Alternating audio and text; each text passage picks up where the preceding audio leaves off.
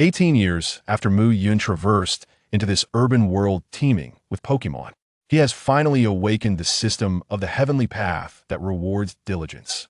The heavenly path rewards hard work. Through effort, one grows stronger. Skill upgrades, ability enhancements, potential amplifications. Ding! The Caterpie uses String Shot Proficiency 1. Ding! Through unwavering effort, the proficiency of Caterpie's skill. String Shot has reached perfection. String Shot Perfection 0/1000 all bug type moves gain 10 power. Ding! After relentless effort, Caterpie's skill. String Shot has surpassed the level of perfection. Current level. Limit Break 1 0/2000. Gained Limit Break point *1. Ding! Consumed Limit Break points *5. Enhanced Beedrill's ability. Ability, Sniper ability, Critical Hit. Critical Hit. All attacks are considered critical hits, and critical damage multiplier is modified to 3 times the Ding! Consumed Limit Break points *5. Successfully enhanced Beedrill's potential. Current potential, Dominance level. Ding! Task completed. From today onward, cease being human. Rewards obtained. Chapter 1. After the transmigration, there's a beautiful brother. Is something amiss? Deduct 1 point to claim the desired system for traversal. Deduct 2 points to claim the desired system for rebirth. Deduct 3 points to claim the desired system for continuation. Deduct 4 points. Can the ones who choose 4 be a bit considerate? Your happiness is pricking me. QVQ. A family portrait serves as the backdrop. In the Yanwang Alliance, Chongqing Province, Songjiang City. Songjiang First High School to the end of June. The sweltering summer heat permeated every classroom of the high school. Yet, more fervent than the heat was the excited and lively discussion echoing throughout the classrooms. Finally, it's the day for the school to distribute Pokemon eggs. I wonder if this year's batch will include my favorite Charmander. Are you joking? Charmander is one of the Fire-type starters, requiring a full 16 years and a whopping 800,000 Alliance coins and Pokemon funds to be eligible for collection at the local Pokemon Center. Oh, you expect the school to give it to you for free? But I heard that a few years ago, one of the Pokemon eggs distributed by the school hatched a Cyndaquil. That person was the former principal's grandson. Wasn't the principal only in his 40s? I was referring to the previous principal. That in the classroom, similar discussions unfolded in nearly every small group. Almost every year during the Pokemon distribution season, the former principal, who was consumed by greed and ultimately imprisoned, would be brought up as a topic of conversation by the students of Songjiang First High School. While they criticized him, they could not conceal their envy. The trio of starters, valued at nearly $1 million, could only be admired from afar by ordinary families. To truly receive a Pokemon, one must rely on our affordable and delightful bug and bird series. Brother Yun, what initial Pokemon do you wish for? In the corner of Class 2-3, a fair-skinned, slender, handsome boy with a somewhat delicate demeanor inquired.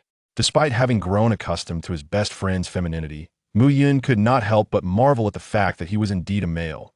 Was there something amiss with his transmigration? In the novels he read in his past life, the male protagonists were always surrounded by beautiful women.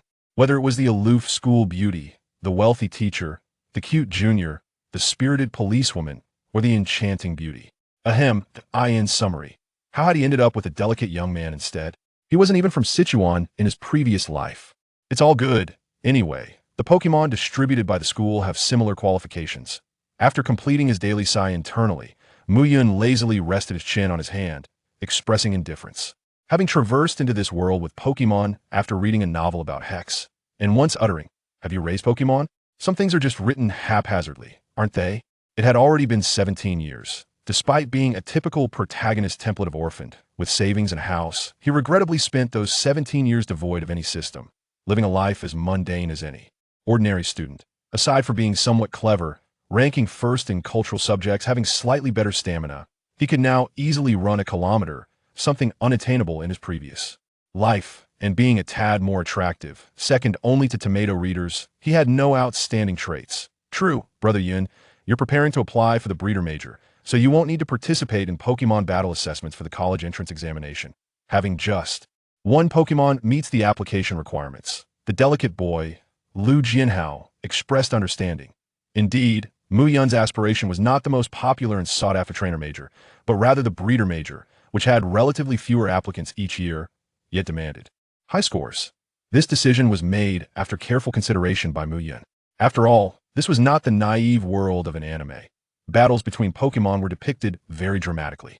According to videos he had seen online, high-level Pokémon could truly command the elements, wreaking havoc across nature. With a single fiery blast, Westlake could transform into a temporary boiling hot spring. As an orphan with no family and devoid of a system, Muyun believed it wiser for his own safety to choose the relatively safer breeder major. With his reasonably sharp intellect, he figured that not only could he avoid becoming a nationally renowned Pokémon doctor, but he could also live a comfortable life without much trouble. As for the pride of a transmigrator, what on earth was that? Could it be eaten, or is it valuable? Ding ling ling.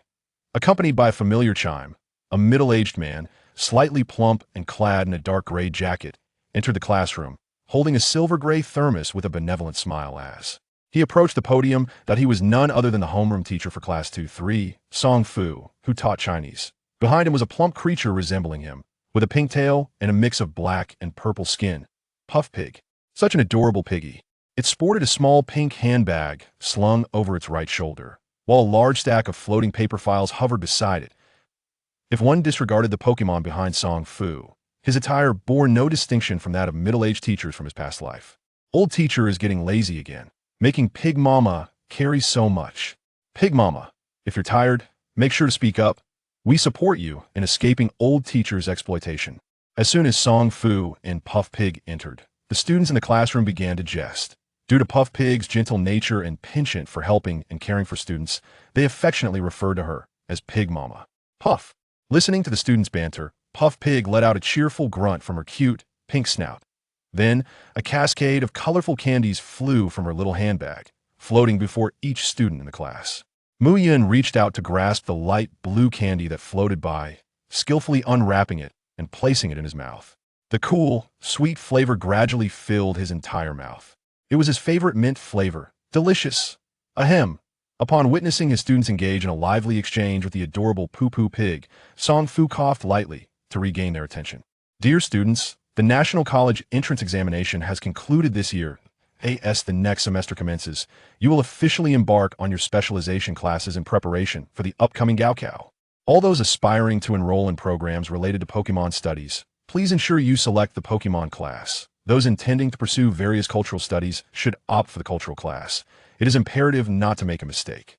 Zhu, kindly distribute the registration forms. This. Poo-Poo Pig's delicate pink snout twitched slightly, and the papers floating around her, akin to the candies from earlier, precisely drifted to each student's desk. Having received the class assignment forms, Muyun scrutinized the documents for any printing errors before diligently filling them out. Despite the fact that Pokemon trainers are the most sought-after profession in this realm, a considerable number of students, for myriad reasons, choose other fields of study. Consequently, apart from Pokemon-related disciplines such as trainers, breeders, and coordinators, which require candidates to possess a Pokemon and undergo additional assessments, students pursuing other majors need only submit their cultural course grades. This aspect bears a striking resemblance to the Gaokao system in my previous life. As the sound of penmanship filled the air, the students swiftly completed their forms. Once Poo-Poo Pig utilized her psychic abilities to gather all the documents, the homeroom teacher, Song Fu, addressed the eager students below with a calm demeanor. All right, everyone, please proceed downstairs to the sports field and line up in an orderly fashion as we make our way to the school gym to collect your Pokemon eggs. Under the guidance of Song Fu's trusty companion, Mama Pig, Class 3 of the second year swiftly arrived at the sports field. The sun hung high in the sky, radiating oppressive heat that felt akin to the full force of a nine-tailed fox's sunlight, rendering the temperature alarmingly high. Fortunately, the school exhibited some consideration for its students. In a shaded corner of the sports field, a few ice-type Pokemon had already taken their positions, creating a delightfully cool breeze that mitigated the sweltering heat of the arena. Soon, Class 3, led by Muyun, had formed two orderly lines, arranged from shorter to taller students. Song Fu, accompanied by the umbrella-wielding Poo-Poo Pig, positioned himself at the center of the queue and spoke with authority. Though I have reiterated the rules regarding the collection of Pokemon eggs numerous times, I shall restate them once more for clarity. Students ranking in the top 30 for cultural subjects may receive one Pokemon egg and a hatching device free of charge. Additionally, others may enjoy discounts ranging from 50 to 80% based on their respective rankings. That time, simply present your student ID and card to the registering teacher in the gym for payment. Lastly, I must emphasize, regardless of the Pokemon that hatches from your egg, You are required to register it with the Pokémon Trainer Association immediately. Abandonment or mistreatment of your Pokémon is absolutely unacceptable. Pokémon are not tools. They are living beings with emotions and warmth. They will become your most cherished companions and family. I implore you all, regardless of whether you aspire to be professional trainers, to remember this. Poo-poo.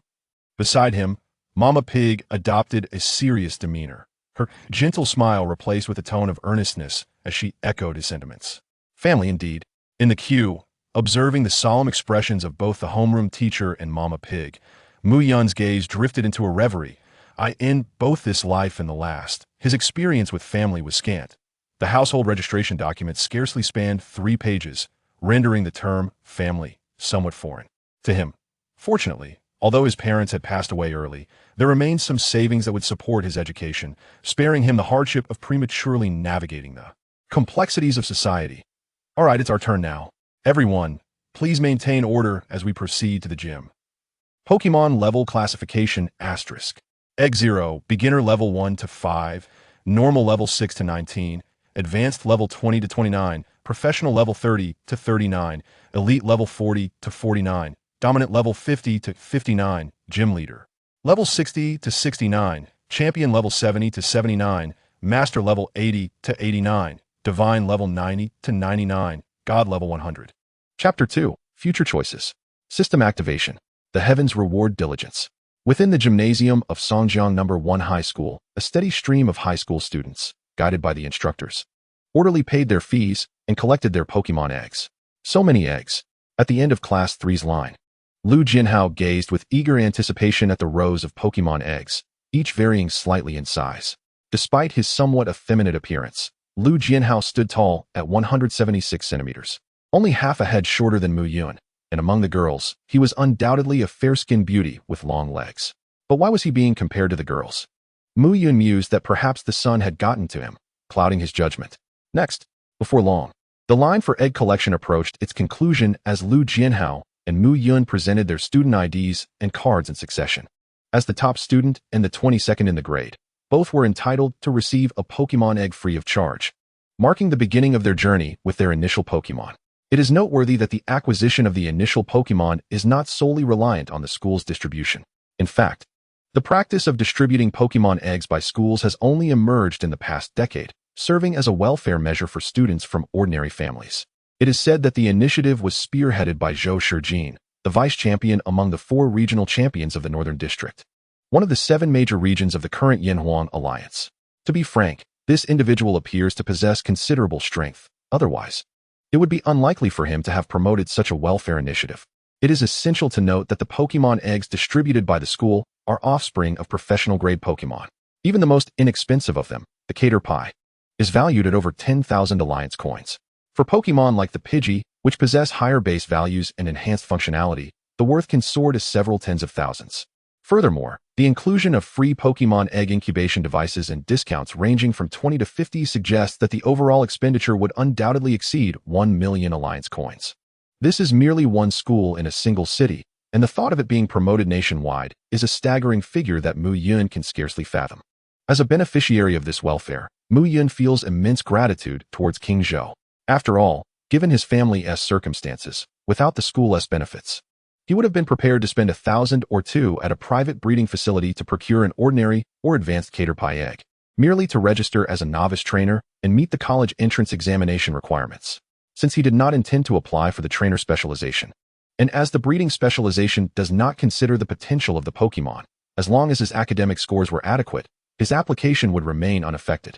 He could always wait until he had secured a scholarship in university before purchasing a high-potential Pokémon.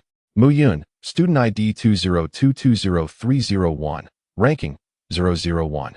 Congratulations on obtaining the qualification to receive a free Pokémon egg. The staff member responsible for verifying student IDs and cards completed the authentication with an impassive expression, mechanically offering his congratulations. Muyun glanced at the staff member's fatigue-ridden face, noting the pronounced dark circles beneath his eyes, and felt a twinge of sympathy. He hoped that he wouldn't end up overworked and exhausted in the future. After collecting his documents, Muyun stepped into the gymnasium. Due to the nature of the free distribution, they were not afforded the luxury of selection but were required to collect their eggs in order. Yet, Muyun observed that when the staff member retrieved his Pokémon egg, they did not take it from the outermost shelf in sequence. Instead, they entered a small room and emerged with an egg adorned with faint green speckles. Thoughtfully, Muyun accepted the incubation device containing the egg, expressed his gratitude, and departed from the gymnasium through the back door. On his way back to class, he took a moment to scrutinize the appearance of the Pokémon egg. It was slightly longer and slimmer than a basketball, resembling an enormous oval egg. Were it not for the delicate green speckles on its shell, Muyun might have mistaken it for an edible ostrich egg. Once the Pokémon egg distribution concluded, everyone returned to their respective classrooms. Muyun glanced at his beautiful friend Lu Jianhao's Pokémon egg, which was adorned with pink speckles. It seemed to complement him quite well. As the classroom filled, the homeroom teacher, Song Fu, once again took to the podium, clutching his ever-present thermos. Dear students, with the Pokémon eggs now in hand, it signifies the onset of a month-long summer vacation. Although it is a break, as prospective college entrance examination candidates, it is imperative that everyone remains vigilant in their studies. Even while fostering bonds with your Pokémon, do not neglect your academic responsibilities. Homeroom teacher Song Fu unleashed a barrage of motivational remarks. The impact was profound. The once excited students suddenly felt drowsy. Fortunately, Song Fu, aware of the impending vacation, curtailed his speech. After sipping from his thermos of chrysanthemum tea, he delivered a final summary. Remember to register with the Trainer Association immediately after your Pokémon eggs hatch. Also, for those selecting the Pokémon specialization, the school will conduct a battle assessment after the term begins, with rewards distributed based on rankings. However, even for students wishing to train their Pokémon, it is essential to wait until the Pokémon has completed its week-long juvenile stage. That's about it. Class dismissed. Hooray. Farewell, homeroom teacher. Goodbye, Pig Mama. Wishing you a joyful summer vacation, and may you never be exploited by the homeroom teacher again. Accompanied by laughter and chatter, the classroom that had just been filled soon became empty. Xiaoyun, would you like to come over to Uncle Song's for dinner tonight? Song Fu called out to Muyun while organizing documents on the podium. Song Fu was a friend of Muyun's father, and over the years, he had provided significant support in both his studies and daily life. Moreover, having lost his wife years ago, and with his daughter studying away from home, it was just him and his pet pig, Poo Poo, at home. He often invited Muyun over for a meal, whether for special occasions or simply to check in on him. Muyun understood that Song Fu was concerned that he might not take care of himself properly and might neglect his meals, which could adversely affect his physical development and academic performance. Initially, to cater to Muyun's emotional needs, Song Fu would concoct reasons related to late tutoring sessions to keep him for dinner, but over time, it had become more casual. No, Uncle Song. The staff mentioned that my Pokémon egg has been with me for over 5 days now, and it may hatch in a couple of days. I need to go buy some essentials, Muyun replied. Hatching the Pokémon egg is indeed a priority. Song Fu did not press the matter further. However, upon seeing Muyun's resolve, Pig Mama appeared somewhat disheartened. Her plump ears drooped slightly, reminiscent of a mother feeling sorrowful as her child grew independent and no longer required her care. Speaking of which, it has been a while since I last enjoyed the fish-flavored shredded pork made by Pig Mama. Once the Pokémon egg hatches, would it be too much to ask Pig Mama to help satisfy my cravings? Noticing Pig Mama's mood, Muyun immediately interjected. Sure enough, upon hearing this, Pig Mama's eyes brightened, and her ears perked up in delight. Poo-poo. She patted her chest, signaling that it was all under her control. Then I shall see you in a few days. After bidding farewell to Song Fu and Pig Mama, Muyun exited the school gate and hopped onto a shared electric bicycle equipped with a basket, pedaling towards the AEO hypermarket in the city center. As the top student, Muyun not only excelled academically, but also possessed a wealth of knowledge related to Pokémon. Based on the information recorded in his books and online research regarding the nurturing of Pokémon hatchlings, Muyun quickly acquired all the necessary items for his newborn Pokémon. It must be said, however, that items related to Pokémon are exorbitantly priced. Just a 100 milliliters bottle of Moo Moo milk costs a staggering 150 Alliance coins, which is 1.5 times more expensive than the cheapest berry. That would be enough for him to dine in the school cafeteria for an entire week. Life is not easy, Muyun sighed. After procuring all the necessary items for the incubation of the juvenile Pokémon, Muyun finally departed the marketplace, riding a shared bicycle. His residence, an antiquated apartment building, is modest in size, encompassing just over 50 square meters. Yet, despite its diminutive stature, it is fully equipped. And being that he lives alone, it suffices perfectly. After methodically organizing his purchases in the refrigerator and enjoying a simple dinner, Muyun cradled the incubator and approached his desk. He carefully placed it on the floor beside the table, ensuring its stability before skillfully powering on his second-hand laptop. On the first day of vacation, with no Pokemon egg hatched yet, he decided to indulge in a game for relaxation. Pokemon Lance, activate.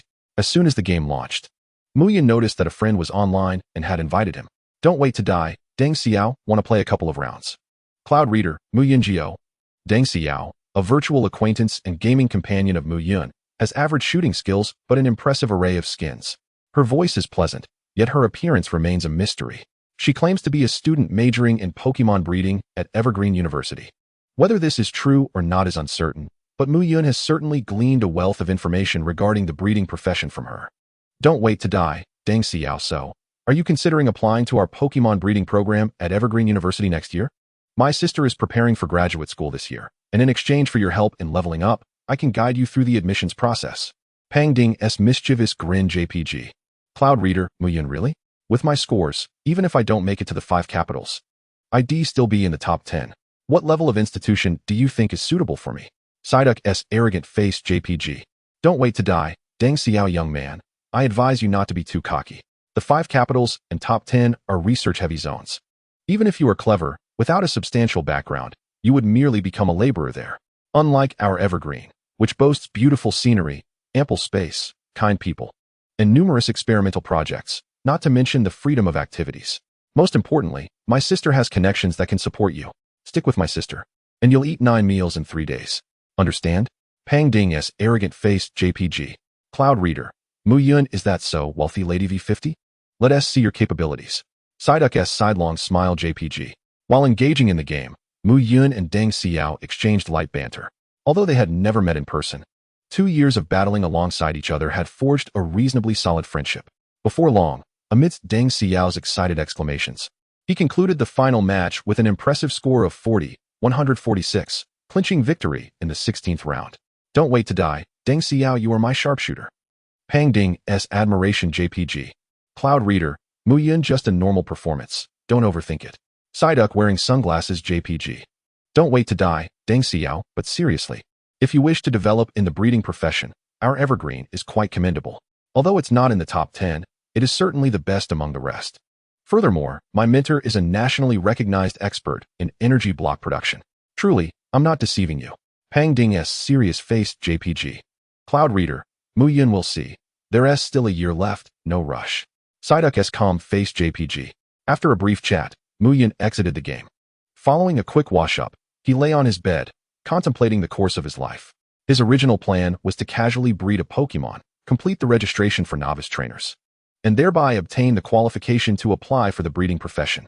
However, upon cradling his very own Pokemon egg, a chilling electronic notification suddenly resonated in his mind.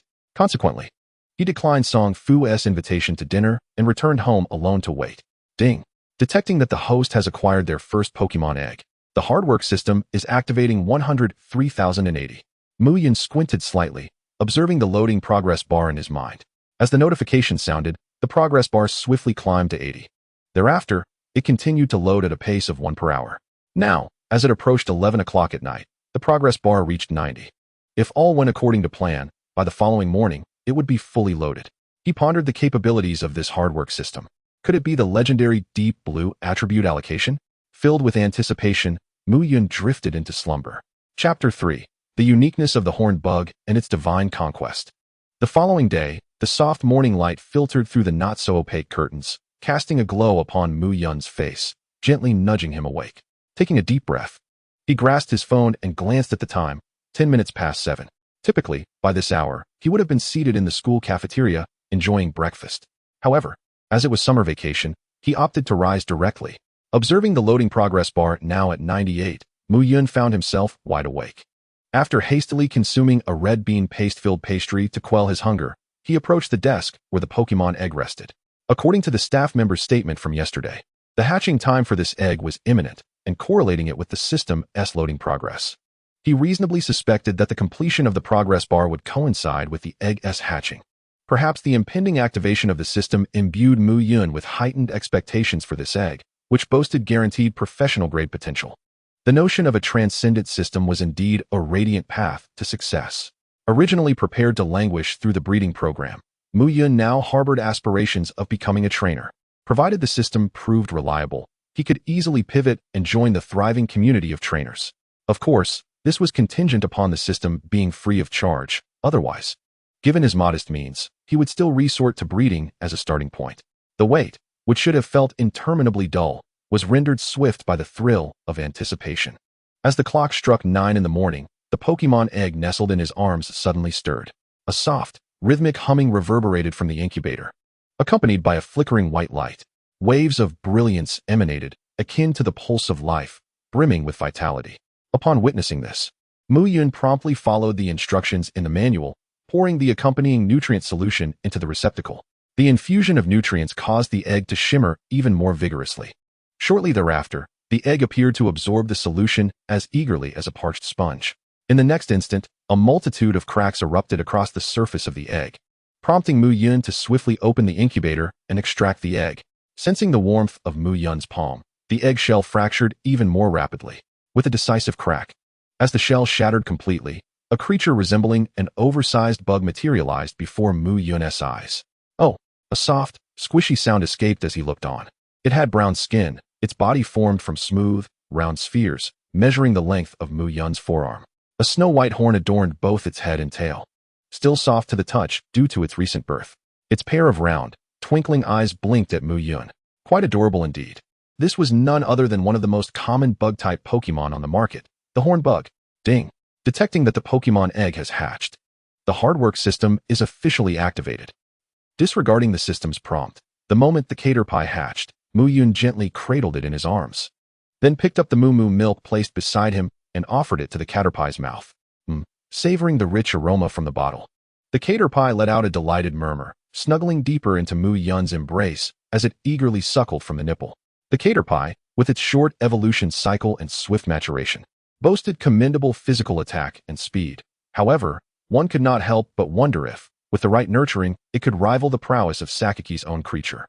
Observing the adorable Caterpie nestled in his arms, a smile crept onto Muyun's lips. Taking advantage of the Caterpie's mealtime, Muyun began to delve into the system that had just been activated in his mind. The system's functions were straightforward, aptly named. Heaven's Path rewards diligence. As the name suggests, hard work yields rewards, and the benefits remain steadfast, unaffected by prolonged disuse or regression. Furthermore, there existed a task panel, though it was currently devoid of any entries. Ding! System successfully activated. Newbie reward, Eye of Data, 1 cubic meter of portable storage space, has been granted. Just as Muyun grasped the system's functionalities, a cold electronic notification chimed again. The Eye of Data, a portable space, was a common reward found in the web novels of his previous life. Feeling a cool stream flow through his eyes, Muyun murmured to himself. Beyond this refreshing sensation, he sensed a compact storage space within his awareness. Although invisible to the naked eye, he could utilize his perception to store and retrieve items. Testing it out, he discovered that the maximum distance for retrieval was 1 meter, not particularly far, but sufficient for his needs. After consuming 2 bottles of Moo milk, the Caterpie let out a small burp, nestled into Muyun's arms, and, after shifting to find a comfortable position, drifted into a deep slumber.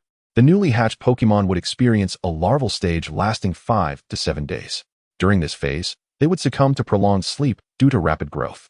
After gently placing the Caterpie in a makeshift nest made from old clothes at the bedside, Muyun activated the Eye of Data to examine the Caterpie. Pokémon, Caterpie. Gender, male. Type, bug poison. Level, 1 novice. Ability, run away, increases speed when attempting to flee from battle. Moves, poison sting, not learned, 0-10. String shot, not learned, 0-10. Held item, none. Potential, elite.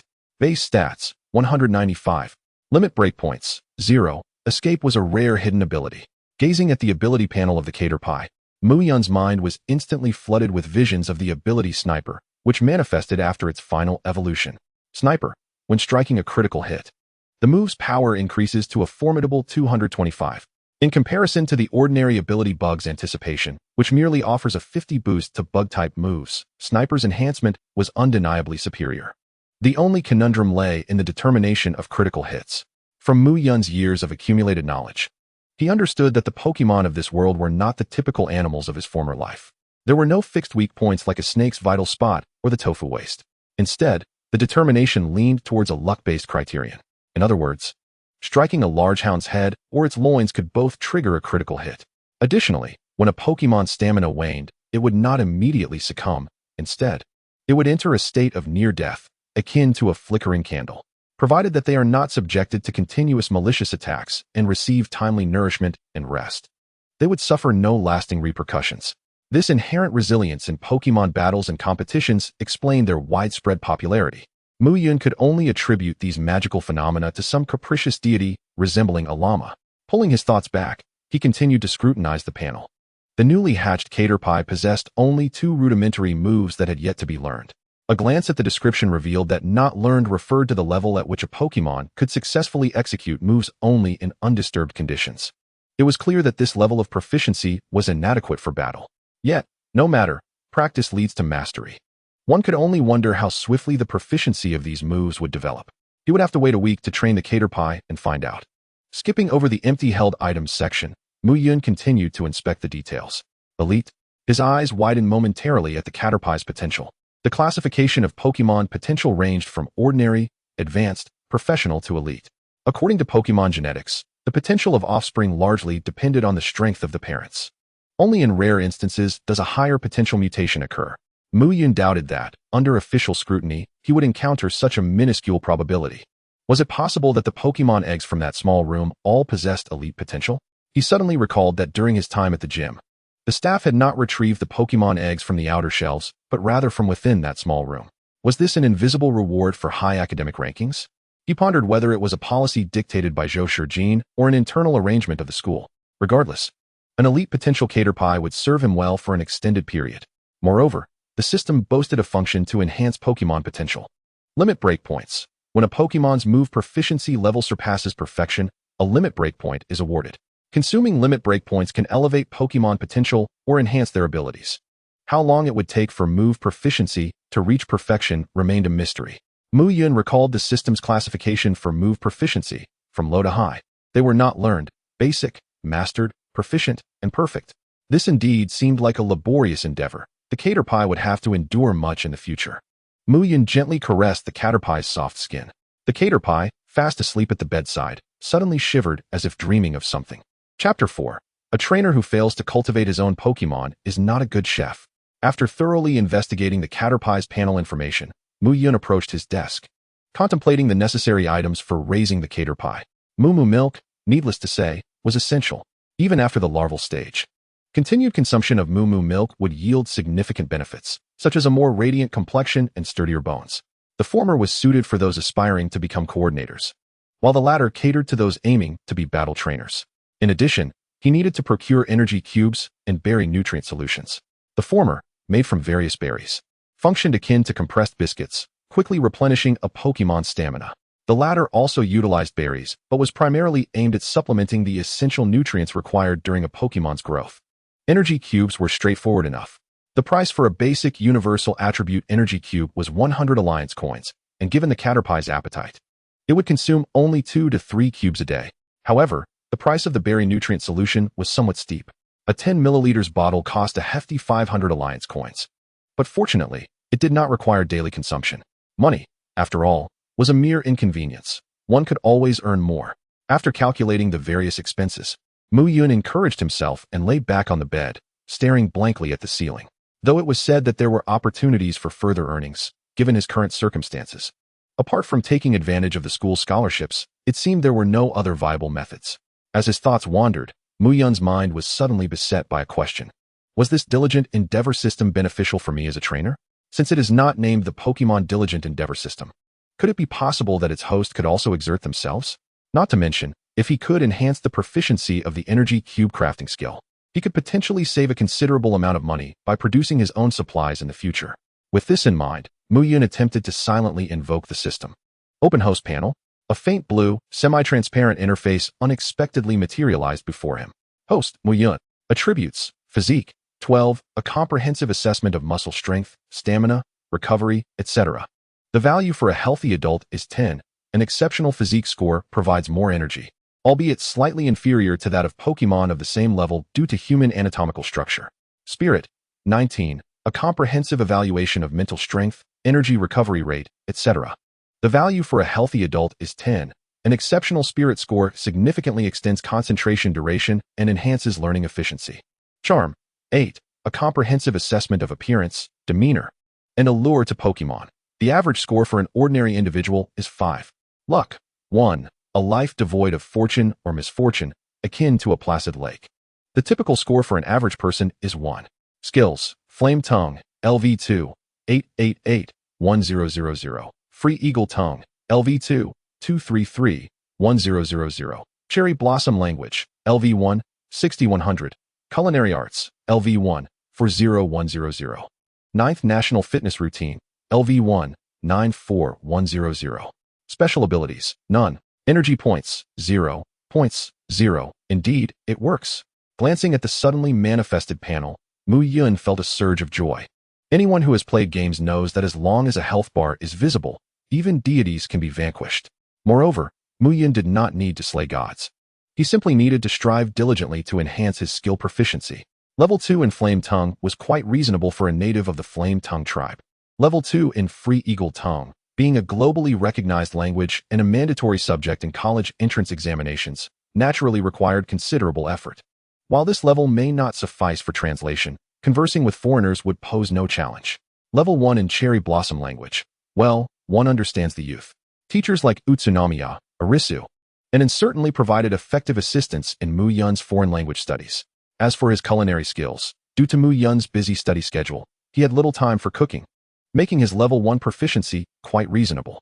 The 9th National Fitness Routine was a universal exercise regimen promoted by the Flame Tongue Alliance a decade ago, according to their physical education teacher. This routine was meticulously designed by combining superpowered Pokémon like Hoodie and Jujin Monster with supercomputers and dozens of traditional Flame Tongue martial arts, effectively training nearly all muscle groups. After diligent practice, while he may not engage in hand-to-hand combat with Pokémon, his stamina would be significantly enhanced. Since he began practicing in his second year of high school, he had trained for about a year, and now running several kilometers posed no challenge. A year of practice for just level 1? It seemed this routine held great potential. As he surveyed the skills list, Muyun suddenly felt a sense of anticipation regarding the transformations that would accompany the rise in skill levels. If level 1 enabled him to effortlessly run several kilometers, with a physique rivaling that of a level 12 Pokémon, what would happen if he ascended several more levels? Without further ado, he commenced his training. Casting a glance at the still slumbering Caterpie, Muyun carefully cleared a few square meters of space in the room. The 9th National Fitness Routine required minimal space. A mere few square meters would suffice for its execution. Having participated in morning exercises at school, Muyun was exceedingly familiar with the movements of the routine. The initial actions were relatively easy, but as the routine progressed, the exercises grew increasingly intricate. With each motion demanding greater flexibility, Muyun's exposed skin began to redden visibly, and beads of sweat formed on his forehead. After approximately half an hour, Muyun finally concluded the last movement, panting heavily. Ding! The host has completed a session of the 9th National Fitness Routine, gaining 1 skill experience point. 9th National Fitness Routine, LV1, 94100, LV1, 95100. A single point gained. In 5 sessions, that would amount to 2.5 hours. With effort, he aimed to achieve an upgrade today. Observing the visibly increasing progress, Muyun felt a surge of motivation. Often, people are not unwilling to put in the effort. Rather, it is the lack of visible progress after hard work that disheartens them.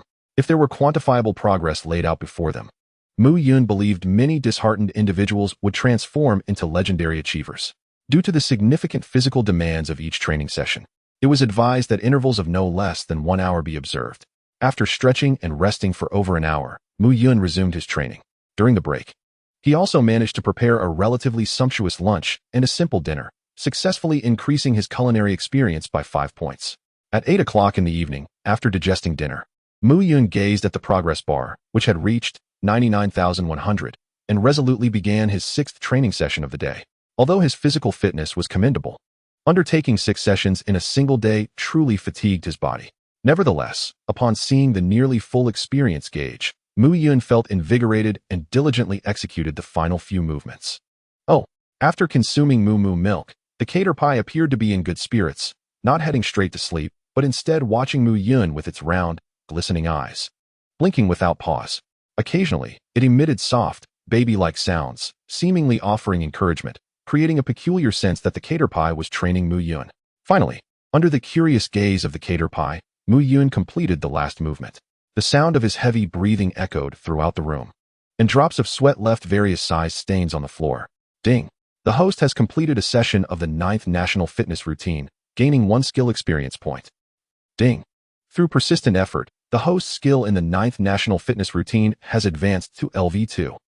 9th National Fitness Routine, LV2, 01000 Hosts Physique Level 1. Chapter 5.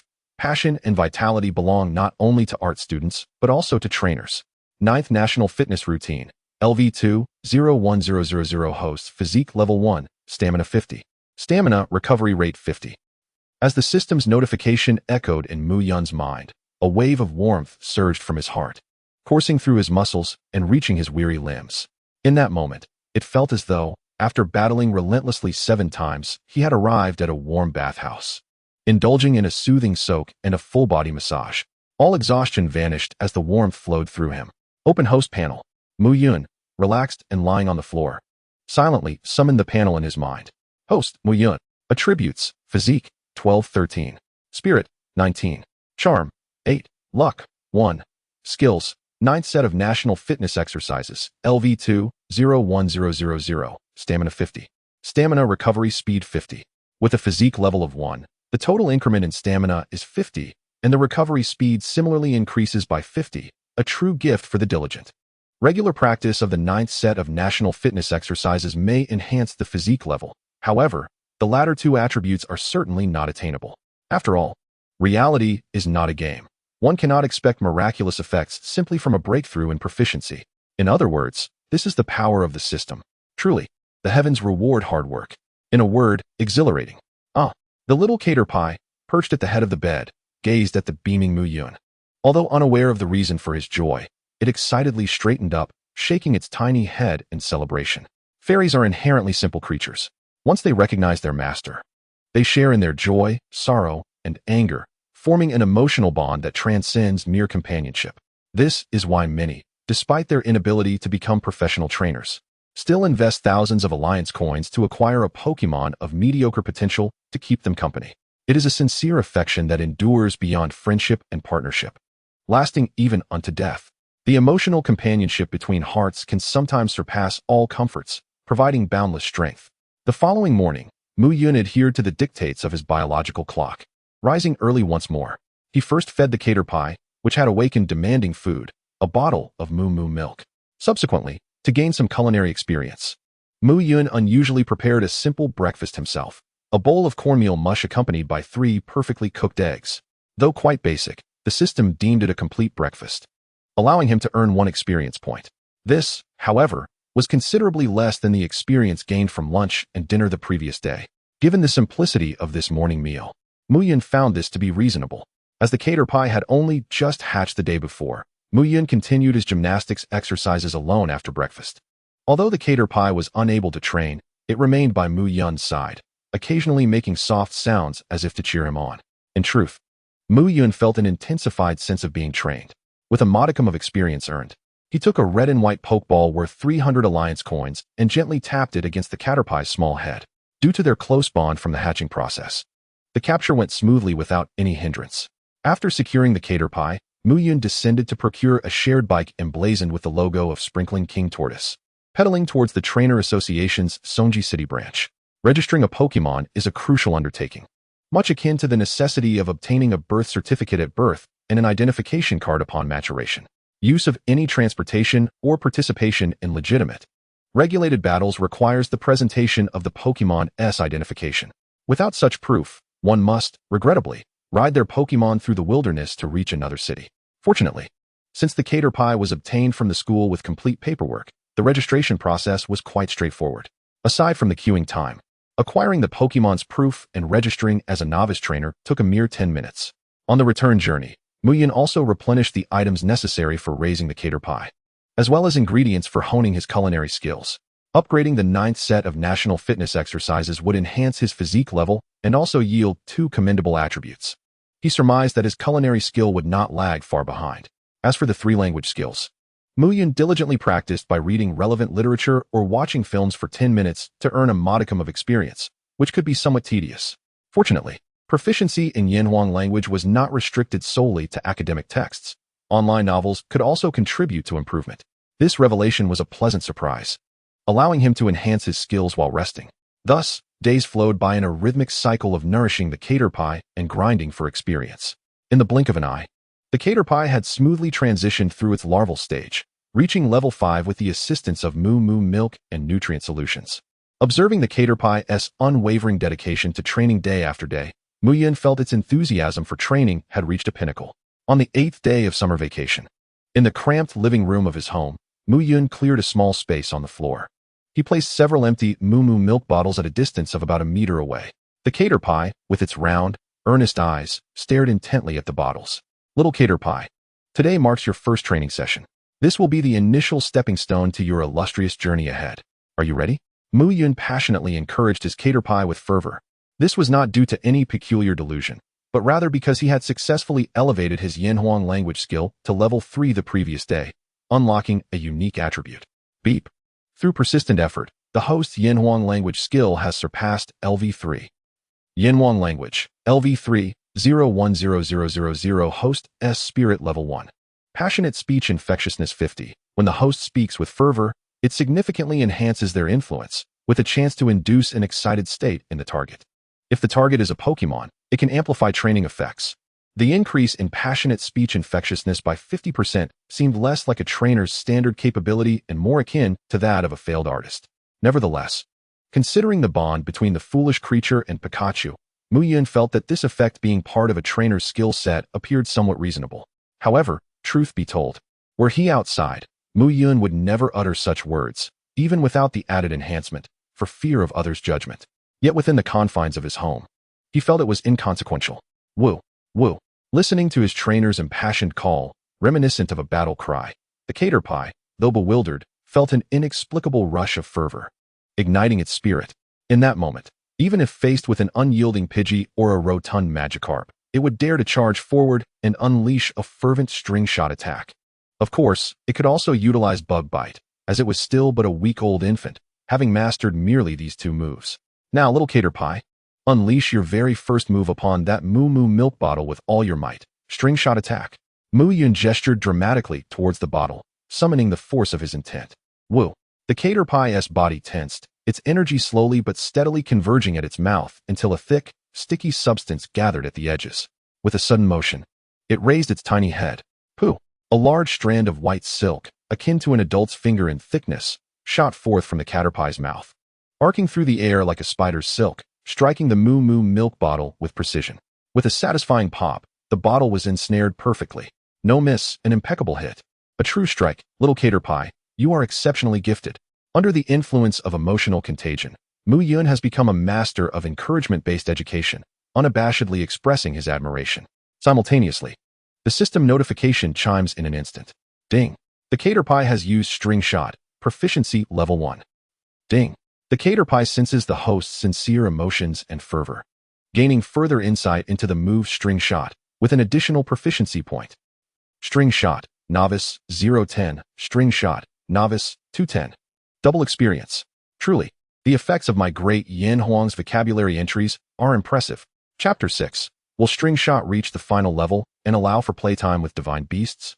With this momentum, little caterpie, let us unleash another String Shot attack with all your might and topple those milk bottles. Oh, seeing the double experience boost, Muyun's mood soared. What were once tentative words now flowed more smoothly. The childish game of shooting string at milk bottles ignited a flicker of excitement within him. Uft, uft, uft, uft. 4 consecutive string shots hit the remaining 4 Moo Moo milk bottles with pinpoint accuracy, perhaps due to the ongoing state of enthusiasm. The successful execution of 4 string shots instantly maxed out the required 10 proficiency points for advancement. Ding. Through persistent effort, the caterpie's move String Shot has progressed to the novice level. String Shot, Novice, 030 thread toughness 50. An increase of 50% in thread toughness? Hearing the system prompt, Muyun immediately realized that the increase in Pokémon move proficiency was akin to leveling up skills. With each level gained, an additional entry bonus would appear. This signifies that with the same skill proficiency, The moves executed by Muyun's Pokémon would wield greater power and efficacy. Significantly greater. What does this imply? Invincibility among peers? Suddenly, Muyun recalled the unparalleled prodigies from internet novels of his past life, those with deep foundations, battling fiercely. Walking the path of invincibility. My child, cough cough, my Caterpie possesses an invincible demeanor. With this thought, the joy on Muyun's face became even more pronounced. Oh. As if sensing Muyun's happiness, Caterpie squinted its eyes and joyfully shook its little head in celebration. Yet, perhaps due to having unleashed String Shot 5 times in succession, the Caterpie's movements were somewhat subdued compared to before. Clearly, for a baby just over a year old, even a simple move like String Shot, when used repeatedly, would consume a significant amount of energy and stamina. Little Caterpie, how are you feeling? Can you still hold on? Muyun returned to reality from the system notification. Looking at Caterpie with concern. The path of nature rewards diligence. It is essential to maintain consistency, rather than recklessly charging ahead. He still remembered the balance of exertion and rest. Feeling the heartfelt words of its trainer, the Caterpie, initially fatigued, suddenly felt an inexhaustible surge of energy. Responding to its trainer, it seemed to embody an innate ability shared by all Pokémon. Moreover, with Muyun's emotionally infectious buff in play, it felt invigorated. Alright, let us push through and deliver another 5 string shots. Muyun observed Caterpie for a moment, confirming that although it was a bit tired, its condition was still acceptable. Before speaking up, as 5 strands of pristine silk were released, the 5 Moo Moo milk bottles were ensnared. Another 10 experience points were added. String Shot, Novice. 030, String Shot, Novice, 1030. Well done, little Caterpie. Now, let us ensure you rest properly. Watching as Caterpie released 10 strands of silk, its little eyes showing evident fatigue yet still eager to continue, Muyun swiftly approached and gently lifted it, heading toward a nearby wooden chair. While fervor and enthusiasm aid training, it was clear that the young Caterpie, in its exuberance, was unaware of the concept of moderation. Muyun had no doubt that if left unchecked, Caterpie might truly exhaust itself completely, becoming a mere withered worm. Hearing that it was time to rest, the Caterpie, cradled in Muyun's arms, immediately began to squirm, seemingly wishing to prove it still had the strength to continue training. For days, it had observed Muyun's training, each time utterly exhausted to the point of immobility. How could it rest when it still possessed stamina? What a determined little creature. Observing Caterpie's restlessness, Muyun playfully poked its large nose, chuckling as he teased, but overexertion could deplete you entirely. According to studies by Pokémon scholars, newly hatched Pokémon, especially those just past their larval stage, should not be excessively pushed. After all, this is akin to subjecting a human toddler to intense physical training at the age of 1 or 2. Such bodies cannot withstand it. Caterpie didn't understand the concept of exhaustion. It only felt it could still move and wanted to train, just like its dedicated trainer, until it lay on the ground, unable to move. Watching the Caterpie, resolute in its desire to train, Muyun felt both joy and exasperation. He was pleased that Caterpie was so ambitious, unlike some novice Pokémon who were lazy and unwilling to budge. Yet he was also concerned that Caterpie's excessive ambition could lead to harm. How about this? Next, it will be your turn to supervise my training, just as I supervised you moments ago. After pondering briefly, Muyun looked at Caterpie and spoke earnestly. Lastly, as if fearing Caterpie would refuse, he clenched his fist and passionately added, "Do not underestimate the importance of supervision and encouragement. It is a vital aspect of training. Reflecting on your recent performance, wasn't it filled with vigor under my guidance and encouragement? Thus, I entrust my training to you, little Caterpie." Caterpie felt a sense of responsibility, as if it had been entrusted with a significant mission, its voice taking on a more serious tone. Thus, Caterpie sat upright on the wooden chair, like a sports coach, its small eyes fixated on Muyun, responding with earnest oaths. In the intervals of training, Muyun would occasionally give Caterpie a thumbs up to express encouragement. So, am I transitioning from being trained to entertaining a child? Perhaps having grown accustomed to high-intensity gymnastics? Muyun occasionally allowed his mind to wander. Well, if it means entertaining a child, so be it, as long as it keeps this little one calm for a while. Time passed swiftly during the alternating training sessions between Muyun and Caterpie. By the time dinner approached, Caterpie successfully completed the breakthrough in its string shot proficiency. Ding! Through persistent effort, the Caterpie's move String Shot has progressed to the Mastery level.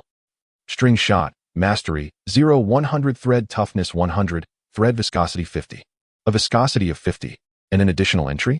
Observing the changes in the proficiency of string shot after reaching the mastery level, Muyun felt a tinge of delight. The thread's toughness effect not only increased by 50, but also added an extra viscosity effect. Is this the reward for diligent labor? Truly worthy of praise, 5 stars. At this rate, perhaps in the future, this string shot move could truly bind a divine beast with an inescapable web. Weaving a fishing net to catch a plump fish, surely, that is not too much to ask. As the proficiency of the cater pie and spinning silk reached new heights, today's training drew to a close.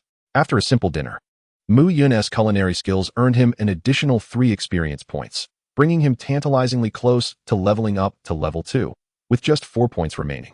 It was likely that tomorrow would witness this breakthrough. However, for his other skills, the gap was significantly wider. Perhaps he should acquire a few more skills and explore the possibility of unique enhancements? While washing the dishes post-dinner, Muyun contemplated the potential of quantity leading to success.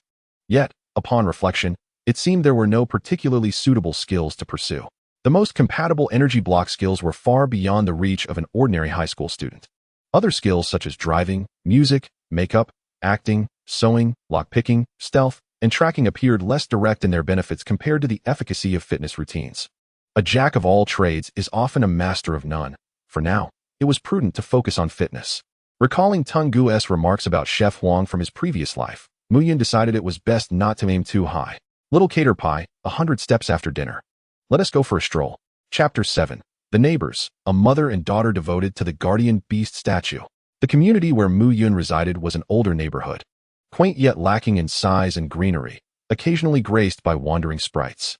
Nevertheless, it boasted the essential infrastructure. For instance, there was a small square that should have served as a fitness area, yet was dominated by card tables and chessboards. Xiaoyun, come down for a walk. Is this your starter sprite? What a lively little fellow. Wow, Brother Yun's cater pie is quite large. During their walk, several elderly neighbors and children engaged Muyun in friendly banter. Being an orphan, he enjoyed the kindness of the community. When he was in elementary school, it was common for neighbors to invite him over for dinner after cooking too much food. In contrast to the cold, impersonal relationships of high-rise living in his past life, this modest, aging neighborhood was infused with a warm, familial atmosphere. Oh, is this the first time little cater pie has seen so many people? Excitedly, the cater pie lifted its little head from Muyun's arms, curiously observing its surroundings. It was unreserved in the presence of the friendly elders and children, displaying a confidence that hinted at a future extroverted personality. After a brief excursion into the outside world, Muyun cradled the cater pie and made his way home. Xiaoyun. At that moment, a woman in a white-collar outfit, in her early 30s with a robust figure, approached while carrying a bag of vegetables. Aunt Wang, just finishing work? Greeted by the gentle demeanor of Wang Dan, Muyun felt at ease. Wang Dan, a resilient woman who had lost her husband early and raised her daughter alone, was a source of warmth in his life. Much of his dinner during elementary and middle school was spent at her home. To express his gratitude, Muyun tutored her daughter in his high school years. Unfortunately, Wang Dan's daughter, Chi Duo, was not academically inclined, and despite Muyun's efforts, she did not gain admission to Songjiang High School, instead attending the more distant Songjiang No. 2 High School that required boarding. With Duo absent, and Muyun often at Song Fu's home after commencing high school, his visits to Wang Dan's home had diminished. I bought a bit too much pork on sale today and was just pondering what to do with it. Why not come over for a visit and have dinner? Duo is on break too. You could help me keep her focused so she doesn't waste her holiday and end up not qualifying for university next year. Wang Dan invited warmly, her gentle smile radiating kindness. Muyun had grown accustomed to such invitations over the years. However, in the past, without Duo present, Wang Dan hesitated to invite him alone, occasionally sending over some extra meat, claiming she had cooked too much. After all, it would not look well for a young bachelor to frequently visit a widow living alone. While she was unconcerned, Muyun was still young, with a long future ahead, and she felt compelled to consider that. All right, I haven't seen Duo in ages, but I just finished dinner, so no need for that. I'm just taking him out for a stroll. As he spoke, Muyun gently shook the cater pie in his arms, which responded with a cheerful chirp. On their way home, Muyun cradled the cater pie in one arm and casually accepted the bag of vegetables from Wang Dan with the other. She did not refuse his help, smiling as she remarked, Duo is rarely home, and I haven't bought this much produce in a while. My shoulder is a bit sore from carrying it all. Observing her burden, Muyun thought the strain on her shoulder was not merely due to the weight of the vegetables.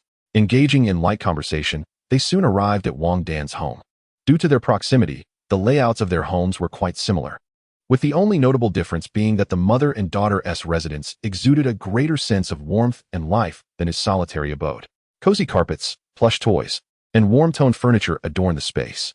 However, what captured Muyun's attention most was the statue enshrined at the center of the living room. Resting in a red wooden shrine, the statue, crafted from an indeterminate material in a rich brown hue, stood approximately 30 centimeters tall, adorned with two prominent horns. Its four hooves firmly planted, and its expression one of solemnity and resolve. This was not a deity from Taoist beliefs or a Buddhist figure. Rather, it was a Pokémon, a creature absent from textbooks and elusive on the internet. Yet, with the memories of his past life, Muyun recognized it immediately. The statue represented the legendary Pokémon known as the Sacred Sword of Justice, Terrakion. Terrakion, the Great Horned Bull, was said to have fought against humans to protect Pokémon who lost their homes due to human warfare. From its description alone, it was evident that this was a Pokémon harboring animosity towards humanity. Why did Wang Dan's household venerate such a statue? Muyun could not fathom. In his childhood, driven by curiosity, he had once inquired about the statue, but Wang Dan was unaware of its significance. According to her, it had been passed down from her late husband's family from generations long past. She did not know its purpose, but kept it as a relic of her husband, occasionally placing an orange berry before it in remembrance, as a form of solace for his spirit. Duo, look who has come. Upon entering the house, Wang Dan called out to the inner rooms. Living as just the two of them, she had carved out a small personal space for Duo in their already modest home. Meanwhile, she had transformed the living room into her bedroom, offering a clear view of the entire space upon entry. Perhaps due to Duo's prolonged absence, a few light, airy purple garments were casually strewn across the bed, likely remnants of her summer pajamas changed out of in the morning. Wang Dan seemed to notice the disarray, her fingers brushing through her hair as her gentle features flushed slightly. Fortunately, Duo appeared just in time to break the awkwardness. She was a charming girl, petite at under 5 feet tall, yet she possessed an enviable figure that rivaled her mother's. However, what drew the most attention were the brown birthmarks adorning the sides of her forehead. The birthmark is not large, merely the size of a yellow bean, symmetrically positioned above the corners of the eyebrows. Due to the forehead's fair, smooth, and plump complexion, it stands out quite distinctly. It is not unattractive. Rather, it possesses a certain charm, reminiscent of a pair of miniature antlers. Cloud brother! An excited shout rang out, and a petite figure clad in shorts and a short top darted out of the house, leaping directly towards Muyun. Seemingly accustomed to such scenes, Muyun calmly set aside the still-dazed unknown on the shoe cabinet and reached out to embrace the newcomer. The small figure nestled into his arms, the soft warmth pressing against his chest, accompanied by a faint, delightful fragrance. As a laundry aficionado, Muyun recognized it immediately as the lavender-scented detergent from the Moonstone brand. Honestly, at this age, still behaving like a child, insisting on hugs the moment we meet. Observing her daughter nestled in Muyun's embrace, Wang Dan, feeling a twinge of jealousy, shook her head. He comes home and doesn't even say he hug me. All those years of raising her for nothing. However, to be fair, while other daughters are demure and graceful, their daughter has always brimmed with more vitality than any boy. In contrast, Muyun had been quiet and composed as a child, mature and steady, like a father taking care of his little one. Duo, having grown up without a father and raised by Muyun, likely harbors some attachment. The petite Duo leaned her little head against Muyun's shoulder, affectionately nuzzling like a charming fawn, completely unbothered by her mother's gentle admonishments. Suddenly, a timid figure peeked out from inside the house, seemingly searching for its owner. Aside from the Pokémon, I will post images of the other characters in the comments section. Those interested can click on the corresponding characters in their first appearance. Feel free to share any AI images in the comments as well, so we can view them together. Chapter 8, Gym Class Potential? A female trainer specializing in fighting types? With a pink head, snow-white large ears, and adorably innocent eyes, the tiny figure resembled a plush bear. Muyun, well-versed in the Pokémon handbook, recognized this creature at a glance. It was a teddy bear. Powerful bear, don't you want a hug? Many might find this Pokémon unfamiliar, but its evolved form was quite popular in the past. Indeed, its evolution, known as the Universal Bear God, is affectionately referred to as Mama Bear. Mama Bear is known for her nurturing nature, specifically towards Team Rocket's trio and the Fruit God, capable of both enduring against Muscle Mosquito and attacking against the ferocious moth. She can soar through the skies and traverse the seas, and countless netizens fondly refer to her as Kapu Bear. However, not every teddy bear is called Kapu Bear. In the real world, while the teddy bear species possesses decent average strength, in terms of average racial potential and popularity, they lag significantly behind the currently most popular starter Pokémon. After all, in the real world, fighting-type Pokémon, with their unpretentious nature, cannot compete with the likes of fire, water, grass, and electric types, which are known for their beauty and flashy moves. Nevertheless, as a final evolution with a staggering base stat total of 500, a teddy bear indeed commands a price far exceeding that of Muyun's unknown. Even a teddy bear with professional level potential is estimated to be worth nearly 100,000 league coins, equivalent to 4 unknowns of professional level potential. Indeed, Songjiang No. 2 Middle School is quite extravagant to have Pokemon of such value distributed as welfare. Pondering this, Muyun instinctively activated his data eye, directing it towards the teddy bear. Given that Chi Duo was lucky enough to receive a teddy bear egg, perhaps her potential would also be impressive. Pokemon, teddy bear, gender, female, type, normal fighting, level, 5, beginner. Ability, charming body, occasionally charms opponents upon contact. Moves, focus energy, endure, tackle, glare, patience, item, none, potential, gym class, base stats, 340. The ability charming body is a hidden ability. The move list includes 5 skills, among which focus energy and endure are innate inherited skills. It appears quite promising, and Duo has certainly stumbled upon a treasure. With that thought, Muyun continued to examine the potential section. Gym class? Wait, gym class. Upon reading the words gym class inscribed in the potential section, Muyun instinctively blinked. Something felt amiss. Something felt profoundly amiss. Gym class, according to the system's level classification, refers to the pinnacle, capable of reaching level 69, second only to the elite level. In the entire Songjiang city, such high-level Pokemon are typically held only by the gym leaders. Where did Chi Duo's teddy bear come from? Teddy bear, come here. In the midst of Muyun's mental whirlwind, Duo, upon hearing the call for teddy bear, joyfully exclaimed. She promptly leaped from Muyun's arms, sprinting a few steps to embrace the teddy bear, swiftly turning and rushing back to Muyun's side. Like a little girl showcasing a new toy, she exclaimed, Cloud brother, what do you think of my teddy bear? It's quite splendid. Muyun, snapping back to reality, replied earnestly. Not merely splendid. With gym class potential. It is not just about defeating 99 others, it at least places her ahead of 98. To have a Pokemon of elite potential as a starter is something that even the offspring of ordinary elite trainers might find challenging to achieve. After all, potential is merely potential. Without proper training, it is entirely wasted. Right? This was specially prepared for me by my master. Upon receiving Muyun's praise, the smile on Duo's face grew even brighter. She did not care for others' opinions. As long as Muyun was pleased, she was happy. Your master sent this?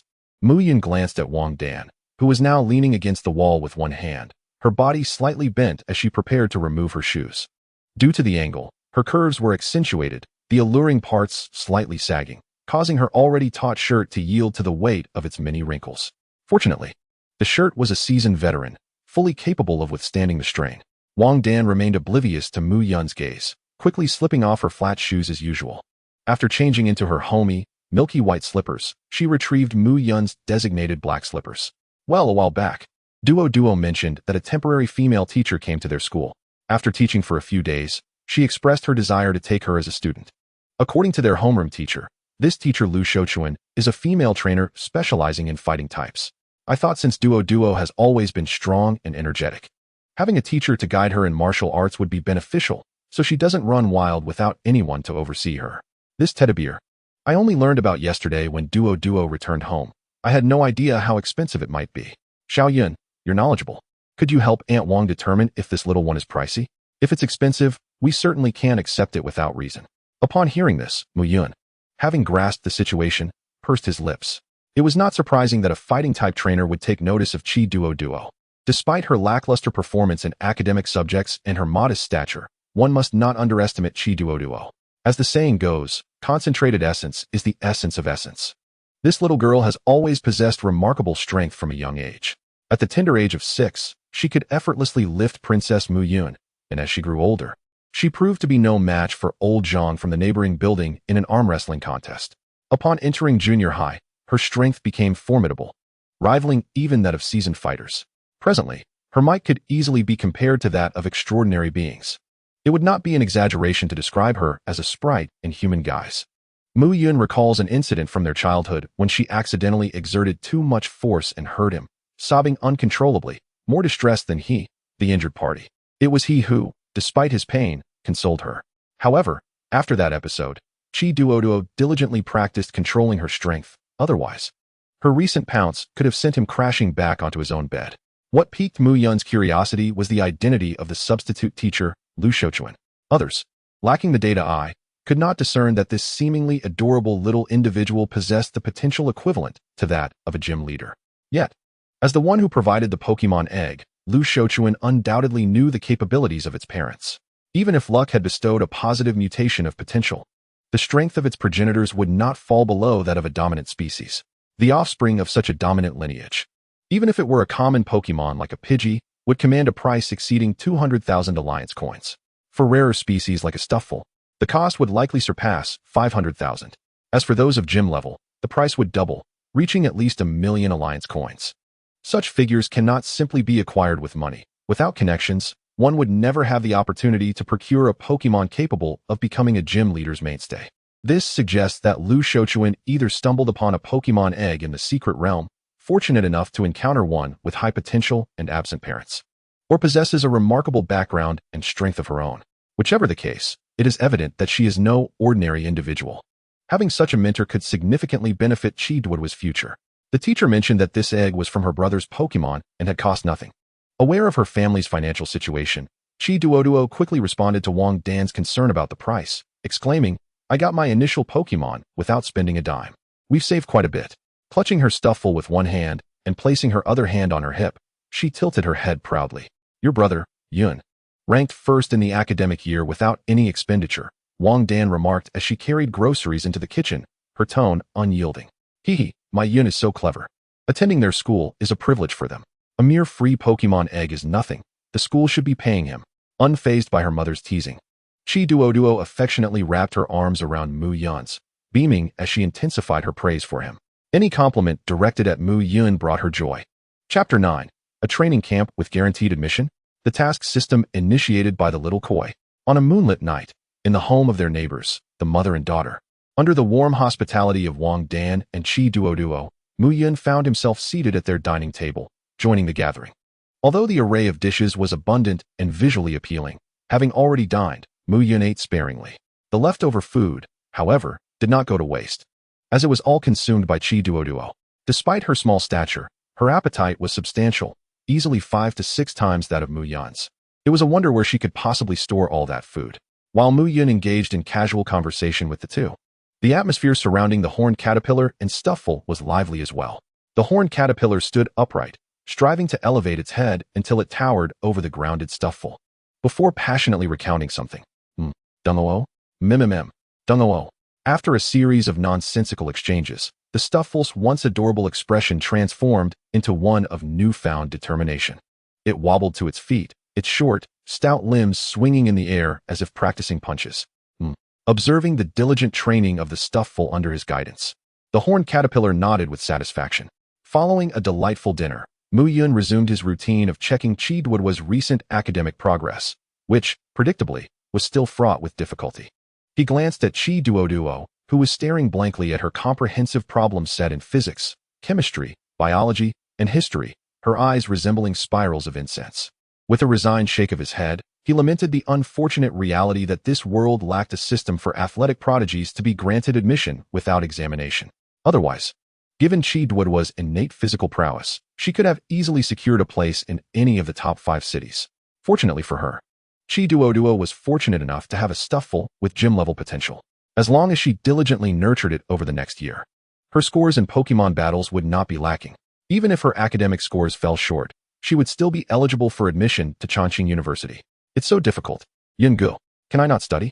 Chi Duoduo pouted, resembling a little kitten seeking comfort, leaning back in her chair and gazing up at Muyun with pleading eyes. Every time she attempted to study, she felt overwhelmed. Even her beloved Yungu could not effortlessly impart the esoteric knowledge of textbooks into her mind. While it was possible to forego studying, what about the college entrance examination? Muyun gently ruffled Chi Duoduo's hair, his tone soothing. For the vast majority, the college entrance examination represents a rare opportunity to alter one's destiny. This is especially true in a world filled with Pokémon. The disparity in resources between elite universities and ordinary ones cannot simply be bridged by hard work. My teacher mentioned that next year the province will host a training camp. And as long as my Stufful performs well, I could secure a guaranteed admission slot to Chongqing, or even the trainer program at Hejiang University.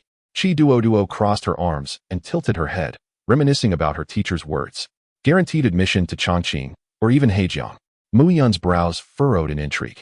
If Chongqing University is the premier institution beneath the top 10 universities of the Yanhua Alliance, then Hejiang University ranks just below the 5 major universities among the top 10.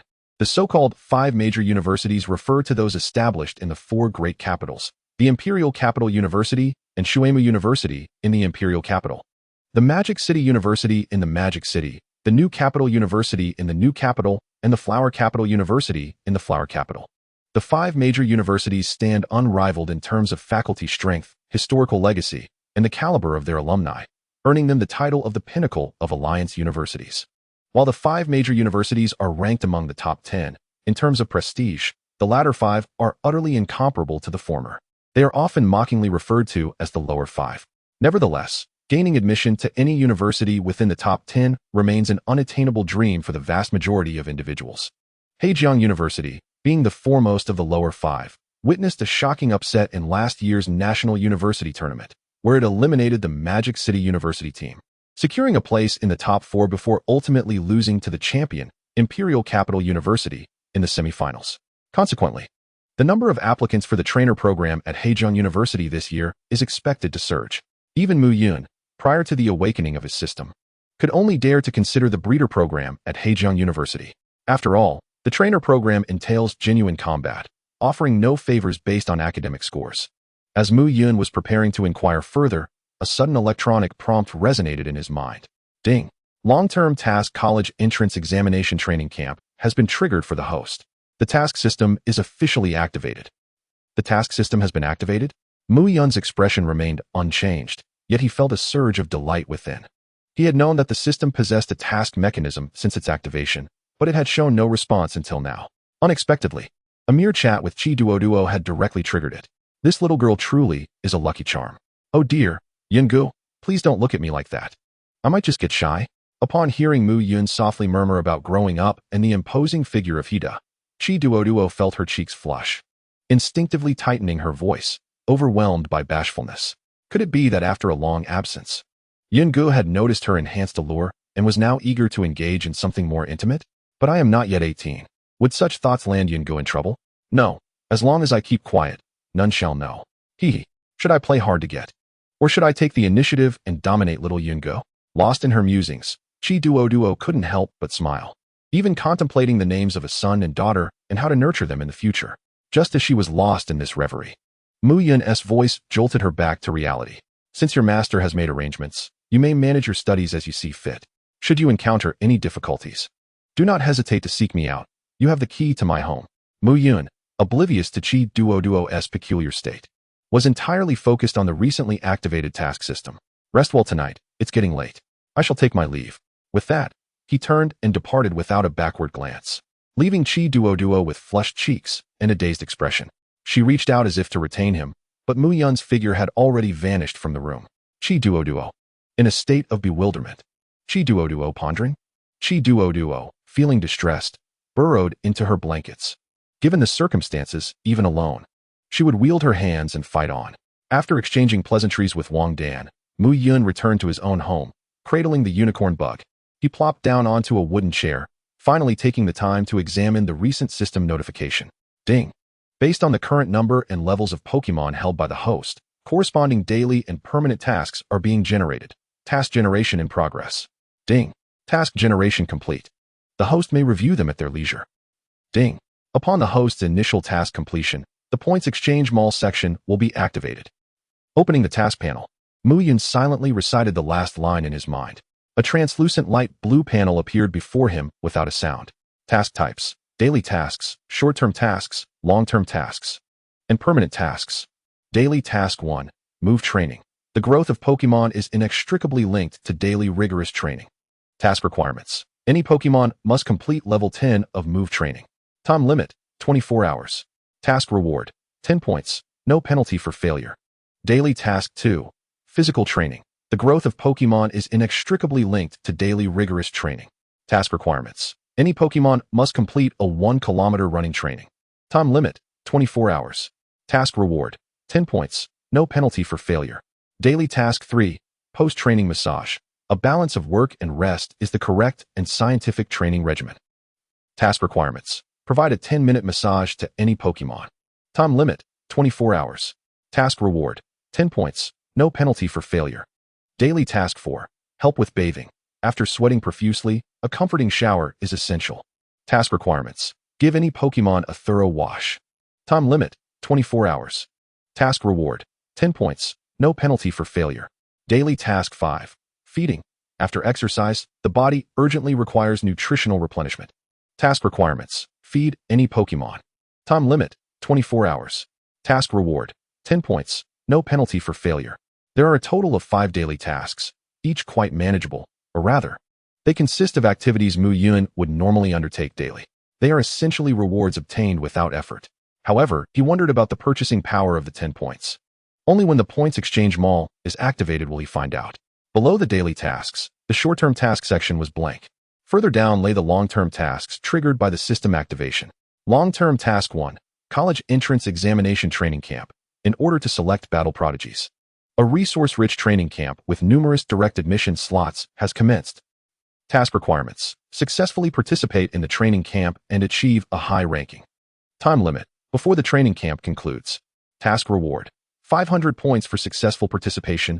Additional rewards depend on final ranking, including but not limited to substantial points. Energy cube recipes, move learning memories, special abilities, etc. In contrast to the straightforward and clearly defined daily tasks, this long-term task presented some complications. Not only was the reward content invisible, but even the means to complete the task left Muyun perplexed. Considering Chi Duo mentioned it was for the following year, Muyun could only temporarily set this task aside. Beneath the long-term tasks lay the permanent task section. Permanent task 1. Battle. Pokémon battles are an eternal topic in this world. Fight bravely, young one. Task requirements. Command Pokémon to engage in battle. Time limit. None. Task reward. Earn 10 points for victories against Pokémon of the same level. Double the points for battles against higher-level opponents. Halve for lower-level opponents. No penalty for defeat. Permanent task 2. Goal of becoming a master of all attributes I. Only children make choices. Adults desire everything. A true master has no weaknesses, young one. Task requirements. Train any 3 Pokémon of different attributes to the professional level. Time limit. None. Task reward. 3 move learning memories corresponding to each attribute. 3 recipes for basic energy cubes of each attribute. 1 recipe for intermediate energy cubes of each attribute. A portable Pokémon space, with an area equal to the host's total attributes of 1 square kilometer and a height equal to the host's luck attribute of 1 kilometer. And 10,000 points. Permanent task 34. Goal of becoming a master of bug and poison attributes I. Only children are greedy. Adults know their limits. Young one. Only by specializing in one can you ascend to mastery. Task requirements. Train any 3 bug and poison attribute Pokémon to the professional level. Time limit. None. Task reward. 3 move learning memories of bug and poison attributes. 3 recipes for basic energy cubes of bug and poison attributes. 1 recipe for intermediate energy cubes of bug and poison attributes. A bug and poison attribute Pokémon affinity aura increases attraction to Pokémon of the respective attributes. And 10,000 points. Only children make choices. Adults desire everything. Only children are greedy. Adults know their limits.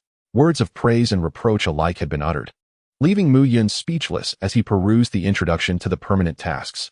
Aside from the combat missions, which were relatively straightforward to complete, the other 2 tasks aimed at mastering the craft posed a considerable challenge, not to mention the exorbitant costs associated with nurturing 3 Pokémon. Merely acquiring 3 with professional-grade potential had left Muyun at a standstill for quite some time. Furthermore, it was evident that these 2 tasks were part of a series. And considering long-term prospects, the higher the potential of the Pokémon, the more advantageous it would be. In summary, the path to task completion was fraught with difficulties. For the moment, it was prudent to focus on daily quests and explore the offerings in the points exchange shop. Little do come. Let me show you something wonderful in the bathroom. What delightful thing could possibly await us in the bathroom? Chapter 10. A mature Pokémon begins its day with a self-served breakfast. Half an hour later, within the misty confines of the modest bathroom, a notification chimed. Ding. The host has completed a thorough massage, earning 10 skill experience points. Ding. Through relentless effort, the host's skill in general massage has advanced to level 1. General massage, LV1, 0-100 finger dexterity 50, palm sensitivity 50. With a rosy complexion, the little horned worm was blissfully carried out of the bathroom by Muyun. Having experienced its first hot water bath and massage, the little creature felt utterly rejuvenated, as if all the fatigue of the day had evaporated. Muyun, too, was delighted. He had not anticipated that completing a task would simultaneously activate a new skill. The significant increase in finger dexterity meant that many of the massage techniques he had observed in formal videos would now be easier to execute. However, as for the sensitivity aspect, Muyun could not presently fathom what kind of massage would necessitate such an enhancement. Once he gently placed the drowsy horned worm back into its cozy nook by the bedside, Muyun opened the system to investigate the newly activated points exchange shop following the task completion. Ding. Daily Task 3, Post-Training Massage, Daily Task 4, Assisting with Cleaning completed. 20 points have been awarded. Ding. The host has completed a task for the first time. The points exchange shop has been activated. As Muyun mentally summoned the exchange shop, a familiar translucent light blue panel appeared before him. A dazzling array of products instantly captured his attention. The variety was abundant, although the nature of the items left Muyun somewhat perplexed. Weigh-in Mountain Spring Water, 1 point per case, 24 bottles per case. Magic Bear Instant Noodles, 1 point per box. Electric Mouse Shared Bicycle, 5 points per bike. Wongdan Spare Key, 1 point per key. Wongdan's Purple Lightweight Breathable Pajamas, 2 points per piece. Mom Pig's Pink Mini Backpack, 3 points each. Orange Fruit. Consuming restores a small amount of stamina. Price, 1 point per fruit. Universal Basic Energy Cube. Made from a blend of various ordinary fruits. Consuming restores a small amount of stamina and energy. Price, 1 point per cube. Moo Moo Milk. A large can of milk rich in diverse nutrients. Price, 1 point per bottle, 100 milliliters per bottle. The shop resembled a bustling department store, overwhelming Muyun with its myriad of offerings, many of which theoretically should not be available as merchandise. At the very least, they would not appear in a legitimate shop. Something feels off about this system, Muyun mused. His curiosity piqued as he flipped through the points exchange shop to its final page. In a corner, he finally stumbled upon this intriguing statement. The points exchange shop will stock all non-living items that the host has encountered in the real world, allowing for unlimited purchases with points. Please note, items purchased from the shop bear no relation to their real-world counterparts. There will be no traces of the user's warmth, scent, or markings, so the host may purchase with confidence. System, what do you mean? Are you looking down on the secondhand market? Do you have any idea how staggering the annual volume of secondhand transactions is? You're pushing money, no points, out into the world. Moreover, should Mom Pig inadvertently misplace her beloved little backpack, I could only comfort her by purchasing an identical one bearing signs of use. A brand new item with no tangible effects. After this small moment of reproach, Muyun finally grasped the reason behind the shop's vibrant offerings.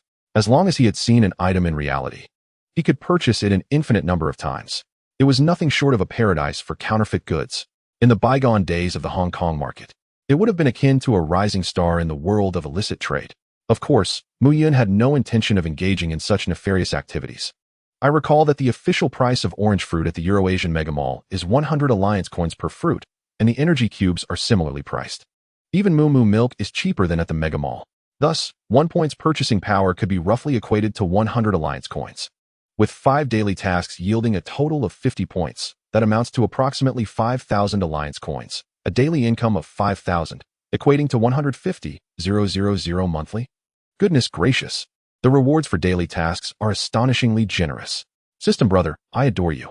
After a brief calculation, Muyun realized that relying on daily tasks and the points exchange shop would allow him to freely nurture his horned worm and even consider raising another Pokemon or two without issue. However, upon further reflection, Muyun resolved to dedicate himself entirely to the cultivation of his horned worm. While points may be convertible to alliance coins, Pokemon cannot be purchased with points. With his current savings, he could at best acquire a bird with professional-grade potential.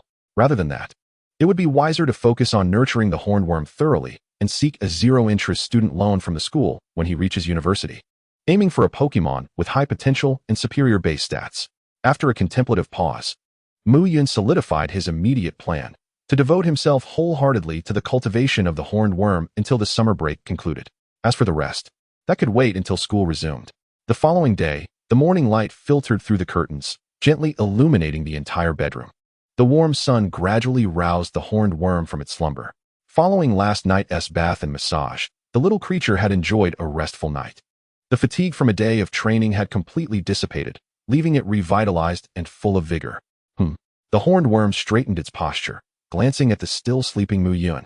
Tilting its head slightly, it felt a twinge of hunger, but observing Muyun's steady breathing indicated that he would not awaken anytime soon. Is my master very tired? Perhaps I should wait a little longer? No, that is not right. I am now a mature Pokémon capable of supervising my master in the Tongo Bear's training. How could a mature Pokémon trouble others for something as trivial as a meal? I must learn to be independent and not burden my master. Having made this decision, the horned worm felt as if it had truly matured, its spirits lifting instantly. Humming softly the tunes Muyun had played during training in recent days, it carefully descended from the bedside. Given the limited space in the room, the horned worm quickly approached a refrigerator that was not particularly tall, at least not in comparison to Muyun.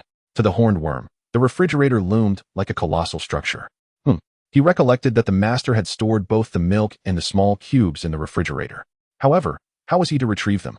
Gazing at the large refrigerator that could accommodate dozens of his kind, the unicorn bug fell into deep contemplation. He tilted his head to glance at the wooden table and chairs beside the fridge, then noticed the scattered empty Moo milk bottles strewn across the floor. Suddenly, a spark of inspiration illuminated his eyes. With a slight bend of his body, he released a strand of silk, the pristine white thread securely adhering to the back of the chair. In the next moment, he exerted a powerful thrust, leveraging the silk's strength to gracefully leap onto the wooden chair. Subsequently, he repeated the maneuver to vault onto the wooden table, aligning himself perfectly with the refrigerated compartment atop the fridge. He raised his small head, aiming at the refrigerator. Once more, he expelled a glistening strand of silk, which adhered flawlessly to the refrigerator door. Clenching the silk tightly, his diminutive frame strained as he pulled backward. At last, after hearing a faint popping sound, the refrigerator door swung open successfully. "Woohoo!" exclaimed the unicorn bug, releasing the silk from his mouth and shaking his little head joyfully. Within the now open fridge, a transparent jar brimming with energy cubes came into view.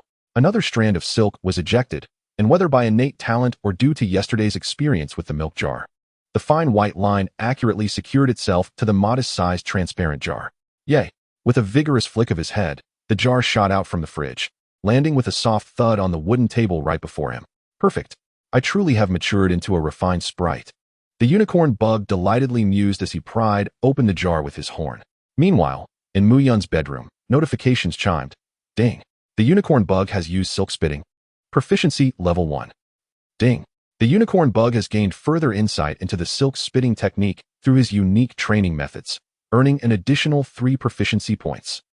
Silk spitting, mastered, 20,100 silk tensile strength 100, silk viscosity 50. Ding! Daily task 5. Feed him has been completed, and 10 points have been awarded. In his slumber, the system's notifications sounded akin to an incessant alarm clock on a workday morning. Dimly, Muyun seemed to hear the sounds of proficiency increases and task completions. Unbeknownst to him, he had unwittingly dreamt of effortless gains while sleeping. Perhaps he had been too fatigued and required rest? Wait, what was that about completing a daily task? Muyun abruptly opened his eyes, sitting up and surveying his surroundings. The cozy nook where the unicorn bug should have been nestled was now conspicuously empty. Reaching out, he felt the absence of warmth, indicating that the bug had likely awakened long ago. So, the recent notifications were not merely a figment of his dreams? Muyun gazed at the additional 10 points in his host panel, lost in thought. Was this truly the growth rate of a sprite? In just over a week, he had already mastered the astonishing feat of self-feeding? Chapter 11. Will culinary skills upgrade to culinary mastery? In the living room, which doubled as a kitchen, the unicorn bug was happily consuming the food he had retrieved himself. Well, more accurately, food he had acquired with his own efforts. The first step for a mature sprite, beginning to eat independently. What a delightful mess it was. Just as the unicorn bug was joyfully munching away, Muyun emerged from his bedroom.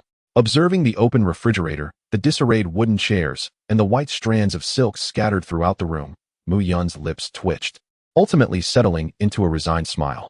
Fortunately, while the overall scene appeared somewhat chaotic, there was not much to rectify apart from closing the refrigerator door.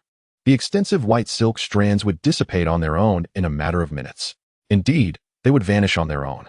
In truth, the entities materialized by sprites utilizing their skills are composed of energy, and their duration depends on the user's level, the amount of energy expended, and the proficiency of the technique itself. For instance, the unicorn bug silk spitting skill, at the beginner level, endured for less than a minute, rendering it practically unusable in practical scenarios. Upon reaching the entry-level stage, its duration skyrocketed to approximately 3 minutes. Now, at the mastery level, the duration exceeded 10 minutes. Capable of functioning as a temporary rope in the wild. Yay! Perhaps sensing movement behind him, the unicorn bug, engrossed in devouring an energy cube, abruptly looked up. Upon spotting Muyun, he immediately twisted his body in a gesture of triumph, much like a 3-year-old child eager for praise after successfully preparing a meal independently. Seeing the childlike unicorn bug, Muyun's initial exasperation melted away. He approached with a smile, gently ruffling the bug's small head, and said softly, "Little do, you did splendidly. You've learned to eat on your own. However, remember to close the refrigerator next time, or everything inside will spoil." Affirming the positive action before addressing the shortcomings ensures that it does not dampen the unicorn bug's enthusiasm for self-improvement while allowing it to quickly recognize areas for future correction. The unicorn bug glanced at the open refrigerator door and nodded vigorously. Then, he slightly tilted his head, aimed at the fridge, and moved his mouth. With a soft puff, a strand of white silk was expelled, precisely striking the refrigerator door. Under the impetus of the silk, the door promptly shut. "My clever little do, how astute you are." Muyun marveled, momentarily taken aback by the closing door, before breaking into an even broader smile as he affectionately tousled the unicorn bug's head. Such a smart and considerate child is truly endearing. After showering the unicorn bug with praise, Muyun turned to the refrigerator, retrieving 3 eggs to prepare breakfast. His culinary skills seemed just shy of a few experience points from leveling up. Skillfully placing the raw eggs into the pot of cold water, Muyun summoned the host panel and glanced at the skill section. Skill, Culinary Arts, LV1, 96100. Just 4 points shy. Well, let's make something exceptional and aim to max out the experience in one go. Over the course of a week, Muyun had discerned that the growth of culinary experience points primarily depended on the richness of a meal. The more expensive and rare the ingredients, the more diverse and intricate the dishes, and the greater the deliciousness, the more experience points he would garner. Usually, he avoided preparing elaborate meals in the morning. However, now, with only a step away from upgrading his culinary skills, he felt a twinge of excitement. Scanning the ingredients in the refrigerator, he quickly formulated a plan. Egg cakes, egg pancakes, small pickles, shredded potatoes. He gathered every usable ingredient and set to work on breakfast. Finally, after over an hour of diligent effort, a breakfast more sumptuous than his usual lunches appeared on the table. Ding! The host has prepared a thoughtful and lavish breakfast, earning 5 experience points in culinary arts. Ding! Through persistent effort, the host's culinary arts skill has leveled up to LV2. Culinary Arts, LV2, 11,000 Dish Deliciousness 100. Consumers have a minuscule chance of triggering a culinary illusion. Due to the dish's overwhelming tastiness, a brief magical hallucination may occur. As the system notification resonated, a wealth of knowledge regarding knife skills, seasoning, and cooking techniques gradually infused Muyun's mind. With a culinary skill level equivalent to that of a professional chef, Muyun possesses a wealth of theoretical knowledge and practical techniques that would enable him to effortlessly pass the chef certification examination. As he digests this knowledge, he examines the changes brought about by the upgrade in his culinary skills. The increase in deliciousness by 100 points is easily comprehensible. It simply means that the food tastes better. As for just how much better it is after being doubled, he would have to wait a moment to find out. The term gourmet illusion catches his attention, raising an eyebrow in intrigue. This phrase inexplicably reminds him of a certain culinary anime from his past life, where a character would suddenly burst out of their clothes while enjoying a meal. Although the effect of this term is not akin to bursting out of clothes, the immersive fantasy it suggests is strikingly similar. However, he wonders just how minuscule the probability of this effect truly is. After briefly glancing at the upgraded culinary skill entries, Muyun refocuses his attention and retrieves 2 eggs from the refrigerator. Having already prepared an extensive array of dishes previously, he finds that his remaining ingredients are limited, and thus he decides to simply make a fried egg to test the effects of the doubled deliciousness. He heats the pan and pours in oil, cracking 2 eggs of uniform size into the sizzling oil. As they begin to set slightly, he sprinkles a pinch of salt, along with some ground Sichuan pepper and cumin. Perhaps due to the influence of the skill entry, Muyun distinctly perceives a rich aroma wafting from the pan, enveloping him like a cloud. The delightful blend of the eggs and oil, combined with the spicy fragrance of the cumin and Sichuan pepper, creates an alluring scent that makes this seemingly simple fried egg far more enticing than the sizzling skewers of beef and lamb he might encounter at a roadside barbecue during a night run, stirring his appetite. Even the nearby caterpie, who had just finished a piece of energy block, cannot help but lift its little head, its round eyes wide with curiosity. It is worth noting that, due to the structure of their taste buds, most Pokémon do not have a penchant for human food. Much like a person who has grown accustomed to spicy food, Pokémon like caterpie tend to prefer their usual fare of energy blocks and moo milk, only occasionally sampling dishes with a hint of spice, such as stir-fried meat with chili. You want to try? Muyun, momentarily distracted by the alluring aroma, glances at the caterpie gazing at him. The little creature eagerly nods its head. This is the first time he has seen caterpie show such interest in his cooking. It feels akin to a proud parent returning home after mastering a skill, only to astonish their child with their newfound prowess. All right, let me show you a father's culinary skills, he declares, grabbing a container of chili powder from the side. The bright red powder is evenly sprinkled over the beautifully cooked fried eggs. As the chili powder is added, Caterpie's mouth seems to water, its little eyes filled for the first time with a desire for food. Soon, the two fried eggs are plated, one adorned with the vibrant red powder for Caterpie, while the other remains plain for him. Give it a try. If you like it, I'll make it for you again next time. With that, Muyun eagerly picks up his chopsticks, ready to taste the fried egg with its deliciousness rating of 100. Upon taking a bite, he cannot help but widen his eyes in disbelief. Is this truly a fried egg? How can it taste this incredible? Is this really something I made? Despite the trio of questions swirling in his mind, Muyun's hands are relentless. Within moments, he has devoured the entire fried egg. Returning to his senses, he glances at Caterpie, who is relishing its portion with joy. Its mouth is smeared with chili powder, cheeks flushed, and its little eyes narrowed in sheer satisfaction. Even the most discerning of Pokémon are captivated by a fried egg enhanced by a deliciousness rating of 100. It is hard to imagine just how remarkable the results will be once his culinary skills are elevated further. Perhaps even Arceus would be compelled to request a meal. Thinking of the llama god sprawled on the ground, adorably exposing its belly like a little glutton, Muyun cannot help but smile. Culinary skills are indeed a treasure worth honing. After relishing the moment, Muyun gazes at the lavish breakfast spread before him and finds it somewhat lackluster in comparison. Regrettably, current circumstances do not permit wastefulness, and he is not one to squander food. With a resolute heart, he forces himself to consume the entire breakfast. What was once a reasonably tasty meal pales in comparison to the exceptional fried egg he had just savored. Fortunately, every meal from here on out will be equally delightful. Now that we are satisfied, little one, let us commence today's training. Chapter 12. Our bond is strong enough to conquer the fears born from bloodline. After a hearty meal, it is advisable to avoid vigorous exercise, so Muyun decides to supervise Caterpie as it undertakes its daily task of training its moves. The first task involves releasing a move at level 10 a total of 50 times.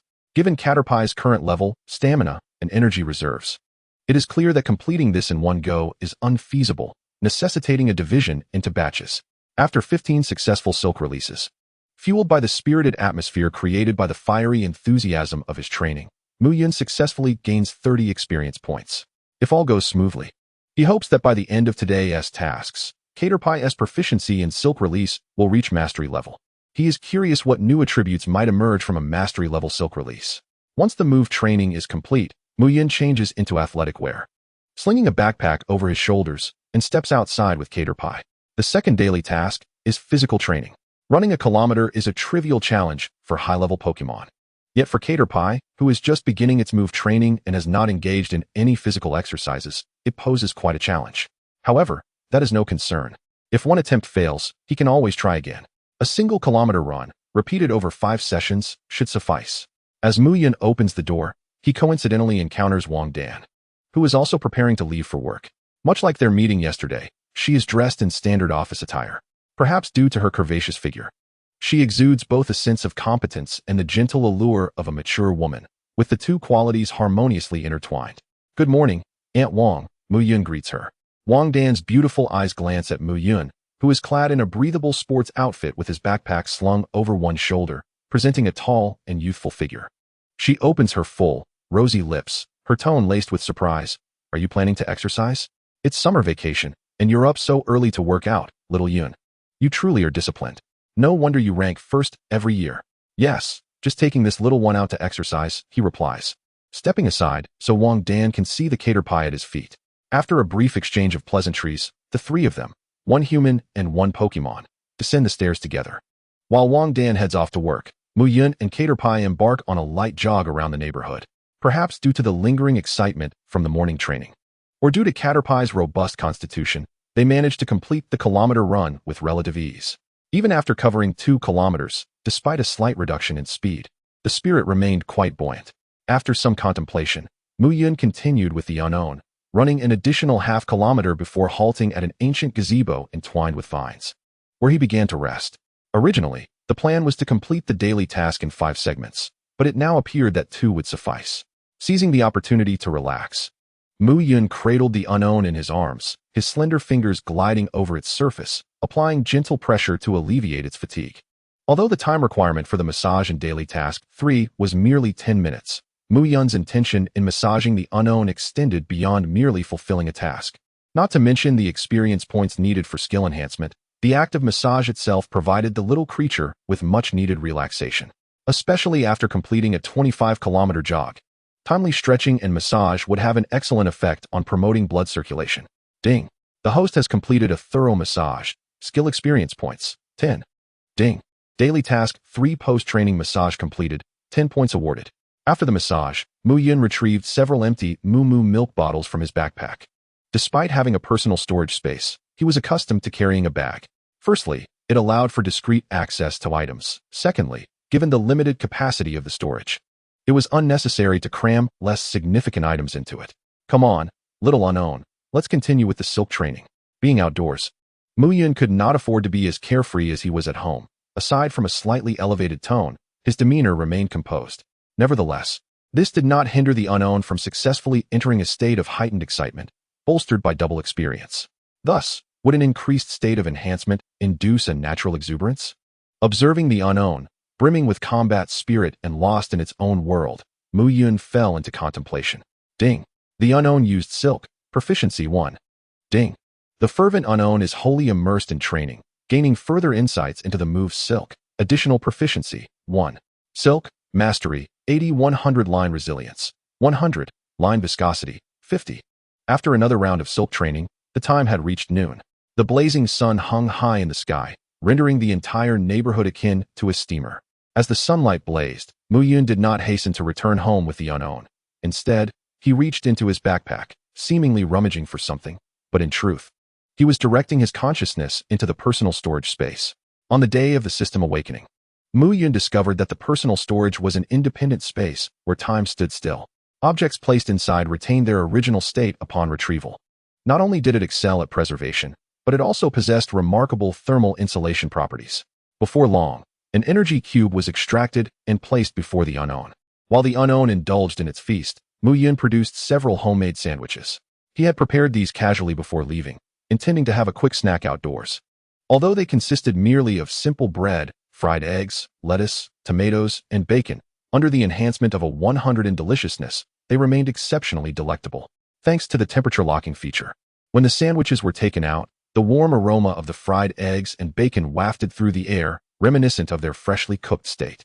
The unknown, catching a whiff of the scent, could not help but swallow in anticipation. Would you like one? Muyun smiled, extending a sandwich towards the unknown, which was happily munching on the energy cube. However, at that moment, a sudden flurry of wings could be heard approaching from the distance. Instinctively, he turned to see a bird-like spirit adorned with brown feathers on its back and cream-colored feathers on its belly soaring towards him. It was one of the most common avian spirits in this world, Pidgey, in its initial form. Spirit, Pidgey, gender, male, type, normal flying, level, 7 normal. Ability, keen eye, prevents its accuracy from being lowered. Moves, tackle, sand attack, held item, none, potential, normal, base stats, 251. Pidgey is characterized by its calm demeanor and does not pose a threat to humans, which allows many wild Pidgeys to thrive even in urban areas. It is said that a renowned flying-type champion's initial spirit was a Pidgey he found in the city. As Pidgey approached at remarkable speed, its beak and talons glimmered menacingly in the sunlight, and its eyes, set against a backdrop of black feathers, were fixated firmly on the sandwich in Muyun's hand. The gaze resembled that of a hawk stalking its prey. Clearly, the wild Pidgey was lured by the allure of Muyun's sandwich. Upon seeing Pidgey approaching, Muyun remained composed. First, after many years, he had learned that while Pidgeys were numerous and lively in the neighborhood, they had never harmed anyone. They even occasionally chased away stray cats and dogs with ill intentions. Second, he was not a defenseless individual. Although his physical capabilities were not exceptional, he could certainly handle a level 7 Pidgey with only 2 moves. However, the unknown, upon seeing Pidgey soaring towards Muyun as if it were a target, instantly grew tense, its petite body trembling uncontrollably. Bird-type spirits are naturally predatory towards insect-type spirits. Thus, when faced with a bird-type, insect spirits inevitably experience a primal fear. This fear persisted even in its evolved form, Beedrill, and especially so for the unknown, which was still merely a week-old larva. Yet, as Pidgey charged towards Muyun, the unknown, for reasons unknown, suddenly halted its trembling, leaping forward to stand protectively in front of its trainer. Its small eyes fixed intently on the approaching Pidgey, devoid of fear, radiating a fearless resolve. My trainer, I shall protect. With a determined shout, the unknown opened its mouth wide, summoning every ounce of energy within. A stream of snow-white silk, far greater than that produced during previous training sessions, erupted from its mouth at an astonishing speed. Caught off guard by the unknown's sudden action, Pidgey had no time to evade the swiftly launched silk and was ensnared instantly. With doubled resilience and a 50 increase in viscosity, Pidgey struggled for quite a while, but could not break free from the silken bindings. Ultimately, it lay on the ground, eyes vacant, gazing up at the sky. It had merely been drawn in by the aroma, hoping to beg a morsel from a human, and now found itself in this predicament. Life is harsh, Pidgey sighed. Ding. The unknown used silk in battle, proficiency, too. Ding. The unknown's concern for its trainer overcame its instinctual fear, successfully using silk to ensnare one of its natural enemies, gaining greater insights into the move. Additional proficiency, 100. Ding. Through relentless effort, the unknown's move Silk has reached the mastery level. Silk, mastery, 82, 300 line resilience, 150, line viscosity, 100, line corrosion resistance, 50. Ding. The unicorn bug has reached level 6, ordinary level. A series of transformations transpired in the blink of an eye. It was only when the system's notification sounds began to ring in succession that Muyun regained his composure, gazing at the unicorn bug standing resolutely before him, its expression unwavering. The host's concern has triumphed over the fear rooted in its bloodline.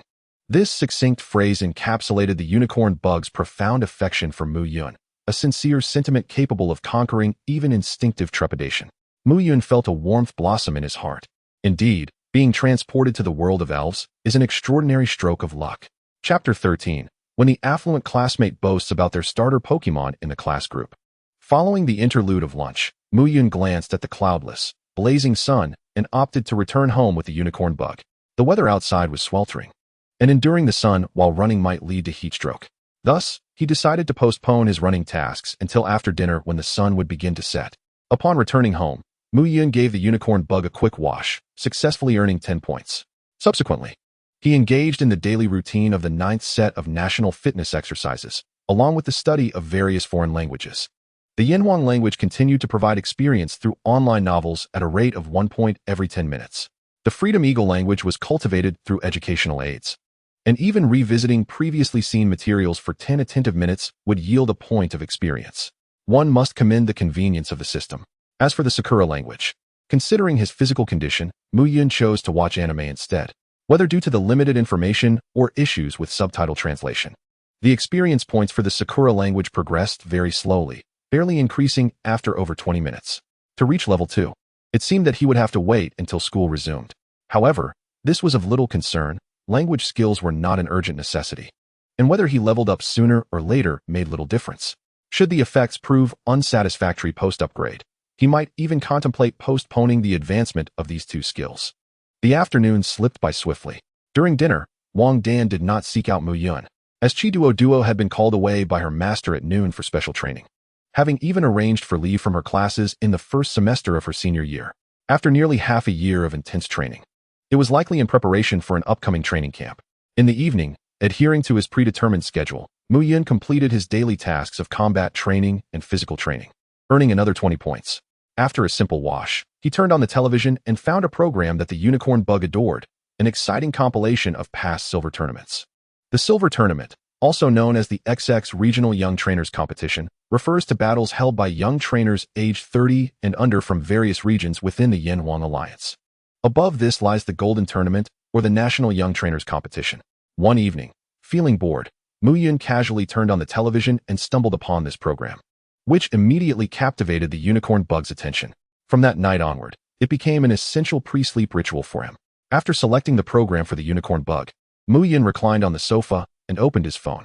As the screen illuminated, he noticed a red dot notification of 99 on the Yunshin icon. Upon clicking, he discovered that the class group was abuzz with lively discussions. Little Charizard, everyone look! My Caterpie can now consistently use string shot. A picture of the soft, tangled bug string wrapped around fingers. Eagle King. Puff, just string shot? My fletchling inherited quick attack and can fly 4 to 5 meters in one go. Proud face of fletchling.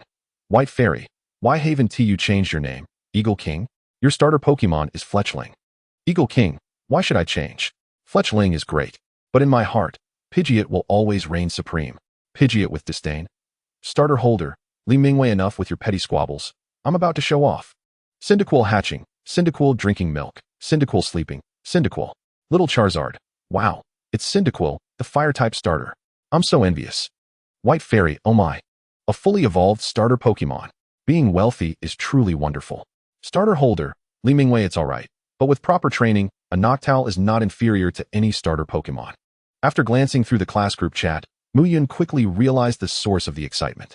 It turned out that the wealthy classmate Li Mingwei was boasting about hatching his starter Pokemon as a symbol of financial and tangible prowess. Cyndaquil was bound to draw the attention of many. As the conversation progressed, the chat suddenly transformed into a flurry of comments expressing envy. Unable to resist, Muyun clicked on the like button, not out of envy for having a starter Pokemon, but simply succumbing to the impulse upon seeing the number 1. Perhaps it was the leisurely atmosphere of the evening, but his action caught the eye of a particularly observant group member. White Fairy, the god of Mu has arrived. Let us mere mortals bask in the glory of his Pokemon. Frostless making a cute face. Little Charizard, god of Mu, let us admire you. True Man, Lu Jinhao, god of Mu, let us admire you. Starter holder, Li Mingwei, god of Mu, let us admire you. Before long, a new wave of comments surged through the chat. Observing the lively exchanges, Muyun decided to join the fun and confidently aimed his phone at the unicorn bug resting on his belly. He quickly snapped a photo and shared it in the group. Cloud Reader, Muyun, just a plain, unremarkable unicorn bug, nothing special. Unicorn bug intently watching television. Due to the angle, the photo not only featured the unicorn bug, but also subtly revealed Muyun's abdominal skin. His daily routine of consistent training had sculpted defined muscle lines around his abdomen and waist, clearly indicating robust strength. White Fairy, wow. Truly worthy of being the god of Mu's unicorn bug. It looks so majestic. Frostless blushing. Eagle King, are you admiring the unicorn bug? I'd be embarrassed to point it out, but Mu's muscles are impressive. A true embodiment of both intellect and strength. Pidgeot wide-eyed. True Man, Lu Jinhao coach. I want to learn this.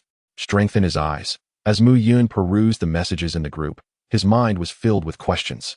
According to the typical tropes found in novels, one would expect a chorus of individuals rallying behind the wealthy Li Mingwei, belittling Muyun, the unfortunate top student with only a common Pokemon. The narrative would typically unfold with his male friend valiantly defending him, only for them to later triumph in a battle and look down upon their peers, who would then be mocked by his flamboyant friend. However, Muyun had grown accustomed to the dynamics of his class over the past 2 years. He understood that his classmates were generally composed and normal individuals. There were neither arrogant rich kids looking down on others nor pitiful souls plagued by insecurity, ensuring that such melodramatic scenarios would never unfold. However, even without sarcasm, one would expect a normal discussion regarding the cultivation plan for the Caterpie. Why has the conversation suddenly veered off course to the topic of muscle training? This is the world of Pokemon, not a bodybuilding arena. Just as Muyun was at a loss for words. The lively atmosphere in the group abruptly came to a halt when Song Fu, who had been lurking, posted a document. Class teacher of 2nd year, 3, class, Song Fu, regarding the battle assessment standards and procedures for the 3rd year of the Pokemon class at the beginning of the school term. Class teacher of 2nd year, 3, class, Song Fu, the registration method, timeline, rewards, and more regarding the battle assessment are detailed in the aforementioned document. All students intending to enroll in the Pokemon class must read it carefully and not forget to register. The deadline for registration is this Friday. Missing this deadline will preclude participation in the battle assessment. Class teacher of second year, 3, class, Song Fu. This assessment is of great significance and will directly influence class allocations as well as subsequent educational arrangements at the school. Students aspiring to advance to smaller classes must take it seriously. The battle assessment document, along with Song Fu's statements, instantly captivated the attention of everyone in the group, Muyun included. Upon receiving the notification, he promptly opened the document. However, before he could delve into it, an electronic alert suddenly sounded. Ding! A short-term task has been triggered for the host, and the task has been loaded. Please check it yourself. Short-term task 1, School Opening Assessment. After the summer vacation, the school aims to select diligent and capable students through this battle assessment. Task requirements. Participate in the battle assessment following the commencement of the school term. Time limit, 1 month. Task rewards. Based on assessment rankings, no penalties for failure. First place, 500 points. Level 1 skill energy cube crafting, 1 basic energy cube recipe, 1 random attribute move learning memory, and 1 storage space expansion card, 1M. Second place, for 100 points. Due to an abundance of images in a single chapter affecting readability, I will post some images of the Pokemon in the comments section. If anyone has images to share, feel free to post them in the comments. That is all. Chapter 14. What is the meaning of life? Bobo, to go to the pavilion and have a sandwich. Has a short-term task been unexpectedly activated? Muyun immediately diverted his gaze from his phone and focused on the newly activated short-term task section. This short-term task, titled School Opening Assessment, bears some resemblance to the long-term task known as the College Entrance Examination Training Camp. The task rewards are similarly variable, contingent upon the final rankings. Perhaps due to the difference in task duration, the rewards for the School Opening Assessment are clearly delineated. Aside from fixed points, the first place winner receives an impressive 4 rewards: Skill Cube Crafting, Energy Cube Recipes, Move Learning Memories, and Storage Space Expansion Cards. Each reward is quite valuable. The first 2, for instance, are generally inaccessible to ordinary trainers unless they are pursuing a specialization in breeding and diligently studying. However, what piqued Muyun's interest the most was the third reward, 1 random attribute, Move Learning Memory. It is essential to note that in the real world, there exists no such thing as a move learning machine. One cannot simply acquire a new skill with a mere ding. Pokemon can learn new moves through 3 primary methods. The first is growth, where they naturally acquire moves hidden within their genetic makeup as their level increases. This is the most common method and the primary source of moves for most Pokemon. The second is teaching, which involves active learning. This can be done by seeking out others for instruction or purchasing instructional videos online for self-study. Compared to the former, the latter demands a high level of comprehension from the Pokemon itself. If the Pokemon lacks insight, it may struggle to learn a new move even after extensive practice. The third method, termed opportunity, encompasses situations outside the first 2. This can involve gaining insights during evolution, having revelations during battles, or even learning a new move simply by observing a natural landscape. Due to its unpredictable nature and reliance on luck, this method is not considered mainstream. Notably, the probability of gaining insights during evolution is quite high, which explains why the 3-stage evolutions of starter Pokemon are highly valued and sought after by newcomers. As for the move learning memory, it remains uncertain whether it functions with a simple ding to facilitate learning. Muyun is not well versed in this notion of learning memory and its distinctions from the learning machines of his past life. He can only wait until school starts to find out. Muyun's expectations are modest. As long as the moves are displayed on the panel, he is content, as proficiency can be developed through practice. Regarding the final reward related to space expansion, Muyun felt little reaction. While space expansion is beneficial, he is not overly concerned about it.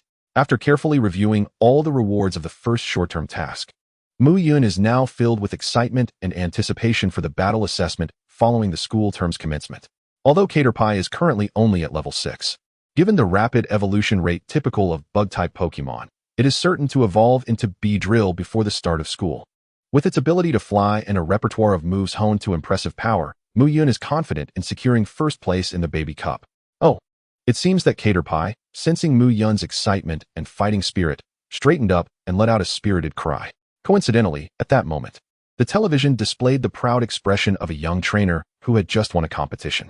With a weathered face and a bushy beard, he appeared quite mature. Were it not for the fact that this was the Silver Conference, Muyun would have mistaken him for a middle-aged man in his 40s or 50s. Once his emotions settled, Muyun turned off the television, cradled Caterpie, and returned to his bedroom. Outside, The night was shrouded in darkness, with only the off-key croaking of a cricket echoing in the air. Occasionally, the barks of a dog could be heard, likely from Mr. Lou's houndoom downstairs, irritated by the cricket's incessant chirping. Whether houndoom's imposing presence scared off the cricket or if the poor creature simply met its demise, the annoying chirping finally ceased. The tranquil moonlit night ushered Muyun into a deep slumber, devoid of dreams. When he opened his eyes, it was already the following morning. Caterpie, as obedient as ever, completed its self-feeding routine and successfully remembered Muyun's reminder, ensuring the refrigerator was closed. The subsequent hours unfolded much like the previous day. Muyun rose early to prepare breakfast, made a simple lunch, and while Caterpie continued its silk-spinning training, he engaged in physical exercises before they both ventured out for their daily workout. After a 25-kilometer jog, their resting spot remained that old, vine-covered pavilion. As soon as they arrived, a plump Bobo flapped its wings and flew over. It was the unfortunate Bobo that had been ensnared by Caterpie's silk the previous day. Following yesterday's misunderstanding, Muyun had saved a sandwich for the hapless Bobo, and to his surprise, the little creature returned today. Perhaps emboldened by yesterday's confrontation with its fears, Caterpie no longer trembled in fear upon seeing Bobo. Instead, it stood tall, raising its little head with determination, ready for a challenge. Bobo, Bobo. Sensing the intense gaze of the little Caterpie, Bobo froze momentarily, quickly halting at a distance and chirping animatedly, seemingly to convey his benign intentions. It's all right, little one. Our neighborhood Bobo is quite gentle, Muyun gently reassured, patting the Caterpie's small head. Upon hearing this, the Caterpie nodded, its upright form softening slightly, yet its dark, beady eyes remained fixated on Bobo. It seemed to communicate, I will keep my eyes on you, unwaveringly. Do not even think of pulling any tricks. Bobo, observing the dissipating hostility from Caterpie, finally exhaled in relief and flapped his wings, slowly making his way towards Muyun. He was a Bobo born and raised in this aging community, where his parents and all his unevolved kin had resided for generations. Since his birth, he had coexisted with humans, having been consistently fed by them. In his perception, humans were as safe and reliable as his own kind, playful companions with whom to frolic and beg for food. However, to his dismay, just yesterday, lured by a delectable aroma, he had sought a snack only to be ensnared by a sticky web. Enduring a torturous 10 minutes under the sun, arguably the most harrowing day of his 20-some days of avian existence. Fortunately, fortune often accompanies misfortune. The taste of that sandwich was well worth the sunbathing. It was simply divine. He believed that as long as he could savor that sandwich, enduring a little sunlight was well worth the price. Thus, after a night of contemplation, he returned, just as he had observed during his brief avian life. On every rainless morning, an elderly human would invariably appear in the park. By extension, at noon, the tall, handsome human bearing delectable treats, alongside the dreadful, terrifying Caterpie, would undoubtedly make an appearance. After enduring hunger for an entire morning, the moment had finally arrived. Next came the segment Bobo had been eagerly anticipating, the begging for food. Chapter 15. Is luring wild Bobo with sandwiches for free mobile target practice considered cheating? Xinhua Community is an aging residential area nearing its 40th anniversary. Due to its somewhat secluded location on the outskirts of the city, its occupancy rate is low, predominantly inhabited by retired elderly residents. At the peak of midday heat, both the elderly and wild spirits tend to seek refuge in cool spots for a refreshing nap. Yet, in an old gazebo tucked away in a corner of the community, a human and two spirits were engaged in a peculiar exchange. Would you like to eat this? Muyun asked, holding out the sandwich he had prepared that morning. Glancing at Bobo, the sandwich's enticing aroma quickly wafted through the air, carried by the gentle breeze. Sensing the delectable scent, Bobo, under Caterpie's watchful gaze, tentatively flew forward. And upon realizing there was no immediate threat, he flapped his wings joyfully and soared to Muyun's side. Bobo hovered a few meters in front of Muyun, his striking black and white eyes glistening with desire as he nodded eagerly. Observing Bobo mid-flight, an idea suddenly struck Muyun. In recent practice sessions, Caterpie had only trained against stationary targets and had never attempted to practice with a moving one. However, in actual combat, striking a moving target, or even hitting a target while both were in motion, is the most common scenario. The previous day, Caterpie's silk had struck Bobo merely because the latter had lacked the instinct to dodge, flying directly into the line of fire without any evasive maneuvers, which was entirely understandable. Since this Bobo was enticed by his sandwich, why not seize the opportunity to have him serve as a training partner for Caterpie? The cost of a few sandwiches for practice is hardly different from freeloading. I can offer you food, But you must assist me with a task, Muyun said, gesturing towards the sandwich with a smile. Bobo, hearing this, happily folded his wings and perched on the gazebo's vine, though he tilted his head in curiosity when he learned he would need to help. It's simple. You will fly in the air, while little Caterpie will aim at you with his silk, a total of 15 times. For every 5 successful dodges, I will reward you with an additional sandwich. If you evade all of them, you'll receive 4 in total. To ensure Bobo grasped the numerical concept, Muyun pulled out 3 sandwiches stacked together. Since he had started his daily exercise routine, Muyun's appetite had significantly increased, and he had prepared a generous supply of sandwiches. As Bobo beheld the towering stack of sandwiches, nearly half his height, his eyes sparkled with excitement, and he nodded vigorously. Dodging the attacks from that pesky Caterpie? Not a problem at all. When he focused, he could evade the stone-throwing antics of 3 children simultaneously. A mere Caterpie was child's play. Sandwiches, here I come. Then it's settled, Muyun declared, returning the sandwiches to his backpack and turning to Caterpie. Are you ready, little one? This will be a challenging practice with a moving target. It's not as easy as hitting a can. Caterpie stood tall, filled with determination. What difficulty could a big bird pose? All right, you seem quite spirited. Let us begin, Muyun responded. Caterpie straightened its body. Its little eyes focused on Bobo perched on the vine, and energy surged within it, quickly converging at its mouth. With its target locked, it opened its tiny mouth, and with a puff, a thick strand of glistening white silk shot forth.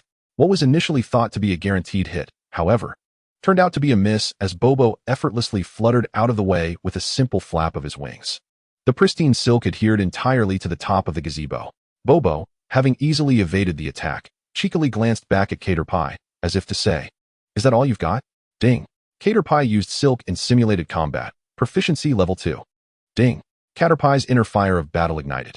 Gaining greater insight into the silk move, additional proficiency level 2. Silk, expert, 152300. Expert, 156300. 4 points for a single attempt. A 4-fold increase. Hearing the system's prompt, Muyun felt a wave of surprise wash over him. Originally intending to have Caterpie practice with moving targets, he had not anticipated such unexpected rewards.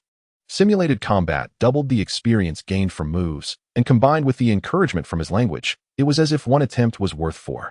Quite remarkable. Meanwhile, on the other side, Muyun's joy did not seem to infect Caterpie, who at that moment was gazing at Bobo in earnest contemplation. He had initially perceived the gluttonous, foolish bird as an easy target, only to discover it posed a challenge. However, Caterpie did not falter. It gathered its strength once more and unleashed another strand of silk. Another white strand was fired rapidly, but unfortunately, it too missed its mark. As is well known, the key to hitting a moving target lies in pre-aiming, anticipating the path of the target and aiming for where it will land. If one merely aims at the target's current position, by the time the attack reaches, the target will have long since moved away. Clearly, the newly hatched Caterpie, having had little exposure to the nuances of battling and survival in the wild, did not yet grasp this principle. Little Caterpie, do not rush.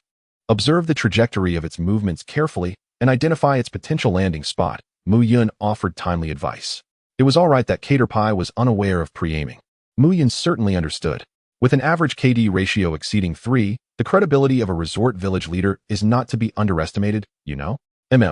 Receiving guidance from Muyun, the unicorn bug pondered thoughtfully and gradually began to anticipate its attacks.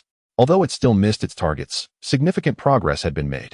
Notably, during the 14th silk-spitting attempt, it nearly grazed Bobo's left wing.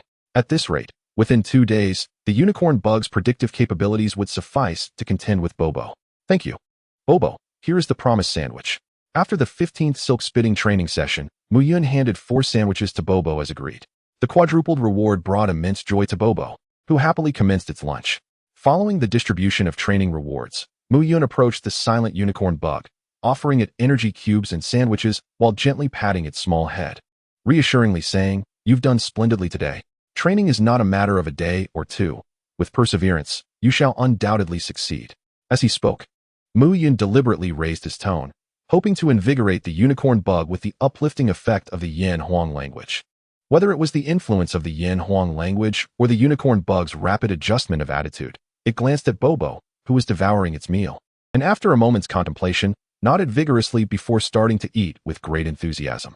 In contrast to the fixed target training, this continuous assault on a moving target demanded not only considerable physical and energy expenditure, but also a significant drain on mental focus. Thus, after lunch, Muyun gave the unicorn bug a massage before bidding farewell to both it and Bobo, returning home. And so, another day passed slowly.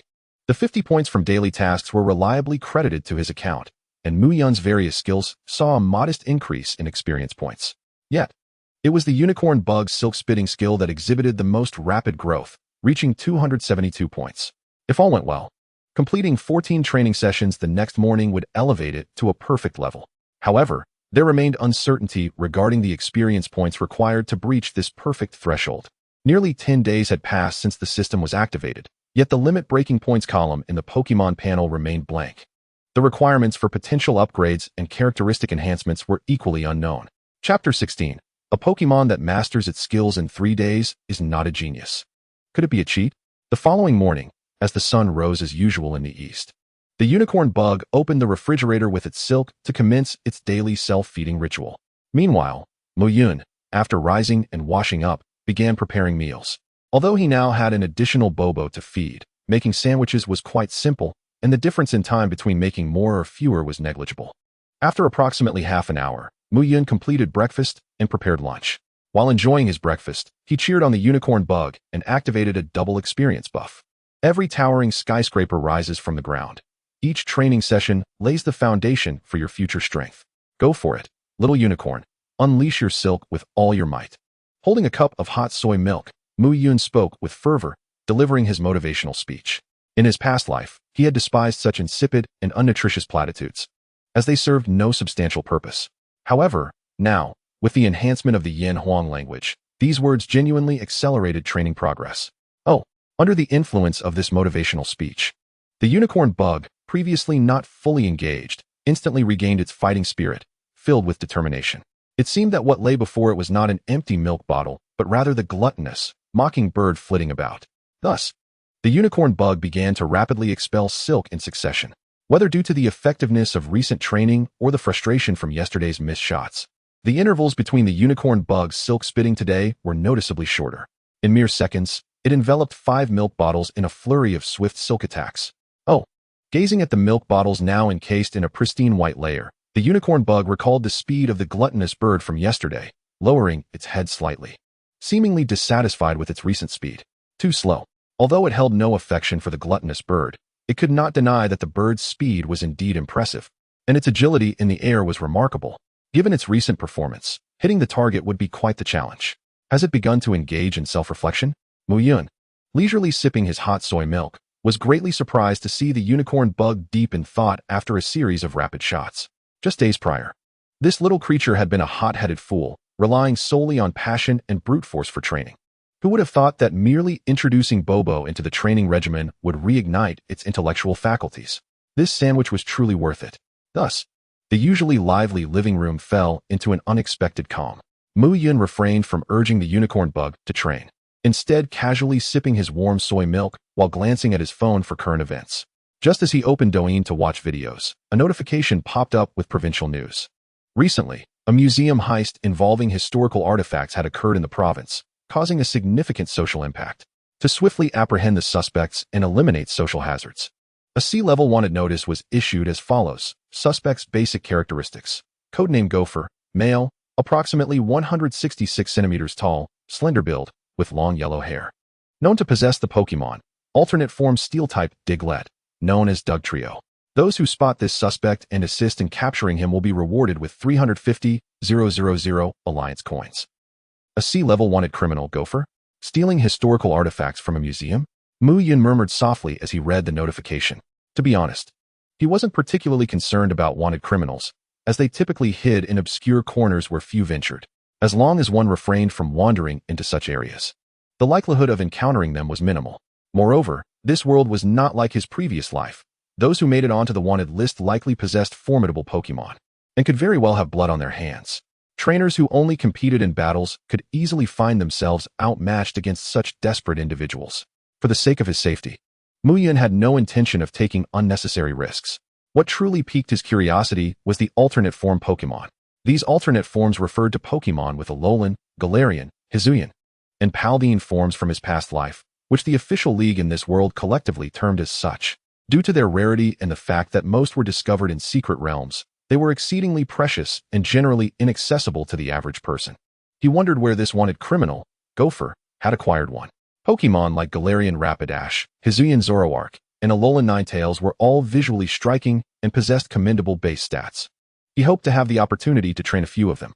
Of course, if a chance truly arose, Muyun would prefer to obtain a Metagross, Tyranitar, or Garchomp. Or perhaps a Dragonite. After indulging in a brief fantasy about his future, Muyun quickly refocused his thoughts. At that moment, the unicorn bug seemed to have gained some insight and began to move again. It raised its head slightly, its gaze fixed on the center of the 5 empty milk bottles. Instead of immediately unleashing its silk as usual, it puffed out its cheeks, seemingly attempting something different. After about 2 or 3 seconds, the unicorn bug suddenly opened its mouth wide. Puff! A single, pristine strand of silk was expelled from its mouth. At first glance, this silk appeared similar to its previous efforts, still long and thick, yet Muyun keenly noticed that the tip of the silk seemed to have bifurcated. It appeared as though this was not a singular, complete thread, but rather an intricate assembly of numerous finer strands bound together. The front end quivered slightly, seemingly on the verge of unraveling due to insufficient stickiness. As anticipated, when the silken strand approached the milk bottle, it abruptly split and unfurled, resembling a few antennae extending into the void, swiftly ensnaring the 4 surrounding bottles as well. In an instant, 5 empty bottles were firmly bound together, reminiscent of firewood tightly packed upon a woodcutter's back, all neatly arranged. This time, the unicorn bug seemed quite pleased with its creation, letting out a jubilant exclamation. Had it transformed silk spinning into a web-weaving technique? Watching the silken threads sweep across the 5 bottles, Muyun felt a mix of astonishment and delight.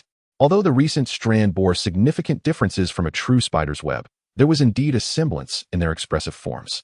Most notably, the unicorn bug was merely 10 days old and had only trained for 3 days, yet it managed to alter the form of its technique. It was utterly remarkable. Could it be that my unicorn bug is a prodigy of exceptional insight? Muyun couldn't help but let a smile creep upon his lips. In that moment, a crisp system notification chimed, as if to celebrate alongside him. Ding! Unicorn bug used silk spinning, proficiency level 1. Ding! The unicorn bug began to contemplate deeply, gaining further understanding of the silk spinning technique. Additional proficiency 2. Ding! After countless trials, the unicorn bug successfully mastered the silk spinning technique, achieving a new form, silk web, proficiency 50. Ding! Through persistent effort, the unicorn bug's silk spinning technique has reached the pinnacle level of proficiency. Silk spinning, perfect. 351000 thread toughness 200, thread stickiness 150, thread corrosion resistance 100, power of all bug-type techniques increased by 10. Chapter 17, The Greedy Foolish Bird. Are you ready to face the silk spinning of the bug? Caw caw caw. With the substantial proficiency gains logged, the level of silk spinning had successfully reached perfection. Muyun immediately focused on the details. The first 3 attributes, thread toughness, thread stickiness, and thread corrosion resistance, unfailingly increased by 50. However, a newly added attribute left Muyun utterly astounded. The power of all bug-type techniques increased by 10. He meticulously confirmed the information, word by word. While an increase of 10 in power may seem modest at first glance, especially compared to the 50-point increments of the other attributes, it was noteworthy that this enhancement applied to all bug-type techniques he had mastered. This signified that as the unicorn bug's mastery of bug-type techniques expanded to perfection, the power of all such techniques would rise synchronously, truly an astonishing feat. After a brief moment of admiration, Muyun redirected his attention back to the panel. The perfection level of silk spinning was far from its limit, which Muyun had anticipated. After all, breakthroughs beyond perfection would only be attained once the technique surpassed its perfected state. However, the proficiency requirement was indeed high. A staggering 1,000 points, double the total needed for previous breakthroughs. Fortunately, as time progressed, the unicorn bug would continue to ascend in level, and the frequency of technique usage would increase, rendering the accumulation of 1,000 points merely a matter of diligent effort over a few days, a trivial obstacle. As Muyun marveled at this, the unicorn bug stood dazed in place. Just moments ago, after experimenting with a new application of silk spinning, a mysterious sensation surged within its mind. All memories associated with silk spinning whirled rapidly, leading to newfound insights regarding the technique. Thus, the silk web, which had previously satisfied it, now appeared remarkably crude. Clearly, it could unravel faster, branch out more extensively, and be denser. The unicorn bug, possessing exceptional agility. Immediately summoned its inner energy. With its mouth swelling, in just a second or two, a substantial mass of silk was expelled. This time, it was no longer a slender thread but a shorter, thicker strand, culminating in a spherical, snow-white silk ball slightly larger than the overall thickness of the thread. It resembled a decorative barrier stick adorned with a round embellishment. Once again, the unicorn bug targeted the cluster of encased milk bottles. However, upon expelling the snow-white silk, the front end no longer exhibited the quivering detail of splitting. Instead, it appeared as a cohesive whole, until the very moment it approached the milk bottle cluster. The front of the snow-white silk suddenly burst open, transforming into a vast, white web that firmly adhered the entire cluster to the ground. Ding! Unicorn bug used silk spinning. Proficiency level 1. Ding! After surpassing the proficiency level of the technique, a flash of inspiration struck, granting deeper insight into the silk web technique. Additional proficiency 33. Ding! Unicorn bug used silk web. Additional proficiency 3. Silk spinning. Perfect 351000. Silk web. Perfect 721000. Muyun. Just as he was contemplating whether his unicorn bug was indeed a genius, a series of notifications snapped him back to reality. A flash of inspiration and newfound understanding? It seemed that the extraordinary could indeed occur. Muyun had always believed such phenomena, akin to protagonists in fantastical worlds achieving sudden enlightenment, were mere fabrications of certain trainers in TikTok videos. Remarkable. Little do, you truly are a genius. Regaining his composure, Muyun did not hesitate to shower praises upon the creature, giving a thumbs up in admiration. The unicorn bug joyfully shook its small head, as if struck by a sudden thought, pointing toward the doorway with its little horn and calling out. It seemed eager to rush outside. Muyun was momentarily taken aback, but quickly understood. This little fellow bore a grudge, having just perfected a technique. It was eager to test it on the greedy, foolish bird. He wondered if the bird would be able to evade this improved silk spinning. Just let me tidy up, and we shall embark. Despite the unicorn bug's fervent anticipation of ensnaring the greedy, foolish bird with its refined silk spinning, the essential training could not be overlooked. A 25-kilometer slow jog, though delayed, was still on the agenda. Soon, the duo arrived at the old pavilion, just as they had the previous day. The eagerly awaiting Pidgey fluttered over joyfully upon their arrival. Peep peep. Pidgey flapped its wings, greeting Muyun before casting an expectant glance at the unicorn bug, seemingly impatient to commence the day's training. Just the thought of savoring 4 delicious sandwiches in the cool pavilion under the scorching sun made Pidgey feel that life was indeed splendid. Pidgey, as before, you are guaranteed 1 sandwich, and for every 5 successful evades, an extra 1, Muyun stated. Peep peep. Pidgey nodded affirmatively, indicating no problem. In that case, little do you need a moment to rest? Having just completed a 25-kilometer slow jog, the usual protocol would dictate a massage and rest. However, noticing the unicorn bug, already vibrant and energized without needing encouragement, Muyun felt it unnecessary. Indeed, the unicorn bug shook its head, indicating it did not require rest. The mere thought of enveloping that greedy, foolish bird thrilled it immensely, rendering any need for respite irrelevant. Very well, you two may proceed. Muyun nodded, retrieving a bottle of room-temperature water from his bag as he leisurely stepped into the pavilion.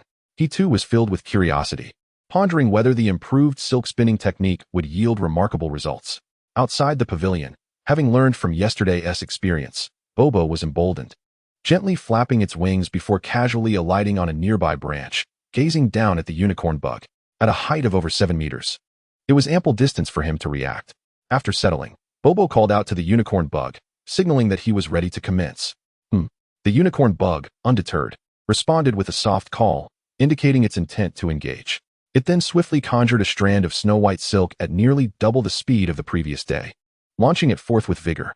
The distance of over 7 meters was traversed in the blink of an eye. Bobo seemed taken aback. In just one day, this troublesome creature had exhibited such marked improvement. Caught off guard, his reaction was noticeably delayed, yet fortunately, the silk formed a vertical line, allowing him to evade it with a slight shift of his body. Indeed, he managed to narrowly escape the silk attack, though one of his feathers was snagged and painfully pulled out. Observing the nearly fruitless silk attack, the unicorn bug remained undeterred. It had intentionally used only its normal silk spinning form to gauge the speed of its improved technique and to assess the reaction time required by Bobo in response to its advancement. It appeared that this gluttonous simpleton could no longer pose a challenge. Thus, it decided to deliver a more decisive blow. Chapter 18. Farewell, my sandwich, farewell. The only light in my bird life. Inside the pavilion, Muyun pondered whether the unicorn bug was merely testing its opponent with a deceptive silk attack or if it aimed to instill a sense of impending failure to psychologically undermine Bobo. Watching the training session unfold, he twisted the cap back onto the bottle, deep in thought. The former could be deemed a conventional tactical move, while the latter seemed somewhat cruel. After all, it was merely training. There was no need for such ruthlessness. No, the impulsive little bug would not entertain such dark thoughts. Why, then, was he contemplating this? Muyun fell silent, lost in reflection. Outside the pavilion, Bobo, having narrowly evaded the silk attack, now bore a serious expression. Initially believing that a casual flight would secure him a delicious sandwich, it was now evident that considerable effort would be required. Nevertheless, it remained undaunted. Bobo, he shouted, rallying his spirits, his wings flapping vigorously, poised for evasive action. Observing the serious yet confident demeanor of Bobo, the unicorn bug stood tall, its mouth slightly agape. Puff, puff, puff. It unleashed a series of silk strands, as thick as a finger, shooting forth with precision. Bobo's gaze remained fixed on the incoming strands. Drawing from his earlier experience, he adeptly maneuvered to evade the faster silk strands with slight, calculated dodges. However, just then, a new sound pierced the air. A strand of silk, thicker than the previous ones, surged towards him from a distance. Bobo executed a similar maneuver, shifting his body to the right. Yet, as the silk was about to graze past him, it suddenly erupted, transforming into a vast white net that shimmered under the sun. The near-zero distance explosion left Bobo no time to react. He could only watch helplessly as the sticky silk ensnared him. Ultimately, propelled by inertia, he floundered and became entangled in the grass beneath the shade of a tree. Ding! The unicorn bug has used silk in simulated combat, achieving proficiency level 2. Ding! The unicorn bug is exhilarated and has gained deeper insight into the silk technique, earning an additional 10 proficiency points. Silk, perfect, 881000. Silk, perfect, 1001000. Despite having anticipated this outcome, the sight of Bobo, bewildered and lying in the grass, still ignited a surge of excitement within the unicorn bug. Triumphing over a formidable adversary always stirs the heart. Indeed, it became clear that mere evasive maneuvers would not suffice against the improved silk net attack. Inside the pavilion, Muyun watched this unfold without a hint of surprise. The only question that lingered was whether Bobo would be able to evade once he was aware of the unicorn bug's new ability. Contemplating this, Muyun rose and stepped out of the pavilion, approaching the unicorn bug. Well done. He first offered words of encouragement, then guided the unicorn bug to the grass where Bobo lay.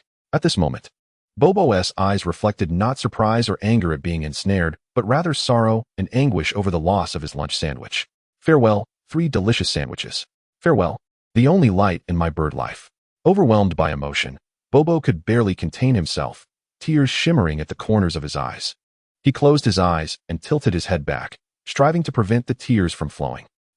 The unicorn bug, who had just been jubilant, was now taken aback. Wait, it's just training. Why are you crying? This seemed excessive. Although he often referred to Bobo as a gluttonous simpleton, he was genuinely grateful for the assistance Bobo provided during training. The unicorn bug straightened its posture and approached Bobo, attempting to soothe him with a gentle tone. However, upon hearing the unicorn bug's voice, Bobo showed no signs of comfort. Instead, he remained motionless, eyes tightly shut in despair. Not having 4 sandwiches for lunch is worse than death. Thus, a bug and a bird found themselves in an odd predicament, one attempting to offer solace, the other feeling a pang of heartbreak. Observing this scene, Muyun couldn't help but twitch his lips. What an unexpected turn of events. A punch to the gut. And I plead you don't perish, spirit version? Was it the case that having been caught off guard by the bug's silk attack in a prepared state had led to a collapse of morale? He hadn't anticipated that Bobo possessed such a strong sense of pride. Yet, it made sense. Akin to a carnivorous tiger being taken down by a grazing deer during a hunt, such an experience could indeed be quite humiliating. Judging by Bobo's level, he likely hadn't been around for long. Just a child, and he was being used as a target. It was indeed rather harsh. After a moment's reflection, Muyun retrieved a sandwich from his storage space, intending to comfort the unfortunate little creature. Bobo, would you like some? Bobo. Before Muyun could finish his sentence, the seemingly lifeless Bobo sprang to life, opening his eyes wide and exclaiming with renewed vigor, his tearful gaze now filled with determination. The unicorn bug tilted its head, clearly bewildered. Observing Bobo's sudden change, Muyun quickly grasped the situation. It turned out that Bobo was not sulking due to wounded pride, but rather mourning the loss of his lunch sandwich. So he was just a little glutton after all. Shaking his head, Muyun offered the sandwich to Bobo. Following the perfection of its silk technique, the unicorn bug's silk now lasted over an hour. Unless eliminated with a specific dissolving solution, one can only wait idly. It is evident that Muyun does not possess the spare funds to procure such a substance and must resort to personally feeding it. Observing the gluttonous feasting and the bliss radiating from Bobo's face, which starkly contrasts with his earlier sorrowful demeanor, the little bug-eyed creature seems to be attempting to convey something. Yet, Bobo remains utterly indifferent, relishing his meal with great enjoyment. What if he was scolded a few times after an emotional outburst?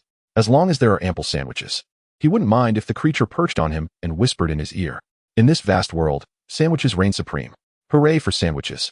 Never mind, little bug. Come join me for lunch. Noticing the indignant little creature, Muyun gently patted its tiny head, offering a bemused consolation. Upon hearing this, the bug's mood slightly softened. It flicked its head and approached Muyun, indulging in energy cubes and sandwiches. After lunch, Muyun found a spot for Bobo in the pavilion, shielded from the sun. The silken strands encasing him lasted over an hour, an extended duration during which he could not merely linger with the little bug. After bidding farewell to Bobo, Muyun departed the pavilion with the little bug, heading home. It was only after the silhouettes of the pair faded from view that Bobo withdrew his gaze. Staring blankly at the pavilion's ceiling, defeated by a bug-type creature, Bobo could not help but feel disheartened. However, he did not wish to burden that handsome and kind-hearted human with his melancholy. After all, the human had provided him with such delectable sustenance. It would be shameful to make him feel guilty, thus branding him a naughty child. That fortunate large bug had indeed found an exceptional trainer. How wonderful it must be to have a human to care for you, unlike him, a solitary wild creature who had to scavenge for scraps. Do not be misled by the apparent abundance of Pokémon living in the neighborhood. Life is not as idyllic as it seems. Beyond their shared goal of pleasing humans, internal competition is fierce. Otherwise, he would not be relegated to a deserted corner of the neighborhood, struggling to find food. Time passed swiftly amidst envy and wistfulness. The pure white silken strands enveloping him gradually disintegrated, vanishing into the air. Bobo remained motionless. It was not until the sun began to descend, its last rays spilling over his shoulders, that he snapped back to reality, as if awakening from a deep slumber. He straightened up, shook his ruffled feathers, and stretched his somewhat stiff body before taking flight. The orange-hued sunset slanted through the trees surrounding the pavilion, bathing each leaf in a translucent amber glow. Bobo's figure flickered, akin to a droplet merging silently into a pond, seamlessly blending into the enchanting play of light and shadow. Night fell, deepening the atmosphere. Chapter 19. It is said that as long as the title is sufficiently lengthy, one can write anything without anyone noticing. Night deepened, and the moon ascended. The clear moonlight cascaded over the tranquil buildings, casting an ethereal glow that rendered every corner of the world profoundly serene. However, as it sought to penetrate the glass window of a certain household, it was thwarted by the warm glow of indoor lights that seemed to dissolve its chill. The living room echoed with lively music, punctuated by excited commentary, reminiscent of a thrilling competition. That Scyther possesses remarkable prowess, managing to defeat a fire-type Pokémon despite the type disadvantage. Muyun sat cross-legged on the sofa, engrossed in the commentary of the battle on television, while simultaneously massaging the freshly bathed little bug. At that moment, the screen froze on the triumphant scene of Scyther defeating its opponent, showcasing its singed wings, charred skin, and resolute gaze, all of which deeply stirred the heart of the little bug. Such is the way of great bugs. You wish to evolve into a Scyther? Through their time spent together, Muyun had begun to decipher the various sounds of the little bug, grasping the essence of its desires. Yesterday, inspired by seeing a Heracross dominate the battlefield, it yearned to evolve into one. Today, after witnessing Scyther's fierce elegance, it wished to become a Scyther. Such a whimsical child, brimming with fanciful ideas. My dear, you are a caterpie, destined to evolve only into a butterfree. Although a plethora of words swirled in Muyun's mind, he ultimately refrained from expressing them. It was akin to childhood dreams of becoming a hero, an astronaut, or a scientist, imaginative aspirations that epitomized the essence of youth. Thus, Muyun chose not to chastise the little bug for its unrealistic ambitions. Instead, he affectionately ruffled its tiny head and said, "Train diligently, and when you grow up, you will surpass them all." The little bug nodded earnestly before shaking its head. It did not yearn to become a Heracross or a Scyther. It aspired to be stronger than them, stronger than all Pokémon. One day, it would stand proudly beside its trainer on that sparkling award podium. At that moment, it would ensure its trainer enjoyed even more delicious dishes, surpassing spicy scrambled eggs and stir-fried meats. Watching the little bug oscillate between determination and dreamy wonder, Muyun could only shake his head in exasperation. Who knows what this creature is concocting in its mind, with drool almost escaping its lips. Ding! The host has completed a serious massage, gaining 10 skill experience points. General Massage, LV1, 40100. General Massage, LV1, 50100. With 10 experience points acquired. Only 5 more massages remain until the next level up. Regrettably, only full-body massages performed after training during lunchtime and evening yield experience points. Simple kneading throughout the day provides none. What is the basis for this judgment mechanism? Must the recipient of the massage be utterly exhausted? Perhaps I should try massaging Aunt Wong next door, who works all day and suffers from back pain. On second thought, it feels too unpredictable to offer unsolicited massages. 50 experience points can be accumulated in just 3 days. It is not a lengthy endeavor. Lost in thought, Muyun suddenly recalled the afternoon training session and glanced down at the little bug nestled against him. Right, little bug, during tomorrow's training with Bobo, don't rush to use string shot. Instead, focus on practicing normal string attacks and work on blocking the opponent's movement. The little bug turned its head, appearing somewhat puzzled. Why not use the highly effective string shot? And what does blocking movement mean? Noticing the little bug's confusion, Muyun patiently explained. Blocking movement refers to using your attacks to target the area around your opponent, compelling them to move according to your strategy. This practice will enhance your ability to predict their movements and increase the likelihood of your subsequent attacks landing successfully. As for string shot, it's not that you can't use it, but it's best saved for the end of your training session when your energy is running low. Relying too heavily on wide-ranging techniques can hinder your precision. Moreover, a concealed finishing move often applies greater pressure on your target. Frequent use will allow them to adapt. But when mixed with your regular string attacks, it can yield astonishing results. Muyun recalled the conversation he had with the unicorn bug regarding this matter.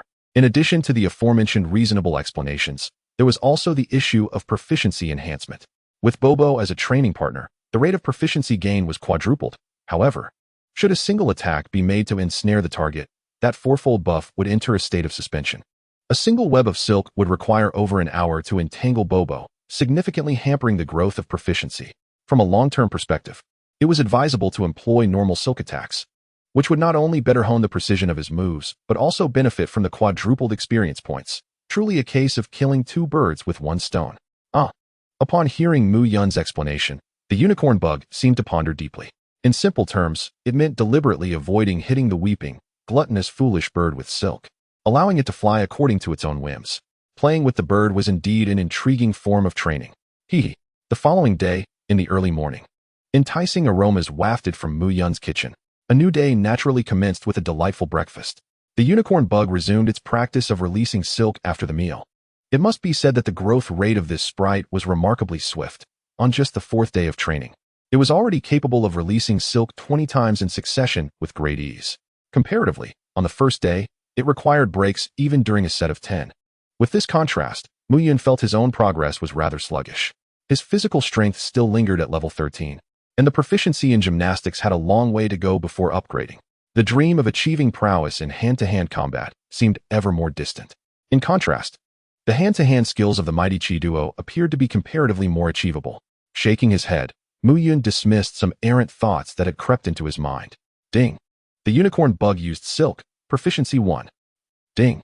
The unicorn bug sensed the host's sincere emotions and fervor, leading to a deeper understanding of the silk technique. Additional proficiency 1. Silk, perfect, 2, 181,000. Silk, perfect, 2, 201,000. After completing the 20 silk training sessions, he effortlessly garnered 40 experience points. Adding the 80 experience points from the quadruple boost at Bobo's place during lunch, along with another 40 points in the evening, he was merely 5 days away from breaking through the perfect level. By that time, the summer vacation would just be halfway through. To his surprise, despite the daunting figure of 1,000 proficiency points, the actual increase was quite rapid. One could not underestimate the potency of the double experience from Yin Huangyu. Let us go, little do. Let's hit the ground running.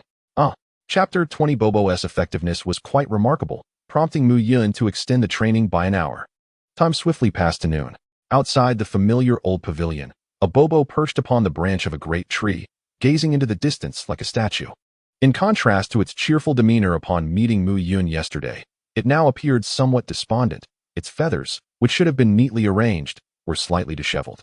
The feathers at the tips of its wings bore a barely noticeable disarray, resembling a mischievous child who had been playing outside, returning home with a messy appearance.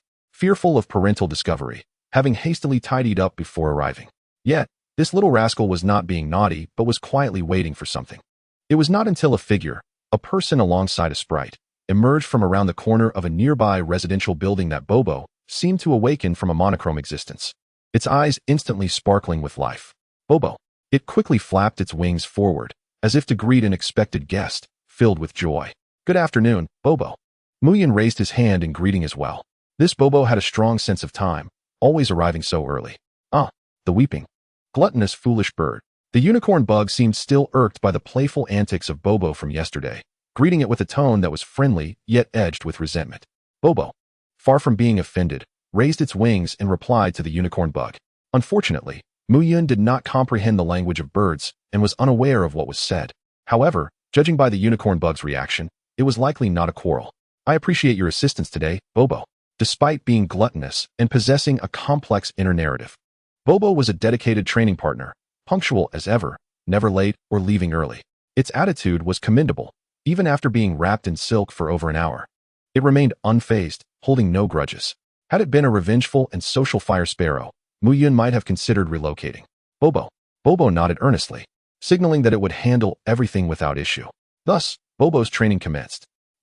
The unicorn bug, recalling Muyun's teachings from yesterday, did not rush to attack with a silk net. Instead, it employed regular silk, continually pressuring Bobo's movements. Unfortunately, the precision strikes with silk proved challenging to land on Bobo, and only after gathering energy could it unleash a series of shots that somewhat restricted Bobo's movements. Ding. The unicorn bug used silk in simulated combat, proficiency 2. Ding. The unicorn bug's competitive spirit was ignited, leading to a deeper understanding of the silk technique. Additional proficiency 2. Silk, perfect, 2, 201,000. Silk, perfect, 3,001,000. Inside the pavilion, Muyun listened to the delightful notifications from the system while removing his weighted gear. Regular short-distance jogging offered little benefit to his training. Hence, he had taken the time to purchase several pieces of weighted equipment the day prior. Unfortunately, running was not counted as a skill by the system. Otherwise, the weighted state might have increased the efficiency of experience gain. After shedding the weight, Muyun performed some stretches before commencing his calisthenics. During his workout, he kept a watchful eye on the situation with the unicorn bug. Why did it seem that Bobo's agility had improved? As he observed, Muyun suddenly realized that this Bobo appeared to be far more nimble than during their initial training session. All 20 rapid silk shots were adeptly dodged. Most remarkably, Bobo did not evade by merely sprinting in a straight line. It skillfully maneuvered within a confined space, dodging with remarkable fluidity. Throughout the process, it clearly took into account the previous day's silk net situation, performing powerful flaps in the opposite direction while evading the silk, maintaining a safe distance from the strands. To witness such evident progress without guidance or training, surviving independently, was truly impressive. This Bobo possessed a commendable aptitude for combat. Its reflexes, focus, and body control were all exceptionally high. Should its potential and level increase further, the eggs spawned from it would likely command a higher price than average. Although there is no research conclusively proving that sprites with high combat aptitude will necessarily produce offspring with the same, the adage like father, like son holds weight in the world. People are generally willing to invest in such potential. At the very least, the likelihood of powerful descendants emerging from a less capable lineage is slim. Outside the pavilion, the unicorn bug's small eyes were filled with gravity. This weeping, gluttonous foolish bird seemingly held some strength. All right, little do, Bobo, you two take a break.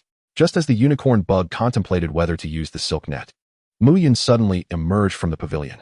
Training requires balance. Come over for a break. Have some food to replenish your energy before continuing. As he spoke, Muyun retrieved an energy cube and a sandwich from his storage space. Although the Pidgey wished to continue, it was clear that since Muyun had made a statement, it was time to indulge in a meal. As for Bobo, nothing was more paramount than the act of dining. After toiling throughout the night, what was the reward if not this delectable sandwich? I eat, I eat, I eat. I eat, I eat. Observing Bobo relishing the meal, Muyun pondered for a moment before producing another energy cube from his storage and presenting it to Bobo. Bobo appeared somewhat puzzled. What was this small cube? It bore no enticing aroma and seemed far inferior to the sandwich. Consider this an additional gift. If you are willing to accompany Little Do for training this afternoon, I shall provide you with more sandwiches for dinner, Muyun explained. Initially, he intended for Bobo to serve merely as a buff to expedite the mastery of the silk spitting technique.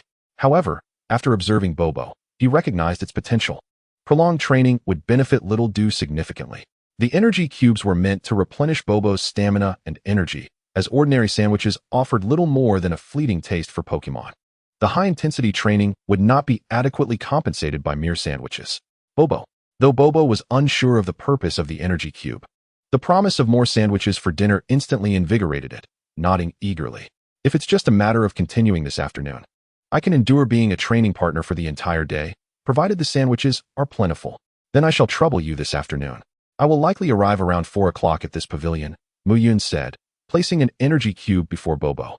Watching Bobo joyfully devour its meal, he couldn't help but reach out and stroke it.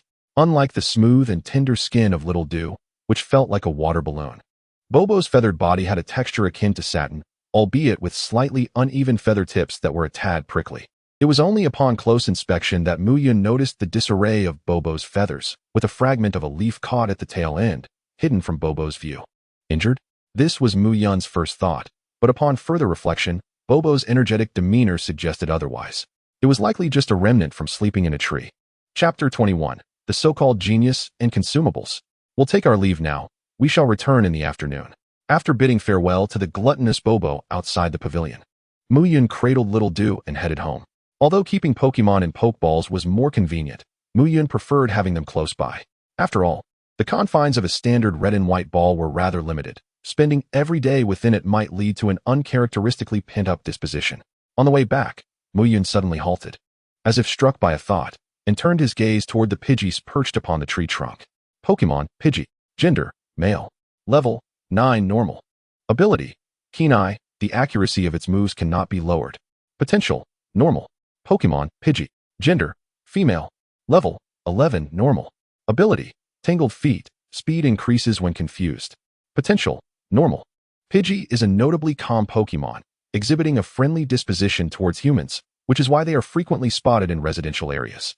Muyun merely glanced at the two Pidgeys and gleaned their specific information, recognizing that both possessed the lowest potential of normal grade. One shared the keen eye ability with gluttonous Bobo, while the other exhibited the tangled feet ability. Speaking of the tangled feet ability, it brings to mind one of the negative statuses prevalent in this world, confusion. The confusion status is an intriguing affliction, unlike burns, freezes, poison, sleep, or paralysis. It lacks overtly visible negative manifestations. Instead, it resembles a peculiar amalgamation of clarity and obscurity. Pokémon afflicted with confusion may remain entirely unaware of their condition until triggered, resulting in moments of disorientation or erratic energy flows.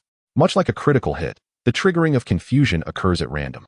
Muyun attributed this phenomenon to the formidable power of the Llama deity. The rules-based abilities are indeed fearsome. However, Muyun's sudden halt was not to delve into the relationship between the tangled feet ability and the confusion status. His objective was the two Pidgeys themselves. Pidgey, are you interested in playing a game? Muyun set Little Do down and approached the tree where the two Pidgeys rested, retrieving 2 apples from his backpack. Not energy-restoring berries, but simply large, red apples, those that cost $2 per pound. The two Pidgeys tilted their heads in unison, displaying curiosity. Yet, upon spotting the 2 large apples in Muyun's hands, they flew over excitedly. It's a simple game. In a moment, I will have Little Do spray silk 5 times. For each time you successfully evade, I shall reward you with an additional apple, Muyun explained, gesturing toward Little Do. This was not merely a whimsical desire to amuse himself by watching a pair of Pidgeys, but rather a curiosity as to whether gluttonous Bobo's ability to evade Little Do's silk was due to the innate calmness and keen eyesight of the entire species, or if Bobo itself possessed some exceptional trait. Pidgey. After exchanging glances, the two Pidgeys nodded in agreement. Evading a small bug silk was a simple task indeed. 7 apples would provide ample sustenance for several meals. Let us commence, Little Do. The stage is yours. Oh, Little Do nodded, preparing itself. In its estimation, Pidgeys were formidable opponents, and it would need to give its utmost effort. Pidgey, The lower-level male Pidgey chirped, seemingly signaling Little Dew to begin. Upon seeing this, Little Dew straightened its body, energy coursing rapidly within, finally converging at its mouth.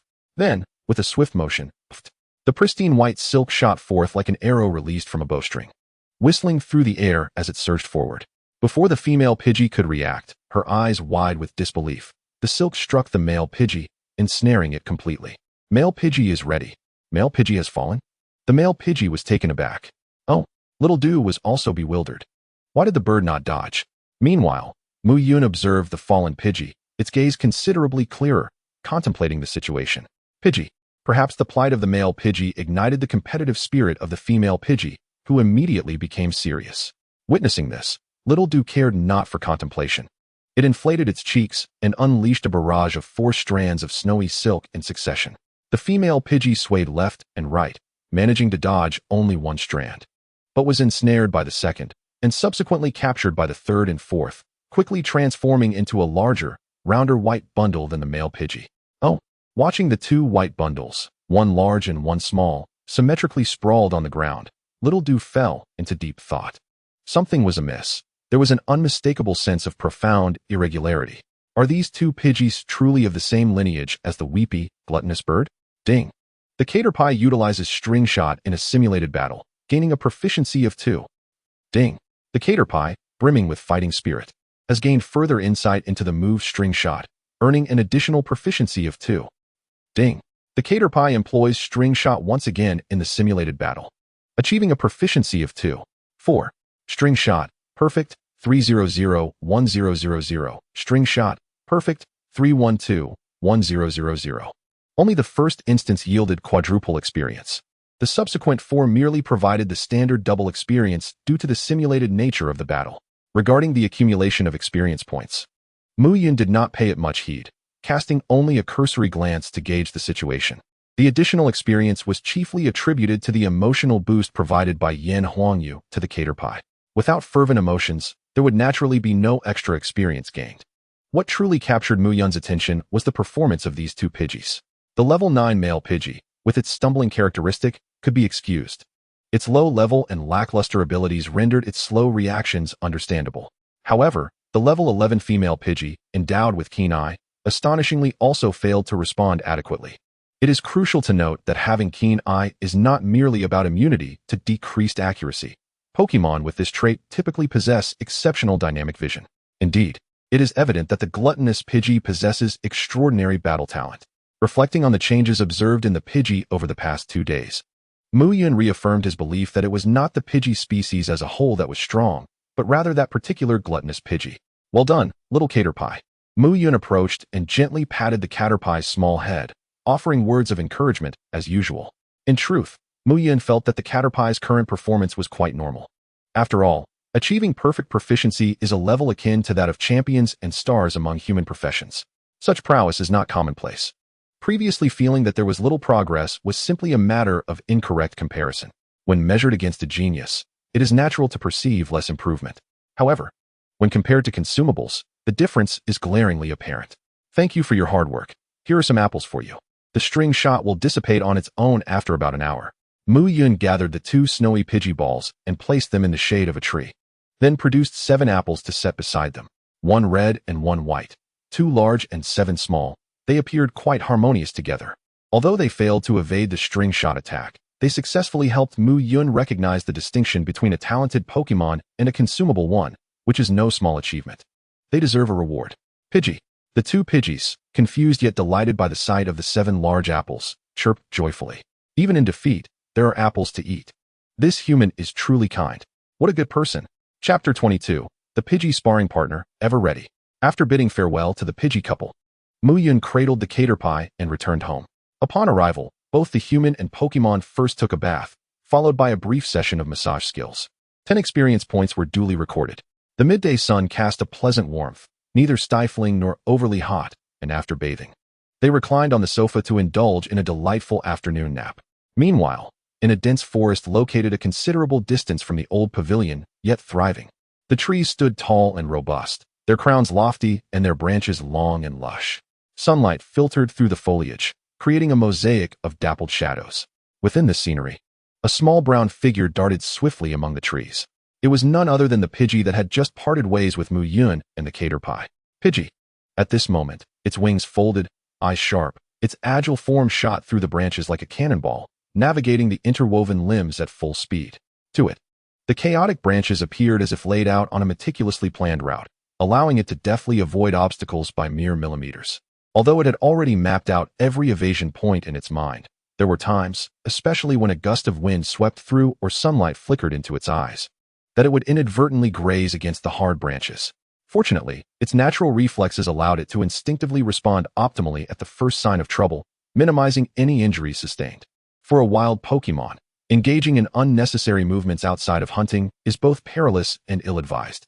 Yet, whether it be the allure of a sandwich, a wounded pride from being defeated by the Caterpie, or some other inexplicable yearning for companionship, it felt an overwhelming urge to challenge itself and improve. Occasionally, when it would inadvertently collide with a branch and tumble to the ground, the Pidgey would pause briefly, gazing up at the eternally clear sky, lost in thought and speechless for a time. In truth, the Pidgey itself was unaware of why it was suddenly exerting itself so fervently, training heedless of the risk of injury. It seemed inconceivable that such fleeting encounters could lead to a transformation. Yet it yearned for this brief dream to linger a little longer, even if just for a moment. After a brief respite, the solitary figure took to the skies once more, its resolute gaze reflected in the lush branches around it. At that moment, a gentle breeze swept by, and as shadows danced among the trees, sunlight miraculously penetrated the layers of foliage, cascading down beside it. Pidgey. Again, the afternoon hours were warm and delightful. After a tiring training session, a refreshing nap was indeed a balm for the body and soul. Having prepared the reward sandwich for the sparring session, Muyun returned to the sofa, scooping up the still drowsy Caterpie and lifting it upright, exclaiming with fervor, "Little Caterpie, the formidable General Pidgey has just issued a challenge. A new battle awaits us. No more sleeping." The Caterpie, abruptly roused, was still not fully awake, but its body instinctively responded, mumbling sleepily. "All right, let us gather our spirits. It's time to train with Pidgey." Observing the Caterpie's sleepy yet responsive demeanor, Muyun chuckled and gently rubbed its face. After a moment of playful rubbing, the Caterpie fully awakened, its little eyes refocusing, its body standing tall as it declared loudly, "A mature Pokémon cannot be defeated by sleepiness. Next time, I shall rise early. Awake now? Then let us go?" Unaware of the Caterpie's internal struggle, Muyun, seeing it fully alert, scooped it into his arms and headed for the door. Once downstairs, Muyun set the Caterpie down. The afternoon sun was no longer fierce. It was the perfect time for a run. Estimating the time, Muyun planned to run the remaining 3 kilometers before heading to the pavilion. The 6th level requires running 6 kilometers, completed in 2 sessions, which would bring them to precisely 4 o'clock. Go, let us set off. Just as Muyun had anticipated, around 3:50, the duo arrived at the old pavilion. The Pidgey, as before, stood eagerly at the edge of the pavilion, gazing out in anticipation. Upon seeing Muyun and the Caterpie approach, it joyfully fluttered over. "Good afternoon, Pidgey." Pidgey. After exchanging simple greetings, the afternoon training session commenced. Thanks to ample energy and time, the Caterpie executed string shot a remarkable 40 times, successfully completing the day's training task. Ding. Daily Task 1. Move training completed. 10 points awarded. Ding. The Caterpie utilized string shot in a simulated battle, gaining a proficiency of 2. Ding. The Caterpie ignited its inner fire and gained further insight into the move string shot, earning an additional proficiency of 2. You did exceptionally well, Little Do. I appreciate your hard work as well, Bobo. After 2 hours of rigorous training, Muyun encouraged the bug and the bird.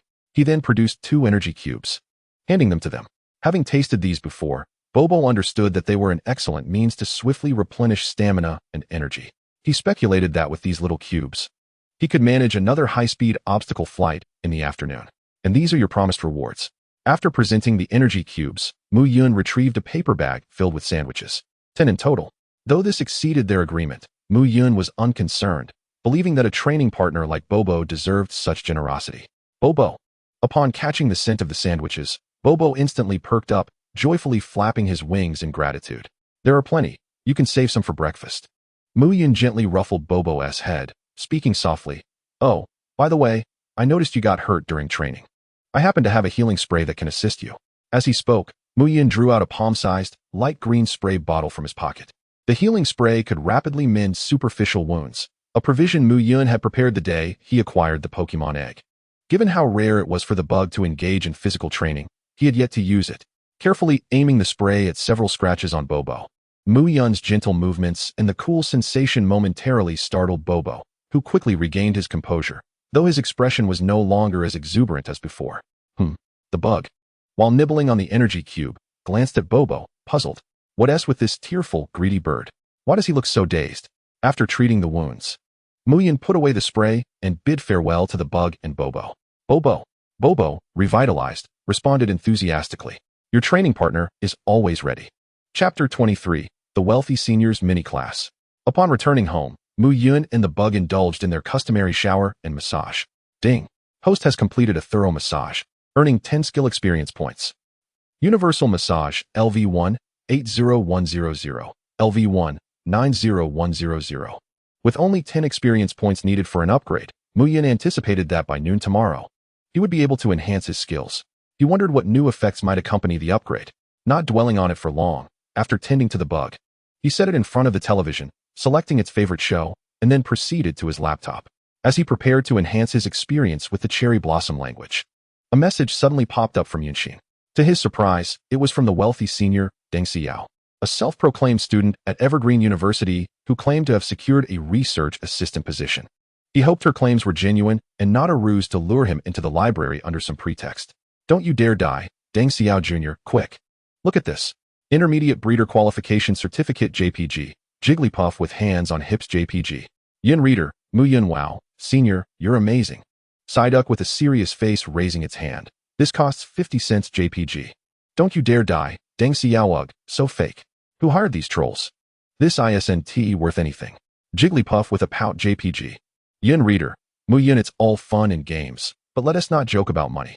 I can be serious about it. Psyduck wielding a knife for debt collection JPG. Don't you dare die, Deng Xiao, 200 Alliance coins in red envelopes. Don't you dare die, Deng Xiao Professional? First, show me the quality with a 200. Jigglypuff in luxurious fur JPG.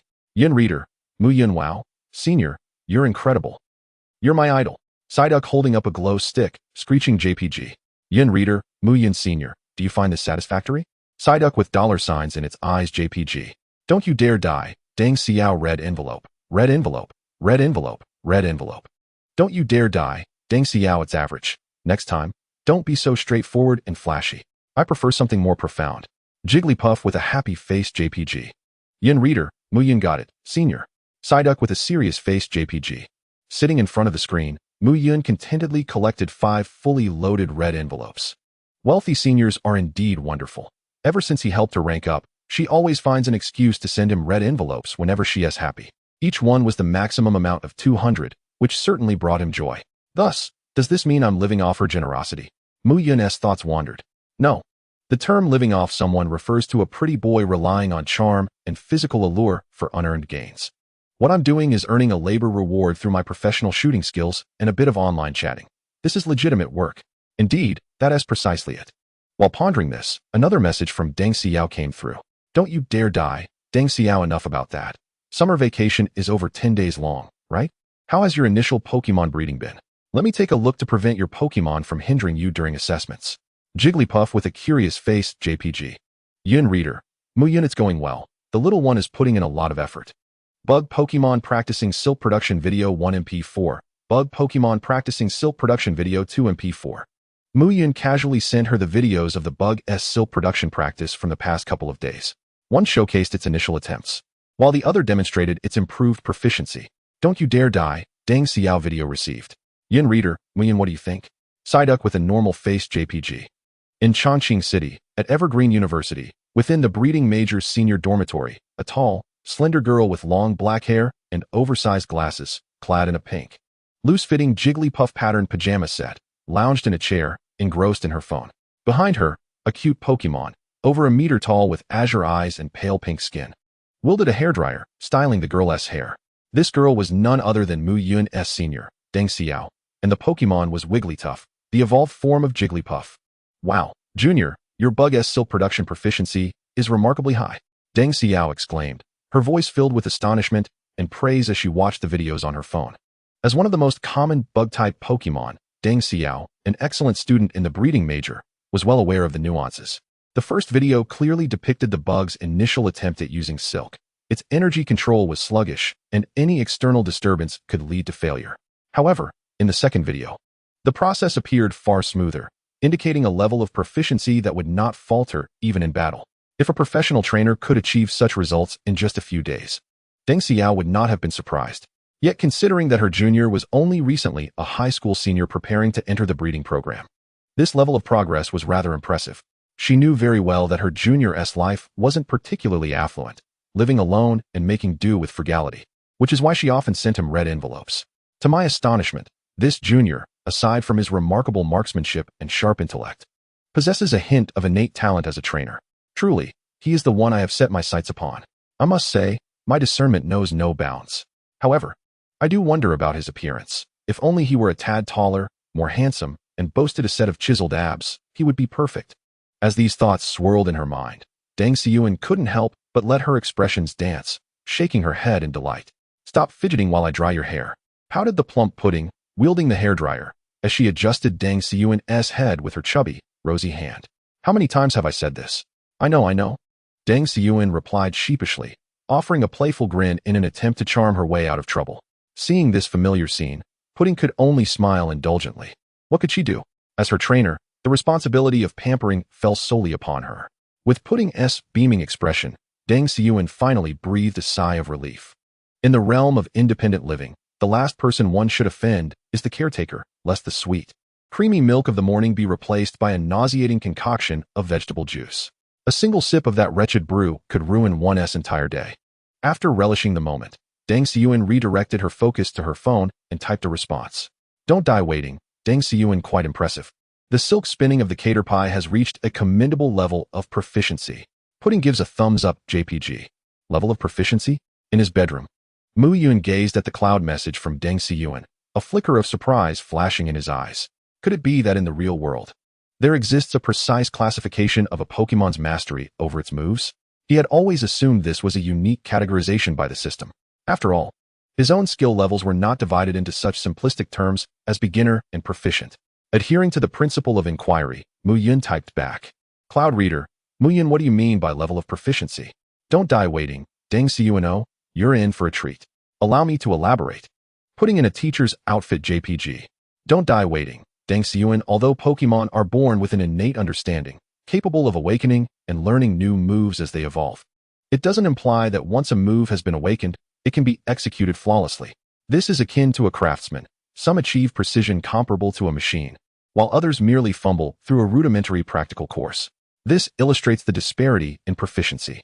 Over the years, based on a complex testing framework, the Trainer Association has generally classified the proficiency of Pokemon moves into 3 tiers: beginner, proficient, and expert.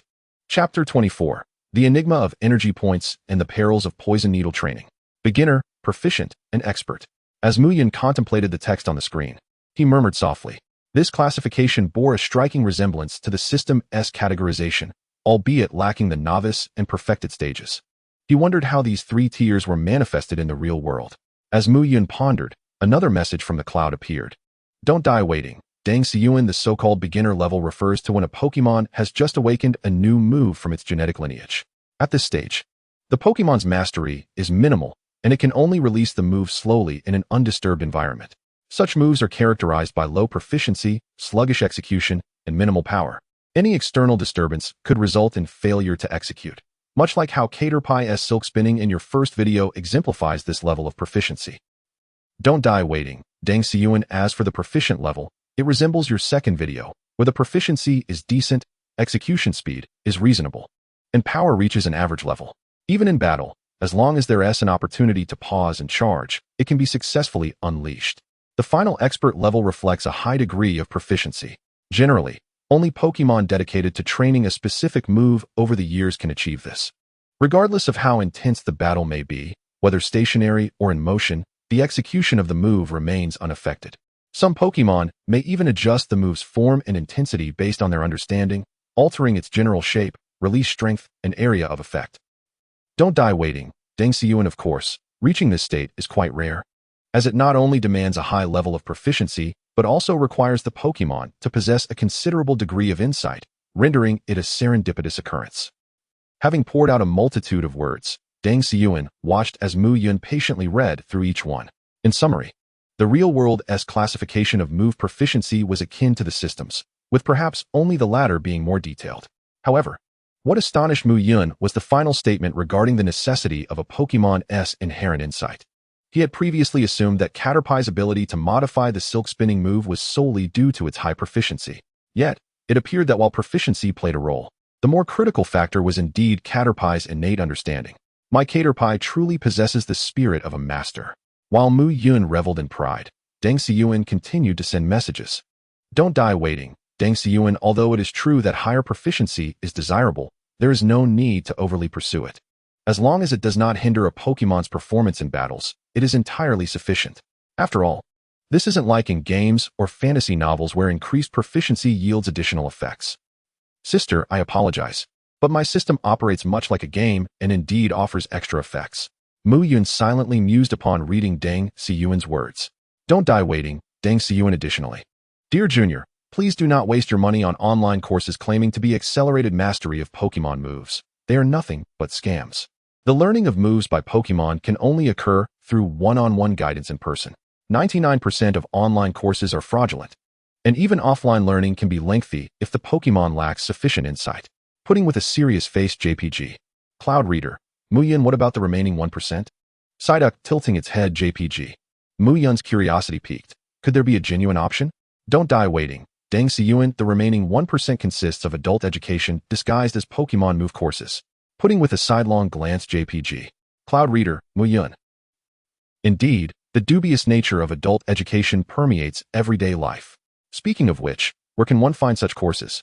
I mean no harm. I merely wish to locate a channel to report them. Truly, I have no ulterior motives, simply a desire to uphold justice. After a brief exchange, Deng Xiyuan extended an invitation to join online, and Muyun, feeling a surge of excitement, readily accepted the challenge. The outcome, as expected, was a chaotic victory achieved through their combined efforts, with Muyun taking charge of the fray. As night enveloped the world, the moonlight cast a serene glow, quieting the atmosphere. After shutting down his computer and completing his evening routine, Muyun nestled into bed with Caterpie. A night of silence ensued. The following day, as dawn broke, Caterpie rose early, quietly rummaging through the refrigerator for breakfast. Subsequently, it obediently approached the dining table, pushing an empty milk bottle into place before commencing its morning training session. Midway through, Muyun awoke and prepared a few spicy scrambled eggs as a treat, adding to his culinary experience points.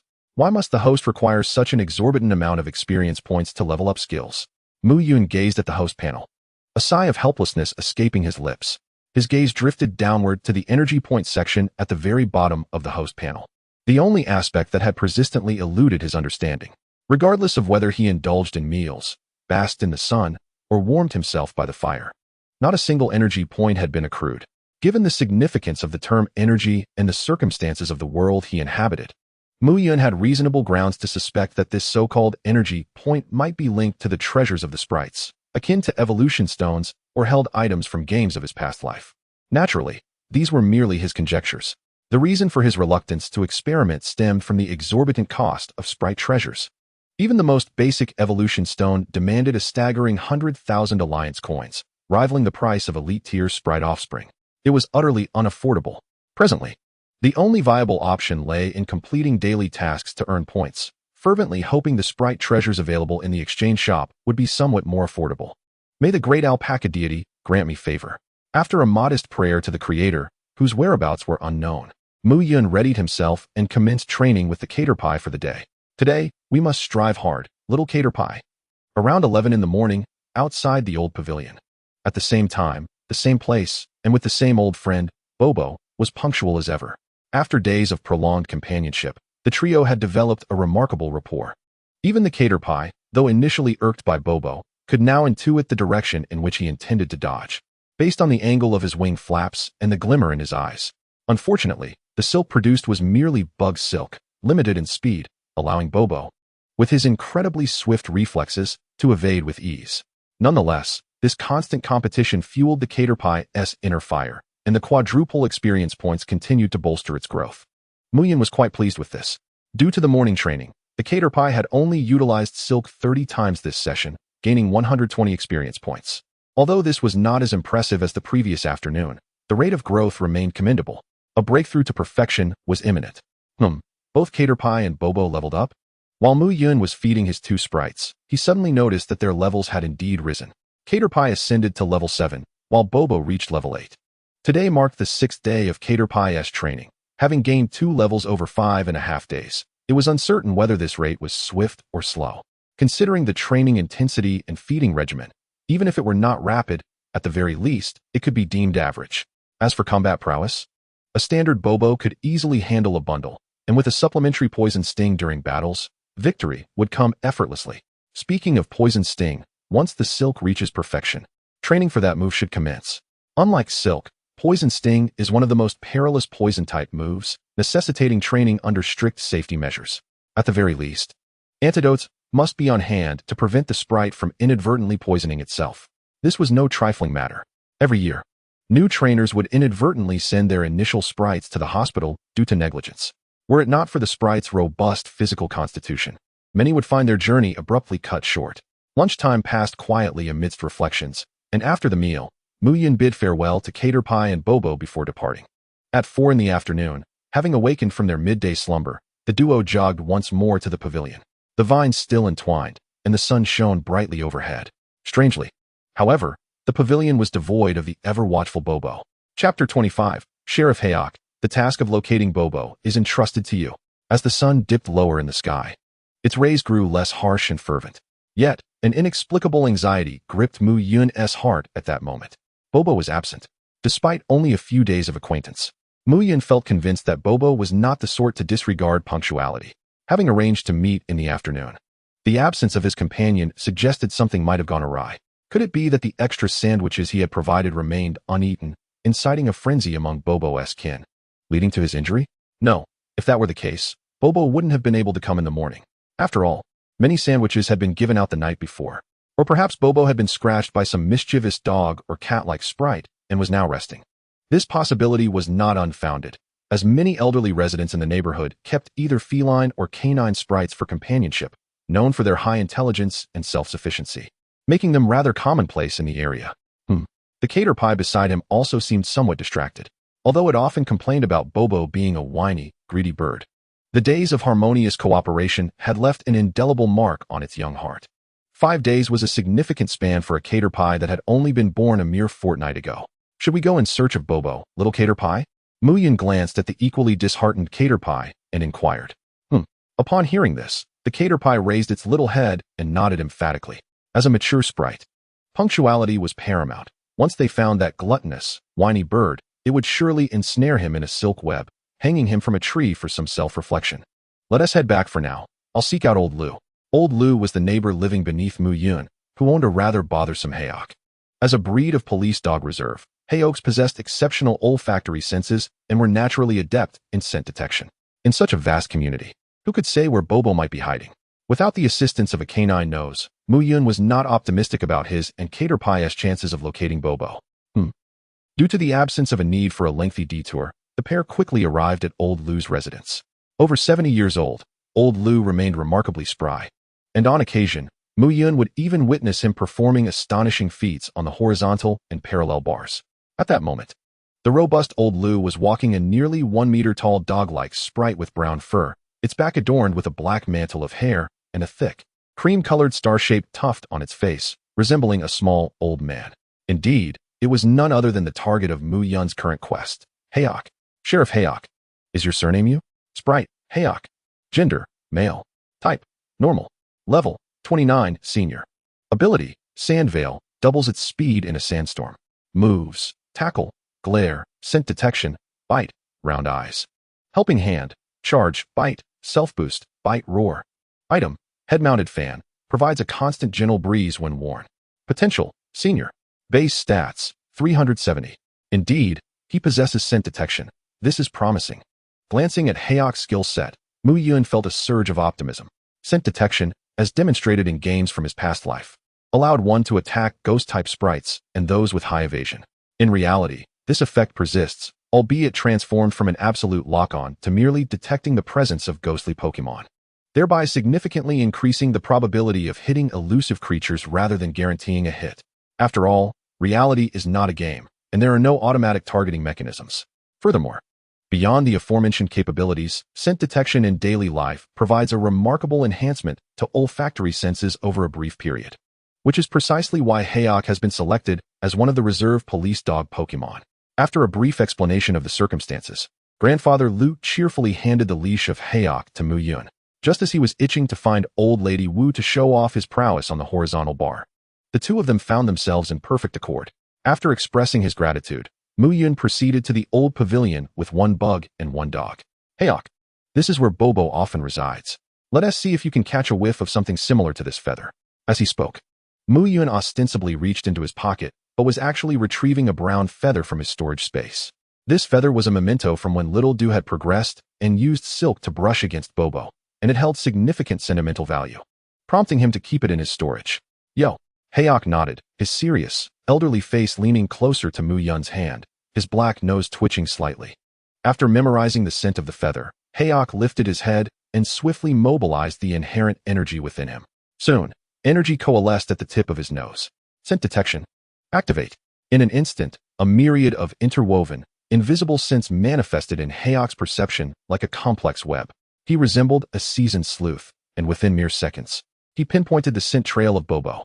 Yo, Hayok barked, and Muyun understood, lengthening the leash in his hand.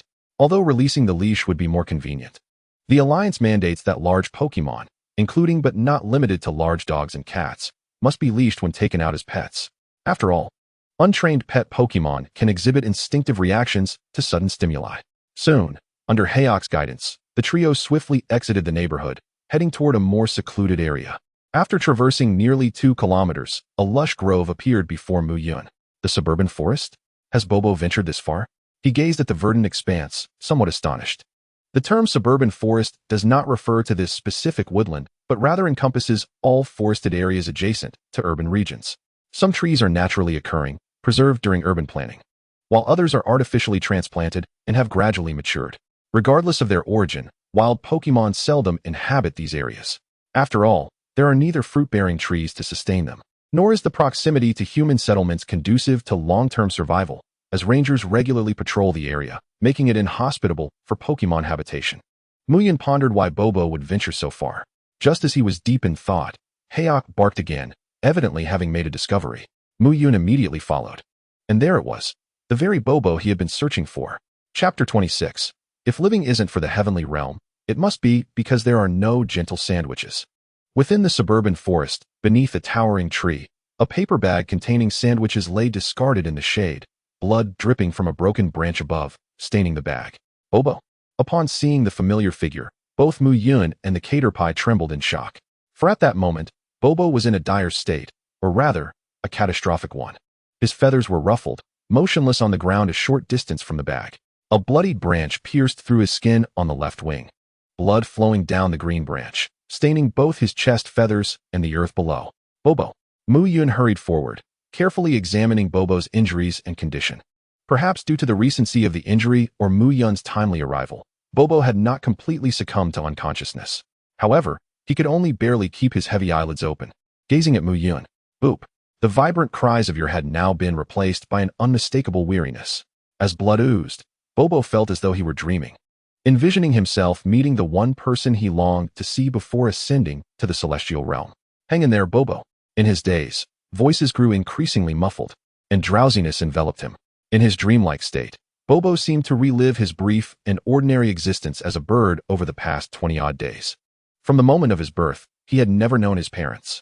He had heard from fellow Bobo that the Bobo clan in the neighborhood, due to competitive food sources, had always prioritized breeding over nurturing, relying solely on themselves for survival. Thus, he bore no resentment toward his parents. After all, that was the norm. However, during the nights when moonlight and city lights illuminated him, he occasionally envied human offspring who were cherished and cared for by adults, untroubled by worries of tomorrow's meals. But those moments were fleeting, as hunger often dictated an early bedtime. Until that day, when a human holding a sandwich appeared before him. He had never encountered such delectable food, so enticing that it sent signals of desire coursing through his brain, compelling him to fly with all his might towards it. He thought to himself, he must have that sandwich, even if it meant facing the wrath of the human. Fortunately, the outcome was not as dire as he had imagined. The human was kind. Despite Bobo's fierce approach, he was subdued and unable to resist. Yet the human bore no ill will and gently offered him a piece of the sandwich. The price for more? Merely to accompany the caterpie for a flight. What kind of condition was that? He was capable of dodging stones thrown by 3 human children without a scratch. Yet that day, as he devoured the sandwich, he suddenly discovered the meaning of life. No longer was he concerned about what to eat the next day. Instead, he aspired to be more agile, to fly faster. As long as he could evade the caterpie's grasp, the human would surely continue to appear in the warm afternoons, gently stroking him. Thus, he left the neighborhood, venturing into the unfamiliar and distant outskirts, finally discovering a suitable training ground. He flew with all his might, dodging with fervor. Yet one miscalculation led to his wing being pierced. In that moment of descent, he recalled the words of an elderly Bobo. A bird with a broken wing is akin to a fruit devoid of flesh. Nothing but refuse, with no tomorrow. No tomorrow? That could be acceptable, but he wondered how that human and the caterpie would feel upon realizing his absence. Would they think of him? Or would he fade into obscurity like the old pavilion, forever forgotten? Bobo, Bobo. In the midst of his stupor, familiar calls echoed in his ears, reminiscent of that handsome, gentle human's voice. Had he been a female Bobo, he believed he would have fallen hopelessly in love with that voice. Alas, he was not. Males and males, like fruit without flesh, harbored no tomorrows. Ugh, why was there also the caterpie's voice? Wasn't he the celestial realm supposed to be filled only with things he adored? Could it be that he liked caterpies? Impossible. However, it is certainly not unpleasant. Yet, should we meet again in the realm of the majestic Pidgeot, I shall surely retort. Humph, constantly calling me a tearful, greedy fool. Do they truly believe that Bobo has no temper? Doctor, how is Bobo's condition? In a moment of daze, he once more heard that gentle voice, filled with concern and urgency. Rest assured, it is merely a minor puncture wound, no damage to the bone. The Happiny has utilized life dew and healing waves. The wound is nearly healed. A good night's rest is all that is required. A nurse clad in pristine white, with an admirable figure, spoke in a relaxed tone. Such injuries are commonplace for her. Every summer, numerous high school students lacking foresight bring in their injured Pokémon. Lucky. Beside her, a Happiny wearing a white nurse's cap gently patted Muyun's arm, conveying reassurance. If there exists an angel, it must surely be the gentle Happiny. However, one must exercise caution in the next training session. Should the bones be injured, recovery would be far more troublesome. Perhaps it was due to Muyun's commendable overall modeling skills that the nurse refrained from her usual scolding tone, opting instead for a gentler approach. By the way, remember to present your Pokémon registration during payment. As a student, you will receive a 50% discount on treatment fees. Sister, what if I don't have a Pokémon registration? Muyun inquired cautiously. In his haste, he had forgotten that treatment for unregistered Pokémon is exorbitantly priced, and many small clinics outright refuse to treat them. After all, wild Pokémon are abundant. One could easily abscond without payment after treatment, leaving the hospital at a loss. This is not mere jest, but a reality faced by many. Wild. The nurse raised an eyebrow. Had it not been for the pleasing aesthetics of the individual before her, coupled with the endearing term sister, she might have lost her temper. How infuriating it is to be swayed by male beauty, momentarily forgetting the necessity of a medical pre-examination for Pokémon registration. Semi-wild, I intended to capture him. Muyun scratched his head in embarrassment. The hospital's rules are strict. Treating an unregistered Pokémon without permission can result in a fine. Regaining his composure, Muyun recognized the impropriety of his previous actions. Although given the chance again, he would still rush to save Bobo. He would certainly ensure all necessary precautions were in place to avoid causing trouble for kind-hearted souls. Honestly, today as children are always a source of trouble, the nurse lamented, while simultaneously reaching out to ruffle Muyun's hair, seizing the opportunity to pinch his cheek upon withdrawing. Finally, I've touched a handsome boy. Nice. Oblivious to the nurse's inner thoughts, Muyun made no protest. After all, she was concerned about her potential pay being docked. What harm is there in a little head patting? This is not a village of head pats. He was indifferent. Oh well, since the sister is kind-hearted. Bring in your little caterpie for registration, and the treatment fee can be placed under his name. Surely, he cannot lack a registration certificate as well. After the head pat, the nurse, satisfied, proposed a solution. Lucky. The Happiny, oblivious to the convolutions of the matter, noticed Muyun's hair in disarray and gently tidied it with small steps. With its rosy skin, soft touch, plump physique, gentle expression, and meticulous actions, dear family, Happiny is truly an angel. It has been decided. I must raise one if given the chance. What are you dawdling for? Come in and pay. Ah, coming, sister. Joy. Chapter 27, Bobo. Strive to become the fastest Pidgeot in this world. Nighttime. The bright moon hung high in the deep black sky, casting its silvery light upon countless homes. Yet, with the prevalence of electric lights, the glow emanating from each household seemed to outshine the moon itself. Where's this? Why is it so bright? Is this what the old Pidgeot refers to as the realm of Pidgeot? Bobo slowly opened his eyes, the bright lights rendering his vision somewhat hazy. Am I not dead? Why does my head feel so heavy, almost as if I cannot lift it? You're awake, Bobo. Suddenly, a familiar and gentle voice resonated in his ears. It was the very voice he yearned to hear every day.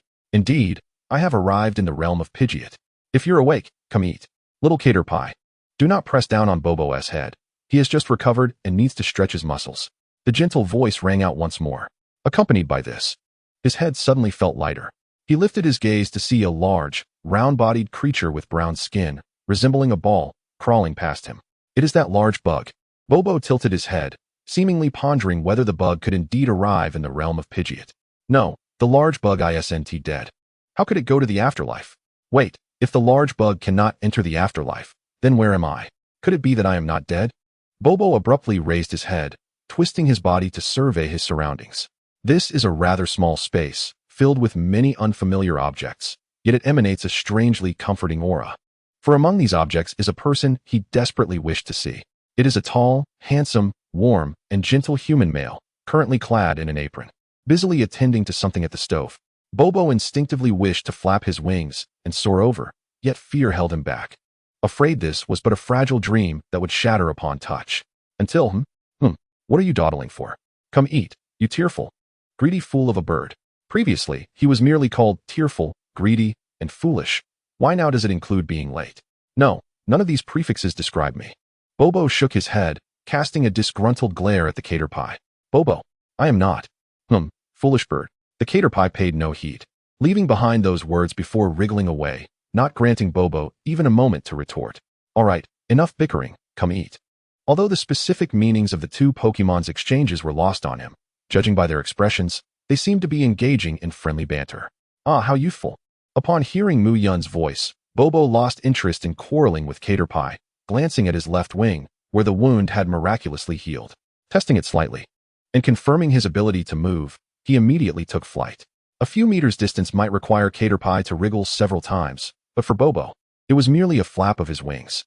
Bobo arrived first at the table, looking down upon Cater Pie from a height, casually tilting his head as if to say something, though perhaps saying nothing at all. Regardless, Muyun observed Cater Pie's wriggling speed had noticeably increased. One must admit, the sense of camaraderie between these two friends is growing stronger. Before long, all three, one human and two Pokemon, were seated at the dining table. Muyun occupied the main seat, while Cater Pie and Bobo stood at either side, one at the corner of the table and the other leaning against Muyun's arm. The spread before them was bountiful, featuring Cater Pie's favorite spicy stir-fried meat, along with mapo tofu, sautéed meat strips, and an array of colorful and fragrant dishes. To warmly welcome Bobo's arrival, Muyun had indeed put in considerable effort. The staple food consisted of rice and the sandwich that had been left behind for Bobo at noon.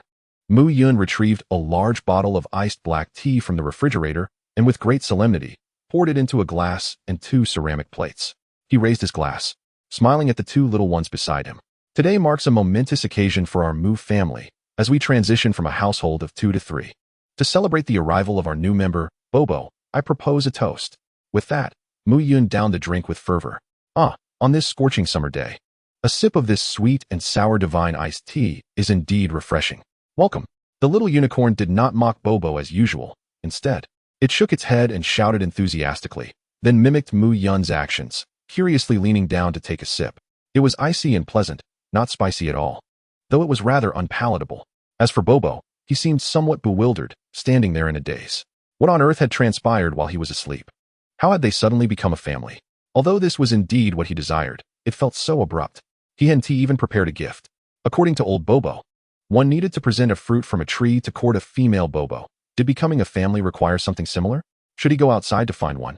What was he thinking? Not willing. Just as Bobo's thoughts raced, A large hand rested upon his small head, its warmth akin to the afternoon sun, enveloping him in a gentle embrace. "No, I am very willing." Bobo fervently shook his head, only to feel something amiss and began nodding vigorously instead, causing the nearby unicorn to chuckle. Hadn't he just claimed he wasn't a silly bird? "Indeed, Bobo, you are now mine. To rescue you, I spent quite a sum. So prepare to work diligently for me for the rest of your life. You'll be on call 007 style, just for 3 meals a day, with no pay," Muyun jovially declared, uttering the words that every working human fears the most. Yet, to Bobo's ears, it sounded like the melodious strains of a celestial harp.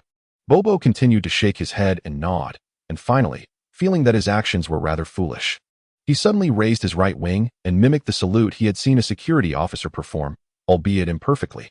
His movements may not have been precise, but his eyes radiated unwavering resolve, so resolute that even if he were to face a storm of thunder and flames ahead, Muyun believed Bobo would not falter. "Bobo, the worker, ready at all times." Bobo responded loudly, his voice slightly hoarse with excitement. Humans are not mere grass or wood. Who among them can be devoid of feelings? Initially, Muyun had merely regarded Bobo as a free training partner, yet as time passed, he found himself appreciating Bobo's combat talents. Unfortunately, his rather mediocre gifts dampened his potential. Later, after witnessing Bobo's silent dedication during training, almost to the point of risking his life, an intense thought ignited within Muyun. He yearned to see how high this little fellow could soar and how far he could go. Excellent, truly deserving of the title General Bo. "No, you are still too small to be called that. Let me think, what should your name be?" Muyun glanced at Bobo, who was barely longer than his arm, pondering for a moment before inspiration struck him. "From now on, you shall be called Bofong. I hope that one day, you will become the fastest eagle in this world." Bobo was quite pleased with his new name. "I have decided I will become the fastest eagle in the world," forever following in his wake. "Oh, and by the way, my name is Muyun, and the little unicorn's full name is Dugu, with dreams of becoming the unparalleled Vespican."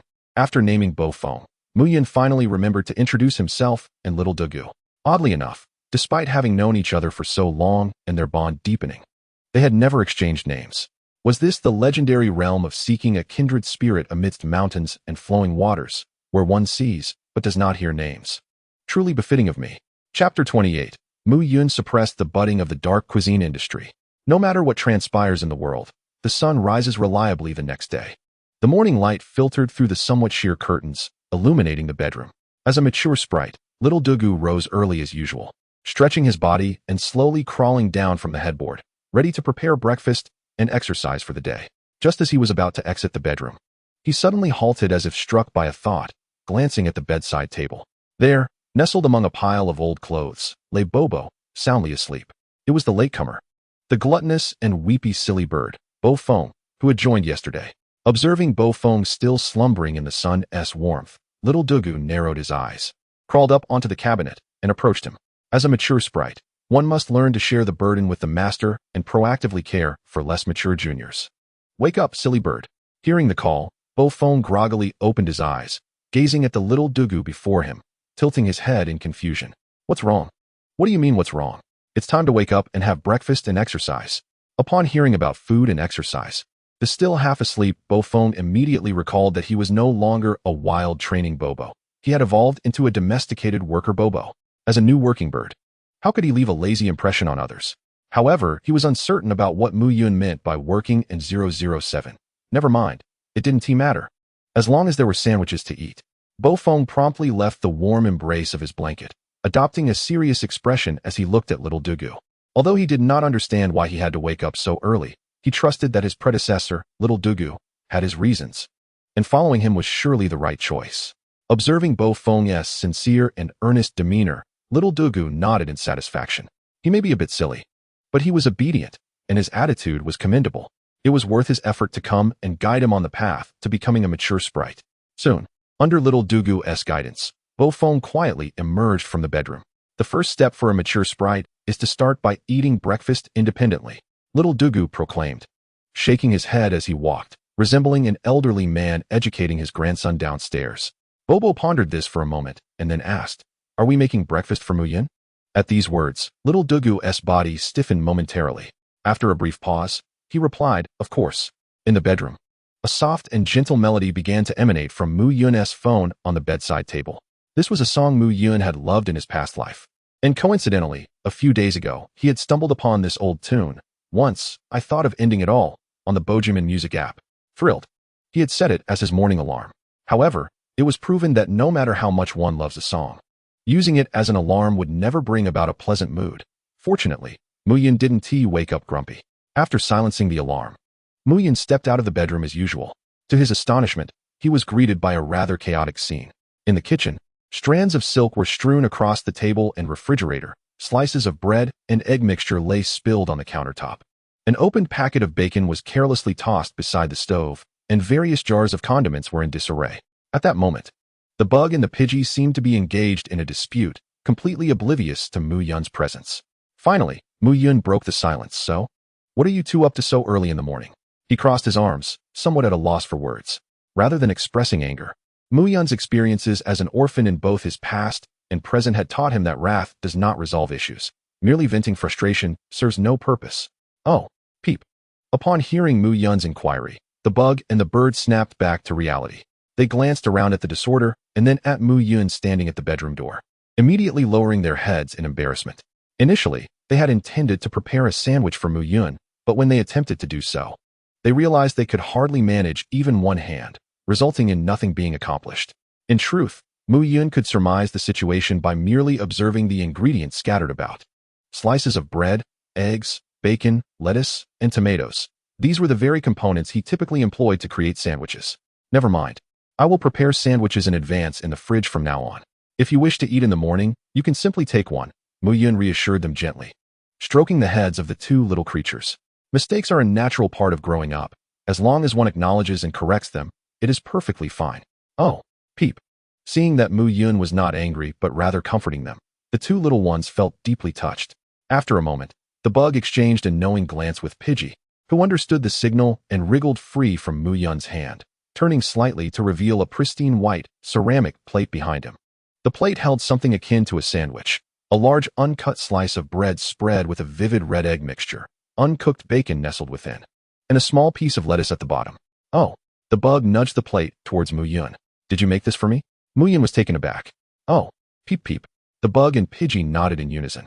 Muyun had initially thought the two little creatures were merely indulging their own appetites, but it turned out they had prepared breakfast for him, which indeed brought him a touch of joy. However, the presentation, a mixture of tomatoes and raw egg, was quite abominable, akin to a culinary nightmare. For the sake of his stomach, Muyun deemed it necessary to dissuade the two from continuing their culinary endeavors. After some contemplation, he spoke. You did very well, but it's best to leave professional tasks to the professionals. Just as you train your moves, cooking is a skill I, as a professional trainer, must practice daily. If you take that away from me, how can I improve? Therefore, let me handle the cooking so that we can progress together. So cooking is the exclusive domain of the trainer. No wonder we couldn't do it. The bug and Pidgey, having lived for barely 2 months combined, were swiftly convinced by Muyun's words, nodding vigorously in agreement, expressing their intention not to hinder the trainer's progress. With the two little ones successfully dissuaded from further attempts at cooking, Muyun sighed in relief.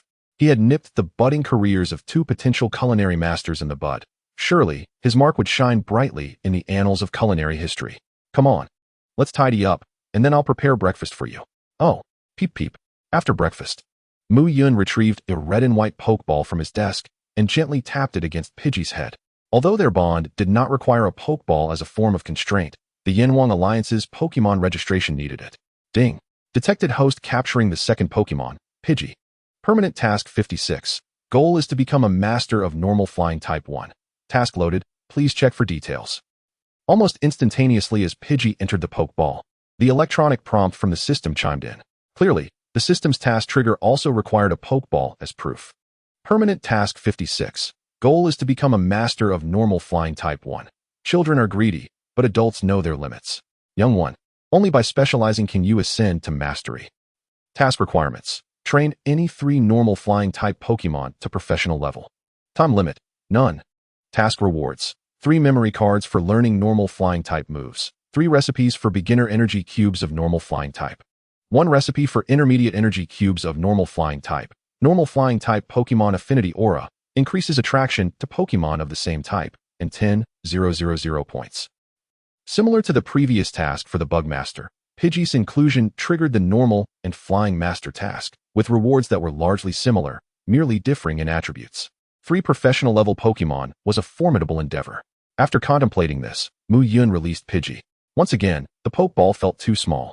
He preferred not to keep his Pokémon confined for long periods.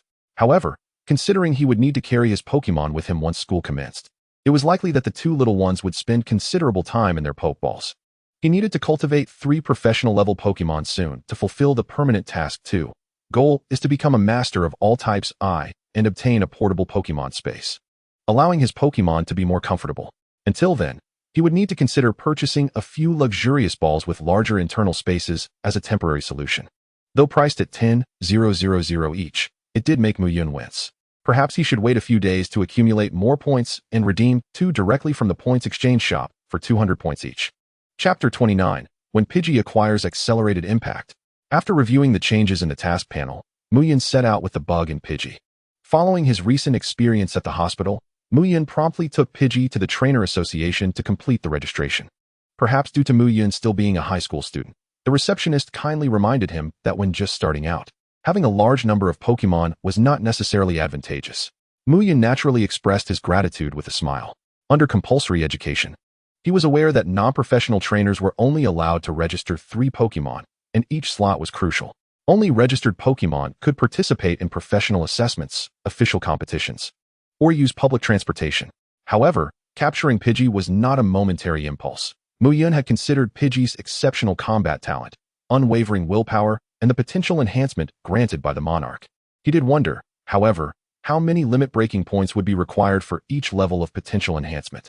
After completing the registration and glancing at the time, Muyun decided to head to the Eurasian supermarket once it opened, where he purchased an antidote and a soft impact mat. The antidote was, of course, for the bug, as its silk-spitting skill was on the verge of perfection, and it was time to commence training with poison needles. As for the soft impact mat, it was intended for Pidgey's training in impact attacks.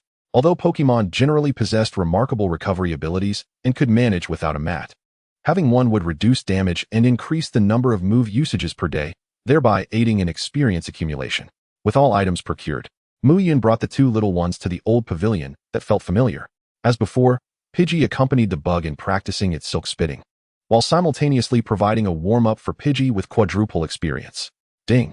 The Unicorn, engaged in simulated combat, utilized its silk spitting technique, achieving a proficiency level of 2. Ding! The internal flames of battle ignited within the Unicorn, leading to a deeper comprehension of the silk spitting move, gaining an additional proficiency of 2. Silk spitting, perfection, 640-1000, perfection, 800-1000. With an experience gain of 160 points from this endeavor, just 2 more repetitions will allow it to transcend perfection. Little do, why don't you consume an energy cube first to replenish your energy and stamina? Muyun offered an energy cube to Little Do and then waved at Bobo. Spirit, Bobo, woofing. Gender, male. Type, normal flying. Level, 8, common. Ability, keen eye, prevents accuracy from being lowered. Moves, tackle, mastered, 88-100. Sand attack, beginner, 630. Held item, none. Potential, common. Base stats, 251. Limit break points, 0. Like Little Do, Bobo also possessed merely 2 moves. Thus Muyun decided not to dwell overly on it, and prepared to initiate training on the tackle move. He took a crash mat and wrapped it around the thick trunk of a tree outside the pavilion, which was sturdy enough for a person to embrace. Little foam, come here and use tackle on this. Remember, don't approach directly, focus on grazing the mat sideways. Given the power and limitations of the tackle move, Muyun was reluctant to have Bobo expend too much energy on it, hence the training approach emphasized grazing. This method minimized physical strain, allowing for more repetitions. While Muyun was also keen to observe whether this training style could yield experience points. Upon hearing Muyun's instructions, Bobo immediately focused. His sharp eyes fixated on the mat-wrapped tree trunk, as if the stationary tree were an enemy poised for attack. That asked the spirit. Little foam, use tackle. Adhering to the principle of taking a shot regardless of the odds, Muyun invoked the incendiary charm to provide Bobo with a double boost. The outcome pleased Muyun immensely as Bobo's momentum surged, his eyes seemingly ablaze with determination. Bam! As Bobo executed the tackle, a faint white glow enveloped him, indicative of normal-type energy and a manifestation of the move's execution. Ding! Bobo used Tackle, proficiency level 1. Ding. Bobo sensed the anticipation and fervor in his trainer's words, leading to a greater understanding of the Tackle move, gaining an additional proficiency of 1. Tackle, mastered. 88-100, mastered, 90-100. Success. As Bobo's wings swept across the mat, the system prompt chimed in. This was the result he had eagerly anticipated. Double experience. Well done. Little foam. Let us go again. Muyun's heartfelt joy infused Bobo with even greater motivation. With a gentle flap of his wings, Bobo traced an elegant arc through the air, striking the tree trunk from different angles. After 5 repetitions, the proficiency of Tackle successfully ascended to the expert level. Ding. Through relentless effort, Bobo's Tackle move has reached the expert level. Tackle, expert, 0-300 move release speed 150, energy consumption 40, flight speed during use 50. 3 attributes in one go. No, it must be due to the upgrade in move proficiency, activating the previous effects simultaneously. Listening to the system notification, Muyun felt pleasantly surprised. He had initially thought that Bobo's Tackle would lose 2 attributes since proficiency had already reached mastery. Yet they all appeared upon the breakthrough to expert level. It was a delightful surprise indeed. Furthermore, the newly manifested effects were quite impressive, particularly the last one, which increased flight speed by 50 during use. Coupled with the enhanced release speed and reduced energy consumption, it could essentially serve as an almost cost-free acceleration technique. In battles, this would significantly boost Bobo's speed, making him even harder to target, thus complicating Little Doo's attempts to ensnare him with silk. Alright, you've done splendidly. Take a break. Little foam. After numerous tackle attempts, Muyun called a halt to the eager Bobo.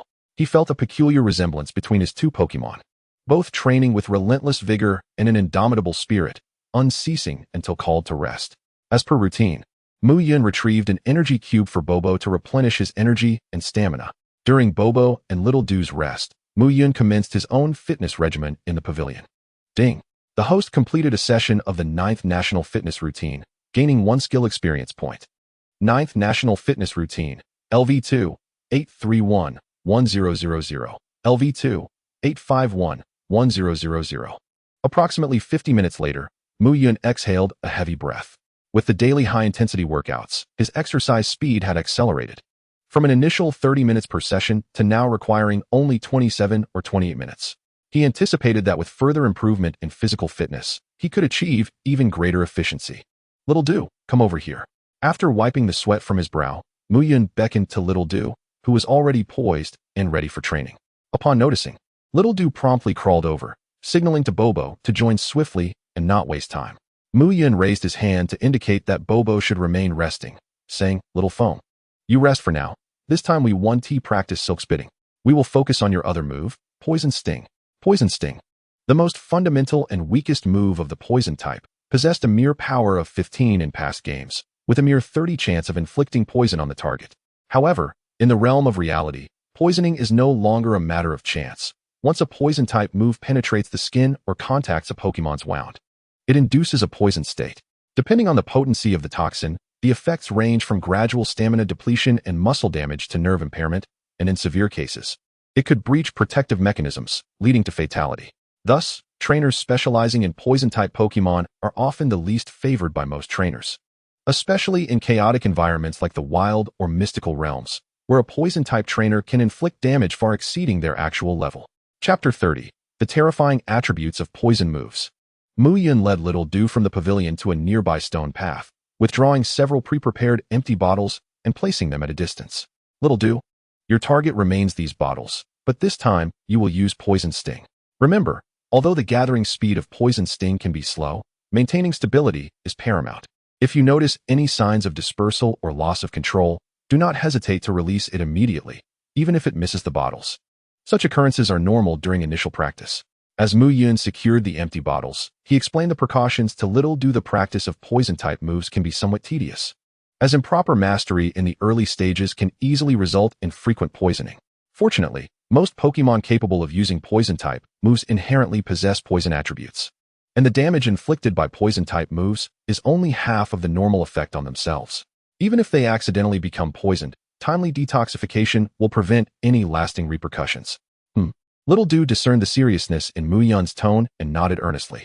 Well, from here on, you shall take charge of the training rhythm for the poison needle, he stated. Observing Little Du's earnestness, Muyun refrained from further elaboration, offering a final admonition before stepping aside, holding a pre-prepared antidote in his hand. While he had faith in Little Du's self-control, it was prudent to have contingency measures in place. As Little Du prepared to practice the new technique, Beau-Fong, curious, fluttered out from the pavilion. Just a few meters into the air, it seemed to discover something, beginning to circle above Muyun's head. Moments later, it appeared to inadvertently inch closer to his shoulder. Noticing that Muyun showed no inclination to shoo it away, Beau-Fong folded its wings and gracefully landed on his shoulder, standing still and proud. Once Beau-Fong settled, Muyun felt no significant discomfort.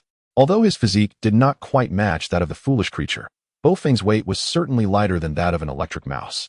For Muyun, whose physique had reached level 13, Beau-Fong's modest weight posed no issue whatsoever. He merely raised his hand to smooth Beau-Fong's feathers, signaling it to keep its distance from Little Du for the time being. Yay, I'm finally perched on his shoulder, Beau-Fong thought cheerfully. Meanwhile, Little Du was fully engrossed within himself, gradually converting a portion of his internal energy into the poison attribute energy required for the poison needle technique. Typically, the energy within a sprite lacks a specific attribute, only taking on a defined form when executing a move. This transformation process consumes nearly half the time allocated for releasing a technique. To shorten this time frame, one must practice diligently. As this was Little Du's first attempt at unleashing a poison attribute technique, he felt somewhat unaccustomed to the transformation process. Fortunately, thanks to his proficiency in converting bug attribute energy, he adapted quickly and successfully generated poison attribute energy. Once the poison energy was adequately amassed, Little Du began to recall the method of employing the poison needle, slowly condensing the pale purple energy into shape. Soon, delicate, hair-thin, pale purple poison needles formed at his mouth. Upon sensing the completion of the poison needle, Little Du abruptly opened his mouth and directed it at a distant empty bottle, expelling the needle. The minuscule poison needle flew with remarkable speed, nearly imperceptible amidst the wavering shadows. It wasn't until one of the bottles toppled over, leaving a faint trace of pale purple on the stone path, that Muyun realized Little Du had successfully executed the poison needle. Ding. The Caterpie has used poison needle. Proficiency level 1. Ding. The Caterpie's inaugural poison needle attack has successfully struck the empty bottle, evoking great excitement within, leading to a deeper understanding of the technique. Proficiency increased by 1. Poison needle, novice, 0-10. Poison needle, novice, 2-10. He succeeded on the first attempt. Hearing the system prompts, Muyun understood that Little Du had triumphed. The most challenging hurdle in training poison attribute techniques had been overcome, with a stroke of luck. The chances of accidentally poisoning oneself during future practice would be significantly diminished. Well done, Little Du. You nailed it on your first try. You are truly a prodigy, Muyun praised, affectionately ruffling Little Du's small head. Little Du shook his head cheerfully, grinning, and then began to sway in front of Beau-Fong, perched on Muyun's shoulder, seemingly flaunting his talent. Beau-Fong, unfazed, merely smiled back at Little Du from his perch on Muyun's shoulder. Oblivious to the friendly exchange between the two sprites, Muyun hurried over to the bottle, scrutinizing the faint purple trace left on the stone path. The poison needle's potency was minimal, and given that it was the first use, the condensed needle was both slender and short, leaving only a slight mark on the stone. After approximately 30 seconds, the pale purple trace dissipated into the air, transforming back into an intangible energy. Seeing the fleeting nature of the poison needle's residue, Muyun sighed in relief. The brief duration of the poison needle combined with the fact that this old pavilion was seldom frequented alleviated any concerns about leaving behind a potential hazard. Little Du, take a moment to recall the sensations from your earlier attempt and use the poison needle once more. Okay, ding. Through persistent effort, the Caterpie's technique poison needle has reached the novice level. Poison needle, novice, 0-30 poison potency increased by 50. Minutes later, the fifth successful strike of the poison needle hit the empty bottle riddled with flaws. Subsequently, the poison needle achieved novice status, with its potency increased by 50. Upon noticing the newly added attribute in the poison needle's description, Muyun gasped in astonishment.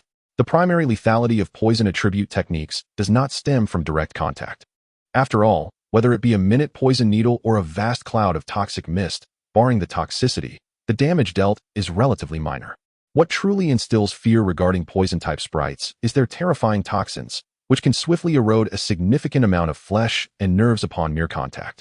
Ordinarily, non-poison-type sprites of the same level cannot withstand the invasion of toxins when facing poison-type sprites. Now that the toxicity has increased by 50, Muyun could hardly fathom the magnitude of its potential power. If the antidote were not administered in time, unforeseen consequences could indeed arise. Once the poison needle reaches further levels, he would need to find an opportunity to test its exact toxicity. With his chin resting on his hand, Muyun pondered. If the poison needle at the novice level already boasts a toxicity increase of 50, then achieving the perfected level would yield a staggering 200 toxicity enhancement. The magnitude of such power would necessitate great caution during battles. Without proper foresight, a miscalculation could lead to accidental casualties, tarnishing his reputation and resulting in a temporary ban. Not to mention the potential for online harassment and hefty compensation claims. Thus, the question arose, how could he experiment with its toxicity? Surely, he could not simply target a pair of unfortunate Bobo balls. A triple toxicity assault could easily spell doom for a regular Bobo, leaving no time for rescue. Never mind. This matter could wait. Once Little Dew evolved into a Beedrill, the dual needles would suffice for his needs. In most circumstances, he would likely not require the poison needle. Before long, Muyun set aside these thoughts, deeming them premature. The immediate priority was to diligently work on the proficiency of the technique and assist Little Dew in achieving evolution. Common family bug-type sprites, such as Caterpie, Weedle, and Beedrill, typically undergo their final evolution within a span of 20 days to a month, given the standard evolution cycle of consuming the most basic oranberries without any training. Presently, with Little Dew training rigorously each day and consuming 4 energy cubes daily, it was anticipated that his evolution cycle would be significantly expedited. In a matter of days, once he reaches level 8, he would be poised to evolve into Metapod. As for the transition from Metapod to Beedrill, that posed no concern whatsoever. Much like the hatching of a Pokémon egg, this process would naturally culminate in evolution within 5 to 7 days. This is precisely why many trainers from ordinary backgrounds opt for bug-type sprites as their initial Pokémon. They require minimal resources, evolve quickly, achieve battle readiness promptly, and possess excellent adaptability, making them a versatile choice. Chapter 31. What is the purpose of strengthening finger hardness? Thing. The Caterpie has used string shot in simulated combat. Proficiency level 2. Ding. As the system prompts resonated continuously, the day's training drew to a close. Little Dew's silk-spitting technique garnered an additional 160 experience points, and it was anticipated that tomorrow would witness a breakthrough into perfection. In contrast, Bobo's progress was stymied by the considerable physical strain caused by the impact move, resulting in a mere 60 points. It seemed an upgrade would require at least 2 more days. Although the pace was somewhat slow, the minor injuries sustained could be easily remedied with adequate nutrition and rest, thus ensuring no lasting damage that might impede the training on the morrow. Let us head home for a shower, followed by a massage. As the sun dipped below the horizon, Muyun collected several scarred, empty milk bottles with a clip, discarding them into the recycling bin once the faint purple traces vanished. Woohoo! Bobo! Upon hearing the promise of a massage, both sprites' eyes sparkled with excitement. This enthusiasm stemmed from the successful upgrade of Muyun's universal massage skill after he had treated the 2 sprites to a session earlier that day. Ding! The host has completed a diligent massage, earning 20 skill experience points. Ding! Through relentless effort, the host's universal massage skill has advanced to LV2. Universal massage, LV2, 101. 000 finger agility 100, palm sensitivity 100, finger hardness 50, muscle recovery speed of the massaged area 50. Following the upgrade, the universal massage skill not only saw an enhancement of its existing attributes by 50, but also introduced 2 new effects, finger hardness and muscle recovery speed. Upon noticing the increase in finger hardness, Muyun couldn't help but think of a certain character who had consumed the cat fruit and transformed into a leopard. Judging by the rate of skill progression, it was conceivable that one day he might even master the legendary finger spear technique. However, mere finger hardness alone would not suffice. One had to ponder what precisely the system required him to massage. Was it the likes of Metagross or Boscadora? Perhaps it was the likes of Onyx or the formidable Steelix. Or could it be the so-called Daiwu capture device, the Diamond Princess Diancie? If it were indeed Diancie, he might reluctantly accept the task. After all, who could resist a soft and adorable little creature? Aside from the amusing notion of increased finger hardness, the other enhancement, muscle recovery speed, proved to be quite effective. Nonetheless, Muyun suspected that it was the sensitivity attribute that truly captivated the 2 sprites. After all, a massage post-fatigue typically brings about a delightful and relaxing sensation. And with the sensitivity enhancement, this feeling was undoubtedly magnified. He had personally experienced this after massaging his own slightly sore thighs following a run. Upon returning home, Muyun first took the two sprites for a shower and massage before preparing dinner. It must be said that as an independent trainer without a team, his daily life was remarkably hectic.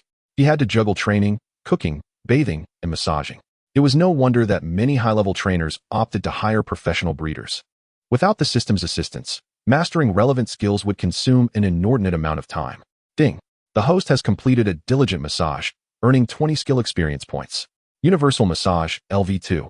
101,000. Universal Massage, LV2, 301,000. Ding! The host has prepared a thoughtful and sumptuous dinner, earning 5 cooking skill experience points.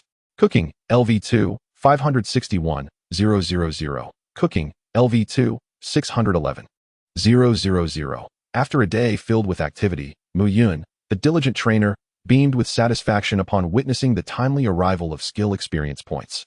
Despite the relentless pace of daily life, the sense of fulfillment and continuous progress proved to be quite enchanting. Post-dinner, the moon had already risen to take its watch. Little Do remained steadfastly glued to the television, engrossed in battle matches, and would cheer intermittently at thrilling moments. Bobo, perched on the back of the sofa, would glance at the television and then sneak a peek at Muyun, seemingly lost in thought. Muyun reclined comfortably on the couch, opening his phone. The battle videos that Little Do was watching were familiar to him from his childhood. Now, he simply wished to scroll through videos and unwind. Reports indicate that the California region of the Free Federation has officially passed a bill allowing marriage between humans and Pokémon. This marks the first instance of interspecies marriage following the region's prior legislation permitting free gender definition and multigender marriages. The very first video that appeared upon opening Douyin piqued Muyun's interest. It wasn't the concept of humans marrying Pokémon that captivated him. Such arrangements, though not openly permitted, were quite common in practice. After all, trainers are meant to bond with their Pokémon, making such unions entirely appropriate. Marriage, in essence, merely represents a different form of contractual relationship. What truly astonished Muyun was that the human in question had chosen Miss Lip as their spouse, the one with flowing golden locks, a red dress, and a sultry, pouty mouth, golden waves and fiery red lips. Muyun found it hard to comprehend, but chose to respect and extend his blessings. The freedom of human XP was undeniable. If a giant lizard could be a third sister-in-law, then Miss Lip, being a humanoid Pokémon, seemed entirely reasonable in this context. Marriage felt like a distant concept to him. In his previous life, he was neither high nor low, devoid of love, and without someone to love. Thus, he had come to appreciate the freedom of solitude. However, glancing at Little Do nestled on his stomach and Bobo quietly observing him from the sofa's backrest, he began to think that a life shared with companions might not be so bad after all. The following day, a routine life re-emerged in Muyun's household. Having learned from yesterday's experiences, Little Do and Bobo refrained from attempting to make sandwiches, instead opting to obediently retrieve energy cubes from the refrigerator. After their meal, the duo commenced their morning warm-up. Little Do initiated with silk spitting, binding the somewhat misshapen empty milk bottles. Meanwhile, Bobo, lacking a target for impact, practiced adapting to the sudden acceleration of the move in midair, striving to execute more nimble positional shifts within a confined space in a shorter time frame. This was the training regimen Muyun had devised for him the previous night, aimed at further enhancing Bobo's agility and laying the groundwork for mastering skills like quick attack. Once Muyun arose, the two sprites instinctively ceased their practice and joined him at the dining table, taking a moment to rest while awaiting breakfast. After a meal that, despite being repeated countless times, still tasted delightful, the trio set out together, officially commencing the training for the day. Chapter 32. Ordinary or Mutant. The route of trait enhancement choices. As is customary, the first order of business upon stepping outside is to engage in physical training. It was not until the completion of a 35-kilometer run that the duo, accompanied by their two Pokémon, arrived at the dilapidated pavilion. After a brief period of rest, they commenced a simulated battle training session, featuring a bug type and a bird type. Although termed a battle, it primarily involved the little bug Pokémon incessantly spinning silk while the bird deftly evaded the attacks. As anticipated by Muyun, the additional acceleration gained from the collisions significantly increased the difficulty for the bug to land a hit on the bird. Even when Muyun permitted the bug to weave silk nets to attack, the added acceleration from the collisions yielded no tangible results. Unless the bug underwent evolution and acquired new moves, defeating the bird seemed a formidable challenge. Conversely, the bird also faced difficulties in vanquishing the bug. After all, it possessed only a single close-range attack, Crash. Any attempt to close the distance would result in the bug's silk nets ensnaring it once more, inducing a sensation of confinement. Fortunately, the accuracy of the attacks did not affect the accumulation of experience points. In fact, it was precisely due to the repeated failures that the bug remained imbued with a fighting spirit, ensuring the quadruple experience buff persisted. At last, upon executing the 10th silk spin, a new notification echoed in Muyun's mind. Ding! The bug Pokemon has reached proficiency level 2 in the move Silk Spin during simulated combat. Ding! Ding! Through relentless effort, the bug Pokemon has successfully surpassed the mastery threshold for the move Silk Spin. Ding! The bug Pokemon has gained 1 breakthrough point. Finally, a breakthrough. A satisfied smile graced Muyun's face as the word successfully surpassed the mastery threshold resonated within the notification. Subsequently, the breakthrough points section of the bug's panel transitioned from 0 to 1. After reveling in the joy of this achievement, Muyun promptly turned his attention to the updated information regarding Silk Spin. Silk Spin, Breakthrough 1, 02000 Silk Toughness 200, Silk Viscosity 200, Silk Corrosion Resistance 150. Increases the power of all bug-type moves by 20. Breakthrough 1. It can still be upgraded? Muyun felt a flicker of surprise as he examined the proficiency level of Silk Spin. He had initially assumed the move's proficiency would reach its zenith upon surpassing the mastery threshold, yet he was astonished to discover there was more to achieve. The required experience, however, was considerable, 2,000 points, a figure that clearly could not be amassed in the short term. Given the current training intensity of the bug, it would likely require a week of cooperation with the bird. Considering the efficacy of Silk Spin, Muyun deemed it unnecessary to obsess over this move for the time being. Without dwelling excessively on this, Muyun redirected his focus to the changes in the entry for Silk Spin following the breakthrough. The Silk Toughness remained unchanged, still at a bonus of 200, indicating that it had reached its peak. However, both the Silk Viscosity and Corrosion Resistance had increased by 50. Yet, these particulars were not of paramount importance. What truly mattered was that the enhancement to all bug-type move power had increased by an additional 10, reaching an impressive total of 20. Just this alone left Muyun quite elated. If this pace continued, after 8 more breakthroughs, the power of all bug-type moves would double. Should there be several more bug-type moves with breakthroughs, the potential power was simply unfathomable. In a word, the future was promising. An invincibility within the same tier was within reach. After indulging in a brief reverie regarding the bug's potential dominance, Muyun shifted his attention back to the breakthrough points. From the moment the system awakened, he had known that breakthrough points could enhance abilities and elevate potential, though he was uncertain of the costs involved. Now equipped with breakthrough points, it was the perfect opportunity to experiment. System, enhance the bug's ability. Ding! The potential enhancement routes for the bug Pokemon, Little Bug, have been displayed. Please select from the options. 1. Ability Escape 1. When attempting to flee from battle, movement speed doubles, and effects from restrictive moves are ignored. Cost, 1 breakthrough point. 2. Ability Escape Artist. A mutated enhancement of the hidden ability escape. Allows the user to actively consume a certain amount of stamina at any time to ignore restrictive move effects, returning to the Pokeball while healing any abnormal status. Cost, 5 breakthrough points. 3. Ability Molt 1. Consumes its own energy to complete an energy molt, healing its own abnormal status. Cost, 1 breakthrough point. 4. Ability Metamorphosis. A mutated enhancement of the ability molt. After being freed from a near-death protective mechanism in battle, there is a 10 chance of a miraculous transformation, permanently increasing its base stats by 100 points, only effective once.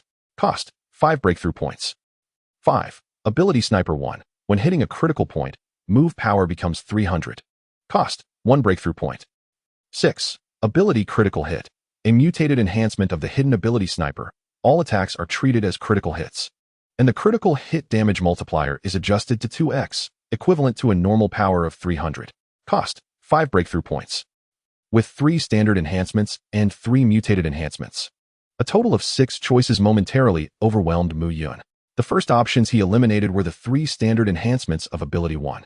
While these enhancements were indeed commendable and cost-effective at merely 1 breakthrough point each, their efficacy and long-term potential paled in comparison to the remaining 3 mutated enhancements. First, there was the mutated enhancement ability Escape Artist. Numerous moves, such as Mean Look and Spiderweb, could ensnare Pokemon into irreversible states of restriction.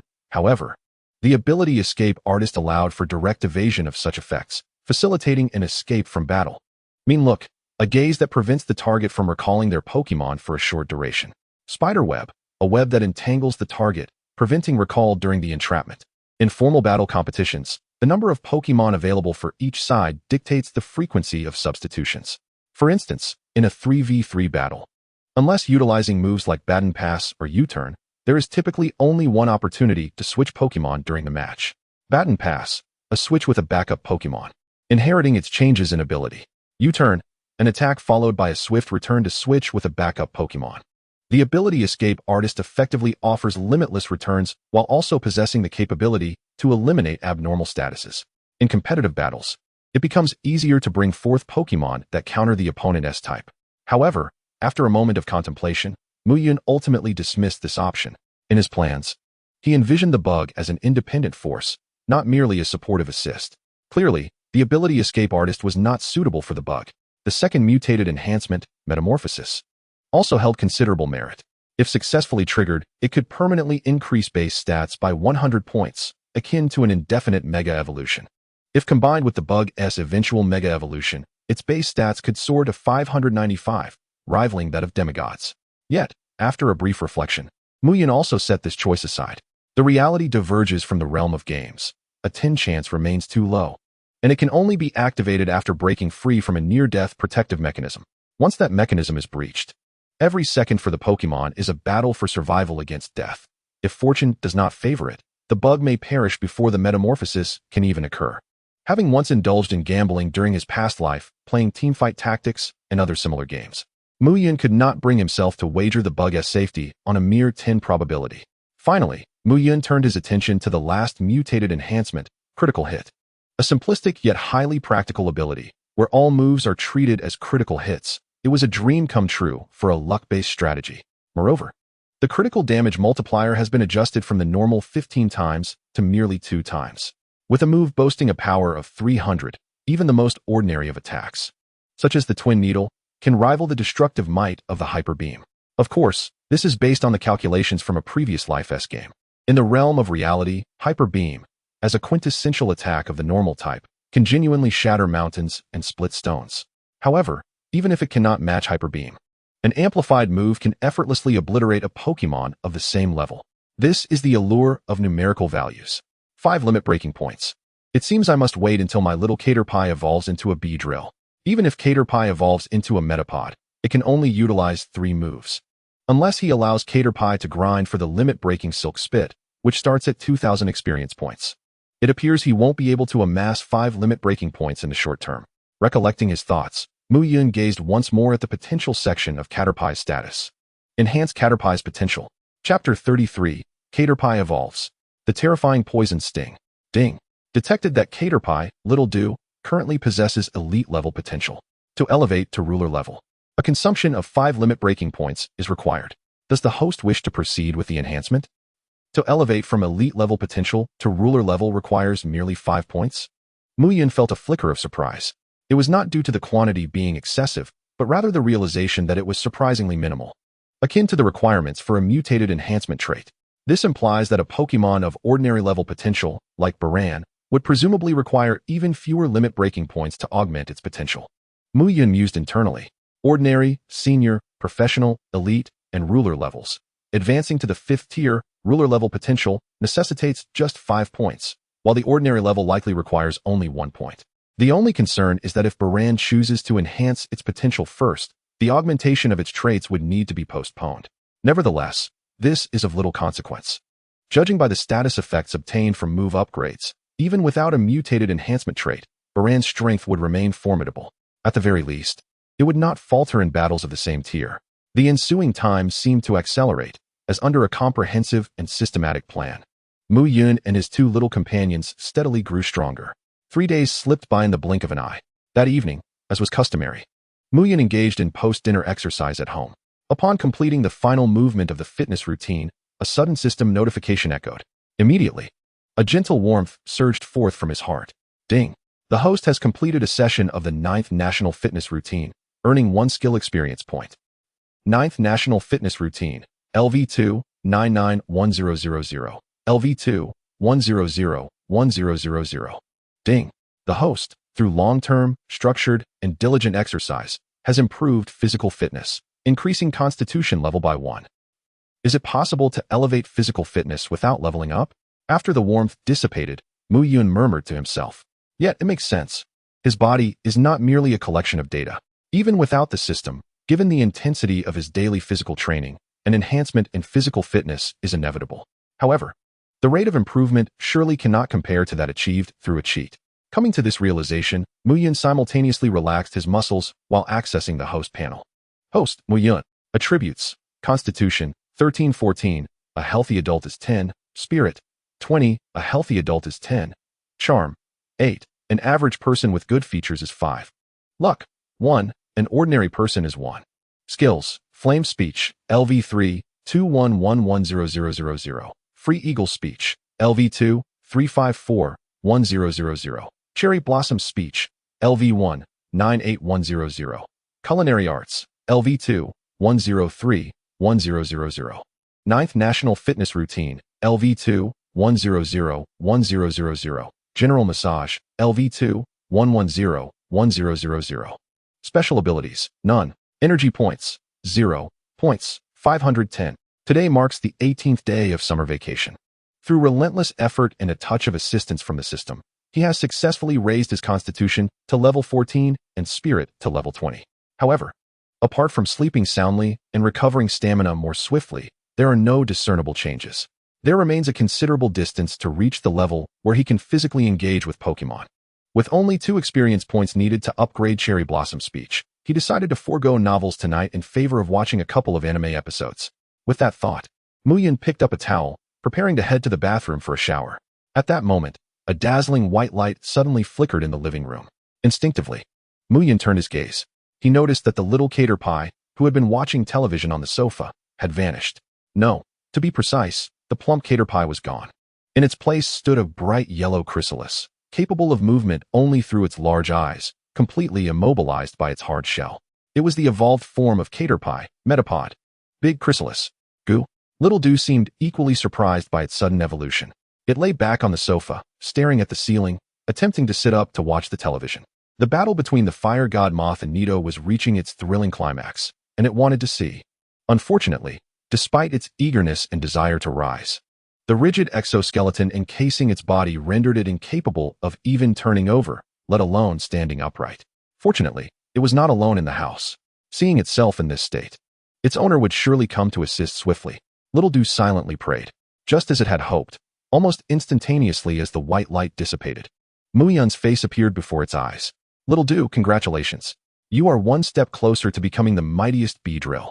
Muyun hurried over, lifting Little Dew, weighing it in his hands before joyfully offering his congratulations. Goo. Muyun's heartfelt delight eased Little Dew's inner urgency. It moved its mouth, covered by the shell, and managed to emit a sound reminiscent of metal clashing. The chrysalis form will likely last 5 to 7 days, after which you will naturally evolve into Beedrill. As he spoke, Muyun bent his fingers and gently tapped on Little Dew's shell, producing a series of sounds akin to striking tin. Boo.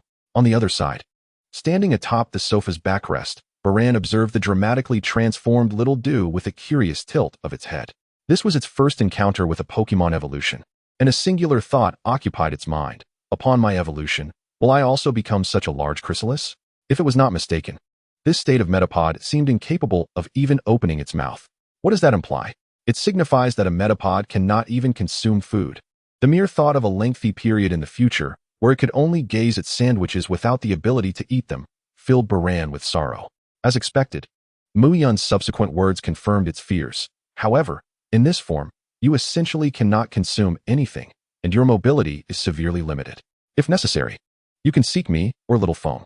Poor Metapod. Baran mourned for you silently for 3 seconds, seemingly attuned to Baran's thoughts. Muyun set Little Dew down and affectionately ruffled Baran's little head, reassuring it with a smile. Rest assured, your evolutionary form will not be a chrysalis, and it won't affect your ability to eat. As he spoke, Muyun pulled out his phone, displaying photos of Pidgey and Pidgeotto for Baran to see. Boo. Upon hearing this, Baran instantly regained its vigor, as long as it could eat. Speaking of which, my evolutionary form is quite handsome.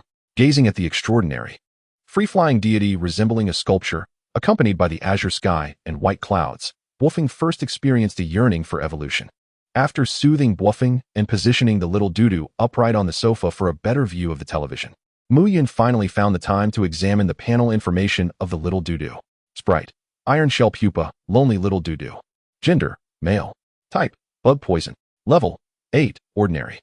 Ability: Molt. By shedding its skin, it may sometimes heal abnormal conditions. Moves: Silk Spit, Limit Break 1, 180, 2000. Poison Needle, Perfect, 240, 1000. Harden, Unlearned, 010. Potential: Elite Level. Base Stats: 205. Limit Breakpoints: 1. The little doo-doo had elevated its level earlier that morning, having ascended 3 levels in 11 days while simultaneously completing its evolution, marking a commendable progress.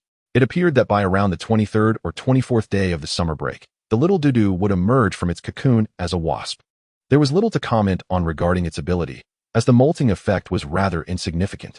As for its moves, Muyun had focused the little doo-doo's training on the poison needle over the past few days, resulting in limited growth for Silk Spit.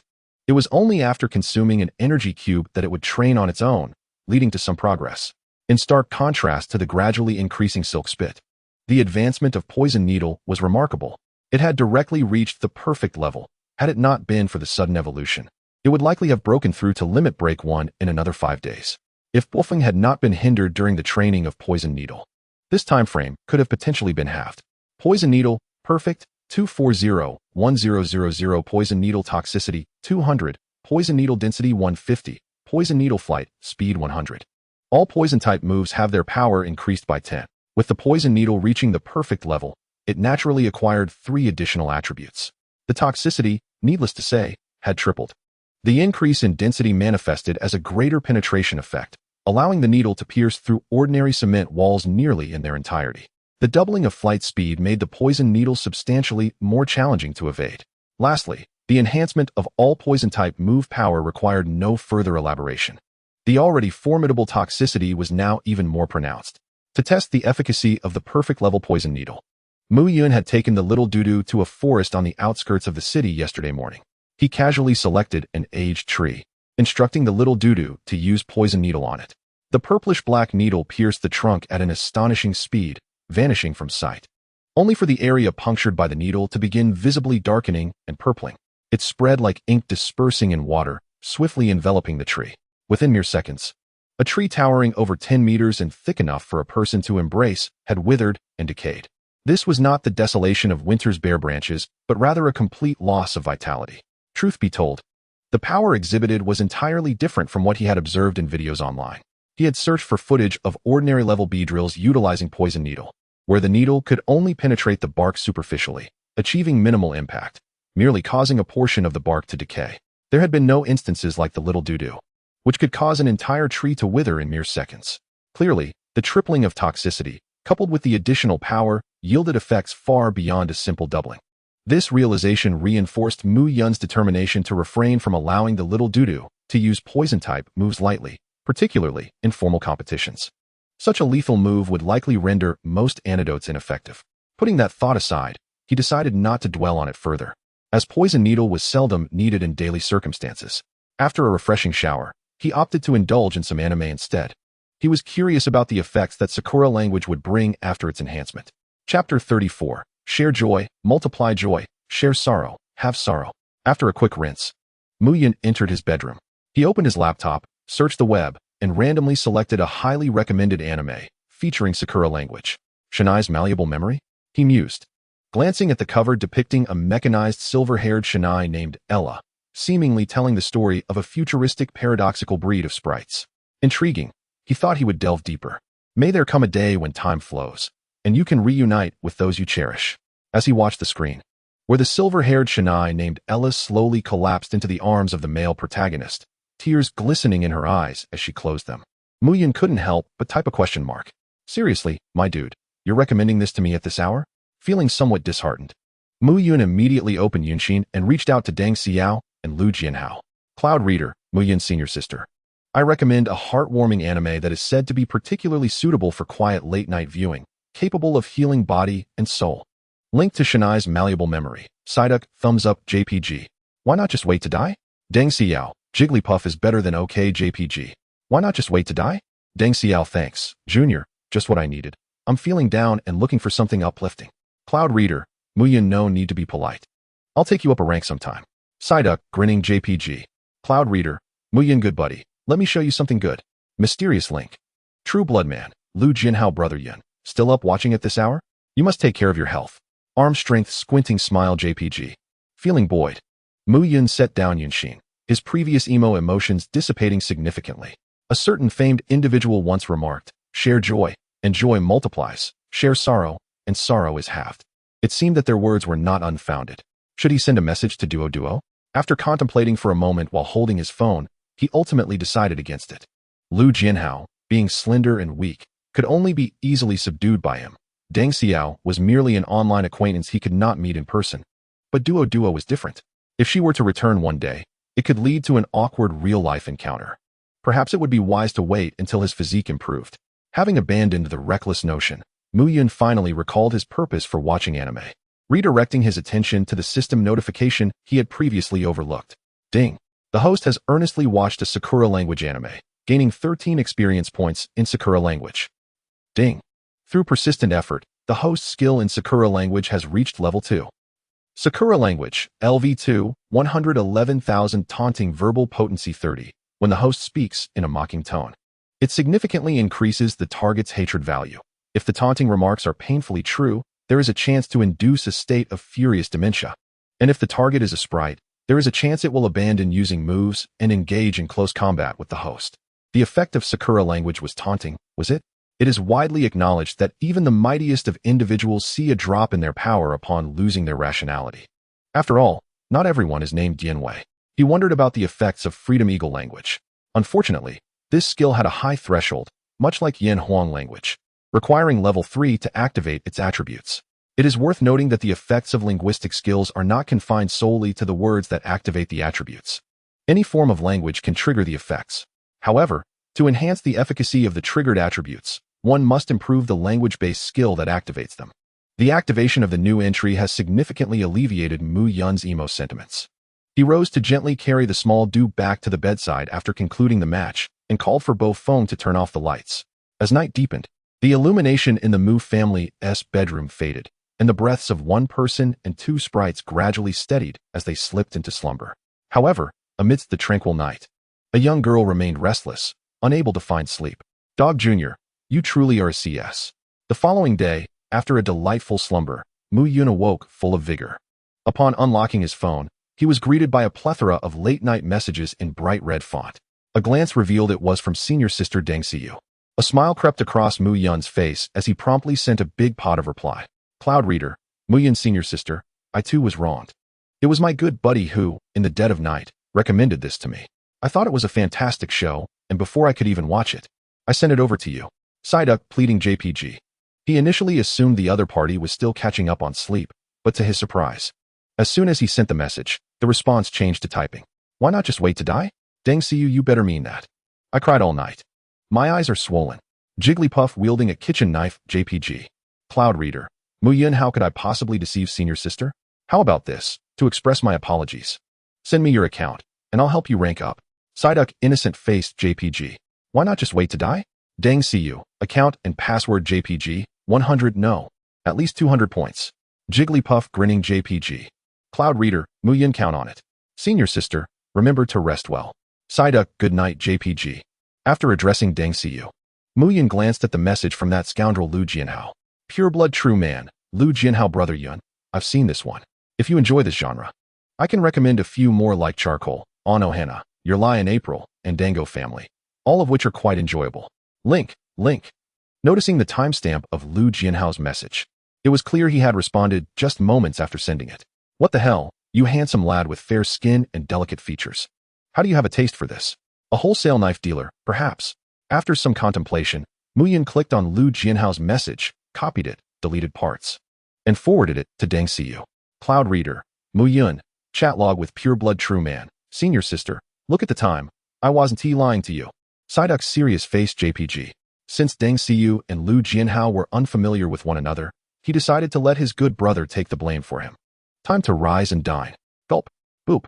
Due to the small dew currently being in its iron shell pupil form, it was unable to run, and Bo Feng, Being a flying type, didn't T count as running. Thus, the daily task of physical training had to be temporarily shelved.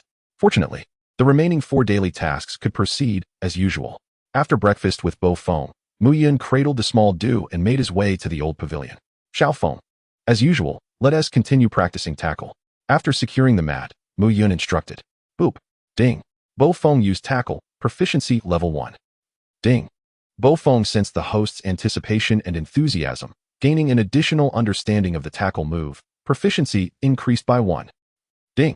Tackle, perfect, 270-1000. Perfect, 330-1000. Tackle, perfect, 330-1000. Move release speed 200, energy consumption 60, flying speed during use 100, boosts all normal type move power by 10. In just over 3 days, Bo Feng's tackle successfully reached a perfect level. The effects of the 3 entries also increased by 50, and an entry that amplified all normal type move power was acquired.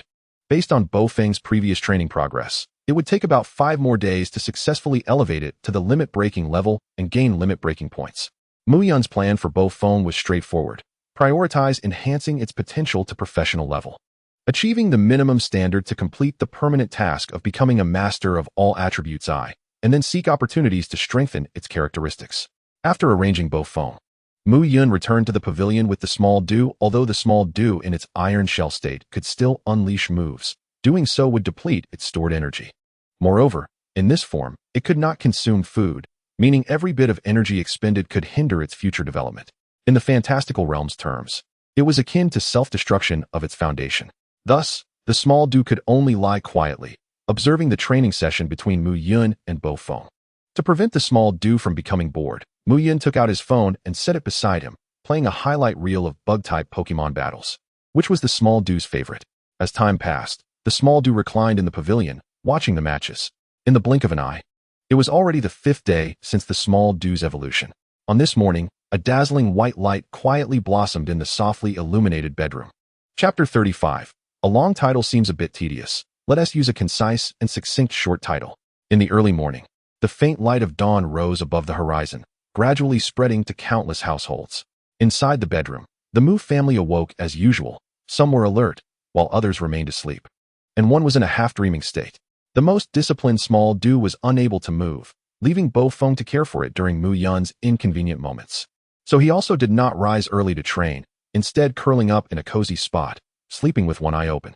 Accustomed to rising early, the small dew was already awake, yet as a mature sprite, it refrained from disturbing its master's slumber out of boredom. Thus, the small dew could only lie back against the headboard, staring blankly at the ceiling. When will I evolve? It's so frustrating to be unable to move like this. I longed to train. Although its body was restrained, its mind was exceptionally active. Or rather, it was precisely because its body could not move that its thoughts became increasingly vivid. Just as its mind stirred, an inexplicable energy suddenly surged around it. Before it could react, a burst of dazzling white light quietly erupted in the softly illuminated bedroom. Boop! The vigilant Bo Feng suddenly opened its other eye. Glancing at the small dew, having previously witnessed the small dew evolve into a cocoon, Bo Feng instantly recognized that the small dew was undergoing evolution. Boop!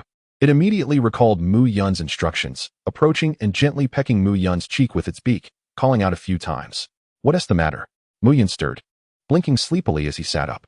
Anyone who has been abruptly awakened before fully recharging knows that sometimes a person may appear awake yet still require a moment to fully engage their mind. Muyun was currently in this state. Fortunately, with his relatively high mental level, he quickly became alert, almost immediately realizing the radiant white light emanating from the headboard. The small dew had finally evolved. With eager eyes, Muyun gazed at the small dew bathed in the brilliant white light. The small dew's form seemed like a piece of malleable clay, being stretched and reshaped. Its previously modest half-meter stature nearly doubled, reaching just over a meter, as its ironclad shell gradually cracked apart, ultimately transforming into 2 sharp, robust, silver-white needles, with skin of a vibrant yellow hue, crimson compound eyes, and 2 pairs of wings as delicate as gossamer, yet remarkably resilient. The creature's upper limbs boast stout, silvery long stingers, while its lower limbs are slender and ebony. At the tail, a bright yellow stinger glitters ominously in the light, radiating a chilling gleam. The first step to god-slaying begins with the 3rd form. Congratulations, little dew, on your successful evolution into the Beedrill form. Muyun extended his hand, cradling the airborne Little Do, and offered warm congratulations with a smile. The texture felt different from the rigidness of the iron-shelled pupa stage. It was not as tender as the horned beetle phase, but rather a balance between the two, soft yet resilient. Consequently, Little Do's weight had significantly increased. After a brief assessment, Muyun estimated it to be around 35 kilograms, exceeding the average standard weight of the Beedrill species listed in the Yanhuang Alliance's official encyclopedia by approximately 5 kilograms. This indicated that Little Do had laid a solid foundation during the previous 2 stages and had not lacked in nutrition, enabling it to surpass its canon size. Contemplating this, Muyun activated his data vision and gazed at Little Do. Pokémon, Beedrill, Dugashiadu. Gender, male. Type, bug poison. Level, 10 ordinary. Ability, sniper, critical hits deal 225 damage. Moves, string shot, limit break 1, 180, 2000. Poison sting, perfect, 240, 1000. Harden, unlearned, 010. Twin needle, unlearned, 010. Fury attack, unlearned, 010. Potential, elite level. Base stats, 395. Limit breakpoints, 1. Thanks to the energy accumulated during the iron-shelled pupa stage, Little Do's level had surged directly to 10, outpacing Bofong and reclaiming the title of the highest-level Pokémon in the team. Bofong had only just reached level 9 the previous day and had successfully learned a new move, Gust. Besides the level, Little Do's ability had transformed into Sniper post-evolution, awaiting the accumulation of limit breakpoints for complete mutation enhancement. In terms of moves, 2 new ones had been added, the Bug-type Twin Needle and the Normal-type Fury Attack. Notably, while Twin Needle is classified as a Bug-type move, it carries a certain toxic effect. In fact, the 3 stingers of Beedrill are naturally capable of secreting toxins, theoretically allowing Little Do to release toxins with any contact-based move. Fortunately, absent the enhancement from Poison Sting, the lethality of Little Do's toxins is not excessive, only slightly stronger than the Beedrill seen in videos. This is indeed good news, as it alleviates concerns about inadvertently incapacitating other Pokémon during competitions. Hiss beep. Little Do was currently brimming with excitement, joyfully waving its arms and reveling in the taste of freedom. Anyone confined in a small space for 5 or 6 days would undoubtedly feel exhilarated upon liberation. Thus, Muyun smiled and released Little Do, allowing it to flutter freely around the room. The space still felt somewhat cramped. Observing the 1 meter plus Little Do flitting around the room in an excited yet cautious manner, Muyun felt compelled to consider moving to a larger house. The idea was appealing, yet his wallet indicated that it could not support such aspirations. Therefore, the plan to purchase a new home had to be temporarily shelved. To celebrate Little Do's evolution, let us indulge in a lavish breakfast this morning. Muyun rolled up his sleeves and declared, Hiss beep. Spicy stir-fried meat. I want spicy stir-fried meat. Pop. As long as there are sandwiches, it's fine. A bug. No. Now it should be 1 bee and 1 bird. Both expressed their desires. Muyun had no objections. Although he could not comprehend the specifics of what the bee and bird were saying, he instinctively knew their favorite foods. Ding. The host prepared a hearty and sumptuous breakfast, gaining 7 cooking skill experience points. Culinary skill, LV2, 168, 1000. Culinary skill, LV2, 175, 1000. After breakfast, Little Do, fully satisfied, leaned back against a wooden chair. Now that he was considerably larger, he could no longer perch on the corner of the table beside Muyun as he used to. Truth be told, watching Little Do eat in a chair evoked a sense of nostalgia, akin to witnessing a child growing up. If Bofong were to evolve, he would likely be even larger than Little Do, necessitating the purchase of a specially designed chair from a large market. Muyun pondered the standard size of Pidgeot in the official encyclopedia, which seemed to be about 1.5 meters tall when standing. While that may not sound substantial, once its wings are spread, it would be quite impressive, likely exceeding 4 meters, perhaps even approaching 5. At that point, this small house would truly be filled to the brim. No wonder most people hesitate to raise Pokémon. A creature with a wingspan exceeding 4 meters must consume an astonishing amount of food daily. Currently, just feeding Bofong and Little Do costs a staggering 800 Alliance coins per day for energy cubes alone. This was before Little Do's evolution. Now, in his Beedrill form, his appetite had increased by at least 50, if not more. Adding miscellaneous expenses into the equation, the daily expenditure would roughly amount to 1,300 Alliance coins. This leads to a monthly consumption of nearly 40,000 Alliance coins. To put it into perspective, The average monthly income in the Yanwang Alliance is only 3,500 Alliance coins, equivalent to a year's salary, barely covering a month's worth of food for the Pokemon. It's no wonder most students hesitate to choose Pokemon classes in their senior year. The costs are simply prohibitive. Fortunately, Muyun still had points as a safety net. And once the remaining energy cubes at home were depleted, he planned to purchase more from the points exchange market. The remaining Alliance coins would need to be reserved for living expenses. Having eaten and satisfied, let us go train. Chapter 36. Good brothers, in wealth or poverty. Never forget each other. How foolish of me. I was so consumed with the joy of Little Dew's evolution and the training possibilities it brought that I completely overlooked the fact that the Beedrill form relies on its wings for movement, rather than running. Leaning against the wooden railing of an old pavilion, Muyun expressed his lamentation in a manner reminiscent of Xiang Lin's sorrowful tales. While flying also constitutes physical training, the unyielding, rigid system does not acknowledge it.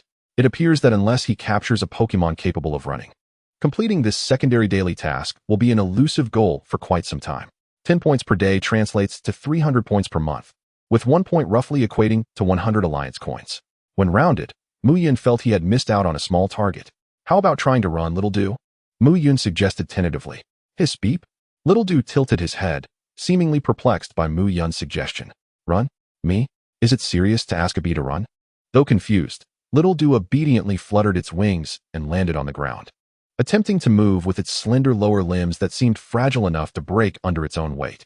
The wobbly appearance resembled that of a patient preparing for rehabilitation exercises. Clearly, the delicate lower limbs were ill-equipped to support running.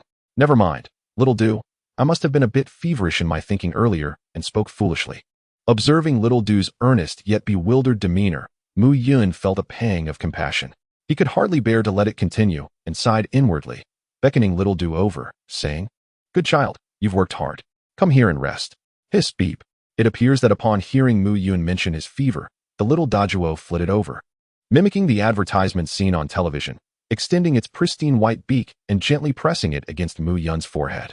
The icy sensation caused Muyun to momentarily freeze in surprise. At that moment, a fluffy white cloud drifted by, revealing the midday sun, which filtered through the gazebo and illuminated their figures. Regaining his composure, Muyun offered a gentle smile, reaching out to affectionately ruffle the little Doduo's head. The emptiness stemming from the absence of the 300 points felt as though it had been suddenly filled, warming his heart. Muyun felt a sense of relief. After all, the meager sum of 300 points, merely 30,000 Alliance coins, was hardly worthy of his concern. A nearby Borzoi, engaged in training with collisions, seemed to sense something amiss and abruptly turned to gaze at the heartwarming scene beneath the sunlight. What was going on? A new method of relaxation, perhaps? Thus, the morning unfolded in tranquil and serene training. Due to its higher level, coupled with greater stamina and energy reserves, the little Doduo managed to master all 3 of its previously unlearned techniques within just one morning. Ding. Beedrill used Harden, proficiency level 1. Ding. Harden, unlearned. 0-10. Harden, mastered, 0-100. Harden, mastered, 0-100 technique release speed 100, hardening defense effect 50. Twin Needle, unlearned, 0-10. Twin Needle, mastered, 0-100. Twin Needle, mastered, 0-100 during the technique's use. Twin Needles possess a hardness of 100 and a penetration ability of 50. Fury Attack, unlearned, 0-10. Fury Attack, mastered, 0-100. Fury Attack, mastered, 0-100 during the technique's use. Twin Needles possess a hardness of 100, and the arm swing speed upon release is 50. Each new entry for the techniques was quite remarkable, especially the 2 entries for Twin Needle, which emphasized physical output in terms of hardness and penetration rather than merely increasing toxicity. After the morning training concluded, Muyun returned home with his 2 little companions. Since they could both fly, he no longer needed to carry anyone. Upon arriving home, after a simple rinse and massage, the 3 of them prepared to indulge in a delightful afternoon nap. Buzz. At that moment, Muyun's phone suddenly vibrated. Upon checking, he found a message from his handsome friend, Lu Jianhao. Pureblood true man, Lu Jianhao brother Yun. There's a newly opened battle arena near my house, and they're offering a half-price membership for the first week. Would you like to join me? Newbie Battle Arena Promotional Flyer JPG. The so-called battle arena is essentially akin to a sports complex. The distinction lies in the fact that a sports complex contains courts for badminton, tennis, and other sports, whereas a battle arena features standard-sized battlefields. Given that Pokemon battle events are beloved by people worldwide, such battle arenas have sprung up in nearly every city with a populace. Regardless of whether in large cities or small towns, whether among professional trainers or amateur enthusiasts, it is not uncommon for individuals to engage in passionate Pokemon battles during their leisure time. With protective measures in place, as long as there is no malicious intent, injuries are rarely a concern. The newbie battle arena is specifically designed for newcomers to engage in combat. Muyun searched for information on this brand and discovered that it is a chain particularly welcoming to beginners. After all, when it comes to the excitement of battling, it is typically the newcomers who exhibit the most enthusiasm. The presence of Pokemon has maintained a high average happiness level among the populace. And with the Yanhuang Alliance continuously encouraging procreation, the number of newcomers has been steadily increasing. Consequently, those engaged in the burgeoning newcomer battle economy have also multiplied. With the proliferation of such establishments, enticing offers abound. Thus, Muyun found the half-price membership and various benefits such as waived venue repair fees and free healing services to be quite appealing. Since the little Dojuo and Borzoi had yet to experience genuine combat, it seemed an opportune moment for them to visit the newbie battle arena and engage with other novice trainers to find their footing. Additionally, they could complete the permanent task of engaging in battles to earn some points. With this in mind, Muyun replied to Lu Jianhao. Yin reader, Muyun sure. What time? Pure blood true man. Lu Jianhao, how about around 2 p.m. at the entrance of my community? Yin reader, Muyun, Psyduck OK JPG. After confirming the time, Muyun reclined back onto the sofa. Following a refreshing afternoon nap, Muyun stored his two little companions in their Pokeballs and rented a shared electric bike to head to Lu Jianhao's neighborhood, Golden Wheel Garden.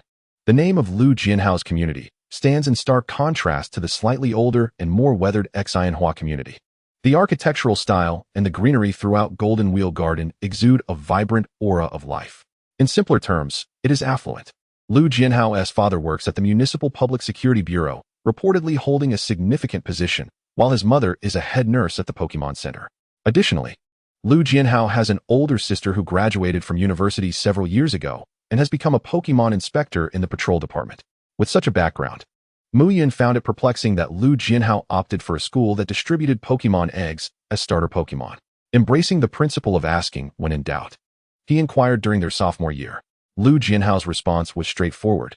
As a true man, he wanted to emulate his father, striving to succeed through his own efforts. Starting from scratch, a full display of a wealthy second generation who is determined not to rely on his family, but to forge his own path. So, your grandfather is an ordinary person? One afternoon after school, while holding a bowl of extravagant grilled cold noodles that Lu Jianhao had treated him to, Muyun curiously asked. He had seen Lu Jianhao's grandfather a few times. He was a clean, sprightly old man full of energy. No, he is a retired special police officer from the Provincial Public Security Bureau. At the moment I raised an eyebrow. It wasn't he that I had a problem, but rather that I found Lu Jianhao perplexing. It is difficult to fathom how someone could retire safely from the Provincial Public Security Bureau in a world plagued by Pokemon-related crime. Was it sheer luck, formidable skill, or perhaps a combination of both? Therefore, do you truly believe that your father has achieved everything solely on his own merit, given such a powerful lineage? After all this time, you're not just a wealthy second generation. You're part of a family of law enforcement. In response, Muyun remarked, "Good buddy.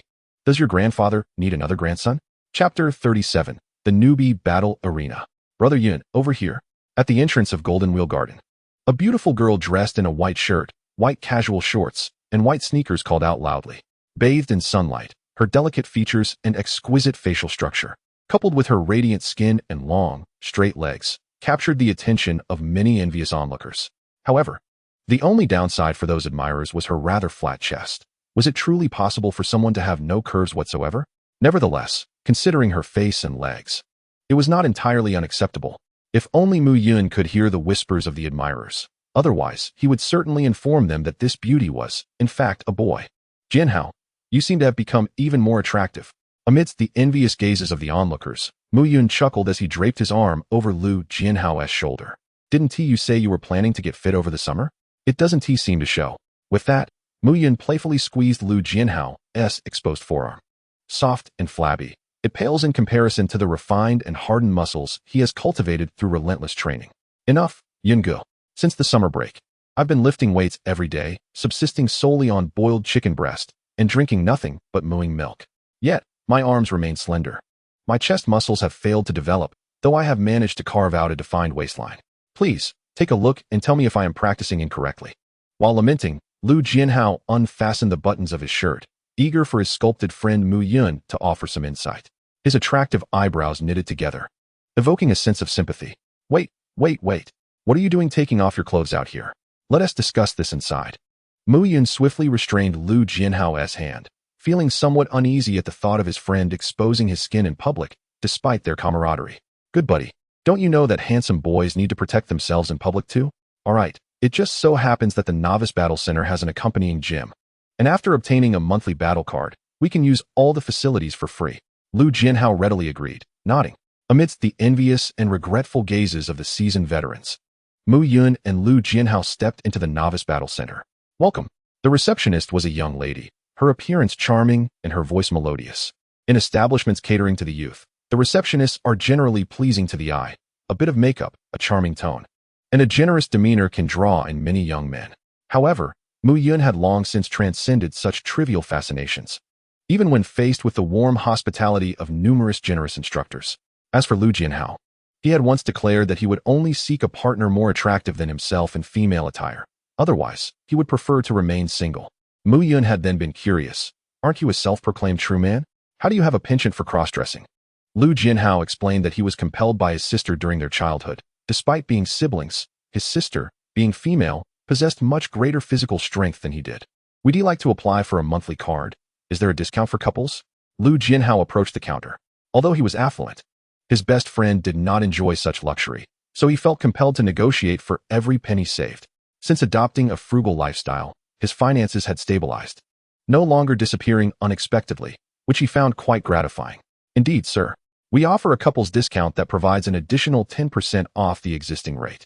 The receptionist replied with a sweet smile. I apologize, but I am male.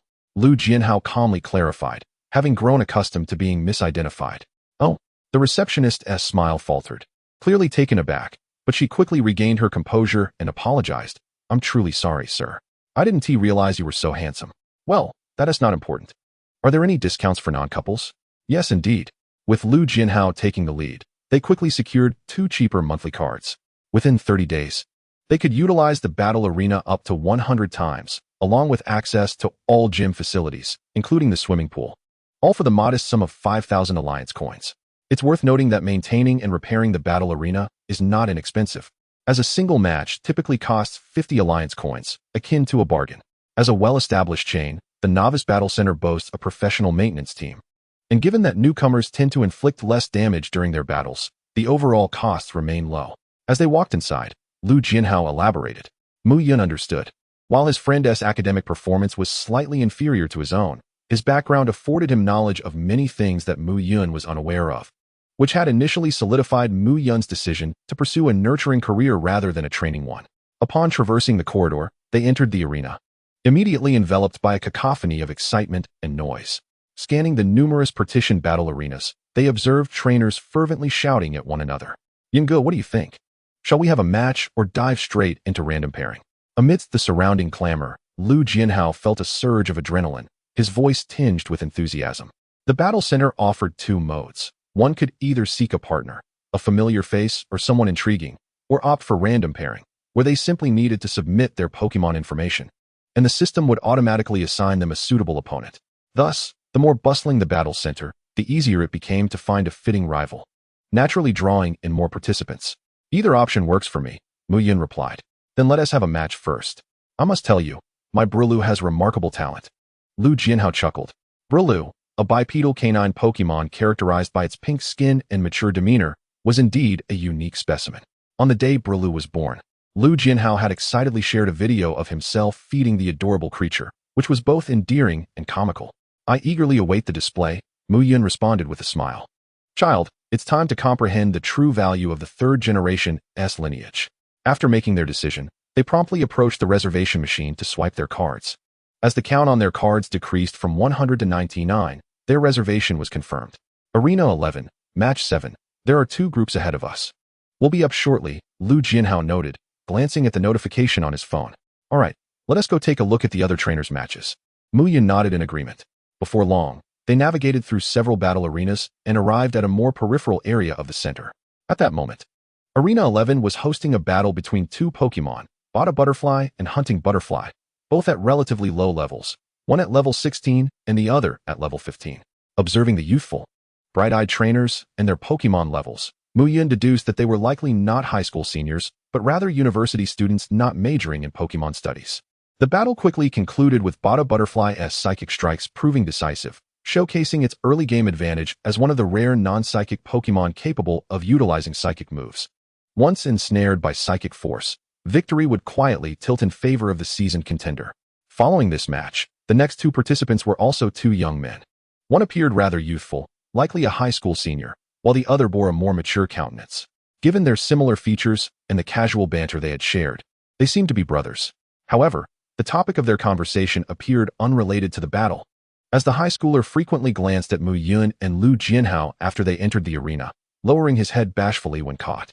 Predictably, another admirer of Lu Jianhao's innocent charm, Wanzai Kunin, was left astonished and disappointed upon discovering Lu Jianhao's true gender. It would surely be an amusing turn of events. Chapter 38, The First Battle. Assess your own potential. In the Novice Battle Center, within Arena 11, Chu Xiaolan stood on the red side, clutching a pokeball, though her gaze occasionally drifted towards the resting area outside the arena. All right, Xiaolan, focus. Concentrate on the battle. On the opposite side, her brother, Chu Weha, observed his younger sibling's distracted expression with a resigned facepalm. This year, he is graduating from his senior year and is currently preoccupied with assessments for the position of apprentice investigator. Time is indeed of the essence. Were it not for his mother's request and the fact that it is his own younger brother, he would hardly have the opportunity to indulge in a game of house with him. After all, aspiring to join the inspection department as an apprentice fairy investigator right after graduation is no trifling feat for a freshly minted university graduate. Had it not been for his commendable performance as a member of the school team during his time at Evergreen University, along with a recommendation from the team captain, he might not have had any avenues available to him. Yes, big brother, Chu Xiaolan instinctively exclaimed, his body jolting slightly in response. Outside the arena, within a designated resting area, under the watchful eyes of Muyun and Lu Jianhao, both trainers released their Pokeballs, summoning two Pokemon into the arena, one large, one small. The smaller Pokemon was entirely blue, with a smooth, rounded head and a body resembling a turtle shell, its tail gently curled to form a pattern reminiscent of ocean waves. It was none other than Squirtle, one of the water-type starters. Squirtle. Pokemon, Squirtle. Gender, male. Type, water. Level, 10 normal. Ability, Torrent. When HP is reduced to 1/3 or below, the power of water-type moves increases by 50. Moves, Water Gun, Tackle, Tail Whip, Withdraw, Rapid Spin. Item None. Potential, Dominant Level. Base Stats, 314. Truly, as expected from an expensive starter Pokemon, it boasts dominant level potential, a clear reflection of the adage that you get what you pay for. In the resting area, Muyun felt a wave of emotion while observing Squirtle's data panel. He then turned his attention to the other Pokemon, which was significantly larger than Squirtle. Its rock-gray body was spherical, its surface composed of uneven stones. From a distance, it resembled a massive boulder with limbs and a head. It was none other than Golem, a dual-type rock-ground Pokemon. Golem. Pokemon, Golem. Gender, male. Type, rock-ground. Level, 49 elite. Ability, sturdy, even when receiving fatal damage. It will persist. Upon triggering its near-death protective mechanism for the first time within 24 hours, it will regain a bit of HP and remain conscious. Moves, Tackle Rollout. Rock Polish, Roll, Heavy Slam, Stealth Rock, Explosion, Rock Slide, Earthquake, Self-Destruct. Item None. Potential, Elite Level. Base Stats, 495. Golem vs. Squirtle? Before Muyun could fully comprehend Golem's data panel, Lu Jianhao, sitting beside him, gasped in astonishment. As a soon-to-be high school senior, Lu Jianhao was well aware that Golem is the final evolution of Geodude. Although evolving into Golem requires special means unrelated to level, merely evolving Geodude into Graveler necessitates at least a veteran level, 2029 level, strength. To bring a Pokemon of at least veteran strength to battle against a novice? What a reckless endeavor. Hold on. They must be familiar trainers here for practice, Muyun reassured Lu Jianhao, giving him a gentle pat on the shoulder to calm him. As expected, Golem merely defended itself within the arena, allowing Squirtle to unleash its moves. Even when faced with a 4 times effective water gun attack, Golem was able to withstand the onslaught due to its overwhelming level advantage. The inevitable outcome was that Squirtle succumbed as its energy was depleted. Match concluded at Arena 11. Sixth battle.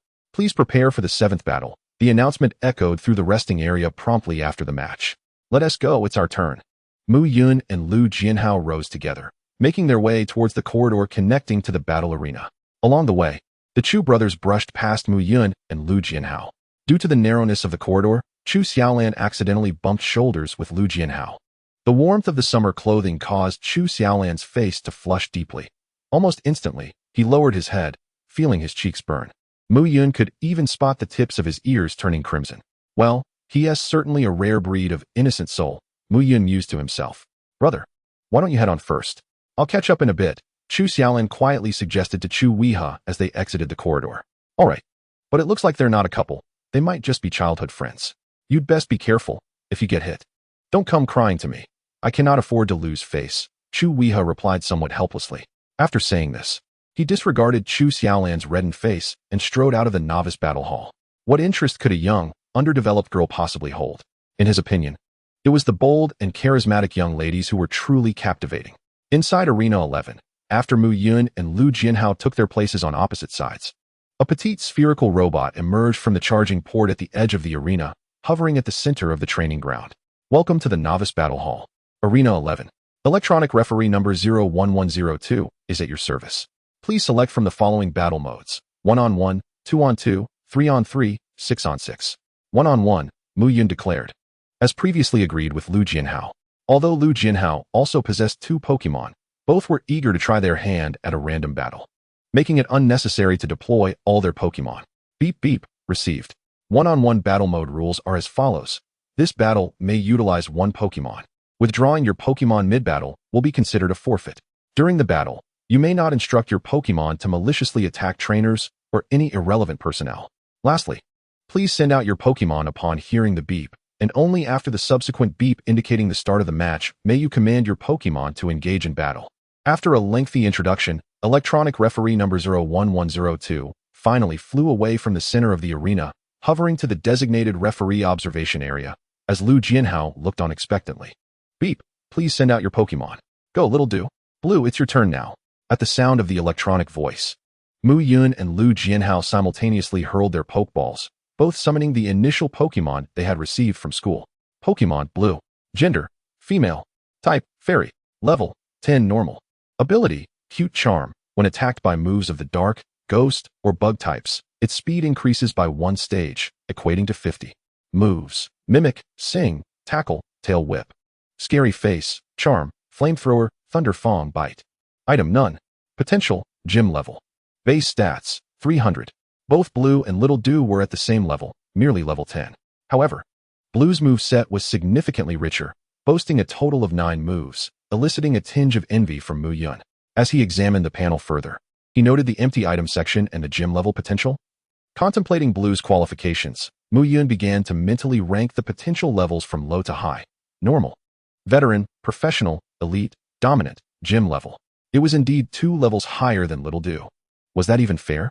If Brew's aptitude were merely that of a Dominator level, Muyun might consider it merely a stroke of luck for Lu Jianhao, who, amidst a plethora of elite-level Pokémon eggs, chanced upon one with a positively mutated Dominator level potential.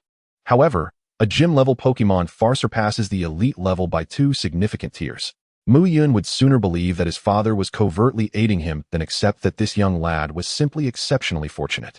After all, mutations must adhere to fundamental principles. Chapter 39, A Relaxed Victory. Is the Plum Blossom not as impressive as the Heavenly Strike? In the Arena 11, the battle commences as the electronic referee announces. Both Pokémon are in position. Beep beep, the match begins. Brother Yun, do be cautious. Brew, aim at Beedrill and use Horrifying Face. Lu Jianhao commanded impatiently as the referee's voice faded. Horrifying Face. By glaring intimidatingly at the opponent, it instills fear, significantly reducing their speed. As this was a debut move, particularly one of the transformation type, I felt compelled to elucidate its effects for the sake of some readers. As for those offensive moves whose effects are self-evident from their names, I shall refrain from excessive elaboration. With a leap, Brew's diminutive form soared into the air. Aligning its gaze with the small, independent creature, its already aged visage contorted, resembling an irascible elder ready to strike. Indeed, It began with a move aimed at lowering the opponent's status. The initial form of Brew primarily excels in physical attacks and lacks speed. Without utilizing Horrifying Face to diminish the small creature's velocity, it would struggle to make contact throughout the battle. Regrettably, Muyun had no intention of granting Brew a second chance to act. Almost the instant Brew leapt, Muyun's voice reached the little creature's ears. Spit Silk, ensnare her. With a buzz, Beedrill flapped its wings, gathering insect energy in an almost instantaneous manner. At full maturity, the little creature's silk-spitting speed was near instantaneous, capable of releasing multiple strands at once. Now, having broken through to Limit Break 1, its speed naturally accelerated, allowing it to expel even more strands, longer and faster. With a swift motion, as Beedrill exerted force from its mouth, several pristine white silk strands sliced through the air with remarkable speed, enveloping Brew from all directions like an invisible net. The velocity was such that even the sharp-eyed Pidgey could not evade, let alone Brew, who, being slower, found itself suspended in midair. Before Brew could even initiate its Horrifying Face, the resilient and sticky silk had ensnared it, causing Brew to crash to the ground with a thud. What astonishing speed in its silk spitting! Lu Jinhao gasped, witnessing Brew being bound within moments. Though he had seen bug-type Pokemon use silk before, he had never encountered one as swift as Muyun's Beedrill. This was understandable. Silk spitting is merely a fundamental move with limited power and utility, and most would not expend effort practicing such a technique. Brew, don't panic. Try using Flame Fong to burn the silk. Lu Jinhao shouted. As bug-type silk, naturally, it is vulnerable to fire. Fortunately, Brew instinctively possessed the Flame Fong ability. Upon hearing this, Brew opened its mouth wide, revealing sharp fangs, with a swirling mass of scorching flames gathering between them. Perhaps due to a lack of proficiency, Brew took an inordinately long time to coalesce the Flame Fong, so much so that Muyun's next command reached the little creature's ears in that interval. Little Independent. Use Twin Needle, without poison. Twin Needle. This move employs dual needles to strike, with the option to release poison from the needle tips, potentially poisoning the opponent. Were this a battle against strangers, Muyun would not hesitate to utilize toxins. However, given that this was merely a spar with acquaintances, and knowing that Little Independent's toxin was already potent, coupled with the fairy type's double weakness to poison, even a brief exposure would inflict considerable damage. With a hum, Little Independent rapidly approached the immobilized Brew, its arms brandishing two long, sharp silver needles that shimmered with a faint green glow.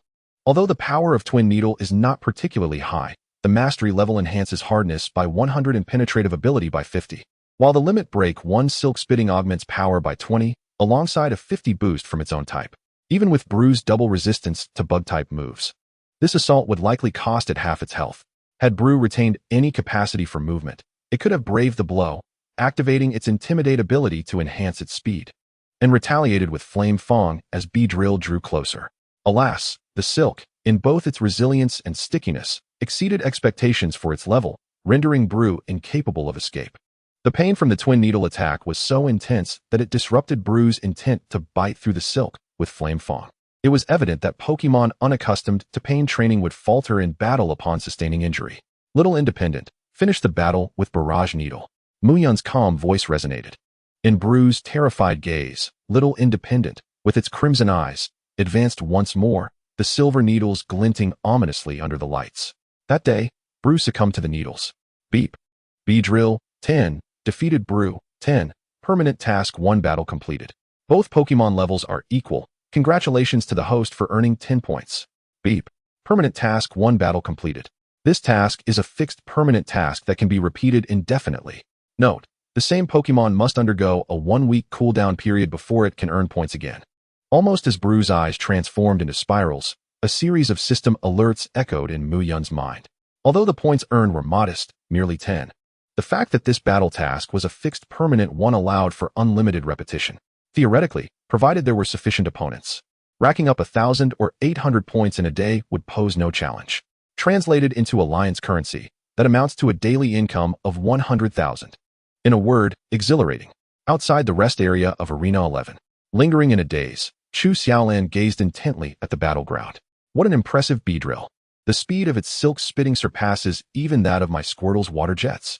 However, amidst her admiration, her gaze fell upon Lu Jinhao, who stood dumbfounded at the edge of the arena. Indeed, those with striking looks exude an endearing charm, even when their expressions are vacant. How adorable. Yet, considering his fierce demeanor during the battle, it was clear they were not a couple, merely ordinary friends. Thus, staying behind had proven wise. She still had a chance. With this thought, Chu Xiaolan's heart soared. As for why she harbored such notions, it was simply that, in her perception, what kind of boyfriend would mercilessly beat their partner's Pokémon? Analyzing through the lens of her 9 years of fervor for anime, these two were at most childhood friends with a decent relationship, and she was the unexpected hero arriving on the scene. After all, the age-old tale of childhood friends losing to an unexpected hero was a certainty in her favor. Chapter 40. A man? A man. A man. My goodness. Brother Yun, is your Beedrill scientifically sound? Lu Jianhao remarked while walking through the corridor of Arena 11, voicing his incredulity. Although he had harbored doubts before the battle, believing that Brew would find it difficult to prevail against Beedrill in its pre-evolution stage. After all, one was a final form while the other was merely an initial form. And the disparity between the two was quite tangible. He had envisioned a scenario where both sides engaged in a fervent exchange, battling until they were drenched in sweat. Ultimately, he imagined himself losing by a narrow margin to Muyun, sharing a moment of mutual admiration, and agreeing to a rematch in the future. However, the reality was that he did indeed lose, but the speed of his defeat was astonishing. Why could this Beedrill unleash 6 strands of silk in a single breath, weaving a web as intricate as a celestial net? It was utterly ridiculous. This is just how our Beedrill clan operates. With diligence, even silk spinning can yield miraculous results. Muyun stated earnestly. He was not lying. Aside from the small bonuses from effort and skills, Little Du's ability to produce silk in such abundance was entirely reliant on innate talent and perseverance. How could this not be deemed scientific?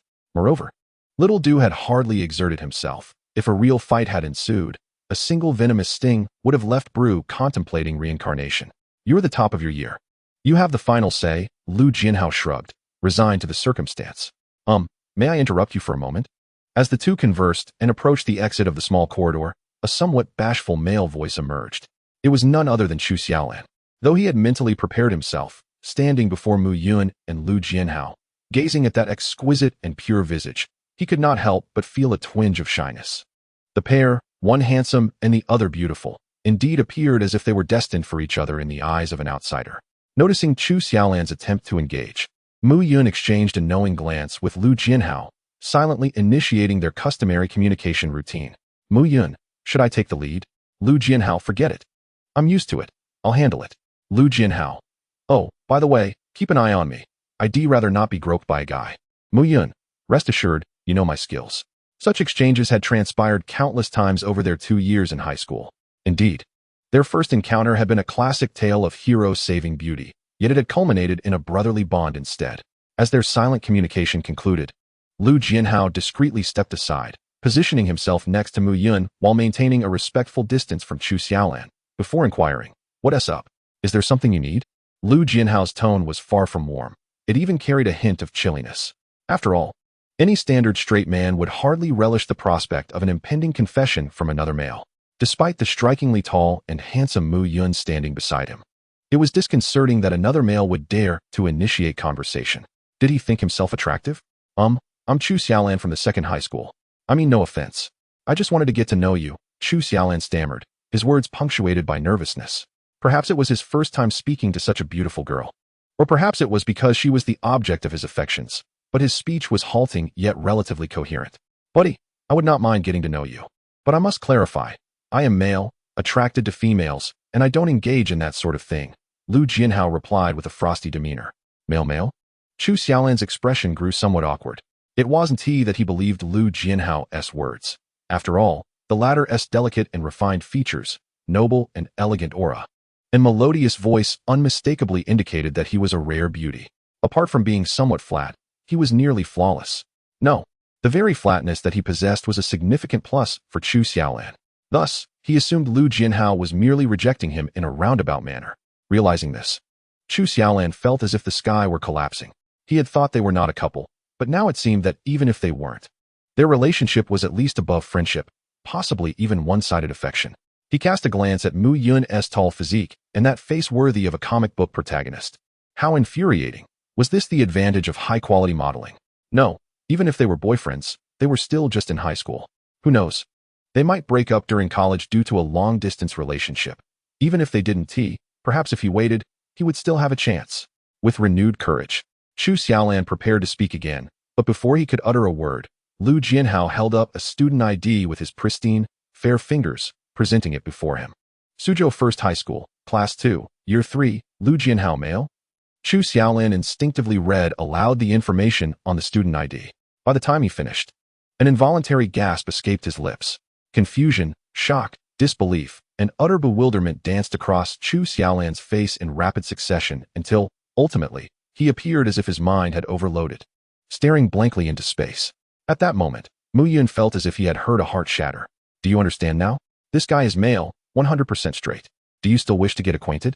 Observing Chu Xiaolan's crushed and dazed expression, Lu Jianhao's cold demeanor melted away like spring snow under the sun, transforming into a radiant and cheerful smile. Little brother, are you feeling the world's malice now? Haha, I'm a guy? However, unexpectedly, upon witnessing Lu Jianhao's smile, Chu Xiaolan seemed to regain his composure. His face flushed as he lowered his gaze and murmured, "See, can I get your WeChat?" Lu Jianhao. Muyun. Wait, buddy. You? Muyun was taken aback. He had seen many brave souls pursuing love, but this was his first encounter with someone boldly approaching a straight man. Is this really my Northeast? Could it be that Peruki secretly exerted his influence, bringing a Sichuan native to my Northeast? Stop it, you fool. You're going to ruin our Northeast. Silence enveloped them. A quiet understanding of shock exchanged between Muyun and Lu Jianhao through their gaze. Fortunately, Chu Xiaolan, realizing something was amiss, turned on his heel and fled without looking back. As he departed, both Muyun and Lu Jianhao exhaled deeply, relieved. The forest is vast, truly. There exists every kind of bird. Lu Jianhao sighed wearily as he tucked away the student ID. Have you ever considered changing your appearance? Perhaps a buzz cut? I genuinely fear that the next time I see you, you'll be either in a prosecutor's office or a proctology clinic, Muyun remarked, shaking his head in contemplation. Relax, it's a new era. Men can be handsome too. Besides, my father has already prepared safety measures for me, Lu Jianhao stated, retrieving a small, exquisite Pokeball pendant from around his neck. It was a luxury ball worth 10,000 Alliance coins. Inside is a team of Pokemon from my father's retirement. Generally, it's enough to handle any situation. Moreover, I've started working out. Once I develop some muscle, I'll surely attract the ladies, Lu Jianhao declared confidently, flexing his non-existent biceps. Actually, you're quite appealing to women even now. Like how? Lu Jianhao pondered for a moment before asking. What is the difference between a female T and a male? An extra safety channel? Get lost. After exiting Battle Arena 11, Muyun and Lu Jianhao approached the reservation machine once more, this time opting for random matchmaking. With the new establishment buzzing with activity, the matchmaking process was swift. Within minutes, both received notifications. Muyun was assigned to Arena 7, while Lu Jianhao was designated to Arena 9. I'll finish up quickly. I'll head to Arena 7 to find you. Glancing at his phone, Lu Jianhao remarked, all right. After parting ways, Muyun swiftly made his way to the Battle Arena number 7. The layout here was essentially akin to that of Arena 11, featuring a standard combat zone with protective barriers and a resting area. Muyun was set to compete in the 12th match, while the 8th match was currently underway, leaving 3 matches before his turn. Xiaoyun. As Muyun stepped into the resting area, he was greeted by a familiar voice. Chapter 41. The lively song Xiaoming and the expressionless Meow Meow. Xiaoyun. Upon hearing his name called, Muyun turned to see a petite figure standing at the height of his chest. Her sleek black ponytail was neatly secured at the back, with a hint of delicate pink bangs adorning her forehead. Her tall and well-proportioned figure was complemented by a charming cat hairpin atop her head, exuding a playful yet youthful vibrance. In the midst of their brief reunion, he mused, Sister Xiaoming? The unique shade of her pink bangs allowed Muyun to instantly recognize her. Song Xiaoming, the only daughter of their homeroom teacher, Song Fu, was a student at Evergreen University, majoring in Pokémon training, and she should be in her senior year by now. What brings you here? Muyun inquired with curiosity. If his memory served him correctly, Song Fu had once boasted at dinner about his daughter's extraordinary talents, joining the school team in her sophomore year, becoming a key member in her junior year, and now, as a senior, she had ascended to the position of vice captain. Though Evergreen University was not among the top 10 institutions, it ranked as a leading university among the next tier, where competition remained fiercely intense. This clearly demonstrated Song Xiaoming's exceptional aptitude for the profession of a Pokémon trainer. Why, then, would such a formidable trainer be found in a novice battle arena? Could it be the despicable practice of fishing?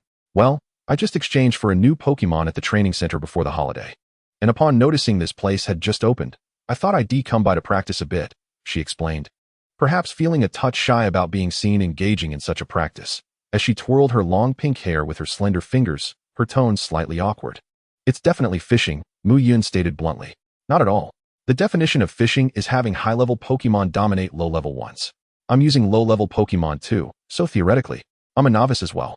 Song Xiaoming playfully jabbed a finger at Muyun's chest, feigning displeasure. Muyun shrugged, choosing not to respond. Observing this, Song Xiaoming continued, I must tell you, there is a scientific basis for what I'm doing.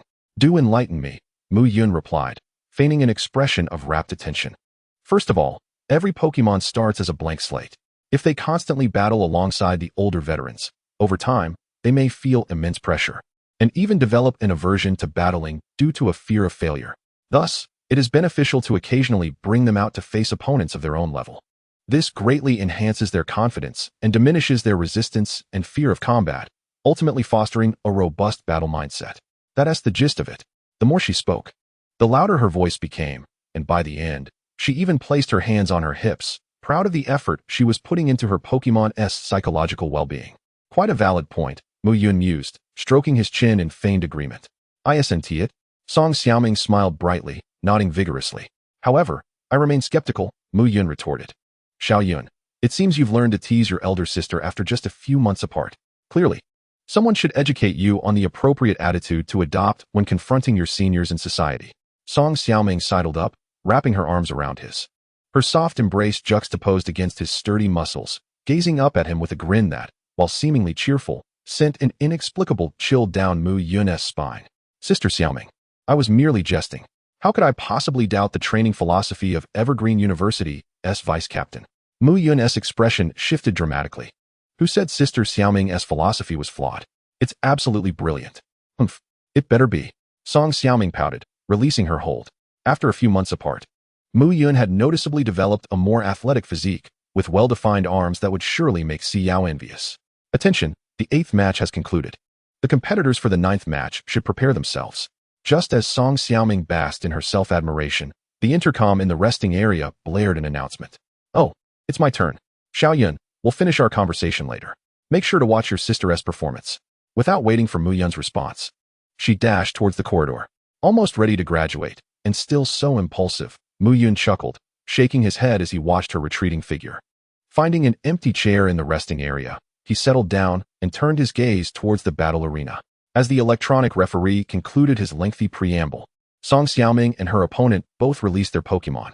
Her opponent appeared to be a slightly chubby boy, clad in oversized clothing, with acne dotting his face.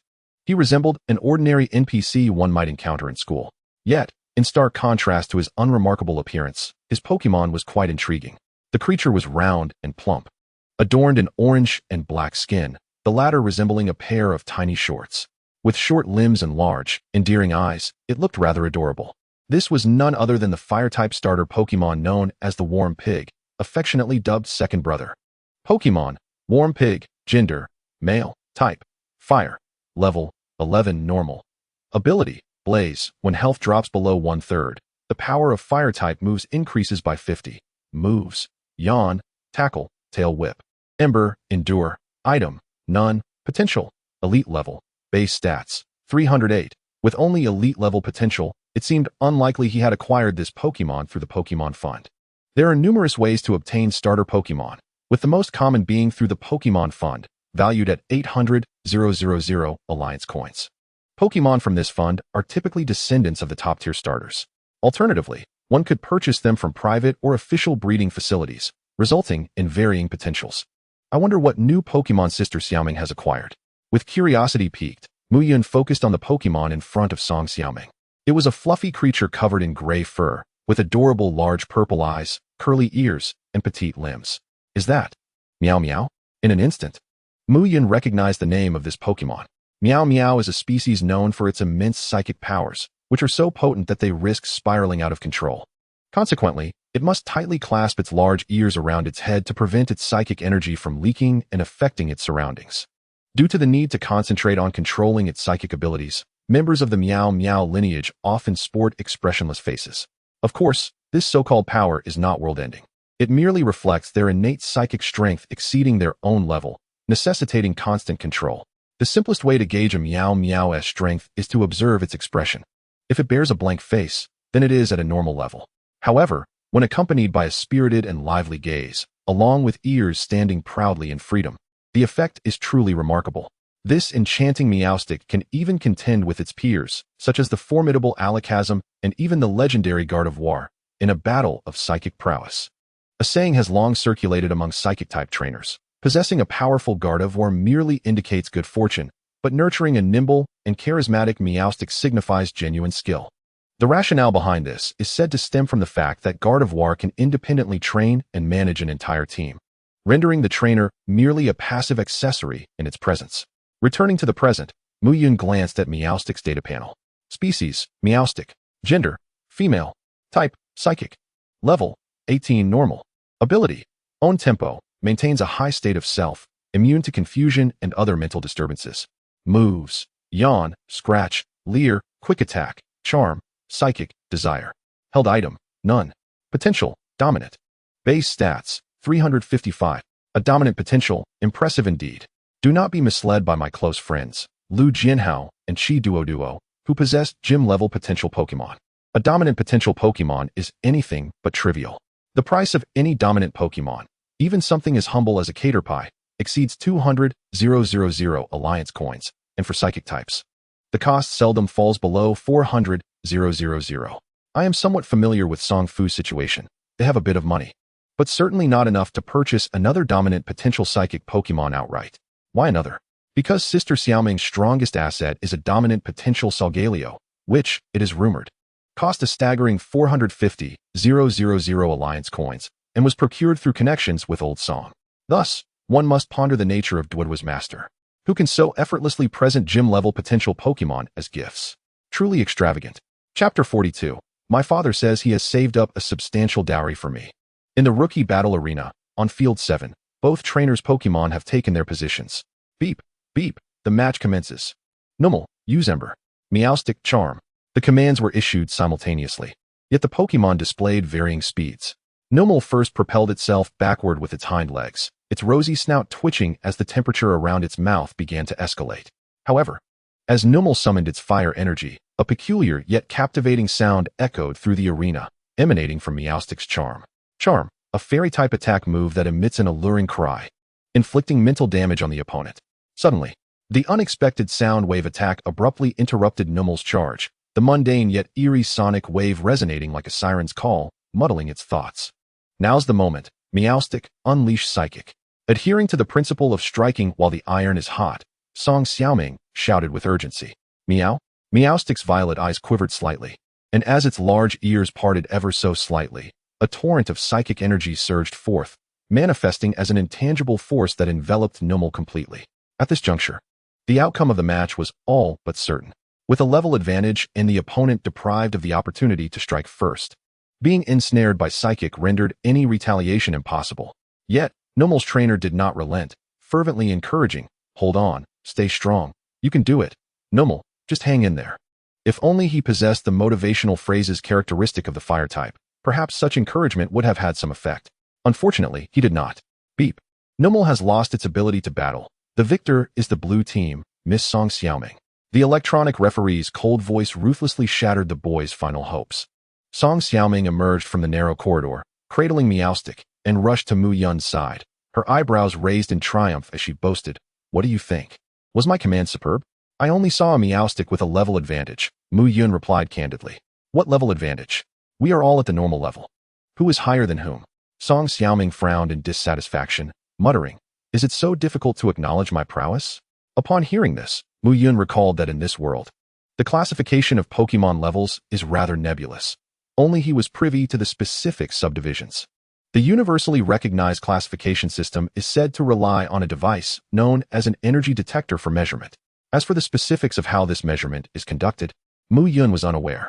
Due to the device's exorbitant cost and rarity, only provincial trainer associations possess them, making them inaccessible to the general populace.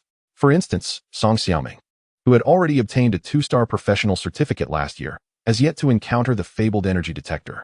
Indeed, Sister Xiaoming is the best. Meowstic's prowess is entirely attributed to your guidance. Muyun raised his voice in praise. Now that's more like it, Song Xiaoming replied, satisfied as she patted Muyun's arm. Then casually brushed her bangs aside, asking, by the way, which match are you on? After you finish, would you like to practice with me? I must tell you, opportunities to battle against psychic-type trainers are rare. Others pay me for the privilege, and I don't always accept.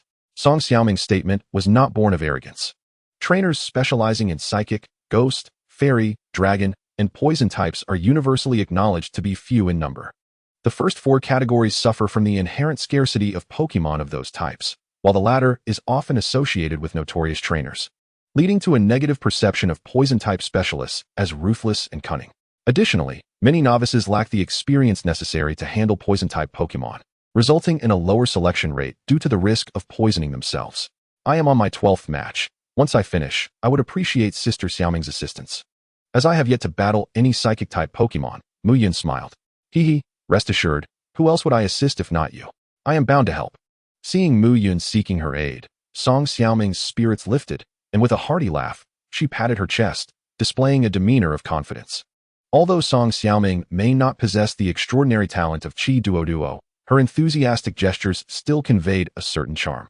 Oh, I genuinely worry for the children you may have in the future, Muyun sighed, muttering to himself. What did you say? Lost in her elation, Song Xiaoming leaned in closer, her smiling face inquisitively approaching. Perhaps due to the several Pokémon battles she had participated in, a light sheen of sweat glistened on her neck. As she drew near, a faint, sweet scent reminiscent of shower gel wafted into Muyun's nostrils, an inviting citrus aroma. Nothing much. I merely suggested that you should not underestimate me. Muyun tilted his head slightly to avoid the view from above. Upon closer inspection, he noted that while Song Xiaoming appeared somewhat flat, there was indeed a bit of substance, perhaps akin to 1/5 of Qi Duo's stature, certainly enough to sustain a child. Humph, do you think training Pokémon is akin to solving problems? Let me tell you, no matter how intelligent you are, if the Pokémon itself lacks battle talent, it is unlikely to achieve greatness. While my words may seem unkind, in most cases, Pokémon with lower potential do not possess exceptional battle talent. As soon as she finished speaking, Song Xiaoming felt a twinge of regret. After all, she was fully aware of the circumstances surrounding the Mu family and knew that obtaining a high-quality Pokémon egg was utterly impossible. By saying such a thing, was she not inadvertently criticizing him? She lifted her head and cautiously observed Muyun's changing expressions. Noticing that he was not angry, she let out a sigh of relief, gently patting her chest. Naturally, Muyun would not be upset. After all, what Song Xiaoming had stated was a universally acknowledged truth within the Pokémon community. Moreover, his initial Pokémon's potential was far from low. Elite level, that was already quite impressive. There are no absolutes in this world. Who knows? Perhaps one day a true phoenix might emerge from a chicken coop. Muyun shrugged and spoke with a calm demeanor, perhaps feeling that she had misspoken. Song Xiaoming did not counter Muyun's words. Instead, she slightly tilted her head as if struck by a thought, her gaze drifting while she absent-mindedly twirled a strand of hair around her slender fingers, casually remarking, "My father mentioned that although he spent quite a bit on the little son a few years back, it has provided me with a substantial dowry over the years, as he is hoping to find a son-in-law who can come to our home." Little Sun was the name of her dominant-level solar Pokémon. Before Muyun could respond, Song Xiaoming continued with a rapid-fire complaint. "Do you think old Song is going a bit mad for missing me while I'm away at school all the time? He can't bear to let me leave the house and wants to keep me here, huh?" Muyun glanced at Song Xiaoming, whose cheeks were slightly flushed and who dared not meet his gaze, and pondered before saying, "Perhaps so. After all, Uncle Song must feel quite lonely on his own." "What do you mean? I see Aunt Zhu accompanying him daily, doing his laundry, cooking for him, and even taking his place at work to teach students. How can he be lonely?" P.S. practically turning into a ball. Uncertain whether her dissatisfaction stemmed from not hearing what she wished or simply from feeling that Aunt Zhu was overworked, Song Xiaoming pouted, her displeasure evident. "There's nothing to be done. Aunt Zhu is just too gentle. If I were in her position, I'd also end up being pampered and plump." Muyun chuckled in response. "Absolutely not," Song Xiaoming suddenly exclaimed, startling Muyun, who looked at her in confusion and asked, "What do you mean, absolutely not?" "Never mind. In any case, Aunt Zhu has already done enough to care for my father. It would be best if you could be a bit more diligent yourself. Or, Yin, are you here? It's not your turn yet." Just as Song Xiaoming was about to say something further, a melodious voice, cool yet tinged with a hint of joy, echoed at the entrance of Arena 7. The speaker, clad in a simple white outfit, possessed a fresh and elegant appearance, embodying the archetype of a dream girl for countless high school boys. As soon as she appeared, many boys in the resting area were captivated, their actions becoming increasingly fidgety. Some tousled their hair, others touched their noses, and in an instant, it seemed everyone was busily preoccupied. Song Xiaoming's heart raced. She had not had the chance to fully observe the newcomer's features, but could tell from her fleeting glance that she was extraordinarily beautiful, her aura remarkably refined. This is bad. During my absence, could Yun have? Songjie, you're here too. As Song Xiaoming lost herself in her thoughts, the fair-skinned beauty expressed her surprise. You two know each other? Muyun, noticing Song Xiaoming's fluctuating expressions and her thoughtful demeanor, inquired curiously. Judging by her face, it doesn't seem like they are acquainted. A few days ago, Songjie came to my house looking for my sister. We met once. Lu Jianhao interjected as he casually took a seat next to Muyun. Songjie probably didn't notice me. After all, my sister is quite scatterbrained, rushing to drag her out for drinks without even letting her in. I only learned her name later from my mother. Upon hearing Lu Jianhao's words, Song Xiaoming recalled indeed having seen him at a fleeting glance when she was at the entrance. Oh, now I remember. I've seen you at Lu Xuejie's place. Song Xiaoming said, lightly tapping her left palm with her right fist, realization dawning. Who would have thought that Lu Xuejie, such a, bold character, has such a pure younger brother? What bold? She's clearly a domineering, rough, uncouth person with no feminine charm. Lu Jianhao retorted without mercy. Also, I'm Lu Jianhao. Not a younger sister, but a younger brother. Lu Jianhao sighed, pinching the bridge of his nose in exasperation. Can't a boy be good-looking? Master, I truly am male. Huh. Song Xiaoming's mouth opened slightly, seemingly unable to discern whether Lu Jianhao was joking or speaking the truth. After all, Lu Yingying had a female form but a male heart, so it seemed normal for her brother to have a female appearance yet a male heart too, right? Song Xiaoming felt a bit muddled, and for a moment, she didn't know whether this handsome individual was truly male or whether he was female. Although he didn't appear masculine, he was undoubtedly 100% male, with all the attributes intact. Muyun chimed in from the side. At his words, Song Xiaoming instinctively nodded, only to suddenly recall the BL dramas her roommate had secretly watched. She scrutinized Muyun from head to toe with suspicion. Tell me, how do you know that? What kind of look is that? His gender is male, and his preference is female. I'm the same. We both only like soft and cute girls. Muyun hurriedly interjected, attempting to quell Song Xiaoming's dangerous thoughts. Not soft and cute. I only like those prettier than me, Lu Jianhao added as a side note. Cough, why are you so anxious? I didn't say anything. Despite the embarrassment of having her secret thoughts uncovered by Muyun, Song Xiaoming couldn't help but breathe a sigh of relief. Compared to the dilemma of having a questionable sexual orientation, she was more at ease with the notion of having a rival in love. After all, she and Yun were so close, and there would always be opportunities, wouldn't there? Fortunately, neither of those dreadful scenarios had transpired. Attention! The 11th match of Arena 7 has concluded. Please prepare for the 12th match. Just as the atmosphere among the three began to settle into a comfortable routine, the loudspeaker in the resting area suddenly blared. It's my turn. Wait for me to finish, and then we can make plans. Muyun stated before striding confidently toward the corridor leading to the battle arena. Lu Jianhao, right? After Muyun left, Song Xiaoming collected her thoughts and spoke up. What's up, Songjie? I was just wondering how you and Yun became acquainted. She was confident in Muyun's sexual orientation, especially since that mischievous boy had been stealing glances at her just moments ago. However, she still harbored some doubts about Lu Jianhao. After all, his feminine yet exquisite features were hard to take seriously. We were in the same class in high school, sitting one behind the other, Lu Jianhao replied casually, oblivious to Song Xiaoming's thoughts. Oh, that is good.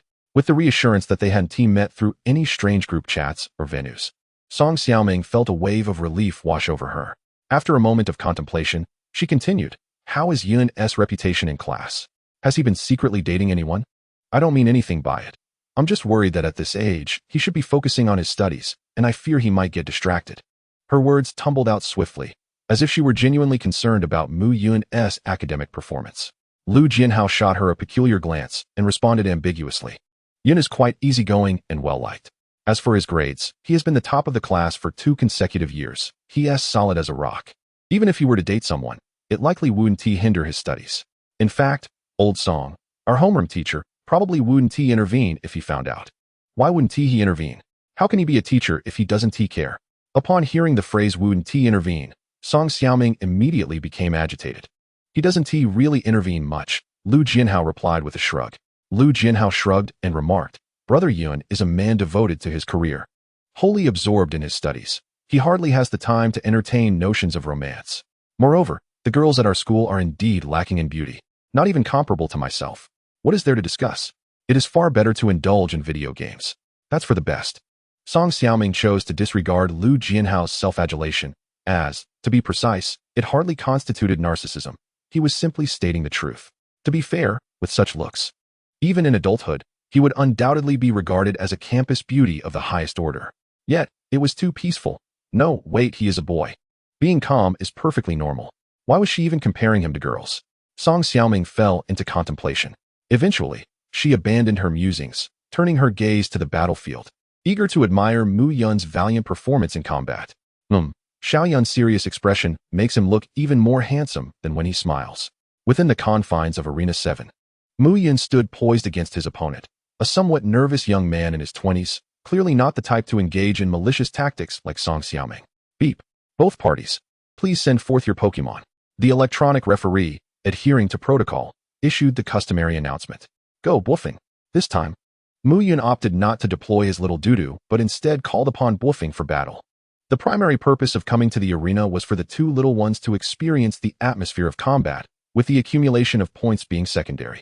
Having already battled once, Muyun deemed it only fair that Boofing also have the opportunity to feel the thrill of battle. As the Pokeball burst open, Boofing's figure emerged on one side of the arena. On the opposite side stood a Pokemon with deep blue skin, a rotund body, tiny red eyes, and a tuft of vibrant green leaves atop its head. Walking Grass, a Pokemon ubiquitous in the wild. Pokemon, Walking Grass. Gender, female. Type, Grass Poison. Level, 14, Ordinary. Ability, Chlorophyll, doubles speed in sunny weather. Moves, Absorb, Growth, Sweet Scent, Acid, Poison Powder. Held item, None. Potential, Advanced. Base stats, 320. The moment Muyun laid eyes on the opponent's Pokemon, he activated his Data Eye. The Walking Grass was of a low level, merely 14, indicating it had not been cultivated for long. Its potential was also limited, classified as advanced. As for its moves, Absorb, Growth, Sweet Scent, Acid, and Poison Powder, this combination meant that Boofing, now at level 9, had to be cautious of Poison Powder. However, having reached level 9, Boofing had already mastered its first ranged attack, Wind Gust. Wind Gust, Expert, 10300 move release, speed 150, energy consumption 40, range 50. The expert level Wind Gust not only boasted a swift release speed and low energy cost, but also included a range-enhancing effect. Flying-type moves are inherently characterized by their rapid execution and extensive impact, and with this enhancement, the effectiveness was greatly amplified. Moreover, the Grass-type Walking Grass was particularly vulnerable to Flying-type attacks. As for the level difference, my Boofing, the swiftest of its kind, thrives on battles beyond its level. With both Pokemon in position, the referee announced, Beep beep. The match begins. Chapter 44, Double Rewards. Invitation to Battle. In the rest area of Arena 7, Lu Jianhao commented, Boofing, Brother Yun has paired a classic home bug with a home bird. Upon seeing Boofing, he couldn't help but reflect. But I wonder if Brother Yun's Boofing can possess even half the might of that Beedrill. Boofing, wasn't Xiao Yun's initial Pokemon a Dunsparce? Song Xiaoming recalled what Song Fu had mentioned upon her return home. Logically, Muyun should have sent forth a Beedrill by now. Where did this Boofing come from? Did he purchase a Pokemon egg? No, that was improbable. Xiao Yun's family couldn't afford such extravagance. Perhaps he simply picked it up in the neighborhood? That seemed unlikely as well. The wild Boofing in the area were as lowly as the caterpie in the forest, lacking in quality and spirit, suitable only as pets. Should I perhaps mention to my father to advance a dowry for Xiao Yun? After all, it will have to be given eventually. Song Fu. Back in the arena, oblivious to Lu Jianhao's and Song Xiaoming's speculations, Muyun maintained a serious demeanor as he faced his opponent. Despite feeling confident of victory, he understood that one must give their all, even when battling a seemingly weaker foe. Complacency is a lesson learned from history. With both Pokemon ready, the referee announced. Beep beep. The match begins. Boofing, use Wind Gust. The moment the referee's voice fell, Muyun promptly issued his command. Simultaneously, his opponent, the young man, also called out, start with Growth, then look for an opportunity to use Acid.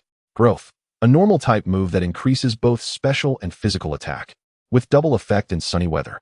Acid, a poison type move that sprays a strong acid at the opponent, with a 10 chance to lower the opponent's special defense. Go. The small walking grass closed its tiny yellow eyes, and a surge of normal-type energy flowed through the green leaves atop its head, gradually spreading throughout its body. However, before this process could even complete 1/3, a powerful gust of wind rushed in. The wind enveloped a wide area, whipping up a storm across nearly half the arena. And the force of the gale was significant.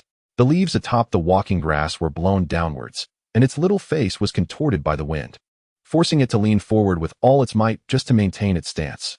Yet, in its desperate struggle against the fierce wind, the growth it had just initiated utterly failed. Wolfing, continue using wind gust. Do not give the opponent a moment to breathe. Witnessing the walking grass's struggle against the tempest, Muyun decisively abandoned his original plan of mobility through collision. His initial strategy was to utilize wind gust to distract, then leverage the acceleration from the collision to maneuver. Should the opponent deploy poison powder, he would simply blow it away with wind gust. However, it became evident that such complexities were unnecessary. With a move release speed of 150, Wolfing was able to initiate attacks more swiftly, thereby seizing the advantage. In battles involving low-level, especially ordinary Pokémon, securing the upper hand early on often determines the outcome.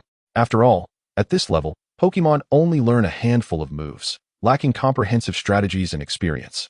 Favorable conditions ensure victory, while adverse conditions lead to a slow demise. As expected, with Wolfing's relentless wind gust assaults, the walking grass soon found itself exhausted.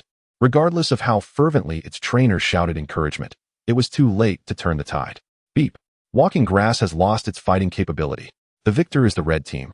Mr. Muyun. Ding. Wolfing, 9, has defeated walking grass, 14. Permanent Mission 1, battle completed. Detected that the opponent's level exceeds that of the player. Congratulations, host. Rewards doubled.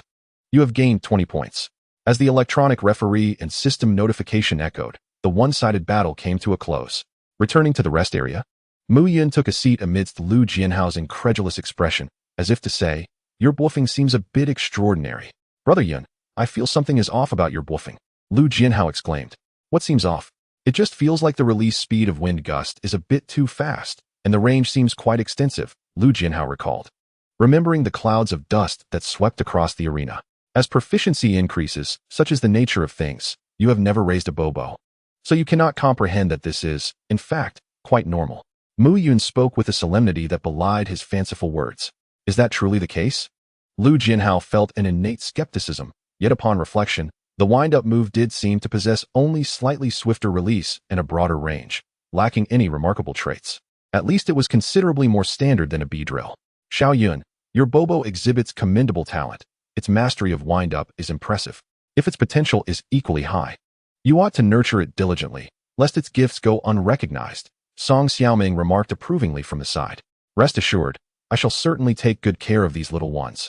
Muyun replied with a smile, gently patting the 2 pokeballs at his waist. So, Yingu, shall you continue battling, or proceed directly to the gym? Lu Jianhao inquired. After 2 matches, his Pokemon required a brief respite, and he saw this as an opportune moment to hit the gym and work on his physique. The gym? Upon hearing this term, Song Xiaoming seemed to recall something, casting a surreptitious glance at Muyun's arms. No wonder his physique had improved so dramatically. He had been secretly training. It's good. A boy should possess a bit more strength to ensure knowledge is effectively conveyed. Haha. Wait a moment. Xiaoming Jie and I will have a match first, as it would provide a first-hand experience of battling with Psychic-type Pokemon, Muyun stated. If you're in a hurry, you may go ahead. I will join shortly. Why should I be in a rush? You 2 battle. Psychic types are rare, and I would like to observe how these highly sought-after Pokemon operate. Lu Jianhao waved his hand dismissively. Psychic-type Pokemon are adored by many trainers due to their extraordinary intellect, in some cases, their intangible yet formidable abilities, and their striking appearances, in some cases. Notably, Pokemon like Shinado, Elraden, Hoodie, and Brimstone have long dominated the rankings for both beauty and strength. It's not to say other Pokemon lack beauty or power, rather, the scarcity of psychic types lends them an allure that is often idealized. Alright then, let us go, Xiaoming Jie. Let us arrange our battle at the machine, Muyun suggested. What do you mean by arranging? Such a crude term. This is called a challenge, an invitation to battle. Song Xiaoming corrected him with an oddly assertive tone. Isn't that the same? Muyun replied, speechless. Naturally, he refrained from voicing this thought in front of others. It was prudent to spare Xiaoming Jie any embarrassment, lest she suddenly turn irritable. Speaking of which, do all psychic-type trainers possess a hint of eccentricity? Such peculiar traits as darkened personalities and obsessive infatuations ought to exist solely in the realm of fiction, shouldn't they? Let us go. Song Xiaoming naturally linked her arm through Muyun's, then suddenly turned back, raising her small head in response to Lu Jianhao's curious gaze. Lu Jianhao thought, displaying affection? How infuriating. Why does Yungu always have women around him, while I am surrounded by men? Oh heavens, could you please open your eyes and see me? With my striking appearance, how can you bear to let me remain single? Meanwhile, oblivious to Lu Jianhao's inner turmoil, Muyun and Song Xiaoming successfully completed their reservation at the nearby machine.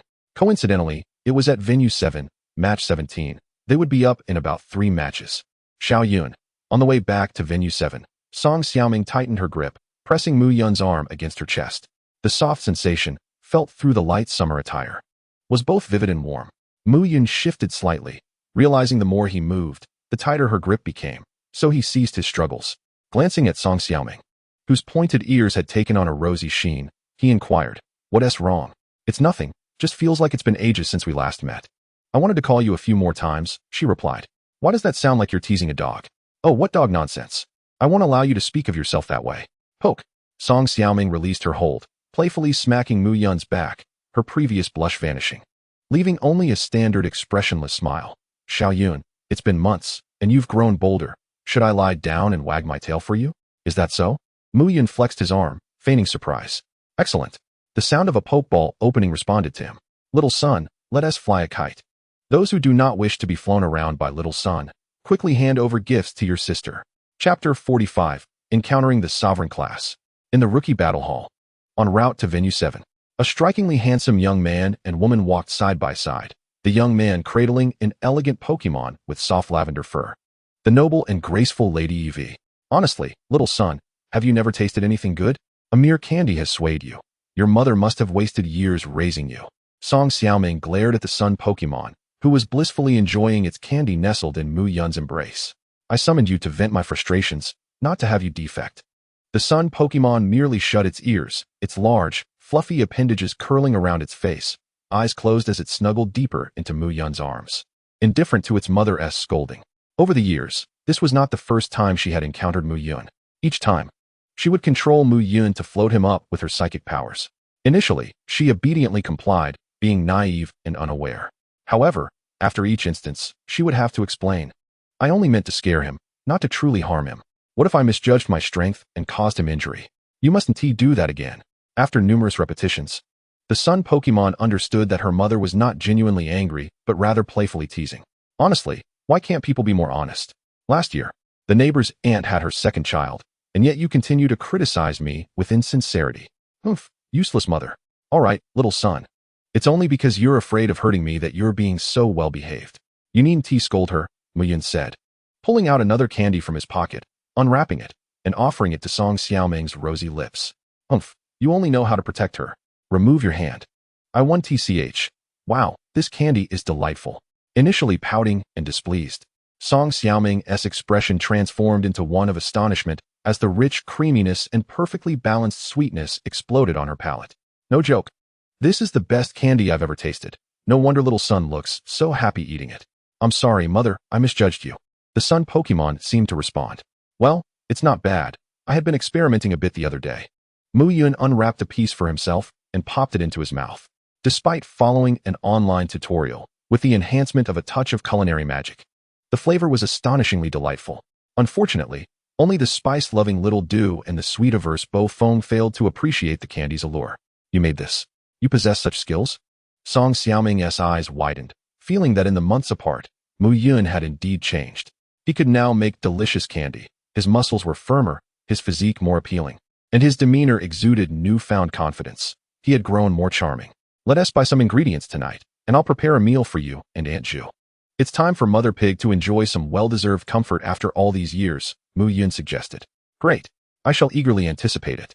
With a delectable milk candy in her mouth, Song Xiaoming's mood was exceptionally bright, dismissing the earlier incident where she was teased like a dog. Soon, the two and their sprite returned to the resting area of Battle Arena number 7. Interestingly, upon their arrival, they found Lu Jianhao looking utterly speechless as he sent off a disheartened young man, clearly yet another soul who, after mustering the courage to confront the world, was left questioning its very nature. Poor child, a fleeting moment of bravery has led to a lifetime of nightmares. You two have finally returned. Lu Jianhao sighed in relief as he noticed Muyun and Song Xiaoming approaching.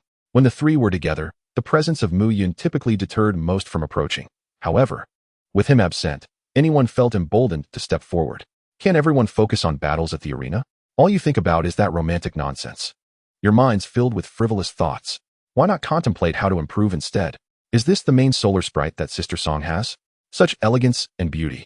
Upon reaching them, Lu Jianhao's eyes sparkled, captivated by the solar sprite's soft fur and graceful demeanor. Isn't it splendid? I've raised her well. Hearing praises for her beloved sprite, Song Xiaoming's eyes curved into a smile, swelling with pride. Indeed, her care was commendable. She was truly worthy of being the vice captain of the school team, radiating strength. Observing Song Xiaoming's proud expression, Muyun casually remarked, "It's not flattery. This solar sprite's attributes are genuinely impressive. Sprite, solar sprite, gender, female, type, psychic, level, 51, dominant. Ability, magic mirror, immune to opponents' status-changing moves and reflects them back. Moves, mud throw, wish, tackle, tail whip, cry. Desire, sand attack, quick attack, telekinesis, cuddle, round eyes, swift, morning sun, power swap, psychic, self-suggestion. Future sight, held item, psychic powder, beginner, potential, dominant. Base stats, 525, psychic powder, beginner, a combat-enhancing treasure formed from the remains of a high-level psychic sprite under special powers, increasing the power of psychic moves by 16. With dominant potential, formidable strength, a beginner-level sprite treasure, and an array of well-practiced moves. This was merely the vice-captain of the Qingqing University Pokémon battle team. One could only imagine the prowess of the top 10 teams. Yet, the origin of Sister Xiaoming's sprite treasure remained a mystery. Such treasures, capable of being inherited, are not inexpensive. Even beginner treasures start at $1 million, while intermediate ones soar to 3 or 5 million. It was rumored that at an overseas auction 2 years prior, a top-tier dragon-type sprite treasure fetched an astonishing price of 120 million, a sum more than double that of a quasi-divine sprite egg. With so many affluent individuals in the world, why couldn't there be one more like me? By the way, do you want some milk candy? Muyun inquired, reaching into his pocket to retrieve a piece of candy from his storage space. Where did you get this packaging? It looks like something from a street stall, Lu Jianhao remarked as he glanced at the 3-no packaging, lacking a production date, quality certification, or manufacturer's details, while unwrapping it. The next moment, the candy melted in his mouth. A rich, perfectly balanced sweet creaminess overwhelmed his taste buds. Wow, this is delicious. Lu Jianhao's eyes widened as he immediately reached out. Where can I get more? I want some. I made it myself. In response to the astonished gazes of Song Xiaoming and Lu Jianhao, Muyun produced a handful more from his pocket. Had they not seen it with their own eyes, they might have believed his pocket was a 4-dimensional space, silently holding so many candies. You made these? Incredible. Yungu, you're amazing. Lu Jianhao, who considered his family well off and had tasted many expensive dishes and desserts, found this milk candy to be utterly unique. Was this the world of geniuses, where even a simple dessert was crafted to perfection? One could only imagine the effort Muyun must have invested to develop such an exquisite recipe. Truly admirable. How much effort could it be? Just a few taps on Douyin. Muyun replied nonchalantly. After sharing the milk candies, the trio engaged in light conversation until the announcement rang out, calling for Muyun and Song Xiaoming's 17th battle. Embracing the solar sprite, Muyun walked alongside Song Xiaoming into the corridor. Lu Jianhao couldn't shake the feeling that their silhouette resembled a family of 3 going out for a stroll. Chapter 46. Is this damage reasonable? Within the confines of Battle Arena Number 7, Muyun cradled the solar sprite as they approached one side of the arena. Initially, he intended to wait for Song Xiaoming to return her sprite, but since she did not mention it and the solar sprite remained still, he decisively brought her along. As they positioned themselves, the electronic referee flew out from its charging station to the center of the arena, emitting a synthetic voice. Beep. Please send out your sprites. Go. Meow meow. Then it's you, Little Do. As anticipated, Song Xiaoming sent forth Meow Meow, while Muyun opted for Little Do. This choice wasn't based on any fairness principle of one sprite each, but rather because he believed that using bluffing against Meow Meow could be a challenging endeavor. Little Do, however, was a different story. Although the poison type rendered him vulnerable to psychic moves, his bug type energy effectively countered them. With Little Do's output, the contest could conclude swiftly upon landing a hit on Meow Meow. After all, Renowned for their bizarre and difficult-to-counter psychic moves, psychic sprites also boasted notably fragile defenses. Meow? On one side of the arena, Meow Meow, floating mid-air, observed her older sister nestled in the arms of a stranger, her dazed expression revealing a rare flicker of confusion. She glanced back at her trainer, whose calm demeanor was tinged with excitement, then at the languid older sister, feeling somewhat disoriented. What was happening? Had her older sister defected? Never mind, it wasn't important. As long as she wasn't the one battling her sister, it was all good. After a moment of contemplation, Meow Meow abandoned her thoughts, her gaze returning to the distant Beedrill. Meow Meow, focus. You must show them the might of psychic sprites. Song Xiaoming's voice was filled with determination, her enthusiasm palpable. Xiaoyun, bow down before your sister. Meow? Meow Meow subtly nodded, her usually expressionless face now seemingly imbued with seriousness. Your mother is really full of vigor. I hope you can maintain that energy later, Muyun remarked, stroking the soft fur of the solar sprite with a smile. Boomy? The solar sprite displayed a puzzled expression. Although Meow Meow was a newly inducted sprite and considerably weaker, one couldn't deny her exceptional talent, particularly in terms of psychic abilities, where she excelled remarkably. At her level, she probably wouldn't fall short of the solar sprite by much. In contrast, the Beedrill's presence was decent, but it still lagged behind Meow Meow. As both sprites took their positions, beep, beep, the match begins. The electronic referee announced once more. Xiaoyun, there are no siblings on the battlefield. I want to go easy on you. Meow Meow, use telekinesis. Song Xiaoming declared. The Beedrill's resistance to fairy-type attacks and its double weakness to psychic-type moves meant that Song Xiaoming would not initiate the battle using its signature move, Charm Voice. As she had done against the Warm Pig, Muyun had already anticipated Song Xiaoming's strategy. With the eye of data, he was fully aware of Meow's skill set and had devised a countermeasure. Little Do, use Twin Needle and break through the psychic attack. Indeed, this time the battle commenced not with a web-spinning move, but with a direct assault using Twin Needle. Thanks to its remarkably swift energy conversion rate and exceptional mastery of the technique, before Meow's psychic could envelop the area, Little Do's silver-white needles were already coated in a faint green hue of bug-type energy. With a buzz, Little Do's thin wings trembled, and its form darted forward like an arrow released from a bow, swiftly covering more than half the distance before Meow's psychic could fully manifest. What astonishing speed exhibited by this Beedrill. On the sidelines, Song Xiaoming was taken aback as the distance closed in the blink of an eye. She hadn't anticipated that aside from Bobo, Muyun had also effectively trained a Beedrill. Unfortunately for her, its opponent was Meow, a level 18 Pokemon with strength nearly on par with that of a seasoned psychic type. As Little Do soared past the halfway mark, a powerful and invisible psychic force, under Meow's control, silently enveloped the area from all directions.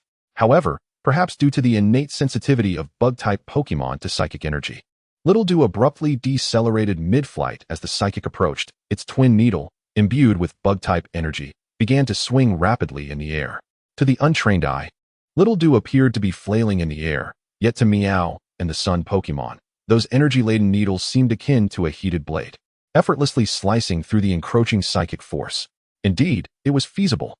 Watching Little Do slow down yet continue its steady advance, Muyun felt a sense of reassurance.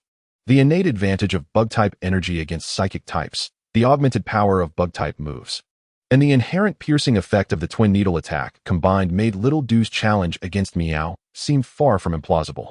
However, until he witnessed the outcome with his own eyes, Muyun remained somewhat apprehensive. Fortunately, the attributes of the Twin Needle were not mere embellishments, and Little Do's strength was decidedly formidable. How could this be? Meow's psychic was unable to halt a Beedrill of the same level? Song Xiaoming was not a novice trainer. She had battled countless Pokemon, including many high-level bug types. Yet, she had never encountered a situation where a bug-type Pokemon of the same level could withstand a psychic attack so brazenly. Even the renowned Scyther, known as the Bug Warrior, could not achieve this. Why could this poison-type Beedrill? Was this reasonable? Both Song Xiaoming and Meow were astonished. It wasn't that she was unfamiliar with such scenarios. Rather, having grown accustomed to battling, she had yet to meet an opponent capable of challenging her so effectively. This creature seemed somewhat extraordinary. As Meow pondered internally, her expression remained vacant, though her large ears perked up even more. A surge of more intense psychic energy erupted, charging towards the Beedrill. Regrettably, the mere increase in energy quantity had limited impact on Little Do. Aside from further slowing its flight speed, it hastened its movements, showing no signs of being impeded. After a standoff lasting several seconds, Meow suddenly clenched her ears shut, a pained expression flickering in her vacant gaze. This was the manifestation of maximum output, indicating excessive mental strain. This was one of the few drawbacks of Psychic-type Pokémon, due to their frail bodies and weak endurance. Their capacity for sustained full power output was significantly shorter compared to Pokémon of the same level. Once engaged in a prolonged battle, they were prone to displaying signs of weakness. Almost instantaneously as Meow exhibited her discomfort, the overwhelming psychic force momentarily stagnated. Little Dew's crimson eyes gleamed, and it flapped its wings vigorously, seizing the opportunity to accelerate. Watch out, Meow. Use Psychic Surge. Seeing Meow reveal a vulnerability, Song Xiaoming immediately shouted. It was not a futile command to merely dodge when a Pokémon shows a weakness. Mindlessly shouting for it to evade only serves to create noise and anxiety. The correct course of action was to immediately deploy a move of another type to alleviate the mental pressure, while also using the offensive move for defensive purposes. Meow, as a psychic type, reacted swiftly. Almost as soon as Little Dew closed in within a meter, her furry little hands glimmered with a white light. Psychic Surge, a normal type move, allows the user to strike out with their palms at incredible speed, potentially placing the opponent in a state of fright. In this narrative, the restriction that it must be used immediately upon entry has been lifted. Fright, a state of inner terror causing a temporary loss of control over one's energy, rendering the use of moves impossible.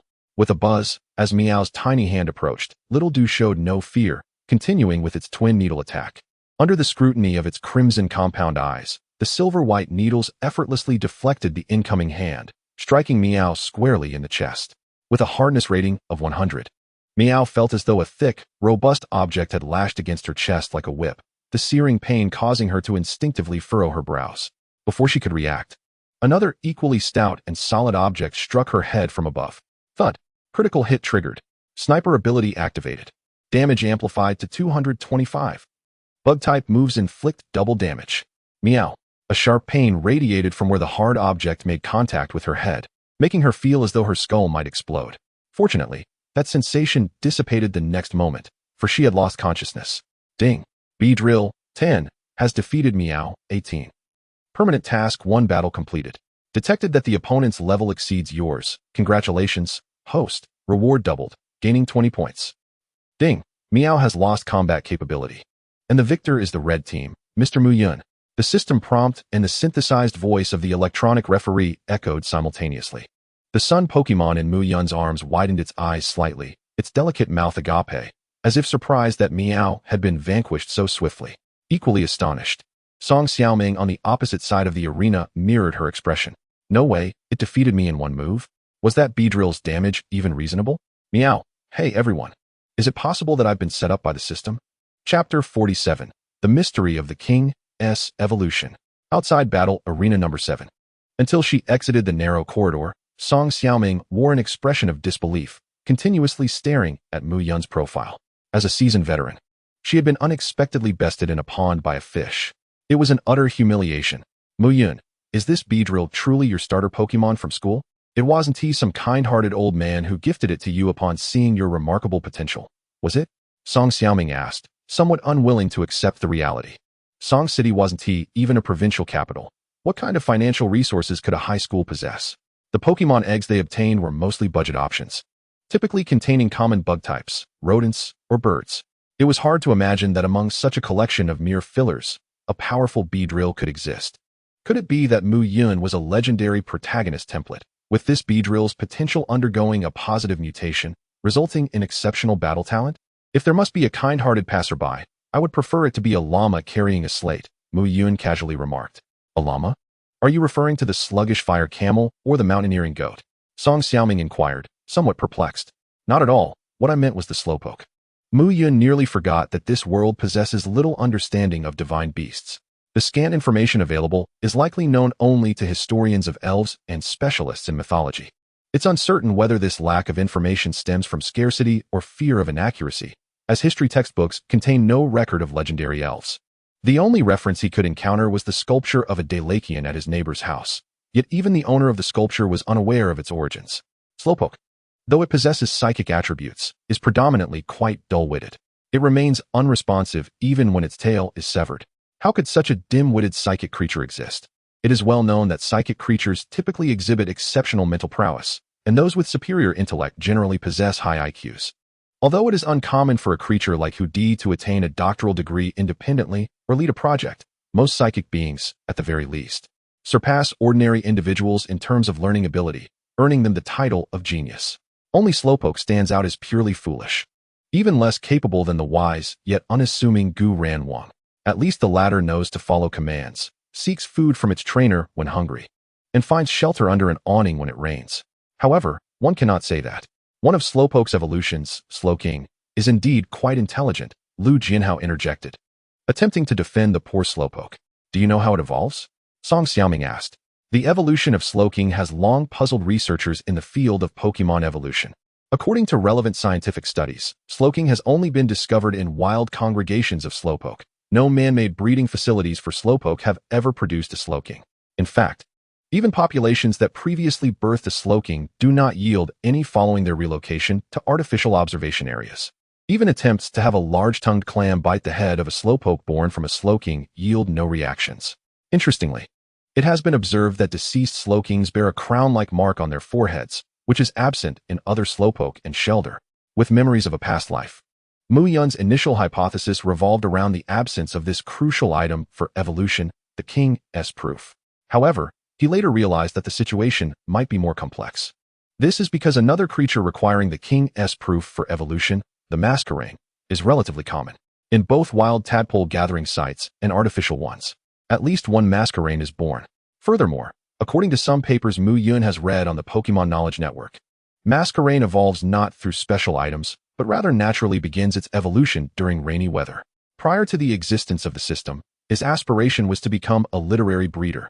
Thus he had been gathering information in this area. Unfortunately, it seems that the disparities between the real world and game rules have led to many discrepancies in finer details. Much of the feasibility can only be validated by Muyun in the future. Let us head to the fitness area for some practice. With that, Muyun glanced at Song Xiaoming, signaling her to return the Sun Spirit to its Pokeball. Even though his physical fitness was commendable, carrying over 50 pounds in his arms was indeed a bit exhausting. Soon, the trio arrived at the fitness area inside the Novice Battle Hall. As it was a spontaneous decision, none of them had brought a change of clothes, and naturally, they wouldn't work up a sweat. Primarily, Lu Jianhao was working out while Muyun stood nearby, assisting and guiding his movements, while Song Xiaoming sat to the side, resting her chin on her hands and watching. To be fair, Lu Jianhao had indeed put in considerable effort during the summer break. His proficiency with the various equipment was remarkable, and his form was impeccable, leaving Muyun with little to instruct. At most, he could touch a specific muscle and point out where he had yet to train. Despite this being a regular fitness exchange, some muscle-bound men in the vicinity cast envious glances, as a girl so slender in the gym was a rare sight. What a splendid physique. She needs to train hard, really hard, to become truly impressive. Uncertain whether it was the intensity of the surrounding gazes or Lu Jianhao's dwindling stamina, he began to tremble slightly, his face flushed, and sweat trickled down his cheeks, pattering onto the ground. All right, that will be enough for today. Don't forget to have your housekeeper give you a massage when you get home tonight.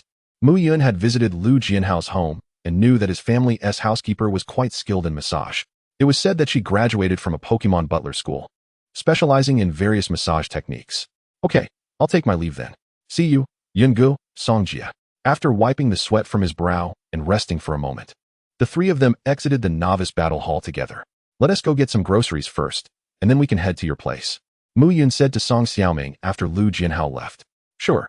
With Lu Jianhao gone, Song Xiaoming's smile grew more radiant. It's my first time shopping for groceries with Xiaoyan. Is this what they call post-marriage life? I must work hard in the future, earn a fortune, and allow Xiaoyan to remain at home, beautiful and unbothered by shameless little vixens. Wait, Xiaoyan's milk candy is so delicious, his culinary skills must be exceptional. He should also moonlight as a house husband. As for children, one boy and one girl, with the sister protecting her brother, just like me and Xiaoyan. What should we name them? Oh well, names don't matter as long as Xiaoyan likes them. Hehe. Let us go. Why are you daydreaming? Muyun took a few steps, noticing Song Xiaoming lingering in place with a silly smile, and said with mild exasperation.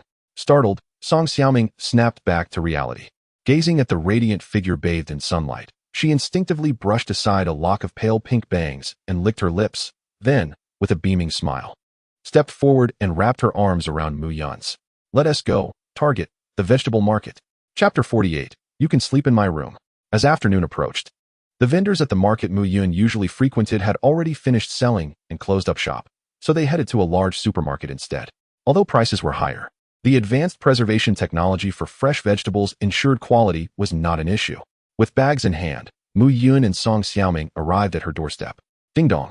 The moment the doorbell rang, Muyun, burdened with items in both hands, cast a puzzled glance at Song Xiaoming, who pressed the doorbell without retrieving her keys. Sister, this is your home. Why are you ringing the doorbell? Don't you have a key? Yet Muyun chose not to inquire further. Song Xiaoming's odd demeanor during their walk had truly been peculiar, her face flushing one moment and then bursting into a low, strange laughter the next. To be honest, had he not known her well, Muyun might have suspected he had encountered someone unhinged. Were psychic trainers always this neurotic? Ahem, isn't this just courtesy? What if old Song is home doing something inconvenient? This gives him time to tidy up. Perhaps sensing her odd behavior, Song Xiaoming offered an explanation. If it weren't for her somewhat shaky tone, Muyun might have almost believed her. With Aunt Ju at home, what could Uncle Song possibly be doing that was inconvenient? Perhaps just sneaking a smoke. Here they come. Upon hearing the doorbell, Song Fu, assuming it was a visitor, swiftly approached the entrance and opened the door. To his astonishment, he was greeted by numerous bags held by Muyun, alongside his daughter Xiaoming, who appeared somewhat bashful with her head slightly bowed. What on earth was this vibe reminiscent of a son-in-law visiting his mother-in-law? Why was Muyun returning home with Xiaoming? Moreover, why was she ringing the doorbell at her own house? This unexpected situation forced him to extinguish the half-smoked cigarette he had been enjoying in a hurry. Xiaoming. Muyun, what brings you two here? Perhaps it was the doorbell that had stirred his confusion, as Song Fu felt uncertain about the nature of this visit. Was it merely a homecoming, or was it a visit? Suddenly struck by a thought, he shook his head vigorously. He acknowledged that Muyun was an exemplary child and his most cherished student, yet Xiaoming was still young. Discussions of marriage were far too premature. Just then, in the living room, Aunt Ju, who was using her telekinetic abilities to peel apples with a knife, noticed Muyun and Xiaoming at the door and immediately approached them, joyfully taking one hand of each and ushering them inside. Muyun couldn't shake the feeling that, upon seeing them, Aunt Ju's eyes had briefly sparkled with excitement and enthusiasm. I am determined to be with him. I shall marry no one else in this lifetime. Upon entering, a resolute female voice emanated from the television in the living room. Glancing over, Muyun recognized it was from the currently popular melodramatic romance series, The Love Story of the Long-Eared Rabbit. As the title suggests, the female protagonist is a tall, long-eared rabbit who falls in love with a human male. Despite societal judgment, ethical constraints, familial opposition, and friend skepticism, it seemed that the world was telling her that this love was doomed, yet she remained undeterred, bravely pursuing her affection. It was undeniably melodramatic. Yet such tales captivated many viewers. No wonder Aunt Ju had been so animated earlier. She was engrossed in shipping the characters. Indeed, even older women, regardless of being ethereal beings, could not escape the allure of melodramatic romances. Uncle Song, Aunt Ju. Here's the thing. I ran into Sister Xiaoming at the battle arena this afternoon. I realized it had been a while since I last visited you both. And since I've been honing my culinary skills, I thought I'd bring some ingredients to showcase my cooking. Facing Song Fu's skeptical gaze and Aunt Ju's eager anticipation, Muyun awkwardly scratched his head and explained. Despite this being a routine visit, and given that he often came over, he couldn't shake the feeling of immense pressure this time. Come on, Dad, what else with that expression? Xiaoyan isn't a stranger to our home, Xiaoming interjected, standing beside Muyun and shooting an admonishing glance at Song Fu. Song Fu remarked, as one reaches middle age, even the cutest little cotton-padded jacket can still feel the chill. Ahem, Uncle Song, Sister Xiaoming, you two chat for a bit, I'll head to the kitchen.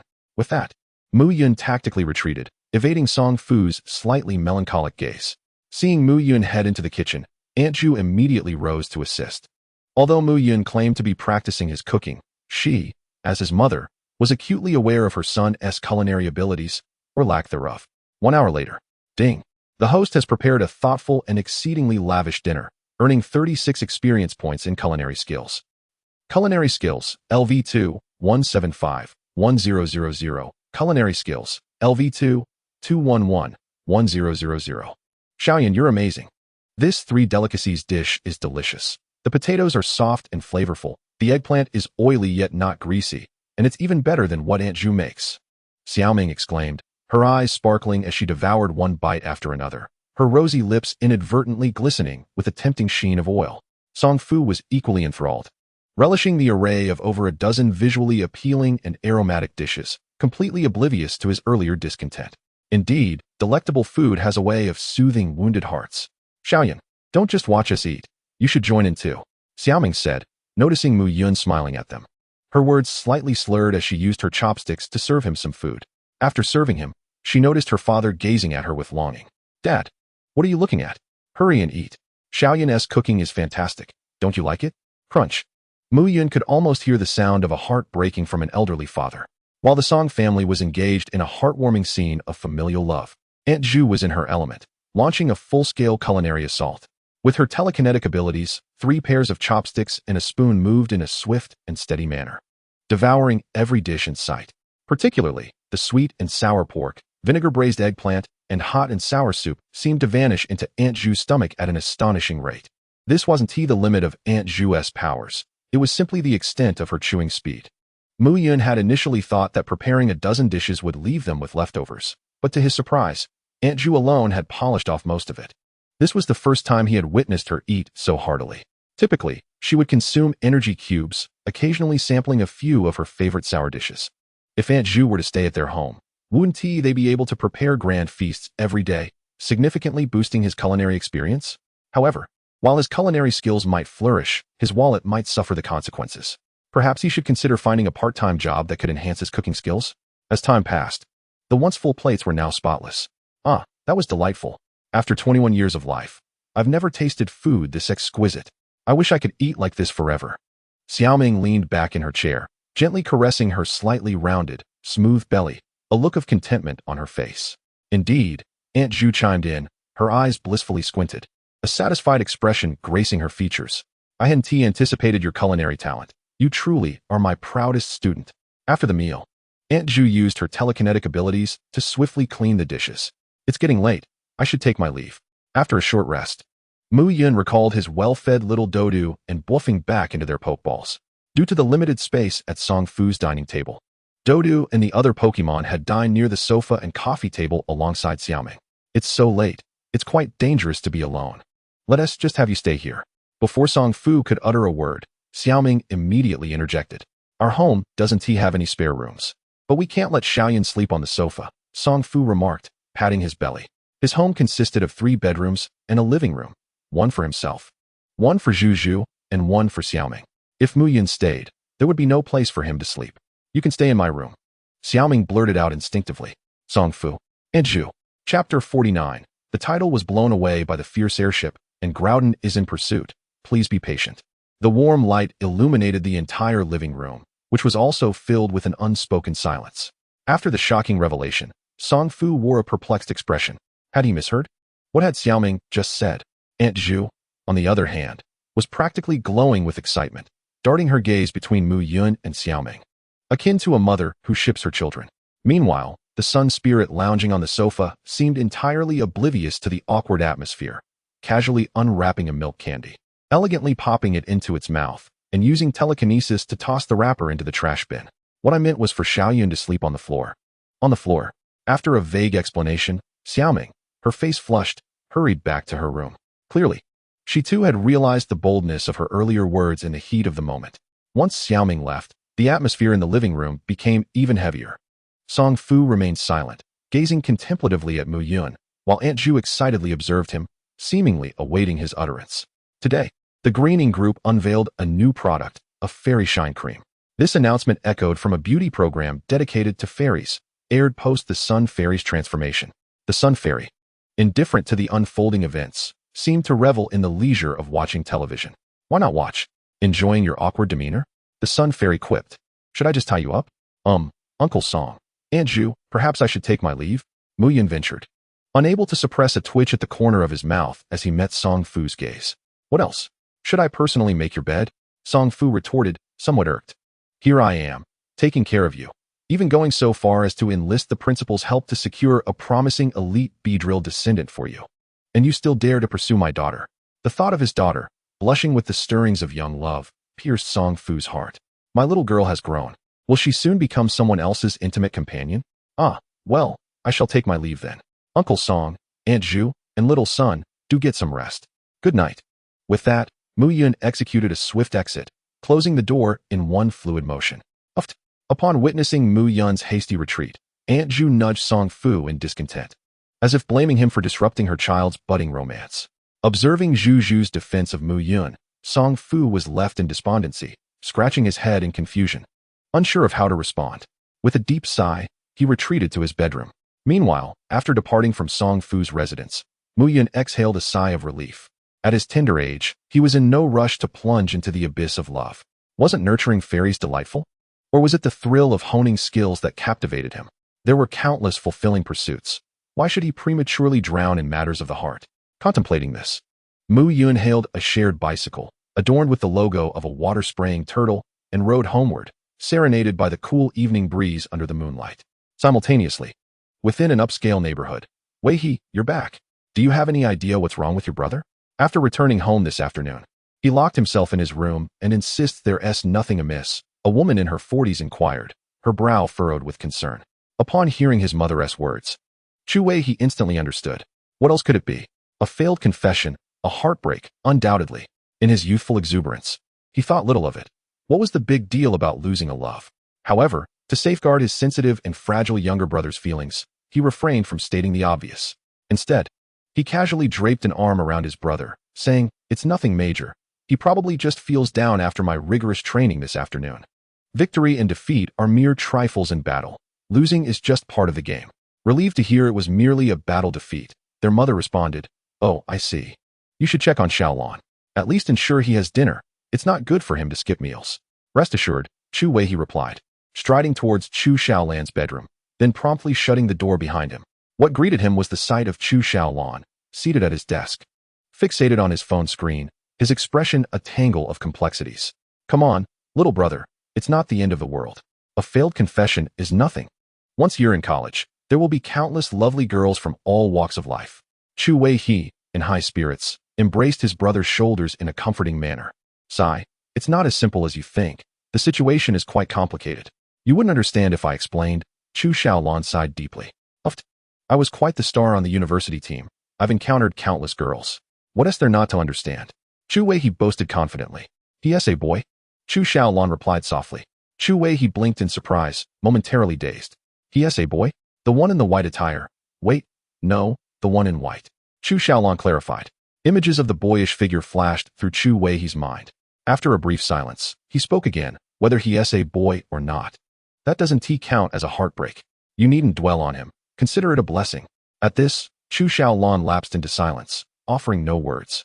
Observing his brother's reaction, Chu Wei-hee appeared to grasp something unfathomable, his eyes widening slightly. "Little brother, you can't possibly, brother, enough?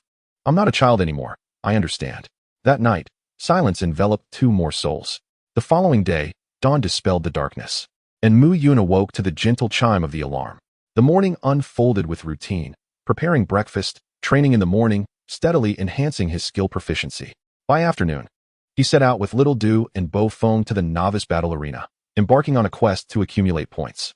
Due to Lu Jianhao's obsession with fitness, he did not join. Muyun engaged in random matchmaking alone, and by the end of the afternoon, he had battled 10 matches, for crushing victories against higher levels. 3 decisive wins at his own tier, and 3 against lower-ranked opponents. He amassed a total of 125 points. The frequency of his matches, coupled with his overwhelming dominance in battles, sparked a burgeoning urban legend among novice trainers in the arena about a formidable player masquerading as a newcomer to trounce the competition. After exhausting his points at the battle arena, the evening was dedicated to simple technique training, along with Muyun's personal fitness regimen. During a break, he attempted to gain experience in Yanhuang language through an audiobook format. Uncertain whether it was the slower pace of narration or his divided attention on other tasks, he found the experience points accrued to be somewhat sluggish, 3 times slower than normal, akin to watching an anime. However, considering this as an additional benefit, Muyun felt a tinge of joy. Free experience points were indeed delightful. Thus, as the summer vacation approached its conclusion, the time until the official commencement of senior year drew ever closer. Occasionally, Lu Jianhao would invite him to the battle arena for some fun and fitness. In the subsequent days of competition, Muyun was fortunate enough to witness Lu Jianhao's second Pokémon in action. Pokémon Herdier. Gender, male. Type, fire. Level, 11, normal. Ability, Justified, increased attack by 1 stage when hit by dark-type moves. Moves: Double Kick, Morning Sun, Glare, Ember, Howl, Bite, Flame Wheel. Item: Fong of the Hound Beginner. Potential: Gym Leader level. Base stats: 350. Fong of the Hound Beginner, a special enhancement relic formed from the tooth of a high-level canine Pokémon under extraordinary powers. When carried by a canine Pokémon for an extended period, it slightly increases size growth limits, enhances bone density, and strengthens bite force. With the heart of a lion. Herdier, ultimately evolving into the Swift Houndoom, stood among the top 2 most beloved canine Pokémon. The other was named Lucario. Lu Jianhao's Pokémon not only boasted a hidden ability, but also had an impressive potential that reached Gym Leader level, which was indeed enviable. So, you claimed you would build everything from scratch. What is the story with this Herdier? Before Muyun could inquire, Lu Jianhao excitedly elaborated. This was a reward I received after winning a safety knowledge competition in the juvenile group of the Provincial Public Security Bureau when I was younger. Due to my age at the time, I never claimed it until my grandfather brought it to me this summer. They say it was randomly selected from several canine Pokémon eggs available at the Bureau. Unforeseen was his immense fortune as he drew his most beloved card, the Cardi Dog. After listening to this, Muyun fell into a moment of silence, exclaiming, "Jianhao, your luck is truly remarkable, in every conceivable sense." Indeed. Chapter 50. The final night before the school year begins. A new legendary journey is about to commence. On the eve of the last day of summer vacation, Muyun, as per usual, emerged from the bathroom accompanied by Xiao Du and Bo Feng. Typically, the Beedrill family harbors a disdain for water, let alone bathing, but perhaps due to his upbringing, Xiao Du not only adapted but reveled in the experience. He even squeezed into a large plastic tub over a meter high with Bo Feng for a delightful soak. This only serves to illustrate the profound impact of the environment on behavior. Ding! The host has completed a thorough massage, earning 20 skill experience points. General Massage, LV2. 440-1000. General Massage, LV2, for 60-1000. With a satisfying sigh, the 2 little ones languished contentedly on the sofa after the massage. As Muyun's massage techniques grew increasingly refined, and his comprehension of Xiao Du and Bo Feng's anatomy deepened, the efficacy of each session improved significantly. After each massage, they were rendered so blissfully relaxed that they resembled 2 blobs of soft clay. The snacks are in the refrigerator, if you wish to indulge. Do remember to fetch them yourselves, Muyun remarked, gently patting their heads, in pursuit of enhancing his culinary experience points beyond the 3 daily meals. Muyun had experimented with a variety of snack recipes. He prepared Xiao Du's favorite fiery spicy strips, Bo Feng's cherished chocolate pudding, and his own fondly regarded Moo Moo milk candy, accumulating a fair amount of experience in the process. However, perhaps due to the quantity, the experience points awarded were meager, typically only 1 or 2 per dish. Yet, any gain was better than none. Zongzi, please open the host panel. Returning to his bedroom, Muyun seated himself before his laptop, mentally reciting. Host, Muyun.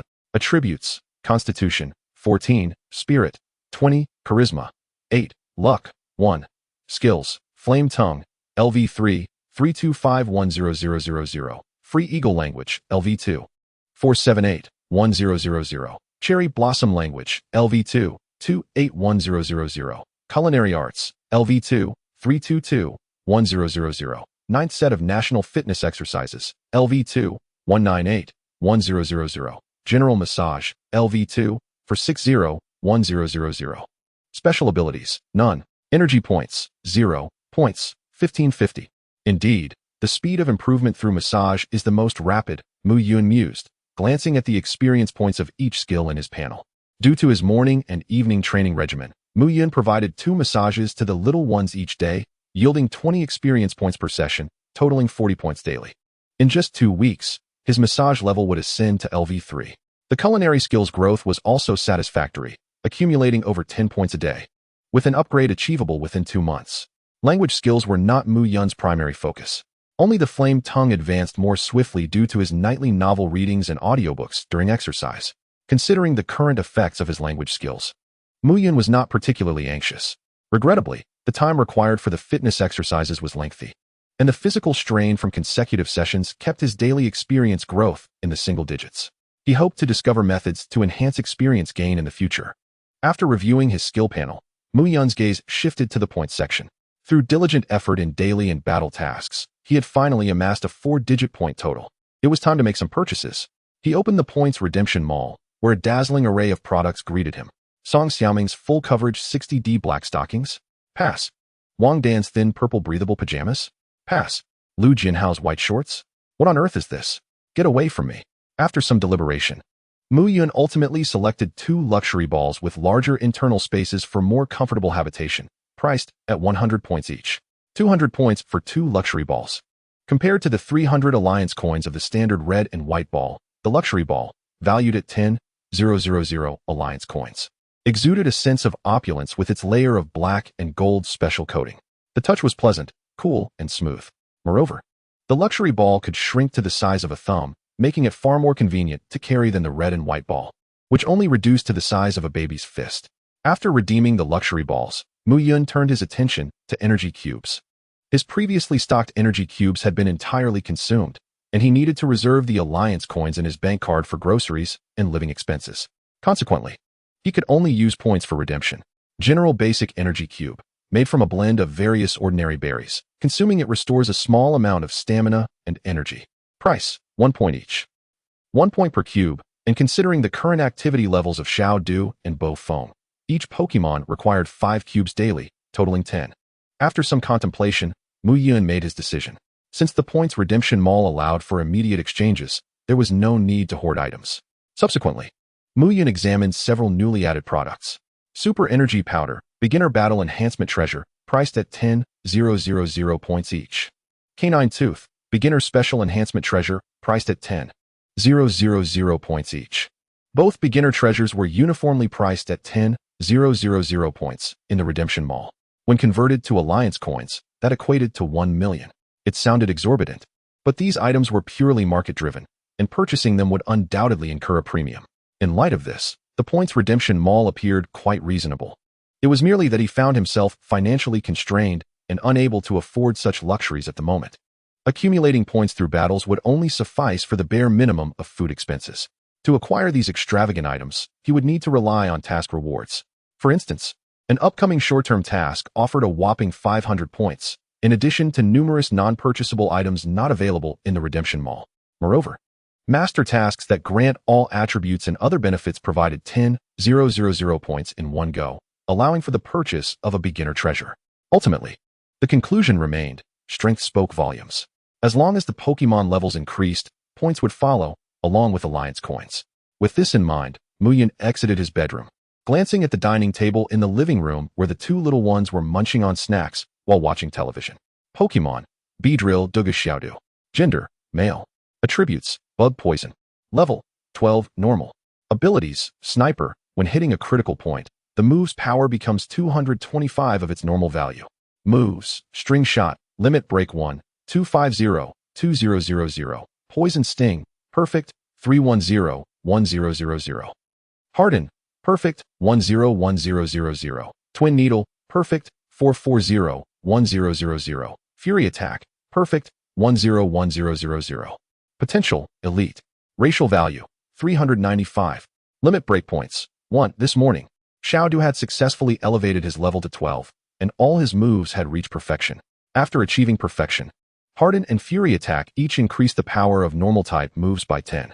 The mastery of Chaotic Strikes culminates in an enhancement of flight speed upon release, elevating the perfect level to a remarkable 100, effectively serving as a buff that doubles velocity.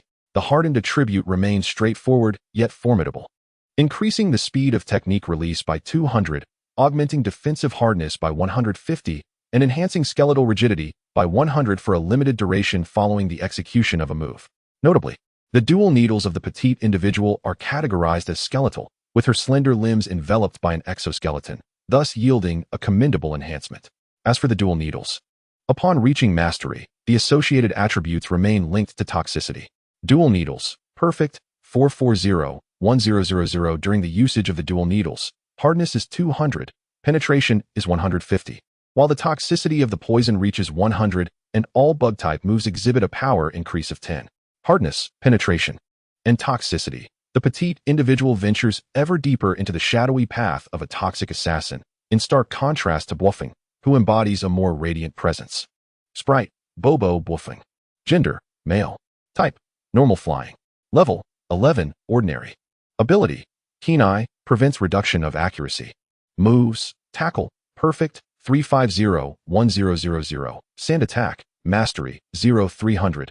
Gust, perfect, 660-1000. Item: None. Potential: Ordinary. Base stats: 251. Limit breakpoints: 0. The effects of Tackle require no elaboration. While Sand Attack is a technique that Muyun has recently encouraged him to practice, the experience to reach mastery was minimal, taking less than a day in total. Sand Attack, mastery, 0-300 increases sand density by 150, sand range by 100, and sand speed by 50. The attribute effects are decent. Yet Bluffing is not a ground-type sprite, making it unnecessary to expend energy on this move at the outset. Thus, Muyun opted to focus the remaining time on Gust. In just 2 days, Gust will reach its limit break. At that point, one can assess the effects of Bluffing's ability enhancement, as well as the limit breakpoints required for potential enhancement. The future of Bluffing shines brightly. Chapter 51, School Begins. Battle Assessment. The following day, after breakfast, Muyun retrieved the white and black patterned high school uniform from his wardrobe. Today marks the commencement of his senior year, and naturally, a school uniform is indispensable for a high school student. The minimalist color scheme, combined with a well-fitted size, lends an air of elegance and freshness, even when clad solely in the uniform. After donning the uniform and slinging his bag over his shoulder, Muyun stored Xiaodu and Bluffing in their luxurious pokeballs, subsequently securing them in the belt pouch at his waist. Good morning, Xiaoyun. As he stepped outside, Muyun encountered Wang Dan, who was preparing to leave for work with a bag of trash in hand. Clad in her usual black and white work attire and sporting a neat black braid draped in front, she exuded a sense of competence while retaining a gentle demeanor. Good morning, Aunt Wang. After greeting her, Muyun swiftly took the trash from Wang Dan and hurried downstairs, grabbing a shared electric bike to ride to school. Due to the start of the school year, numerous boys and girls dressed in uniforms filled the streets, infusing the usual thoroughfare with a vibrant sense of youth. Soon, Muyun parked the shared bike and arrived at the bulletin board in front of the playground, searching for his new class. Given the substantial costs associated with raising Pokémon, despite many students having received Pokémon, the actual number of those enrolling in the Pokémon class was quite limited. After a cursory glance, he noted there were only 3 classes, totaling fewer than 100 students.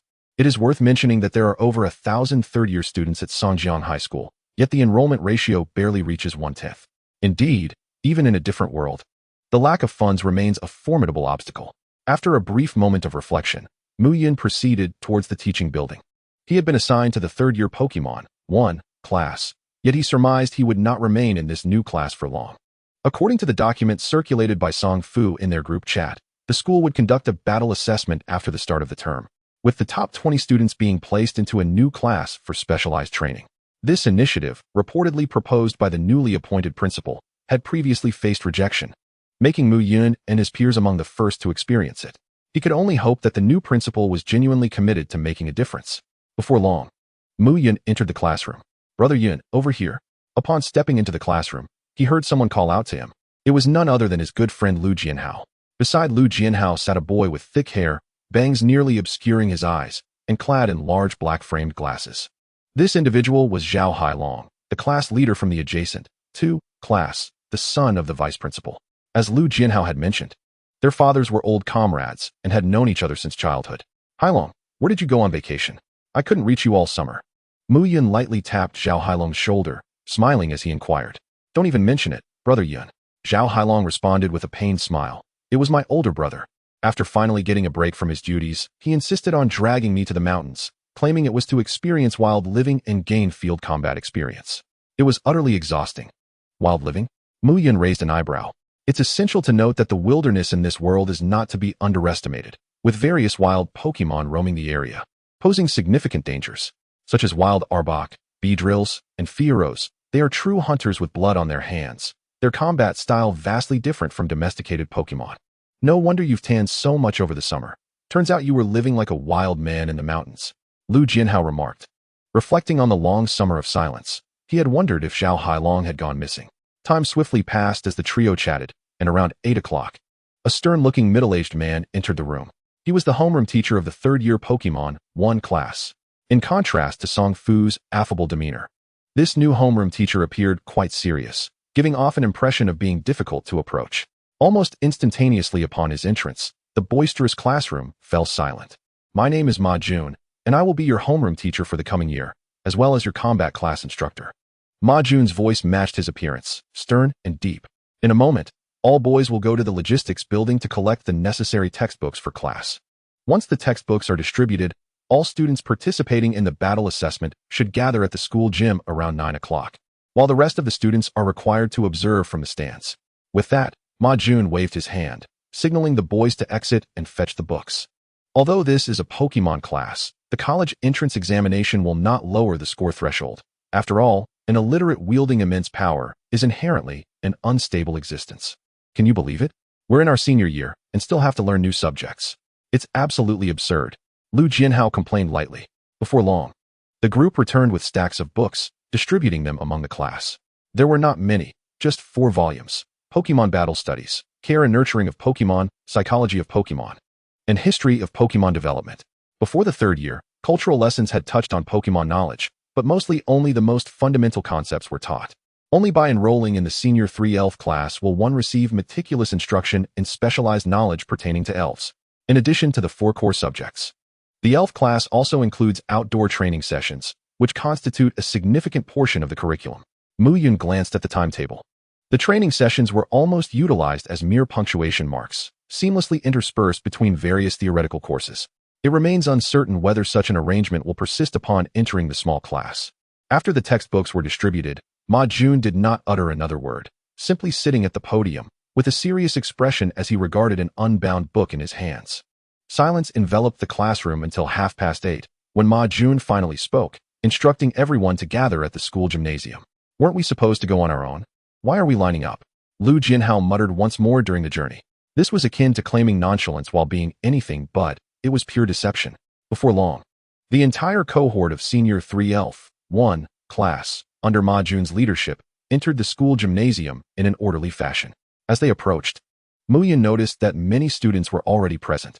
Some sat in the stands, either idly daydreaming or quietly conversing in small groups, while others formed a queue in the center of the arena, seemingly awaiting something. Those participating in the battle assessment were lining up to receive their identification tags, while the rest were instructed to take their seats in the stands and not leave the gymnasium without permission. Muyun's stern voice resonated once more. Having concluded his announcement, he turned his back and took a seat in the front row, casually extracting the unbound book to continue reading. Finally liberated, Lu Jianhao exhaled in relief. It's fortunate we are in a small class. If I had to study under such an antiquated instructor for a year, I might just go mad. You can't handle this. You haven't experienced wilderness survival with my brother. That's true torment. Silent as the grave, Zhao Hailong cast a disdainful glance at Lu Jianhao, indicating that this was trivial by comparison. All right, enough squabbling. Let us go collect our identification tags. Observing the escalating banter between the childhood friends, Muyun interjected to quell their exchange. Soon, the trio found themselves at the end of the line. Due to the limited number of participants, it took only a few minutes before their turn arrived. Presenting their student IDs, they each received their identification tags. Muyun received 39, Lu Jianhao 40, and Zhao Hailong 41. It seems there aren't many participants, Muyun remarked while holding the circular tag inscribed with red letters on a white background. Despite nearly 90 opting for the elf class, only a little over half are likely to participate in the battle assessment. Most prefer to observe from the stands. That's only natural. After all, we are in a small town. Many who choose the elf class aren't necessarily aiming to become trainers. Moreover, the elves provided by the school are mostly quite ordinary. It would be sheer torture to engage in battle without necessity, Zhao Hailong added. What do you mean? Both my brother and I have school-issued elves. What's wrong with that? Lu Jianhao retorted. Your brother indeed has one, but you, well, Zhao Hailong replied, clearly uninterested in debating with someone he deemed foolish. My father is the one who facilitates your father's underhanded dealings, and you are the only one oblivious to it. All right. After not seeing each other for a holiday, can you two not be so dramatic? If you have grievances, I suggest resolving them through a Pokémon battle. What do you think?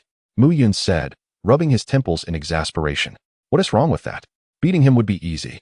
Lu Jianhao responded confidently. What is the point of just fighting? Let us add some stakes. The loser has to wash the winner's socks for a month, and let Muyun bear witness. Are you up for it? Zhao Hailong grinned mischievously. Finally, someone else will experience the eye-watering ordeal of washing socks in the mountains. Chapter 52, The First Battle of the School Year. Ahem, Testing, can everyone hear me? Just as Lu Jianhao and Zhao Hailong were solidifying their wager and inviting Muyun to act as a witness, a sharp microphone test echoed throughout the gymnasium. Attention! All students who have received battle identification tags, please take your seats in the designated preparation area. There will be 4 battle arenas operating simultaneously. Students whose numbers are called should promptly assemble in the specified zones. Those who exceed the time limit will be considered to have forfeited. Let us go to the preparation area, Muyun instructed, pulling both of them along. Upon reaching the preparation area, their attention was quickly captured by the large screen, which was displaying the competition process and rules in a continuous loop. The battle assessment is divided into 2 main rounds. The first round is a point-based competition, where each participant will be randomly matched against opponents 3 times. Winning a match earns 2 points, a draw earns 1 point, and a loss yields no points. Ultimately, the top 20 participants will advance to the second round, entering the so-called small class, known as the Elf Launch class. The second round will consist of a contest among these 20 individuals. There will be 3 rounds in total, culminating in the selection of the top 5. In fact, as long as one places within the top 20, they can enjoy the benefits of the small class. For instance, during school hours, students can dine for free in the cafeteria with unlimited supplies of energy cubes available during meals. If their scores in the cultural subjects are satisfactory, they can be exempted from studying both the arts and sciences, attending only the specialized classes of the ELF program. Those who rank within the top 10 will each receive an additional reward of a can containing 100 attribute selectable basic energy cubes. These cubes function similarly to the universal basic energy cubes Muyun had purchased previously, but due to their attribute specialization, they will be absorbed more rapidly by corresponding attribute elves. As for those who place in the top 5, they will be granted access to a gravity chamber for 1 hour each day for a month. One wonders what this so-called gravity chamber entails. Could it be some advanced technology? Battle Arena 1, Competitors 1 and 11. Battle Arena 2, Competitors 2 and 4. Battle Arena 4, Competitors 4 and 39. Please proceed to your designated battle areas immediately. The announcement echoed once more. Upon hearing his number, Muyun promptly made his way to Battle Arena 4. The dimensions of the gymnasium's battle arena mirrored those of the novice battle hall, measuring approximately 40 m by 20 m, roughly double the size of a basketball court. Please have both competitors take their positions in their respective areas. Upon entering Battle Arena 4, Muyun found a teacher clad in striped referee attire already stationed in the officiating area. Beside the referee stood a massive purple Pokémon, Morlamoth, evidently serving as a precautionary measure to prevent any unforeseen incidents during the match. Activating his data eye, Muyun scanned Morlamoth's level, revealing it to be 39. At the pinnacle of its professional class, among its learned moves were Telekinesis and Bind, both capable of promptly halting the battle. Bind hinders the opponent's actions to a certain extent, with duration and efficacy dependent on the levels of both parties. Unlike its in-game counterpart that makes a previously used move unavailable, the effect of Bind in reality is comprehensive. It both immobilizes the target and silences them, preventing them from launching an attack. However, this move has its drawbacks.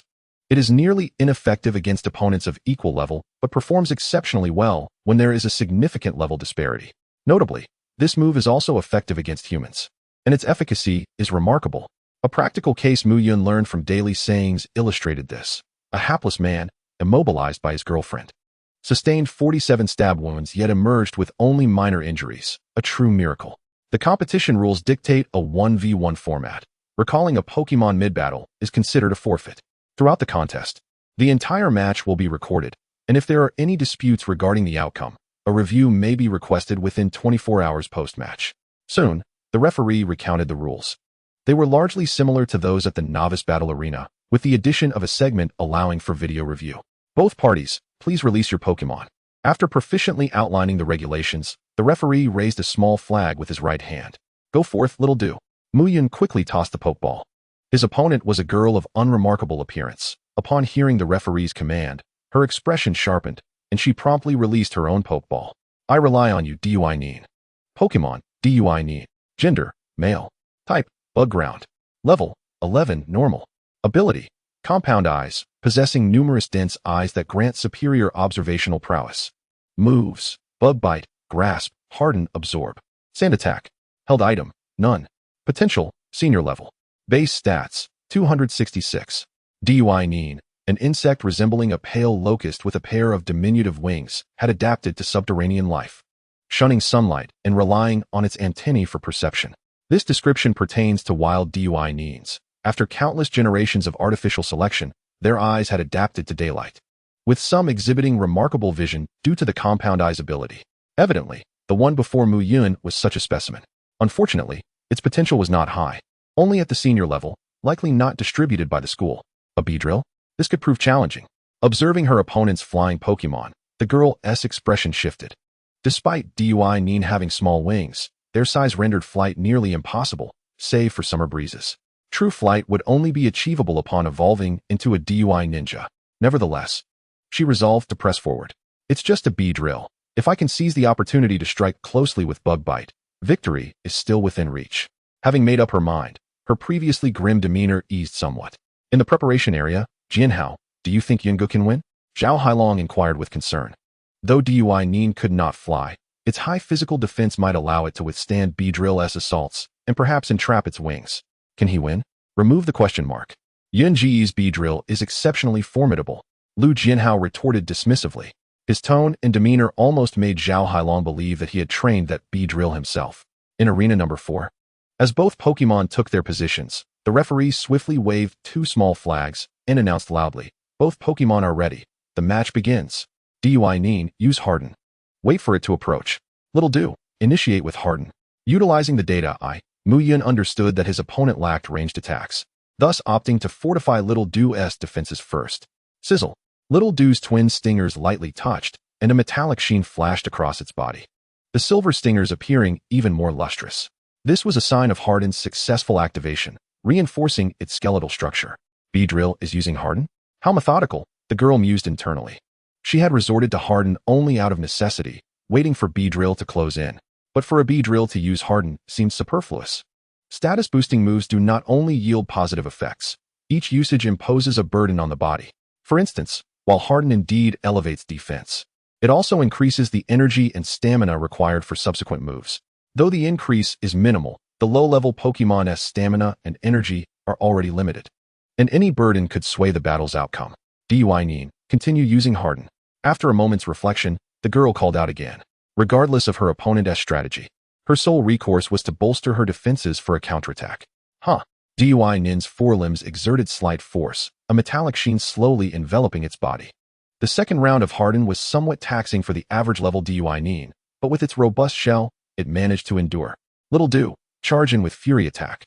On the other side, Muyun chose to forego further defense stacking and opted for a direct assault. He had initiated Harden because more than a third of Weedle's base stats were allocated to physical defense, without augmenting Little Do's stingers. He feared the recoil might inflict damage during the attack. Sizzle. Upon receiving the attack command, Little Do's silver stingers ignited with a bright flash, its speed surpassing that of Weedle's Harden. With Fury Attack boosting its momentum, Little Do felt remarkably lighter, and with a few flaps of its wings, it reached Weedle in an instant. At that moment, Weedle was just beginning to unleash its second Harden, the metallic sheen only having spread 2/3 across its body. What astonishing speed! The girl, fixated on Beedrill, felt a shock. Was this speed not too swift, nearly rivaling a bolt of lightning? The surprise left her momentarily speechless, and by the time she sought to issue a command, Beedrill's silver stingers had already descended. Clang, clang, clang. The resonant sound of metal clashing echoed between the silver stingers and the pale shell. The half-activated Harden had significantly bolstered Weedle's defense, despite Little Do's impressive stinger hardness. It could not deliver an instant knockout. Weedle seized the opportunity for Bug Bite. Seeing Weedle endure the onslaught, the girl urged urgently. Alas, Weedle could only withstand the storm of attacks. Countering was beyond its capacity. The cacophony of clashing metal persisted, and Muyun remained unperturbed, a smile playing at the corners of his mouth. It was not due to any peculiar fascination. Rather, it was the system notification resounding in his mind. Ding. Beedrill has used Fury Attack in actual combat, gaining proficiency 2. Ding. The opponent used a defensive enhancement skill 2, improving Beedrill's move refinement effect, gaining an additional 4 proficiency. Ding. Beedrill has used Fury Attack in actual combat, gaining proficiency 2. Ding. The opponent used. Unexpected gains emerged. Fury Attack is a move that allows continuous assaults, requiring 5 full swings to be deemed successful in normal training. However, in actual combat, each swing triggers an effect. This was a discovery Muyun had made during a previous battle. While this might seem trivial, considering that Pokémon of the same level could hardly endure several strikes from Little Dew, factoring in the waiting time, it could yield less proficiency than standard training. Yet now, under the enhancement of DUI Nin's 2 hardened moves, each of Little Dew's Fury attacks garnered an additional 4 proficiency points. Within mere seconds, 15 strikes accumulated a staggering 90 points, expending energy and stamina equivalent to merely 3 standard move executions. In a typical training session, 3 rounds of chaotic strikes only yielded a mere 6 points of proficiency, all under the auspices of double experience. When calculated, that reflects a staggering disparity of 15 times. Such exaggeration. Indeed, practical experience is the finest tutor. Toy Shinobi, persevere. Just hold on a little longer and seize the opportunity to use Bug Bite to latch onto his wings. On one side of the arena, a girl was too preoccupied to observe Muyun's expression. Her anxious gaze was fixed upon the beleaguered Toy Shinobi, who was enduring a relentless barrage. Were it not against the rules, she would have eagerly dashed forth with a mop to assist. Xiao Du, continue with the chaotic strikes, Muyun said, maintaining his composure. 15 times the experience. We won't squander it, especially since there's no time limit for the match. At this moment, Muyun found himself wishing even more than his opponent that Toy Shinobi could withstand a bit longer. Unfortunately, being merely a standard-level sprite, no matter how robust its defenses, it could not endure the onslaught from Xiao Du. The head that repeatedly attempted to rise ultimately succumbed, its eyes resembling incense coils. Ahem. Toy Shinobi has lost its combat capability. The victor is Class 39's Beedrill. The referee cleared his throat, and nearby, a Mothim promptly employed its telekinetic power to extricate the unconscious Toy Shinobi from Xiao Du's attack zone. Ding. Beedrill, 12, has defeated Toy Shinobi, 11. Permanent Task 1, battle completed. Detected that the opponent's level is lower than the host's. Congratulations, the host's reward is halved, earning 5 points. Is it truly worth congratulating for a halved reward? The system's notification sounded rather formulaic. After a moment of inner jest, Muyun glanced at the proficiency of Xiao Du's chaotic strikes. Chaotic strike, maxed 101000. Chaotic strike, maxed 1601000. An increase of 150 points. Roughly equivalent to Xiao Du's training efforts over half a day. One can only hope the next opponent is similarly a sturdy, defensive rock-type sprite. Muyun recalled Xiao Du, offering a silent prayer. That Toy Shinobi's defenses were indeed impressive. After hardening twice, it managed to withstand 5 chaotic strikes. Quite remarkable. On the way back, Muyun mused once again. Although the power of chaotic strikes may be modest and lacks type advantages, after hardening and maxing out chaotic strikes, it boasts a 20-point power boost. And this is the result? Nevertheless, it matters little. Having a skill that surpasses the limit points is not without merit. Provided one finds a suitable sparring partner, proficiency would surely soar. In the preparation area, Yunji's Beedrill seems a bit off. Isn't its flying speed a tad too swift? Zhao Hailong remarked in astonishment to Lu Jianhao beside him. Throughout the past month of summer vacation, he had encountered numerous Beedrill swarms in the mountains. Even seasoned Beedrill did not fly as fast as Yunji's. Calm down. What seems amiss is merely the result of diligent nurturing. If you've never raised a Beedrill, you wouldn't understand. This is entirely normal, Lu Jianhao said, mimicking Muyun's tone, though his lips betrayed him, curving into an uncontrollable grin. Who understands? The thrill of feigning nonchalance is utterly delightful.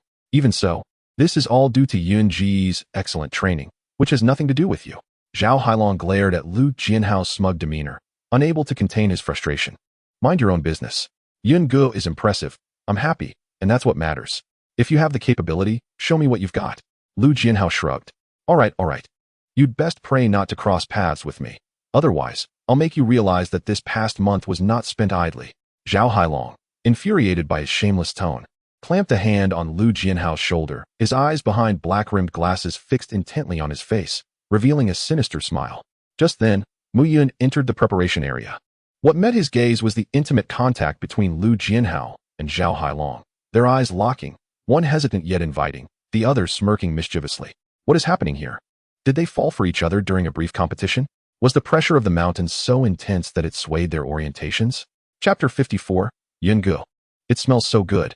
Yun Gu, save me. Lu Jianhao, caught in Zhao Hailong's grip, found himself utterly helpless, a visage of despair. This rascal. How has his grip become so strong after going to the mountains? All right. Here, have a piece of candy to calm down. Muyun said with exasperation. Approaching to separate the two, skillfully retrieving 2 milk candies from his pocket, speaking in a tone akin to soothing a child. TCH, on Yunji's account. I'll let you off this time, Zhao Hailong scoffed, swatting the candy aside before tossing it into his mouth. Then, whoa, this milk candy is absolutely delicious. Enveloped in the rich aroma of milk, his taste buds rejoiced in a chorus of delight, nearly bringing him to tears. A month, an entire month spent in the mountains. Subsisting on dreadful fare that was either salty, bland, fishy, or bitter, it had been a nightmare. Isn't that a bit excessive? I'll admit Yunji's milk candy is tasty. But you're exaggerating, Lu Jianhao remarked, glancing at Zhao Hailong, whose eyes shimmered with unshed tears, a peculiar expression on his face. When did this guy become such a sycophant? You wouldn't understand. The life in the mountains resembles a nightmare upon waking, both hazy and profound. Zhao Hailong savored the milky flavor, his mood seemingly calming, even the torturous memories of summer fading into the surreal.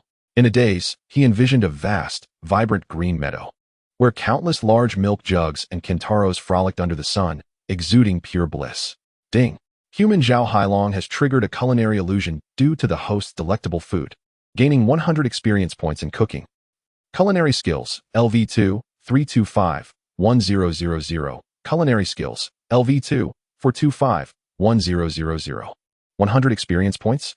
The notification resonating in his mind startled Muyun. He had prepared an entire feast at Song Xiaoming's home for only 36 experience points, yet merely triggering a culinary illusion granted a whopping 100 points. No wonder the probability of triggering this phenomenon is exceedingly low. It evidently comes with additional rewards. Alas, such occurrences are rare. Otherwise, leveling up would be but a matter of moments. When he regained his focus, Muyun noticed a change in Zhao Hailong, not in appearance, but in expression. The previous anger and agitation had vanished, replaced by a serene tranquility akin to that of a sage in control of his will. Yungu, what's wrong? Under Zhao Hailong's calm gaze, Muyun felt a slight shiver down his spine. I want more. Dear friends, who comprehends the oddity of a straight man being gazed upon with such intensity by another male, uttering such words? Not only Muyun but even the onlooker, Lu Jianhao, was unable to suppress the goosebumps rising on his skin. Yikes, the mountains are truly terrifying. I've given you everything, Hailong. Could you please act normal? Muyun executed the swiftest maneuver of his life, reaching into his pocket, retrieving a milk candy, and thrusting it into Zhao Hailong's hand. Battlefield 1, Contestants 5 and 41. Battlefield 2, Contestants 2 and 3. Battlefield 8, Contestants 40. Just then, the announcement echoed once more. Muyun sighed in relief. 40 and 41 were indeed Lu Jianhao and Zhao Hailong.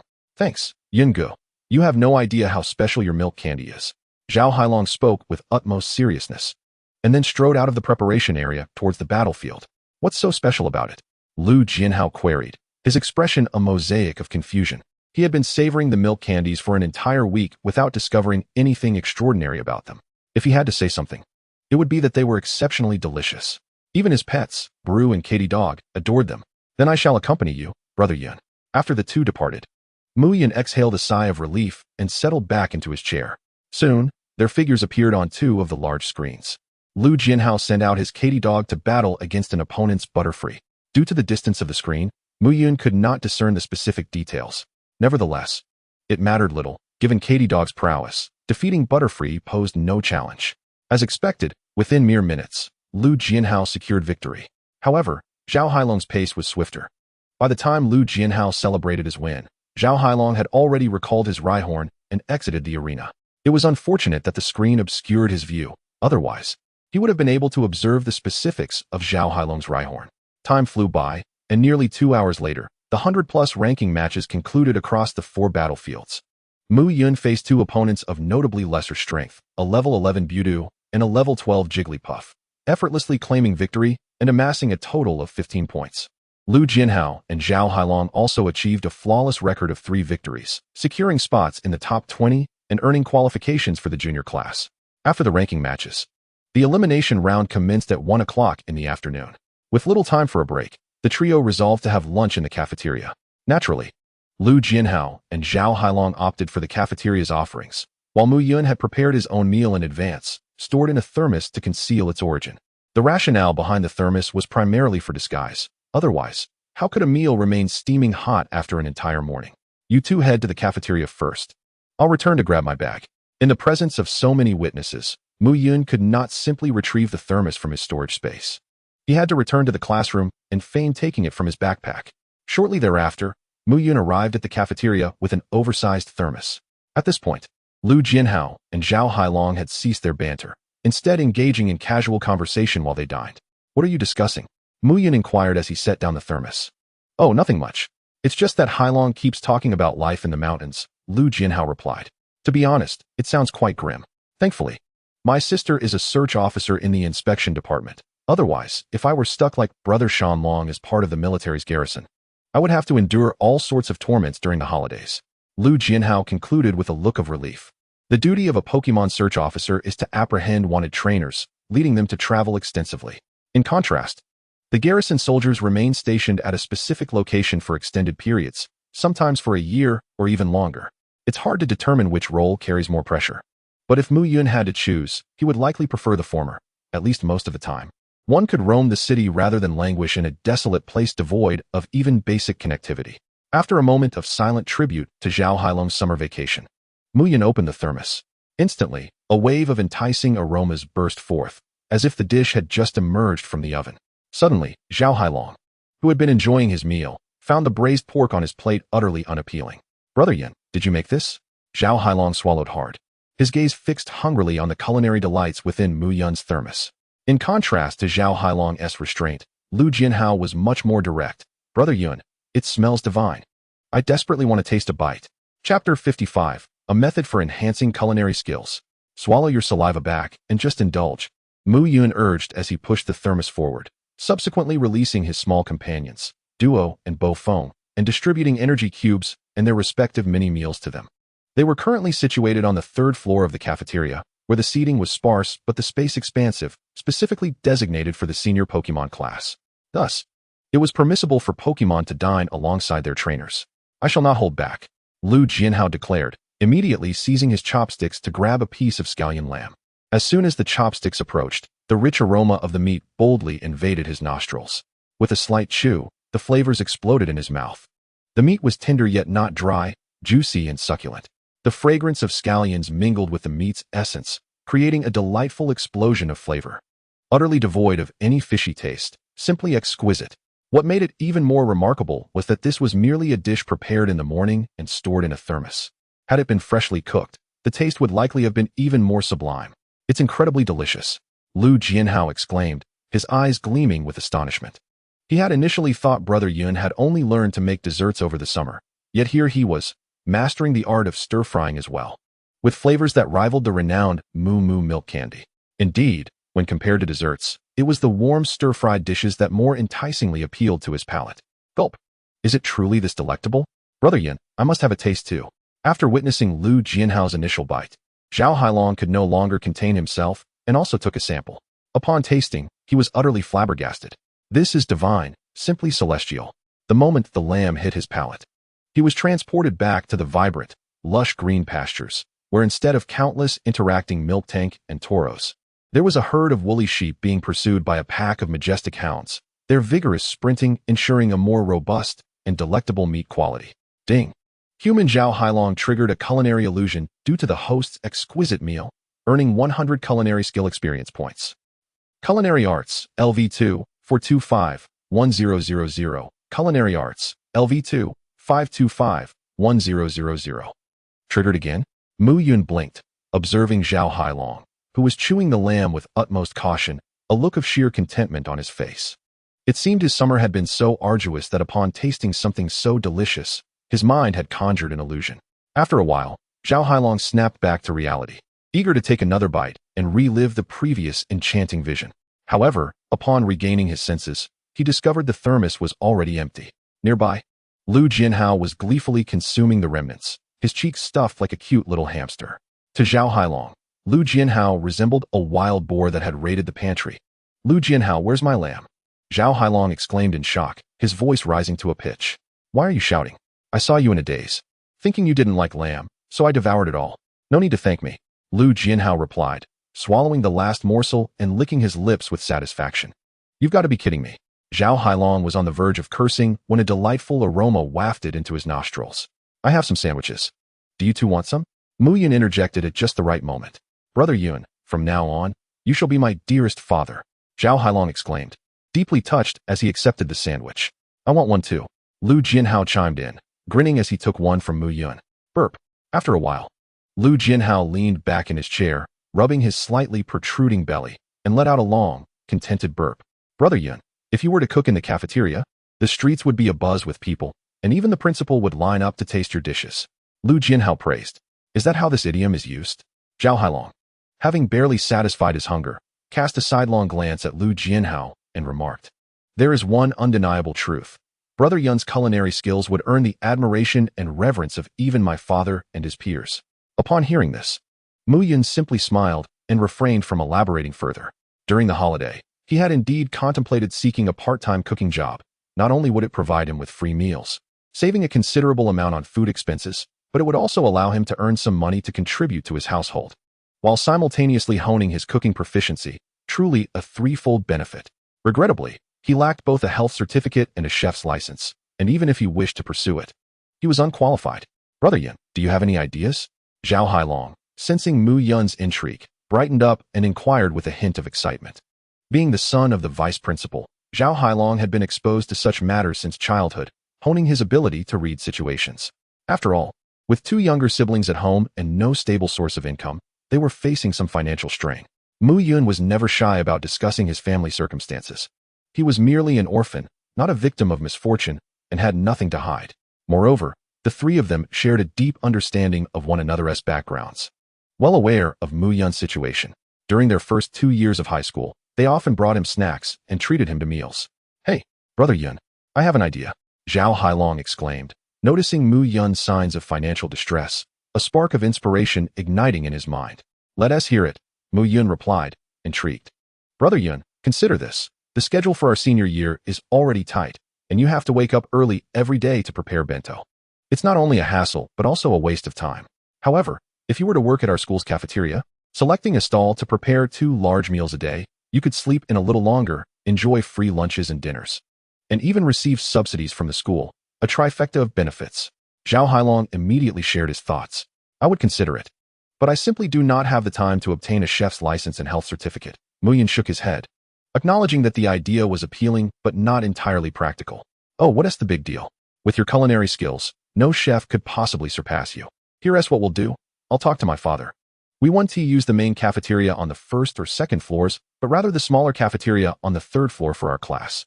We can just serve our classmates. Who would dare object? Zhao Hailong suggested, unabashedly leveraging his father's position. Indeed, Brother Yun's dishes were simply too delectable. If he were to cook, I would undoubtedly feast daily. Lu Jinhao chimed in, his eyes lighting up in agreement. Cooking is not such a cumbersome task. Who needs all those certificates? The taste is what truly matters. That does sound feasible, Muyun pondered, realizing that Zhao Hailong's proposition was indeed quite advantageous. He could significantly boost his experience while saving money and perhaps even making a small profit. As for the time spent cooking, with help for the preparations, he would only need to focus on the cooking itself, and given his skill level, it wouldn't take much time at all. By the way, Brother Yun, if you don't mind, I can help you sort out the chef's license and health certificate issues. My uncle is with the city's culinary association. I can't guarantee a high-level certification, but a basic one could be done in a day, Zhao Hailong added, his excitement peaking as he recalled his uncle's connections. Though the clientele would mainly consist of high school students, who typically harbored no ill intentions, one could never be too cautious regarding potential jealousy from cafeteria staff. Since this was his suggestion, he wanted to ensure everything was perfectly arranged to avoid any well-meaning but detrimental outcomes. All right, then I'll leave it to you, Hailong.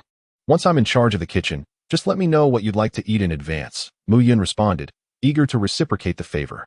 After all, if someone is going out of their way to assist you, aside from the camaraderie, they also wish to enjoy delightful meals. And he was more than capable of delivering that. I've been waiting for you to say that. But I'm not picky. Anything with meat will do, especially if it's fried. After a delightful lunch that satisfied all, the trio meandered towards the school gymnasium, anticipating the second round of elimination matches. Those who made it into the top 20 certainly possessed a measure of skill, and Muyun was keenly looking forward to encountering a formidable practice target that afternoon. Chapter 56. The elimination matches begin. A new target, Onyx. In the gymnasium's preparation area, as they entered, they were greeted by a boy of average height and appearance. one of Muyun's former classmates, the boastful fire-type trainer, Li Mingwei. Brother Yun, Brother Hao, you're here. Good afternoon, Muyun replied. Although they were in the same class, his relationships with classmates outside of Lu Jianhao were rather superficial, not unfriendly, but not particularly close either. Li Mingwei offered a brief greeting before returning to his seat. Soon, students who had finished their lunch began to trickle back into the gym. At this point, only 20 students from the junior class remained in the preparation area, some male, some female, varying in size, and Muyun recognized only a handful of them. Including himself and Lu Jianhao, there were only 4 from their class. One was Li Mingwei, and another was a shorter girl with a classic bob haircut, wearing black-framed glasses akin to Zhao Hailong's. Her name was Sun Xin, and her Pokémon was a non-evolved Beedrill. With her exceptional biting skills, she had successfully made it into the junior class. Such a big mouth. Do you all like it? Cough, cough. Testing the mic. Can everyone hear me? As the time approached, the gym's loudspeakers crackled with static once more.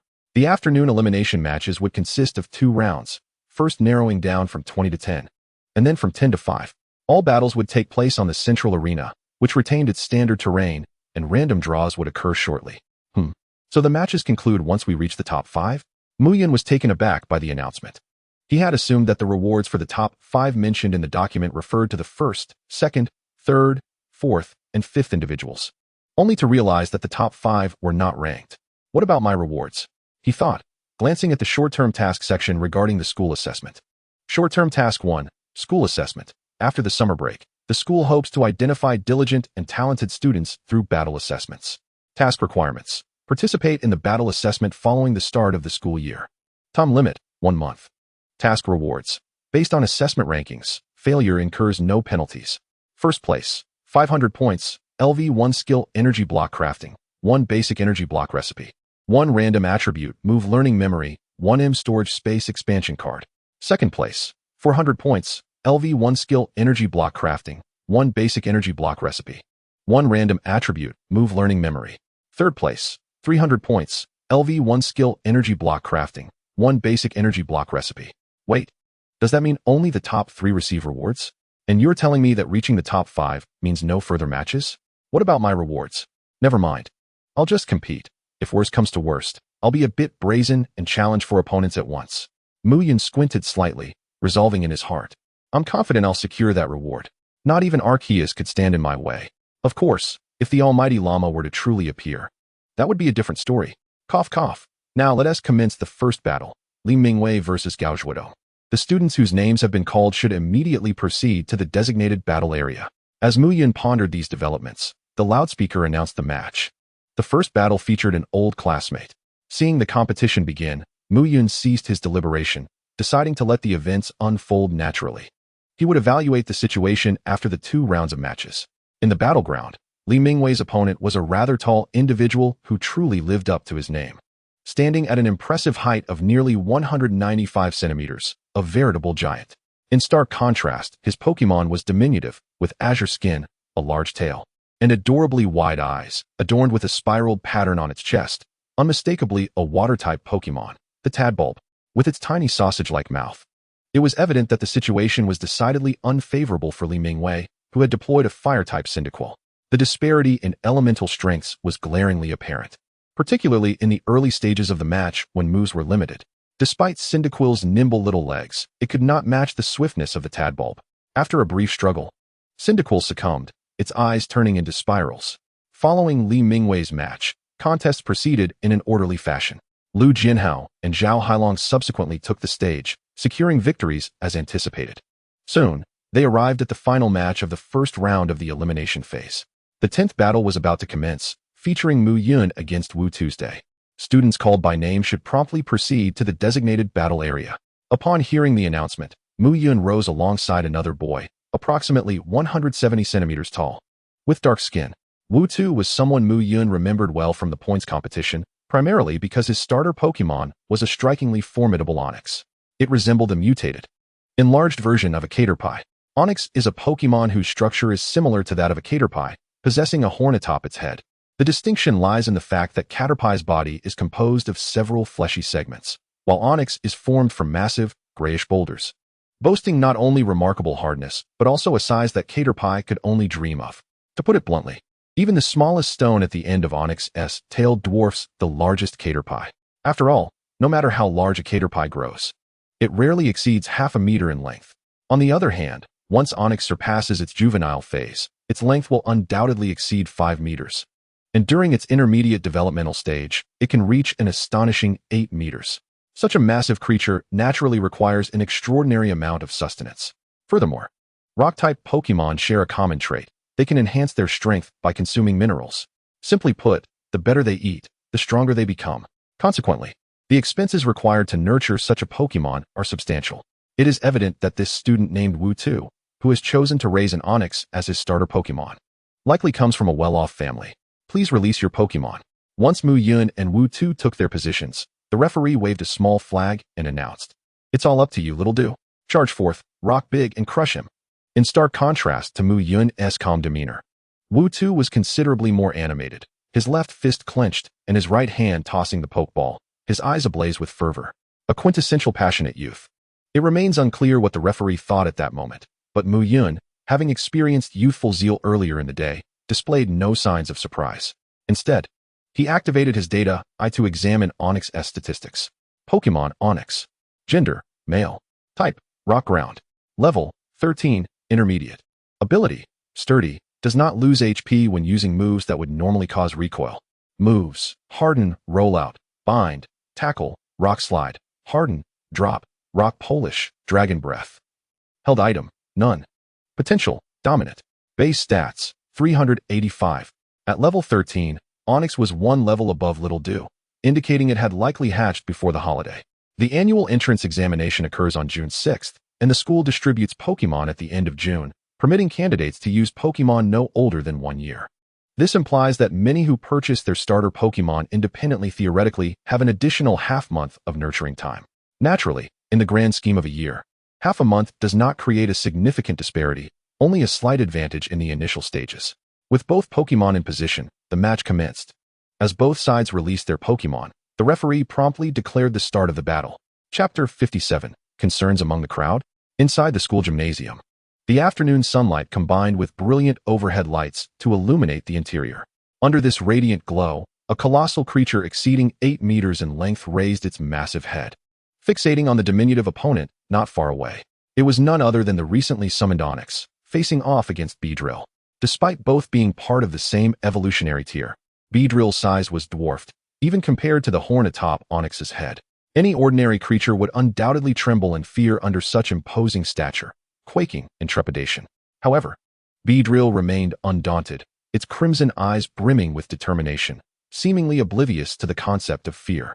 The competitors' Pokémon were ready, and the match was officially underway. The referee announced at an opportune moment, "Little Dew, use Harden, and be vigilant of the opponent's movements to dodge incoming attacks." Although Onyx possessed decent speed, its massive size hindered its agility. Confronted by Beedrill, a smaller and agile Pokémon capable of flight, it was inevitable that the latter would employ ranged attacks to create opportunities for close combat. Thus, timely evasion became a crucial aspect of the match. As for Harden, it was naturally intended to bolster the defense of Little Dew, similar to the previous match against the Turtwig. After all, Onyx's physical defense far surpassed that of Turtwig, and using Harden would likely make its defense even more formidable. However, considering the opponent's aggressive tactics in the previous 3 matches, it was highly probable that Wu2 would not resort to a defensive move like Harden. Rock big, let us showcase our bond and unleash a fiery rock slide attack. As Muyun had surmised, Wu2 had no intention of playing defensively, immediately opting for a full-on assault. Rock slide, a rock-type attack that creates a cluster of small rocks to hurl at the opponent. Drop, a rock-type attack that generates large boulders to launch at the foe.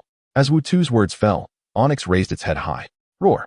A thunderous roar erupted, and immediately, a flurry of small, earthy brown rocks lifted from the ground, suspended in midair. Though labeled as small, each rock was roughly the size of a basketball in reality. 7 or 8 irregularly shaped boulders floated together, exuding a formidable presence.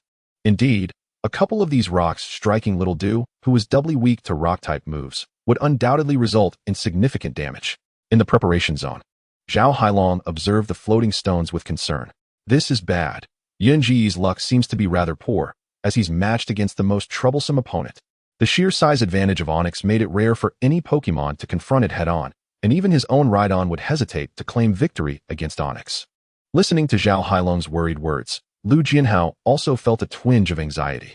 Muyun's Beedrill was indeed formidable, but faced with the absolute disadvantages in size and type. Coupled with the opponent's exceptionally high physical defense, he found himself uncertain whether the melee-oriented Beedrill could work miracles. All he could do was silently pray for Muyun and Beedrill. Within the school gymnasium, in the broadcasting room, a robust middle-aged man, approximately 180 centimeters tall with a buzz cut, stood before the monitoring screen, jotting down notes in a small notebook. Commander Wang, what do you think of this child named Wu Tu?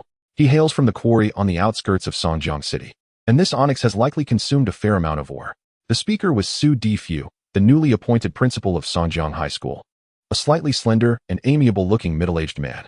This onyx has been nurtured remarkably well. Its surface gleams with a uniform hue, and the fissures in the rock are minimal, indicative of a diet rich in high-quality songhua, or Wang, he remarked earnestly, momentarily pausing from his writing. It was evident from his tone that he also held a favorable opinion of the onyx. Indeed, his father and I are old acquaintances. He insists on sending his only son to a prestigious university, even if it means selling everything he has. If you find him satisfactory, I would appreciate your guidance in future classes, Su Difu added with a warm smile. Rest assured, having accepted this duty as their instructor, I shall devote myself wholeheartedly to each student, Wang, he replied with unwavering seriousness. After that, he shifted his gaze back to the surveillance screen. The prowess of the onyx was distinctly observable, yet based on his experience, Wang, he could easily discern how it had achieved such strength. However, the Beedrill was rather peculiar. From the previous 3 battles, it was clear that this Beedrill not only retained the hardened moves from its pre-evolution stage, but also executed them with remarkable proficiency. Even the seemingly mundane move of string shot had been honed to an impressive level, as evidenced in one of the matches. Furthermore, the Beedrill's flying speed was astonishingly rapid. What puzzled him was that the Beedrill's speed only surged to an incredible degree when using the move Fury Attack, while there was no notable acceleration during the execution of other moves. He couldn't recall Fury Attack having any speed-enhancing effects, nor could he remember the Beedrill possessing any such characteristics. Nonetheless, considering that Pokémon are inherently extraordinary beings, and given the recent emergence of variants with different attributes within the same species, it seemed plausible that this Beedrill had undergone some uncharted positive mutation. Regrettably, the data provided by Principal Su indicated that the Beedrill's potential was not particularly high. Its parents were only of elite-level strength, and its potential could at most reach the dominance level. This potential might suffice in a small locale like Songjiang City, but it would be challenging to stand out in a larger metropolis. Sighing, Wang, he refocused his attention on the surveillance screen. In the battleground, Little Dude dodged and hardened again. Muyun exclaimed as he observed the formation of 7 or 8 rock spheres. Almost instantaneously after Muyun's command, the onyx roared, launching the basketball-sized boulders with great force. While they were fast, to Little Dude's crimson gaze, they appeared somewhat sluggish. With a slight tremor of its wings, Little Dude gracefully maneuvered through the gaps between the rock spheres, evading them effortlessly. Moreover, thanks to its exceptional mastery, it managed to execute a second hardening while avoiding the projectiles. The shimmering metallic sheen of its silver needles now glistened with a deep gray luster. Little Dude, rush in with Fury Attack. After the 2 hardenings, Muyun decisively issued the command. Hiss. Upon hearing this, Little Dude's double needles glowed once more, and its previously rapid wing beats seemed to double in speed, propelling it forward in a blur. In the blink of an eye, it had traversed half the battlefield. Is it coming? Wu Tu pondered whether he should attempt Dragon Breath to expend the opponent's stamina before closing in, but before he could act on his thoughts, he noticed the Beedrill approaching on its own. Truly, fortune favors me. Onyx, a splendid opportunity. Once it gets close, ensnare it. Wu Tu shouted excitedly. Roar. The onyx let out a thunderous roar, its slate-gray body beginning to chill slightly as its eyes locked intently on the approaching Beedrill. Regrettably, it still hadn't utilized Harden. Observing Wu Tu's choice to adopt an offensive strategy instead of a defensive one, Muyun felt a pang of disappointment. Without Harden, the experience gained would be significantly diminished. Indeed, unlike outsiders, Muyun was entirely confident in his victory. Setting aside everything else, the hardness from a perfect level Harden combined with the acceleration from a perfect level Fury Attack was more than sufficient to toy with the large, cumbersome, and less agile onyx. Furthermore, should he unleash Poison Sting, even though the onyx had a quadruple resistance to poison, the toxin would still spread slowly due to its rocky physique, resulting in considerable suffering. After all, pain could not be shielded from. Thus, Muyun's only intention for this battle was for the Onyx to endure a bit longer, allowing Little Do to amass more experience. Chapter 58. Such an excellent training partner. To not utilize it would be a waste. Hiss. With the obstruction of rock spheres removed, Little Do's speed soared, swiftly crossing half the battlefield to draw near the Onyx. Don't rush, Onyx. Wait until it gets even closer. Wu-Tu called out at the opportune moment.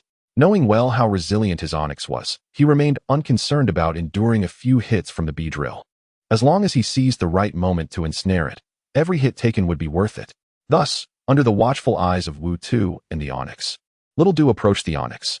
As it neared, Little Do brandished its dual silver needles glistening with a metallic sheen. Clang, clang, clang. Ding.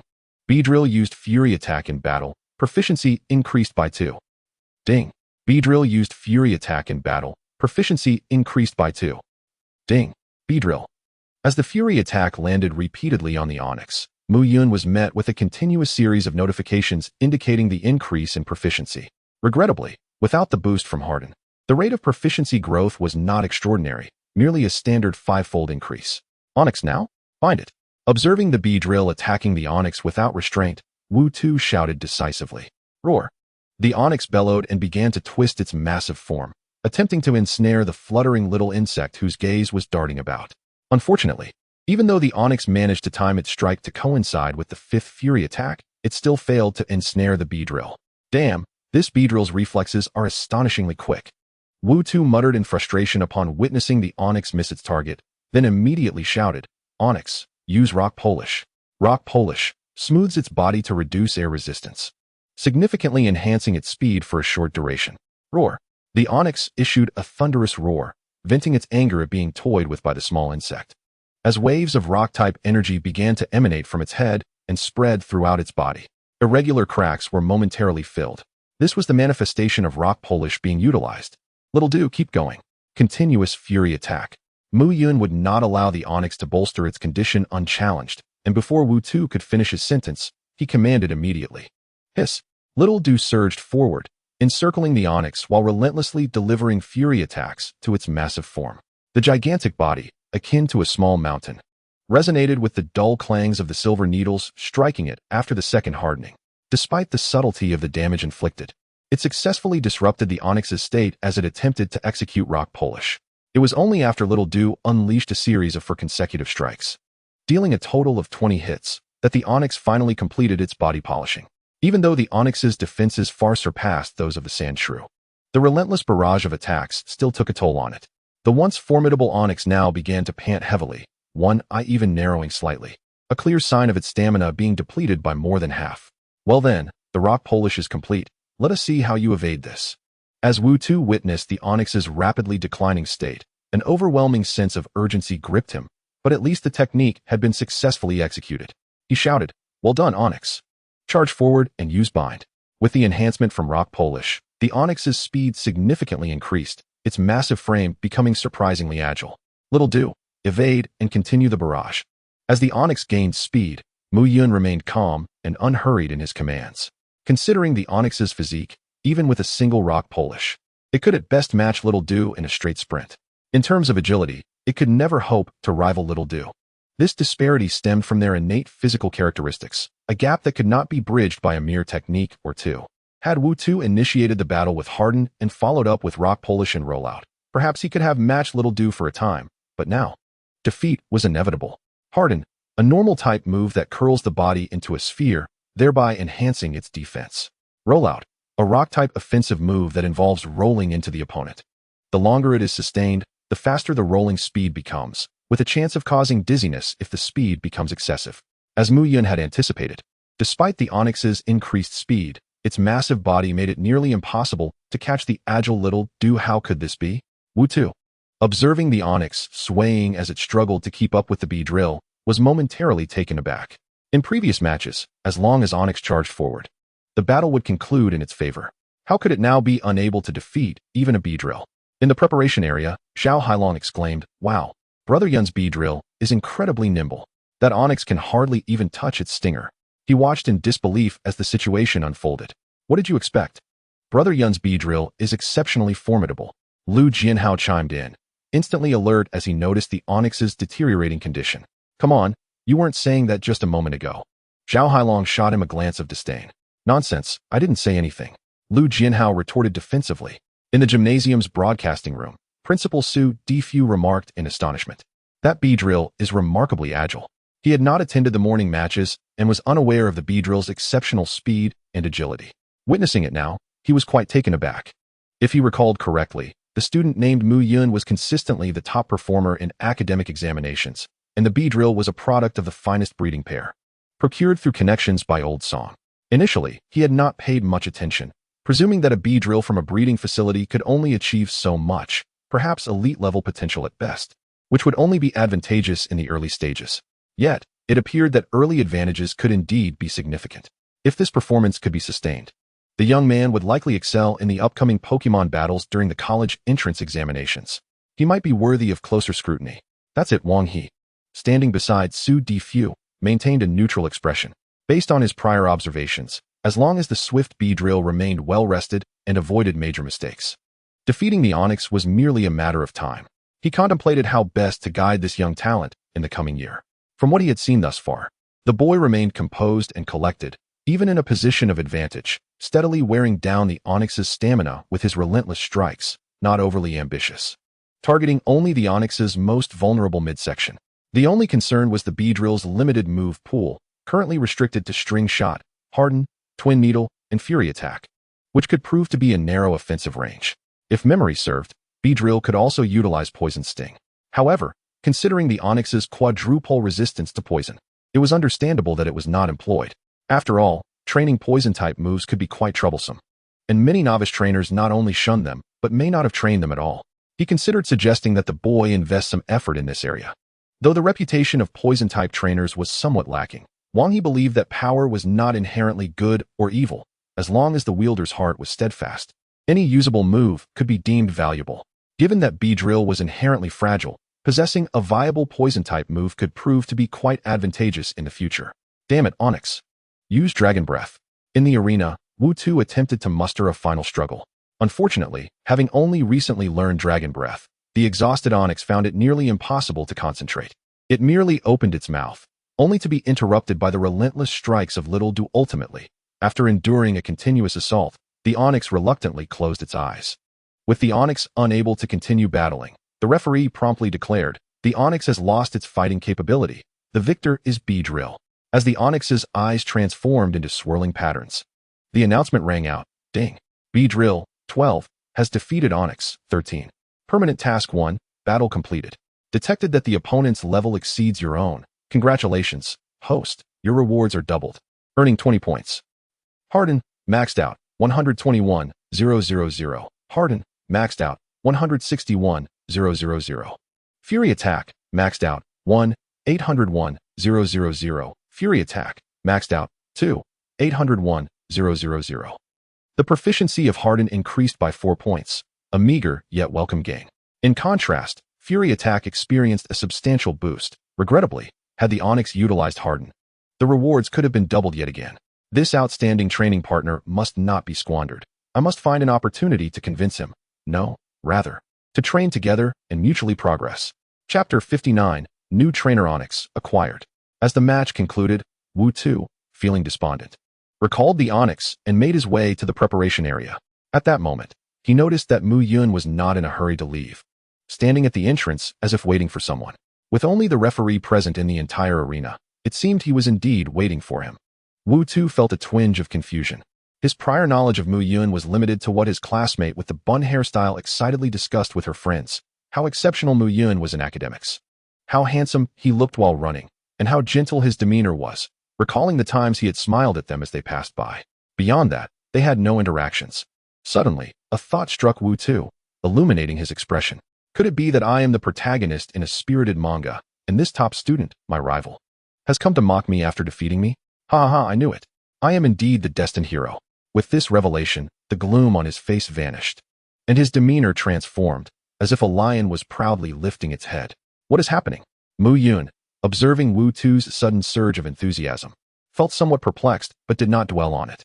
Children are often full of joy, and spirited youths are less prone to sorrow. This is quite normal. As Wu Tu approached with brisk strides, Muyun ceased his contemplations, allowing a serene smile to grace his lips, exuding warmth and radiance. This was the culmination of countless attempts over the years, a perfected angle for his smile. As the saying goes, one does not strike a smiling face. With his striking looks paired with a sunny disposition, even a stranger encountering him for the first time would lower their defenses. Even Wu Tu, who strode over with the ferocity of a lion, found himself momentarily taken aback by Muyun's gentle, sunlit smile. Something felt amiss. Wasn't he this fellow supposed to mock him with a cold demeanor? What was this cheerful smile all about? Muyun, just say what you wish to say. Despite being caught off guard by Muyun's smile, Wu Tu instinctively recited the words he had rehearsed in his mind. He aimed to maintain a poised demeanor, showcasing his unyielding spirit when faced with ridicule, determined to leave Muyun, who sought to see him falter, with nothing but disappointment.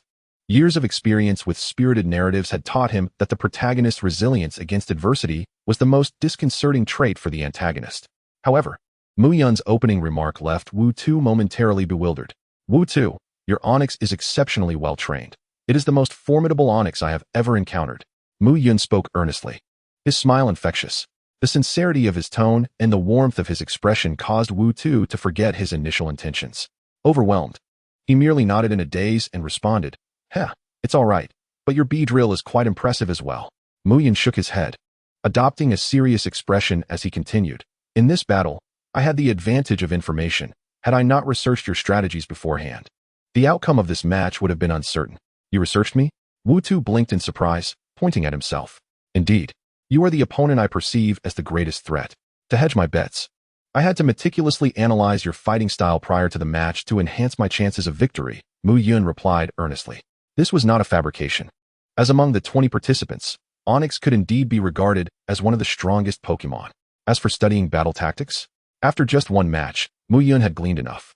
No wonder I felt as though every command I issued was anticipated by you. It turns out you were prepared ahead of time. I never imagined I would be analyzed by the top student. Wu Tu realized, feeling that his loss was not in vain, even harboring a sense of pride. After all, his opponent was the top student, possessing extraordinary intellect. Unfortunately, unlike Muyun, he had not gathered information on his adversaries beforehand, believing that true competition should be about adapting to the moment, rather than relying on prior knowledge for excitement and surprises. Nevertheless, he did not harbor disdain for those who gathered information in advance. Typically, such individuals served as the protagonist's crucial allies, offering solutions during critical moments. Moreover, their encounters often began with conflict, leading to the protagonist's relentless efforts culminating in victory during a rematch. Ultimately, the astute sidekick would be inspired by the passionate protagonist, willingly joining their ranks. In this light, Wu Tu realized he was indeed the protagonist. As this realization dawned upon him, his spirits soared. Just then, Muyun's voice broke through his reverie. However, I believe that winning through the advantage of information lacks honor. Matches should be conducted fairly. Thus, I think I should allow you to learn more about my little Dunsparce, ensuring our next battle is more equitable. Upon hearing this, Wu Tu was taken aback. Was it typical for one to divulge their information to an opponent? Clearly, this was out of the ordinary. Yet, if he was the protagonist, and the supporting character was extending a friendly hand, everything began to make sense. The astute sidekick, recognizing the protagonist's current shortcomings and immense potential, would naturally seek to form a bond. I truly am the protagonist. With this thought, Wu Tu impulsively inquired, what should I do? Sensing his eagerness, Muyun smiled slyly. It's simple. Practical experience is the best means of gathering intelligence. If we engage in battles daily, you will quickly learn Dunsparce's combat habits, allowing you to strategize effectively. To maximize observation time, I suggest your Onyx employ defensive maneuvers, which will not only mitigate damage but also grant you ample time to absorb the experience. Muyun's intentions were transparent, yet to an outsider, it appeared to be a sound and beneficial suggestion, a win-win scenario. Wu Tu was indeed swayed by the proposition. It was true that in spirited narratives, protagonists often grew stronger through battles that appeared to be near defeats. Muyun was sincere. He was not deceiving him. I am indeed the destined protagonist. However, a thought struck him. Wasn't he this all progressing too smoothly? What if, after acquiring knowledge about Beedrill, he managed to defeat it? Wouldn't that leave Muyun disheartened? Without hesitation, Wu Tu voiced his concern. If I were to defeat you, wouldn't that upset you? Unfazed by his question, Muyun maintained his sunny demeanor. In the future, we will all be classmates and must progress together. If you are able to defeat me, it simply means there are areas where I can improve. Isn't that a positive outcome? What a radiant smile. What a broad-minded perspective. It dawned upon him that this individual might not merely be a supporting character, but rather a significant figure in the protagonist's journey. Both a mentor and a friend in the early stages, and an enduring presence in the later chapters. He resolved that once he, Wu Tu, became a master, he would immortalize Muyun's name in the most illustrious chapters of his legendary tale. Muyun, no, Brother Yun, I look forward to your guidance. Wu Tu solemnly grasped Muyun's hand, his eyes brimming with tears of excitement. The honor is mine. May we progress together in the future. With Wu Tu's agreement. Muyun's smile deepened. New trainer Onyx acquired. Chapter 60, Muyun vs. Zhao Hailong. Preparation area. What's with this Wu Tu? After being thoroughly thrashed by Brother Yun, he still approaches with a smile, looking as though they are the best of buddies. Zhao Hailong regarded Wu Tu, who was animatedly following Muyun and engaging in excited conversation, with a puzzled expression directed at Lu Jianhao. Who knows? The thought processes of such spirited fools are beyond the comprehension of ordinary folks, Lu Jianhao shrugged, unable to provide an answer. Although he primarily focused on melancholic narratives, many seasoned authors often cloak their stories in love and passion to captivate readers, only to reveal a cold blade beneath the surface. For instance, titles like Akame Kill, Zero, Magical Girl, Higurashi, and Future Diary come to mind. Thus, while Lu Jianhao had some exposure to spirited fools, he could not deny that Wu Tu was indeed foolish. Having an Onyx employ binding maneuvers against a Beedrill is not something a rational mind would devise. I'm heading back to my seat. Once your Onyx has rested, we can commence training tomorrow. Listening to Wu Tu's incessant chatter, Muyun finally recognized the power of a talkative person, wondering where this fellow found such an abundance of words. No problem, Brother Yun. See you tomorrow. I'll be waiting. Upon returning to the preparation area, Wu Tu, though still eager, responded quickly. Brother Yun, what is the deal with that guy? After Muyun returned, Lu Jianhao curiously inquired. Nothing much. I just noticed that his Onyx is quite strong, so I suggested we practice together when time permits, Muyun replied. Practicing with Onyx? Lu Jianhao and Zhao Hailong exchanged glances, each reflecting a sense of bewilderment mirrored in the other's eyes. However, they refrained from pressing further. They understood that Brother Yun undoubtedly had his own plans regarding the training, and their inability to comprehend it signified their own inadequacies. It is no wonder that Brother Yun's Beedrill was so formidable. He must possess a unique insight into training as a Pokémon trainer. Ahem, first and foremost. Congratulations to the students who have secured positions in the top 10. For those in need of recuperation, please proceed to the health teacher for recovery. In half an hour, the subsequent matches for the top 5 will commence. As for those who face defeat, do not be disheartened. This competition is merely one of the many battles you will encounter in your future. Identifying your shortcomings and rectifying them is the key. Approximately 5 minutes after Muyun returned to the preparation area, the announcement echoed once more. Xiaodu had sustained no injuries and had only minimal fatigue. A simple energy cube would suffice for recovery. Ahem, we are about to commence the first match of the second round of the elimination tournament. Please, Gao Xiaodong and Lu Jianhao, proceed immediately to the designated battle area. The half hour swiftly elapsed, and soon, the second round of elimination began. The first match called upon was Lu Jianhao, a dear friend of Muyun. His opponent was Gao Xiaodong, who had previously eliminated Li Mingwei in the first round, wielding a water-type tadbulb. Therefore, instead of his previously utilized Herdier, Lu Jianhao sent forth his starter Pokémon, Bulbasaur. This is the advantage of having multiple Pokémon. One can swiftly switch in response to type disadvantages. In the battle between Bulbasaur and Tadbulb, where neither had a type advantage and their base stats were equal, the focus shifted to the levels of the Pokémon and the effectiveness of their moves. Here, Bulbasaur held a significant advantage. Its terrifying visage could substantially diminish the opponent's speed, and its Thunderfang was a move that dealt double damage to water types. After a not-so-intense skirmish, Lu Jianhao triumphantly recalled Bulbasaur, securing the first spot in the top 5. In the second match of the second round, another of Muyun's old classmates, Sun Xian, took to the field with her Swablu, sharing the fairy-type affinity. Sun Xian encountered a stroke of misfortune in this battle.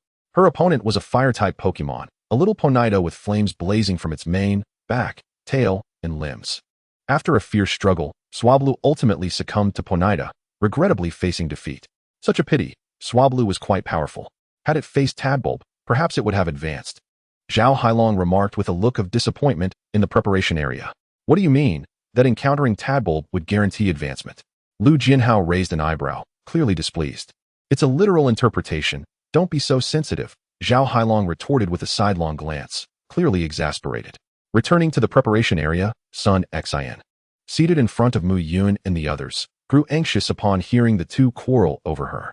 She quickly stood up to apologize, exclaiming, "I'm sorry. Please don't argue. It's all my fault for losing the match." "It's not your fault. It's just this guy being overly sensitive," Zhao Hailong replied. "TCH, I can't even be bothered to talk to you."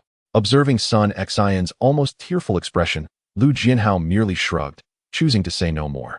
After 2 years of acquaintance, he understood Sun Xian's character well: shy, honest, timid, and perpetually apologetic. She was undoubtedly a punching bag for others.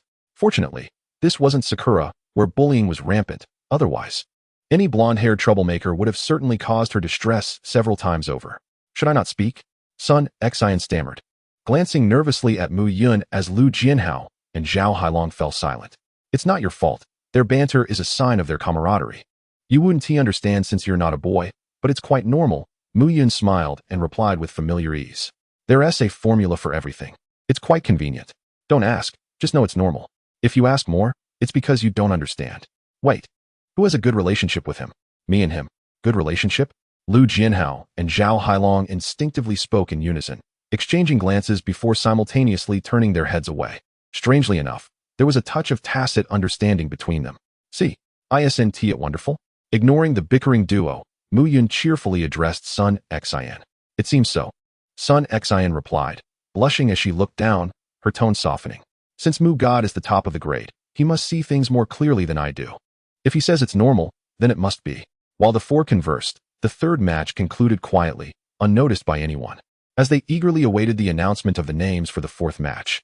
"Ahem, we are about to commence the fourth match of the second round of the elimination tournament. Please, Muyun and Zhao Hailong, proceed immediately to the designated battle area." "Brother Yun, it's your turn, and your opponent is actually this guy, Zhao Hailong," Lu Jianhao exclaimed, both astonished and somewhat concerned. Though the two often bickered, it must be acknowledged that Zhao Hailong's Rhyhorn was quite formidable. Compared to the cumbersome Onyx, the smaller and more agile Rhyhorn was evidently a tougher adversary, especially since Beedrill possessed a rather frail physique. Now all that remained was to hope that Rhyhorn was a slow-witted fool. "Haha, Brother Yun, it's our turn. Although your cooking is delightful, I want to go easy on you in this match." Zhao Hailong chuckled mischievously, while he felt both worried and anxious for Brother Yun. The prospect of facing him filled him with joy and excitement. In terms of looks, stamina, academic prowess, culinary skills, and now battling, am I to be outdone in everything? Brother Yun, prepare to witness the fruits of my month-long summer training in the mountains. Hahaha. Chapter 61. Brother Yun, this time you may have miscalculated. Brother Yun, go for it. Crush him. Lu Jianhao cheered, sensing Zhao Hailong's mischievous demeanor. Mu God, you can do it. Sun Xian added softly. Her cheeks flushed as she cheered for Muyun. Hey, what do you all mean by this? Are the third-class students conspiring to isolate me? Zhao Hailong sighed helplessly, noticing everyone supporting Muyun. I'm sorry, Zhao. That wasn't my intention, Sun Xian said, nervously clutching her uniform. Seriously, what is wrong with you? A grown man bullying a little girl? Do you have no shame? Lu Jianhao seized the opportunity to undermine Zhao Hailong's morale, hoping to bolster Brother Yun's chances. All right, Hailong, let us go. We'll both be disqualified if we delay any longer. Sensing the tension escalating, Muyun decisively pulled Zhao Hailong out of the preparation area. Zhao Hailong, following Muyun without resistance, turned back just before exiting to deliver a parting shot at Lu Jianhao. Just you wait for my return. Thus, the two swiftly arrived at the battle arena. Muyun stood on the red side, while Zhao Hailong positioned himself on the opposing blue side. Please release your Pokémon. Once both were in place, the referee skillfully waved the small flag and announced, Go Little Do. Muyun continued with his trusted Little Do Rhyhorn. Let Brother Yun see the results of our entire summer's effort. Zhao Hailong summoned forth his steadfast Rhyhorn, ready for battle. Unlike Lu Jianhao, Zhao Hailong possesses only a single Pokémon, leaving him without any options for substitution. His companion, the rhinoceros Beedle, boasts a hide as impenetrable as iron, often mistaken for a steel type by the uninformed. Although the rhinoceros Beedle is not of the steel type, its iron-gray carapace is as resilient as steel, rendering ordinary attacks akin to mere tickles. Additionally, The rhinoceros beetle displays slight variations in appearance depending on its gender. Males possess a thicker, longer horn, while females exhibit a more robust tail. Upon the emergence of the rhinoceros beetle, Muyun promptly activated the Eye of Data. A cascade of information swiftly flooded his vision. Pokémon, rhinoceros beetle. Gender, female. Type, ground rock. Level, 15, normal. Ability, reckless. Increases the power of recoil moves at the cost of inflicting damage on itself by 20. Moves, rock polish, tackle, tail whip, knock off, stomp, horn attack. Held item, polishing stone orb, beginner. Potential, gym level. Base stats, 345. Level 15. This represents the highest level Pokemon Muyun has encountered among his peers thus far, surpassing Little Doe by a full 3 levels. Initially, Muyun presumed that Zhao Hailong had nurtured the rhinoceros beetle over the preceding fortnight, until he glimpsed the information regarding the held item, which elucidated the reason behind the rhinoceros beetle's elevated level. Polishing stone orb, beginner, a special enhancement treasure. A mineral imbued with rock energy forms an orb-like item under a unique force.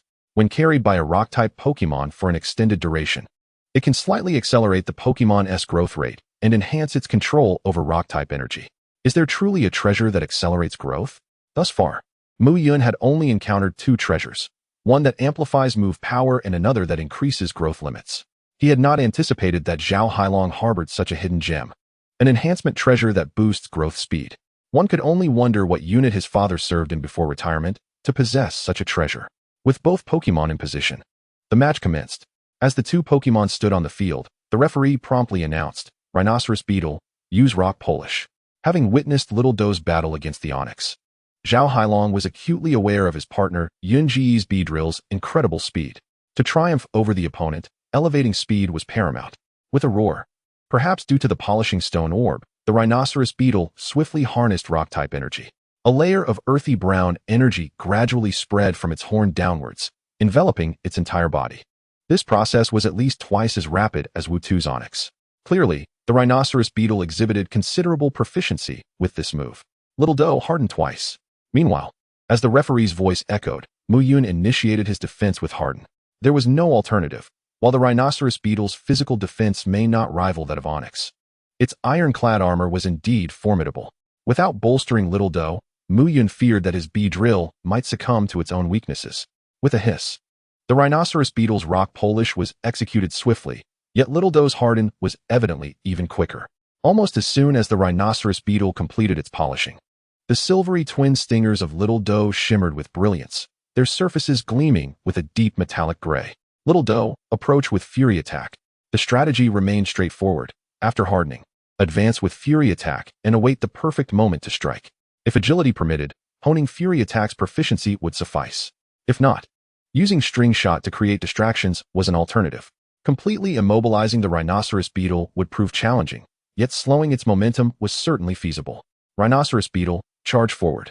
On the other side, Zhao Hailong refrained from instructing the rhinoceros beetle to use Knock Off to disrupt the Beedrill. During the summer, he had battled Beedrill numerous times, and he understood that against smaller, more agile Pokemon, conventional ranged attacks yielded poor results. It was far more effective to maneuver and strike opportunistically. With the aid of rock polish, the rhinoceros beetle resembled a heavily armored tank gaining speed, its thunderous vibrations resonating throughout the battlefield. Its already imposing size, now augmented by speed, was truly awe-inspiring. For a moment, Little Doe found it difficult to locate a suitable opportunity to close the distance.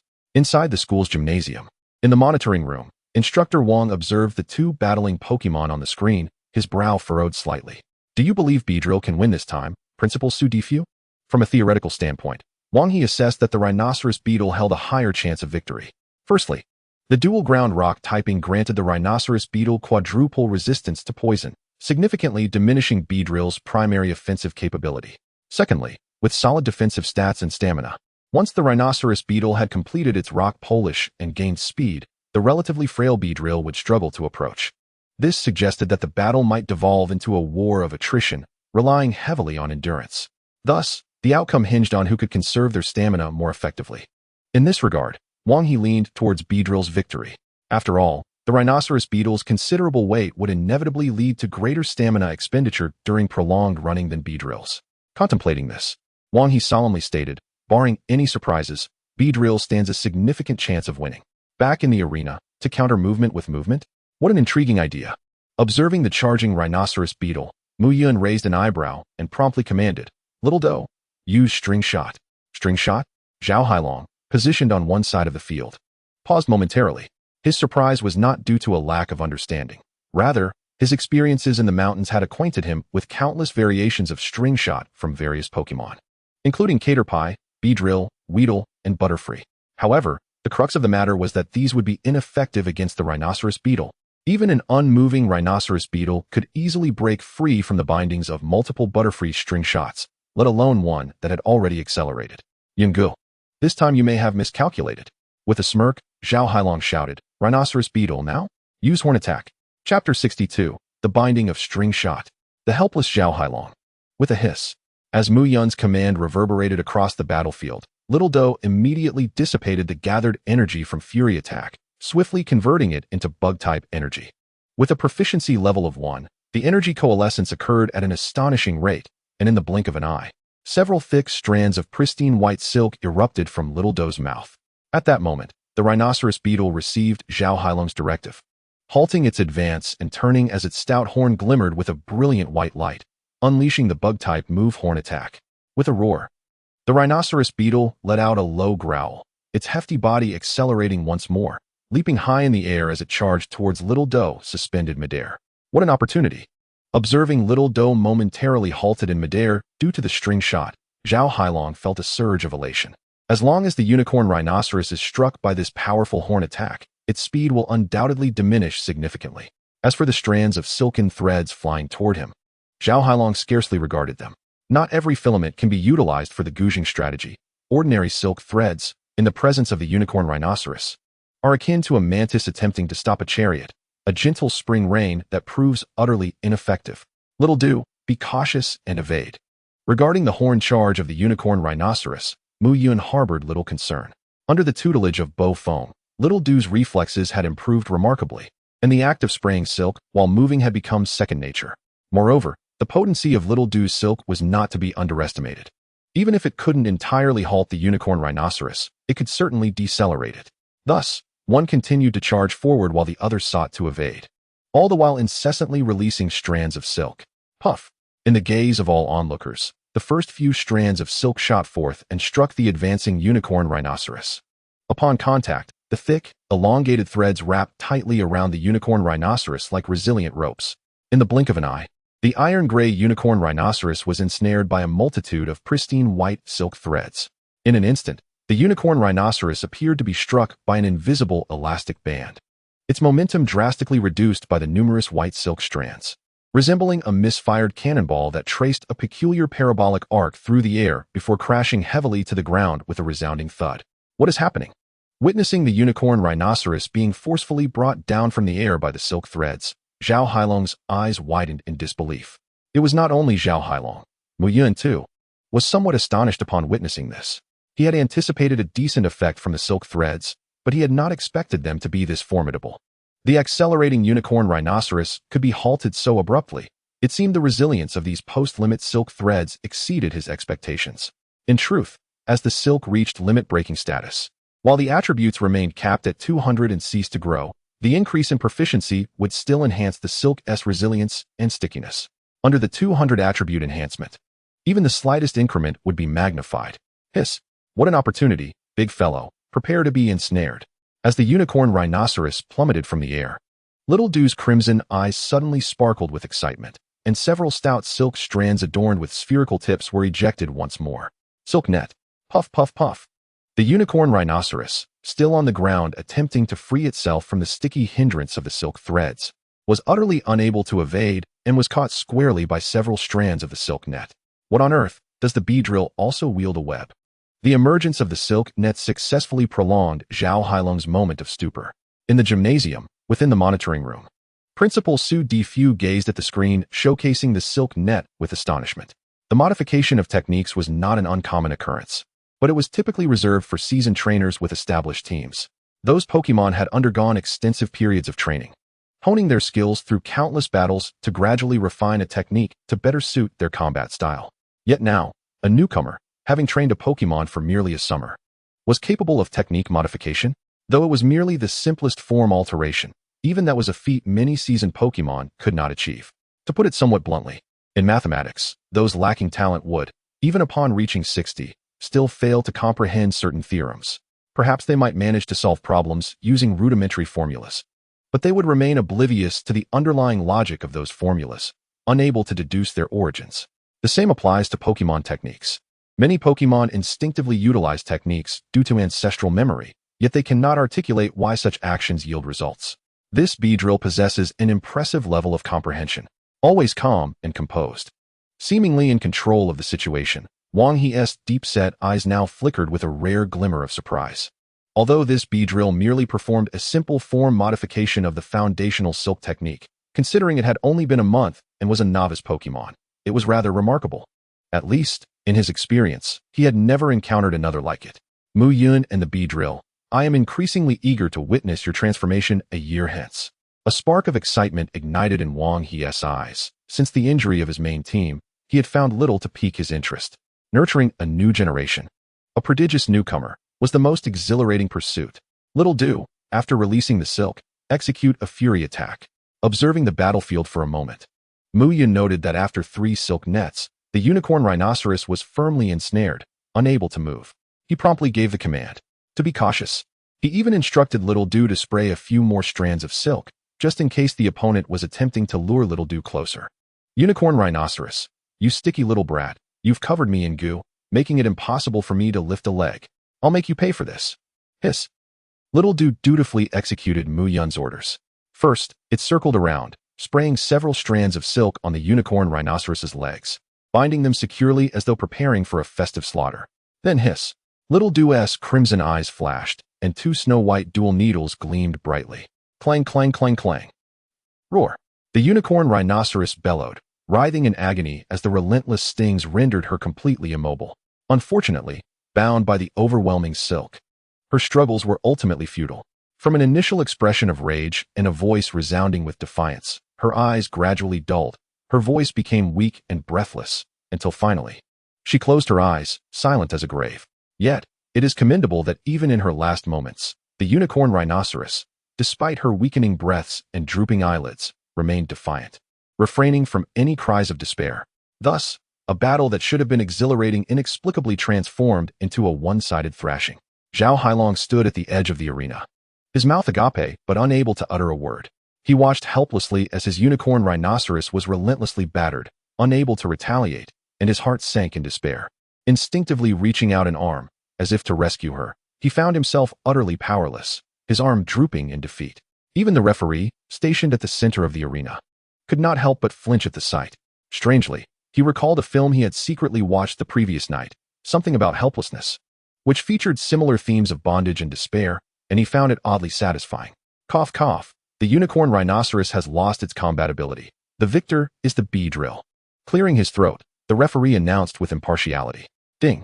Beedrill, 12, defeats unicorn rhinoceros, 15. Permanent task 1, battle completed. Detected that the opponent's level exceeds that of the host. Congratulations to the host for double rewards, earning 20 points. Harden, perfect, 161000. Harden, perfect, 201,000. Silk, limit break 1, 270-2000. Silk, limit break 1, 310-2000. Fury attack, perfect, 280-1000. Fury attack, perfect, for 10-1000. A series of notification chimes heralded Muyun's substantial gains from this battle. Yet, at this moment, Muyun found himself unable to muster a smile, for he was met with the resentful gaze of Zhao Hailong. That expression closely resembled that of an ineffectual husband, engulfed in despair and helplessness upon witnessing a certain scene. Hey, this is merely a standard Pokémon battle, not some extraordinary occurrence. What else with that look? Wipe it off your face, you fool. Muyun was at a loss for words and felt an overwhelming urge to kick him. Do we need Miss Junsha's assistance here? Licks lips. Chapter 63, Task Rewards Acquired. Brother Yun, do you have any idea how much my heart ached when that Beedrill lashed out at my ride-on? On the way back, Zhao Hailong wore a mournful expression. But before Muyun could speak, he continued, the pain is such that not even a plate of scallion lamb can heal it. If it weren't for the latter part of his statement, Muyun might have genuinely believed Zhao Hailong was heartbroken. After all this time, Was he just trying to order food? Hee hee, Brother Yun, what do you think? Zhao Hailong leaned closer, a grin plastered across his face. While he did feel a pang of sorrow watching his Rhydon get hit, such is the nature of Pokemon battles, there are wins and losses. Having lost this time, he could simply train harder and come back stronger next time. There was no need for incessant complaints. Alright, as long as you don't wear that miserable expression as if your wife has left you, feel free to order not 1 plate, but 2. Muyun shook his head helplessly, a smile breaking across his face. Then it's 2 plates, thank you, Brother Yun. Upon hearing he could have 2 plates, Zhao Hailong's smile widened even further. Right on, you've worked hard. The organization will remember your contributions. After laughing for a moment, he continued, by the way, Brother Yun, I've spoken to my father about your matter. It should be settled within 2 days at most. However, regarding the timing, my father said you need to discuss it with our class teacher. He can't intervene on that end. No worries, that's a minor issue. Muyun reassured him. Given his academic performance, as long as he explained the reason for leaving early, the teacher would typically not make things difficult for him. Before long, Muyun and Zhao Hailong returned to the preparation area. Just as they settled into their seats, Zhao Hailong heard Lu Jianhao's mocking tone beside him. Let me see who's back. It's the inept Hailong. Zhao Hailong shot him a glare, gritting his teeth and rolling up his sleeves. What's that? Want to compare skills? TCH, all you know is to throw your weight around. If you're so capable, go challenge Brother Yun. Seeing that Zhao Hailong was about to make a move but was outmatched in argument, Lu Jianhao scoffed. Fighting was out of the question, with his slender arms and legs. He was no match for Zhao Hailong's robust physique. However, a gentleman's revenge is never late. Once he builds up his strength, PLL returned to teach him a lesson. Brother Mu, what is Lu talking about? What ineptness? Is Zhao unwell? Sun Xian chimed in, peering curiously. You're still young. You'll understand when you grow up, Muyun replied with a grin, adopting a playful tone as if speaking to a child. Strangely enough, Sun Xian was slightly shorter than Duo, and with her somewhat ambiguous physique, Muyun couldn't help but think she looked like a primary school student, if not even younger. After Muyun and Zhao Hailong's battle concluded, the 5th match of the second elimination round swiftly approached its end. Thus, the list of the top 5 students had been finalized. Muyun, Lu Jianhao, the trainer of the Ponida, a girl named Ma Sitong, and 2 other fortunate boys.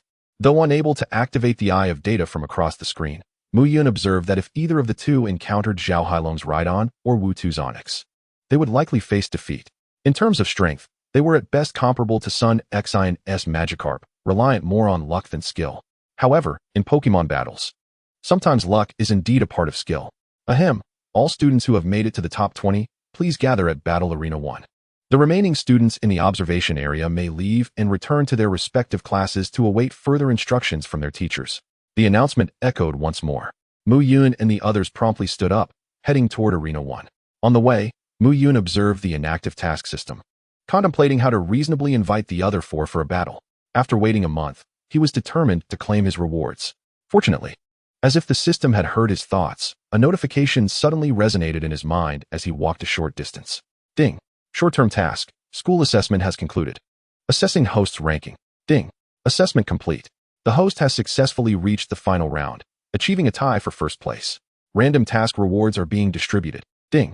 Congratulations, host. You have received the following task rewards. 500 points. Level 1 skill energy block crafting. 1 speed recipe for basic energy block. 1 learning memory for the move cross cut, and 1 storage space expansion card, 1M. Surprisingly, there was intelligent judgment involved this time. The system has made progress. If possible, remember to refine your wording next time. As he listened to the series of electronic notifications, Muyun felt elated. Rewards without having to instigate anything. How pleasant. With the rewards finally in his possession, Muyun felt a weight lift from his shoulders and decided not to dwell on it further as he quickly followed the group to Arena 1.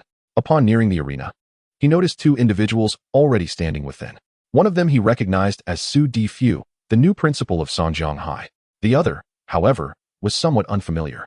Standing around 6 feet tall with a buzz cut, a robust build, and dressed in a military green shirt with rolled-up sleeves. He bore a menacing scar several inches long on his forearm. His serious demeanor and piercing gaze suggested he was not to be trifled with. Dear students, allow me to introduce your homeroom teacher for the upcoming year, Mr. Wang He. He has previously served as a rookie instructor in the inspection department and possesses extensive teaching experience. I hope that during your time together, each of you will achieve growth and gain valuable insights, Principal Su Difu said with a warm smile. an instructor from the inspection department? Upon hearing the principal's introduction, Muyun instinctively glanced at Lu Jianhao. He recalled that his sister, Lu Yingying, worked as a Pokémon investigator in that very department, and he wondered about this instructor's capabilities and how they compared to his sister. Judging by the principal's demeanor, he likely was not weak. Anyone capable of being a high school principal must at least be a 3-star professional trainer, possessing at least one Overlord-level Pokémon. Of course, this was in reference to high schools in their small city. He had no idea about those in the provincial capital. Mr. Wang, I'll leave the rest to you. I have some matters to attend to, so I'll take my leave, Su Difu remarked, having introduced Wang He. As the new principal, he had inherited quite a mess from his predecessor and had many responsibilities. Being able to spare half a day was already due to Wang He's exceptional strength and credentials. Thank you, Principal Su, Wang He nodded. Once Su Difu departed, Muyun couldn't shake the feeling that the atmosphere in Arena 1 had grown noticeably tense, especially under Wang He's sharp gaze. Students with less composure instinctively lowered their heads, too intimidated to meet his eyes. Sun Xin, in particular, subconsciously shrank behind Muyun, clutching his clothing, trembling in fear. My name is Wang He, but rather than being addressed as teacher, I would prefer you to refer to me as Instructor Wang. For the coming year, I shall serve as your chief supervisor in your studies. My expectations are quite simple: obedience, obedience, and once more obedience. The training objectives I set must be met punctually. Any individual who dares to be lazy or evade their responsibilities more than 3 times, regardless of who you are, shall be unceremoniously expelled. Alternatively, should you possess sufficient prowess, you may send me packing. If not, all of you shall engage in your training diligently. Do you understand? As Wang He concluded, he suddenly raised his voice and shouted, "Do you hear me?" Many were startled, instinctively responding with a muted chorus, as the suddenness of it took them off guard. Is that all the volume you can muster? Have you not eaten? Wang He's hawk-like gaze swept across the assembly as he bellowed. Do you hear me? This time, everyone raised their voices in unison. Their response not only more organized, but significantly more resounding. Excellent. I hope you maintain this fervor throughout the upcoming year. Lastly, I must add, ranking within the top 20 does not guarantee your continued presence in the small class. At the end of each month, students from the other classes will undergo evaluations, and the top 3 may challenge any of you. The defeated will face the shameful return to the regular class. If you wish to avoid embarrassment, then exert yourselves diligently. Understood? Wang He reiterated with fervor. Understood. The third chorus rang out, synchronized and loud. Very well. We shall reconvene here at 7 o'clock tomorrow. Ensure you bring your textbooks, sprites, and a change of clothes. Punctuality is paramount. Dismissed. With that, Wang He strode out of the battleground, indifferent to the shifting expressions of the crowd. 7 o'clock? That's even earlier than morning study sessions. What a harsh instructor we have. Once Wang He departed, the atmosphere lightened considerably, with Lu Jianhao lamenting beside him. In this world, high schools do not have mandatory morning or evening study sessions. At best, there is a voluntary early reading period from 7:30 to 8 o'clock, which one may attend at their leisure. As for the evening, students are free to return home after classes end at 6. Of course, those wishing to study further may utilize the school library, but classrooms are locked at 7, making lingering impossible. Come now, it's merely 7 o'clock. When I was in the mountains, I rose with the sun and retired at dusk. By 7, I had already enjoyed a long slumber, Zhao Hailong boasted, casting a proud glance at Lu Jianhao. But what is there to boast about in enduring hardship? Lu Jianhao retorted, puzzled by Zhao Hailong's sense of pride. I know this. Teacher Song has said, only through enduring hardship can one rise above others. Sun Xian chimed in meekly, raising her hand. You see, your homeroom teacher concurs, Zhao Hailong grinned. Pleased to have support. When Yungu struck you, I didn't see you as anything extraordinary. Lu Jianhao scoffed, dismissing the notion of toxic positivity. If enduring hardship were truly beneficial, then the milk and boiled chicken breast I consumed during the holidays would surely yield results. Even if I didn't become a muscular giant, I would at least like to possess a physique like Yun Ji's. One that appears slender in clothes, yet reveals muscle when undressed. But what is reality? He remained slender and delicate, his skin fair and devoid of even the faintest trace of body hair. Were it not for his male anatomy, he might have doubted himself.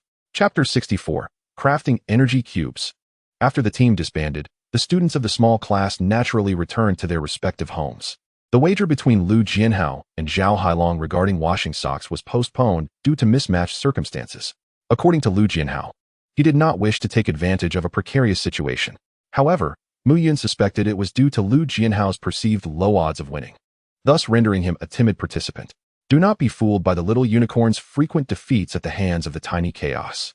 When faced with the likes of Katy Dog and Blue, it stood its ground, boasting an absolute advantage in attributes.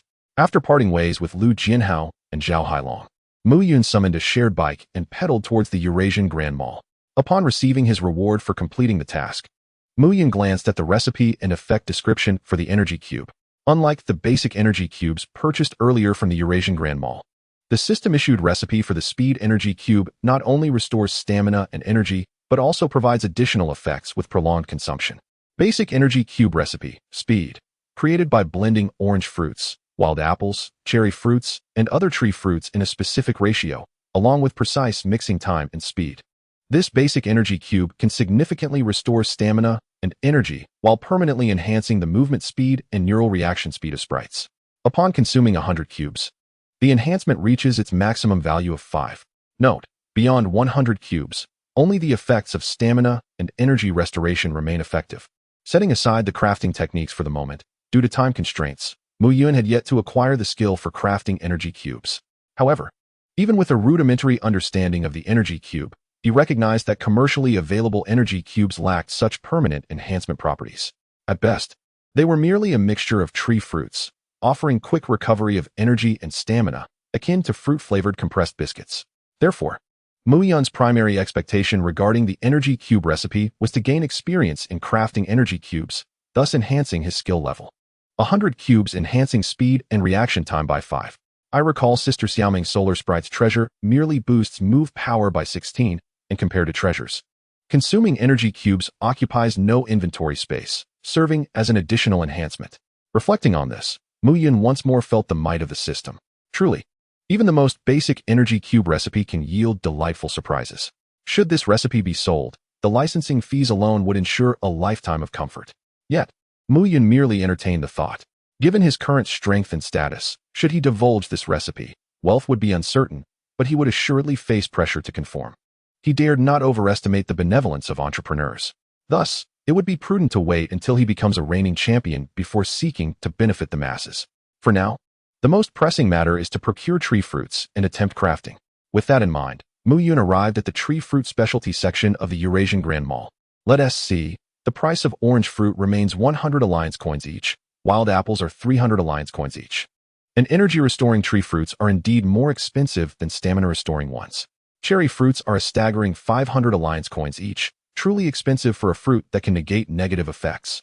After some deliberation, Muyun gathered the necessary tree fruits for the recipe, including a few unfamiliar varieties, such as the Yuegawei fruit. This type of fruit neither negates negative effects nor restores stamina and energy like orange and wild apple fruits.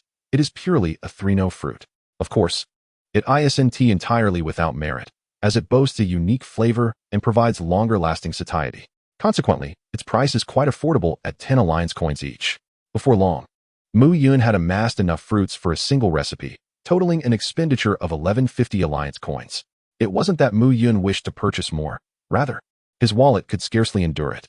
Regardless, after exploring the tree fruit specialty section, he could acquire anything he needed from the Points Redemption Mall in the future, making it unnecessary to overspend at this moment. After purchasing the berries, Muyun ventured into the home appliance section and located the sales point for the domestic version of the Energy Cube production machine. A staggering price of 150,000 alliance coins. As he drew closer, Muyun was taken aback by the exorbitant price tag. How could a mere blender be priced higher than a professional-grade elf egg? This is daylight robbery. No wonder there were no courses on breeding before university. It appears that even the tools are prohibitively expensive. If it weren't for the sake of honing his skills, Muyun would not have lingered for even a moment. However, he meandered about, only to discover that even the most basic fully automatic, multifunctional energy cube production machines, capable of breaking barriers, ionizing, heating, and cooling, started at a staggering 100,000 alliance coins. Of course, there were cheaper options available. Fully manual kits with separate functions were reasonably priced, costing only 3,000 to 5,000 alliance coins for a complete set. Yet, in contrast to the foolproof, fully automated machines, the manual ones demanded a higher level of skill from the user. Alas, Muyun found himself financially constrained and ultimately settled on a reasonably good quality kit from a lesser-known brand, parting with a few thousand alliance coins. This breeding endeavor felt akin to conducting research in his past life, with machines and materials being costly and the results uncertain. Muyun internally lamented that if it weren't for the system's support, he would likely hesitate to invest his own money in research. Upon returning home, Muyun first released Xiaodu and Bo Foam from their Pokeballs, allowing them to roam freely. He then approached the dining table, laden with bags, and meticulously arranged his items before silently invoking, "System, accept skill rewards." With this whispered incantation, a stream of clarity flowed from the void above into Muyun's consciousness, swiftly filling his mind with a plethora of intricate information. This included a comprehensive encyclopedia of berry types, usage techniques, and precautions for various corresponding tools, as well as the interactions and transformations between different forms of berries, liquid, solid, ionized, etc. However, in comparison to the first two categories, the latter's information was considerably less extensive. Muyun surmised this was likely due to the insufficient level of his skills. Ding! Congratulations, host. You have acquired a new skill, Energy Cube Production. Energy Cube Production, LV1, 100 Energy Cube Nutrition 50, Berry Energy Distribution Recognition, active. As Muyun completed the reception of the Energy Cube Production skill, two new notifications resonated in his mind. Simultaneously, new entry effects appeared. The Energy Cube Nutrition 50 was straightforward. It meant that each energy cube he personally crafted was equivalent to 1.5 standard units. For the energy cube recipe named Speed, approximately 67 units would be needed to fully maximize the enhancement, potentially saving a significant sum of money. However, the Berry Energy Distribution Recognition piqued Muyun's curiosity. This marked his first encounter with an entry denoted as active.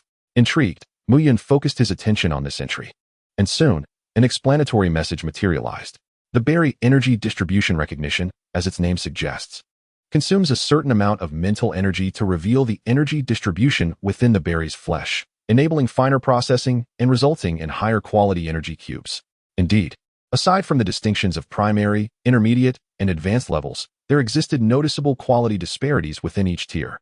From lowest to highest, the classifications were inferior, good, premium, and exquisite. According to certain research papers published by the Pokémon Knowledge Network, if the effect of a good quality item was rated at 1, then an exquisite item would be rated at 2, with inferior and premium items rated at 0, 5 and 1, 5 respectively. Overall, the differences were not vast. For instance, the basic universal energy cubes Muyun had purchased earlier were all classified as good quality, representing the pinnacle of current technological production through machine assembly lines. Higher quality items, or energy cubes of intermediate grade or above, must be crafted by the hands of a breeder due to the intricacies of the process. Muyun believed this was also linked to the uneven energy distribution of berry flesh. The more experienced the breeder, the sharper their eye, thus increasing the likelihood of producing high-quality energy cubes. Conversely, the production of inferior items was not out of the question. Having grasped the effects of the energy cube skills entry, Muyun shifted his focus to the berries and the complete set of tools before him. According to the knowledge he had recently acquired, the manual method was the apex of the energy cube production hierarchy. After all, anyone could utilize a foolproof automatic machine. While the products would not be terrible, they would not be exceptional either.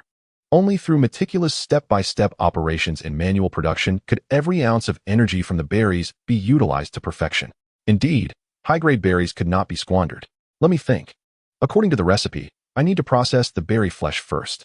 Chapter 65. Energy Cube Production, LV2. Finally, it's done. With the aid of the Berry Energy Distribution Recognition ability, Muyun successfully separated the most energy-rich parts of the various berries in approximately 10 minutes. As for the less abundant portions, he did not waste them either, storing them in his inventory, as they could be used to accumulate experience once enough waste was collected. After processing the berries, it was time to mix them. The production of an energy cube consists of 3 main steps. First, processing the berries. Second, mixing the berries. And finally, shaping the energy cube. The steps are simple, yet each one is complex. Not to mention that different berries require different types of cutting tools during processing. Just the mixing step alone demands various conditions such as heat, cold, electricity, and light. Any deviation in conditions could adversely affect the final product's quality. Of course, unlike alchemy in a fantastical world, these berries could yield a base berry slime even if one merely blended them together in a blender, provided there were no conflicting affinities. While the effects would not match the consumption of berries alone, at least one would not leave empty-handed. This mixing process is quite laborious. After practical experience, Muyun realized that while the manual method is precise, it is also genuinely cumbersome. Especially with his set of tools, many functions are performed by single-purpose machines, requiring frequent changes, which is far less convenient than an integrated system. Indeed, with advancements in technology, the manual method must also evolve. It cannot remain entirely manual. The steps for the basic energy cube recipe are not numerous. After a simple heat and electrical mixing, Muyun poured the processed berry mixture into the condensation mold. The materials costing 150 alliance coins yielded a total of 5.5 cubes, with an approximate cost of 210 alliance coins per cube.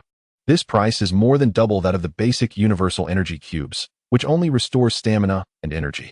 Considering this is merely the official retail price, the actual cost is likely even lower.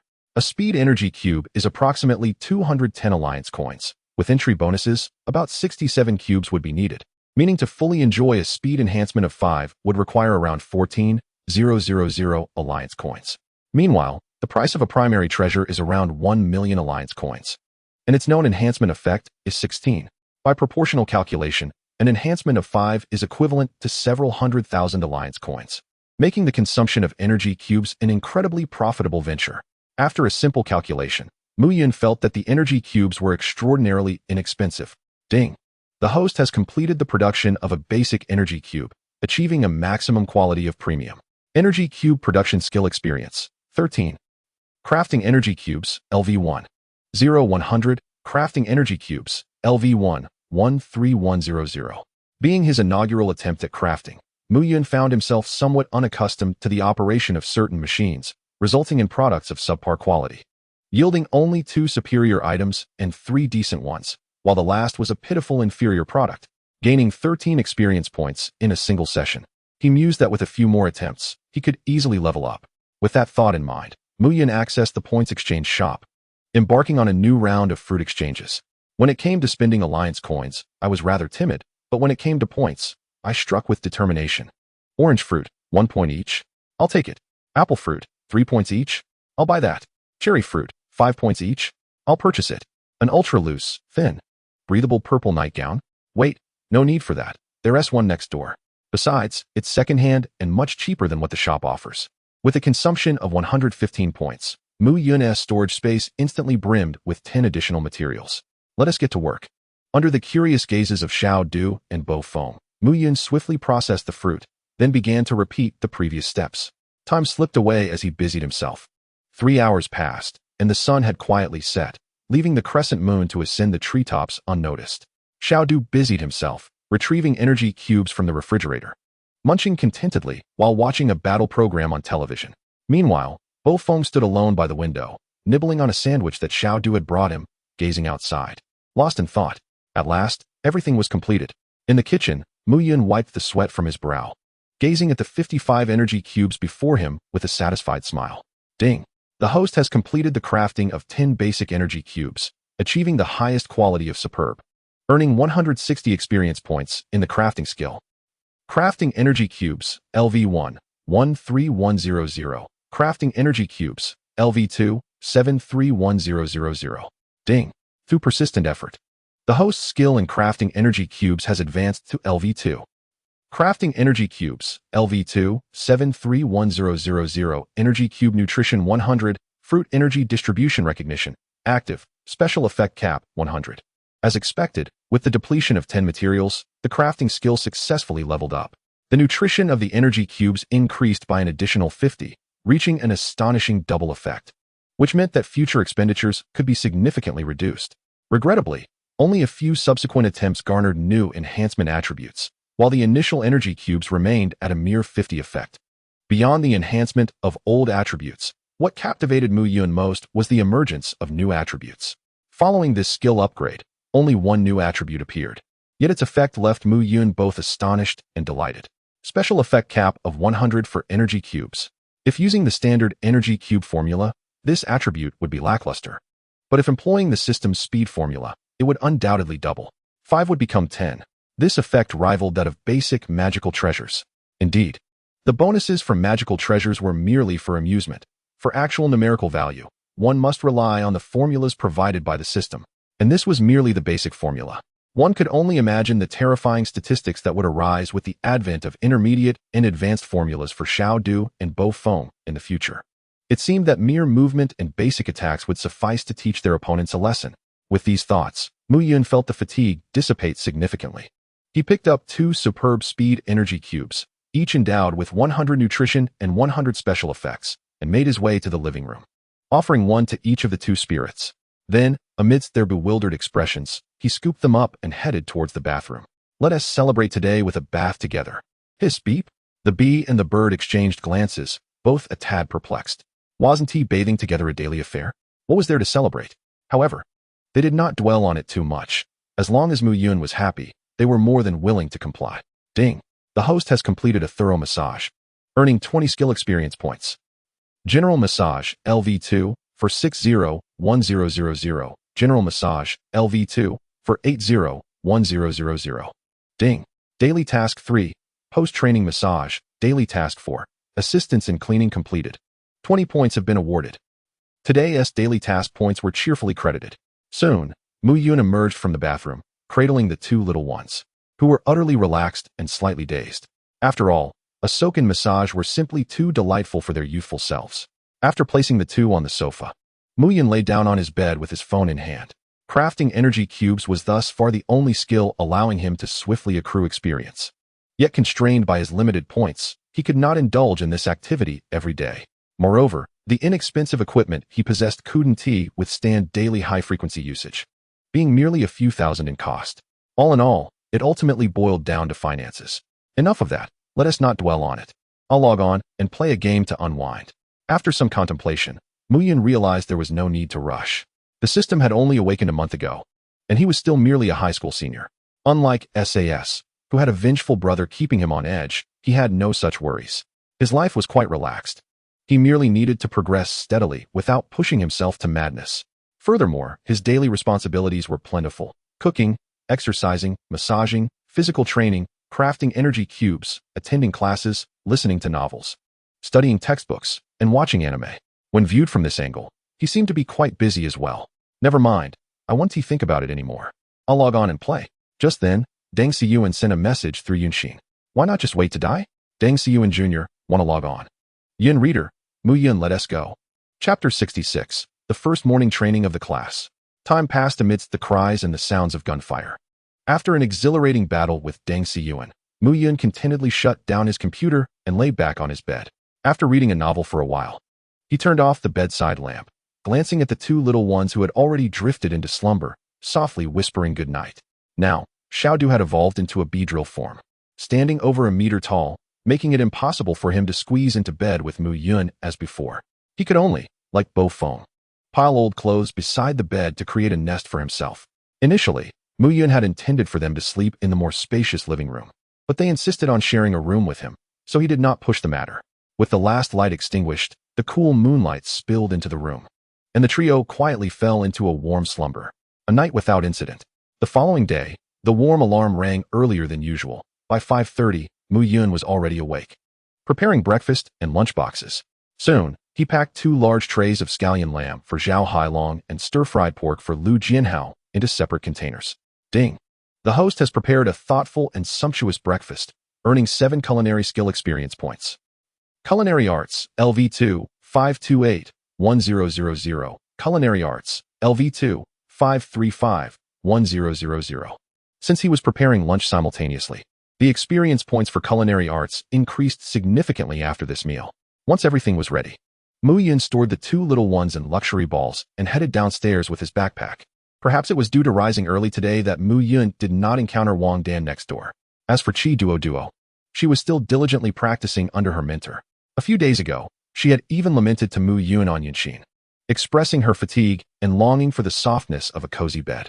In response, Muyun encouraged her, stating that this was indeed a prime time for striving, urging her to persevere, young lady.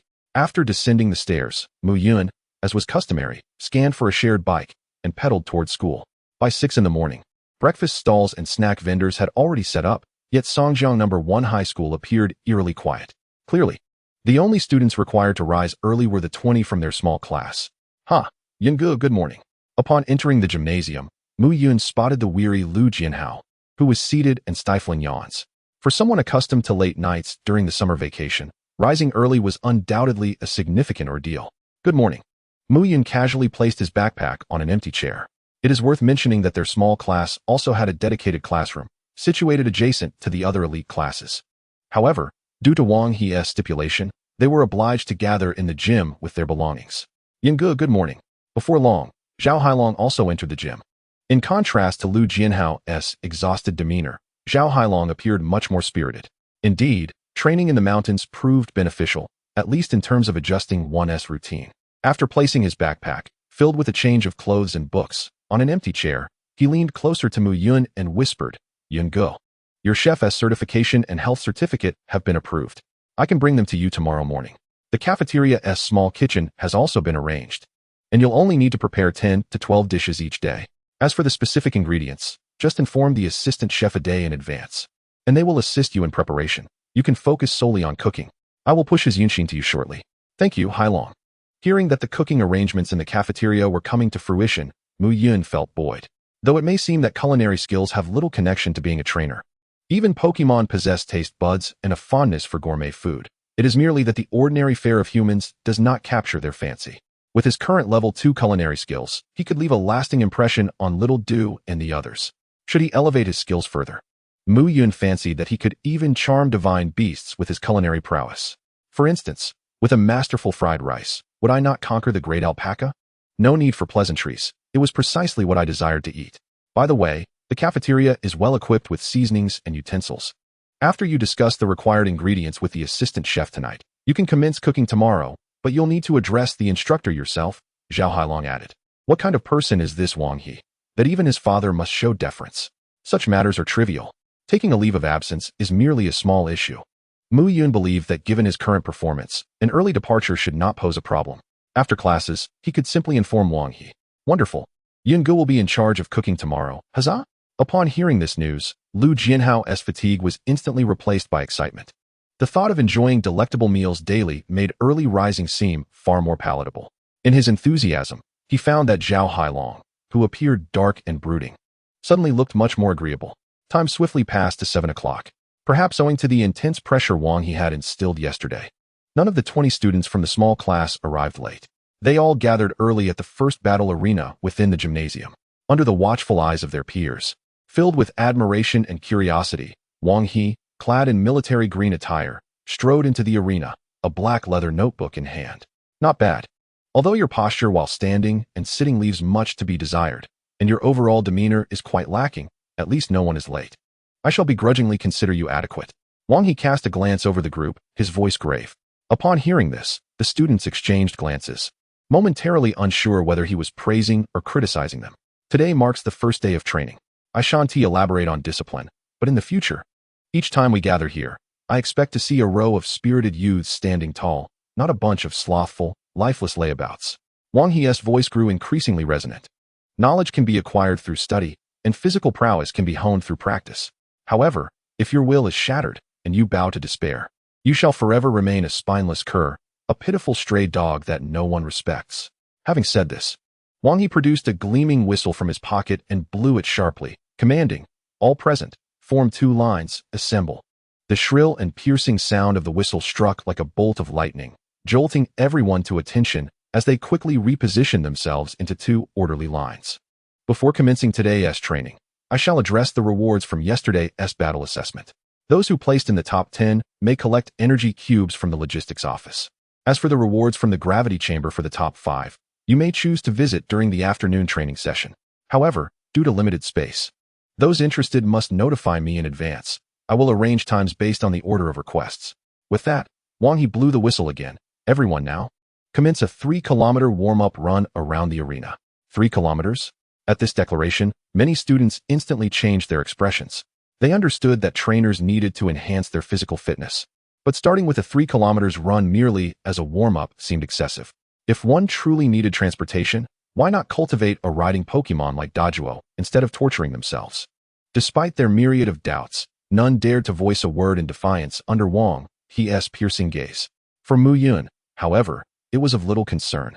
During the summer, he had run extensively to complete daily tasks, and for him, 3 kilometers was merely a warm-up. Zhao Hailong's expression remained similarly unchanged. A simple run could not compare to the irregular obstacle courses in the mountains. As for Lu Jianhao, He appeared relatively relaxed, though his muscles were not prominent. His stamina was decent, and running 3 kilometers posed no significant challenge. As for the others, even if they struggled to keep pace, they had no choice but to grit their teeth and push forward, faced with Wang He's formidable presence. Are today's students really so lacking in stamina? In the center of the field, observing the formation gradually disbanding after 2 kilometers, Wang He's brow furrowed slightly. With such poor quality, they would surely become mere fodder in the wild. Fortunately, not everyone was so lacking. A few students completed the 3 kilometers with minimal panting, merely beads of sweat glistening on their foreheads. Noticing this, Wang He nodded slightly, marking a check next to a few names: Muyun, Wu Tu, Zhao Hailong, Ma Situ, Sun Xin, Lu Jianhao.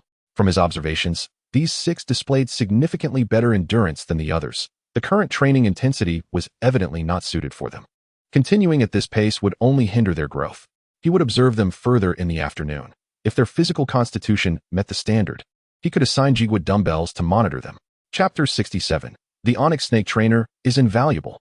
After the morning exercise, Wang He solemnly announced the disbandment, instructing them to return to their classroom to prepare for the day's lessons. Before Wang He departed, Muyun approached to discuss the part-time position in the cafeteria. Upon hearing Wang He's words, a look of astonishment crossed his face. However, after recalling Muyun's background, he refrained from saying much, merely indicating that an early departure was permissible, provided that the daily training quota was met and academic performance did not suffer. Otherwise, he would have to remain after school in the evenings for additional practice. After conveying this, Wang He requested that Muyun not hurry home after the afternoon classes, but instead gather with Wu Tu and the others to meet him on the first floor of the logistics building. Muyun naturally agreed, though he was left wondering what they would be doing at the logistics building that afternoon. After Wang He departed, the students of the small class took up their backpacks and made their way towards the classroom. Along the way, some students who had perspired profusely opted to rinse off in the gym showers and change into fresh clothes. At 8 o'clock, the courses for the Elfin class officially commenced. The first lesson was Elfin Combat, primarily focusing on the analysis of combat details through practical case studies, taught by the class's head, Muyun. Despite his serious demeanor, he delivered the lecture with great vitality and clarity, patiently addressing any questions posed, proving to be far from the unapproachable figure his appearance suggested. Following the Elfin Combat class was Elfin Breeding and Nurturing, taught by a slightly stooped old gentleman, whom Zhao Hailong mentioned was the head of the Elfin, 2, class and a veteran educator. After 2 theoretical lessons, the next session was again under Wang He's guidance, resembling the morning's physical training class. The distinction this time was that the focus was primarily on enhancing the physical abilities of the elves. Of course, the trainers were not idle either, jogging alongside their Pokémon. Fortunately, there were no strict speed requirements. Even walking the entire time sufficed, with Wang He merely recording their progress without further comment. Following the training class was the final theoretical lesson of the morning, Elfin Psychology. The instructor was a woman in her 30s with chestnut waves, possessing an ordinary appearance, yet her voice was distinctly captivating, as if she had undergone specialized training. Just standing at the podium and speaking in her cloud-like, gentle tone was enough to put everyone at ease. It was evident that she was indeed a master of her craft. Once the morning classes concluded, it was time for the lunch segment that Zhao Hailong and Lu Jianhao had been eagerly anticipating. Upon seeing the several large lunchboxes prepared by Muyun, the echoes of father gradually resonated in Muyun's ears. After the meal, they proceeded to the first class of the afternoon, which was another theoretical lesson, and also the last of the day, the history of elves. The lecturer was a middle-aged woman dressed in a somewhat frumpy dark floral long dress, adorned with black-rimmed glasses. Her simple long black hair framing a smooth and shiny forehead, embodying the trustworthy appearance of a teacher. Her teaching style perfectly matched Muyun's impression of a distinguished educator, serious yet efficient. Zhao Hailong remarked that she was the head of the Elfin, 3, class and had a formidable Pokémon, a Venusaur known for its whip-like vines, earning her the nickname the Hanging Mother Nightshade. As the bell rang, signaling the conclusion of the somewhat somber history lesson, the next session was once again guided by Wang He. However, the afternoon training class differed from the morning S. It was no longer merely physical training, but focused on move training. The training content was straightforward, target practice. Within the gymnasium, there was a designated area for launching targets, aimed at honing the speed and accuracy of the elves' moves. Moreover, during this process, all trainers were required to accompany their Pokémon in gymnastics training, where precision was not mandatory.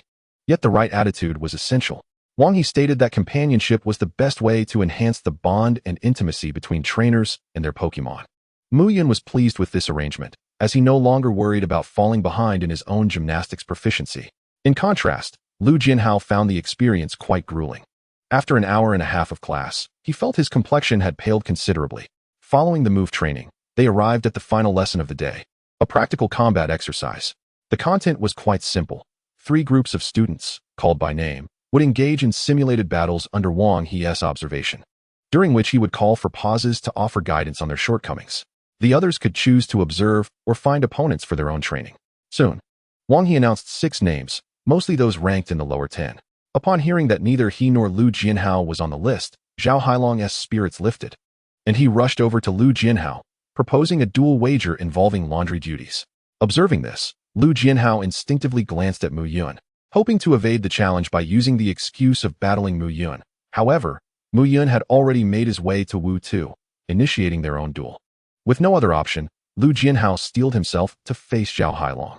As expected, he suffered a crushing defeat, resulting in a month-long commitment to laundry duties.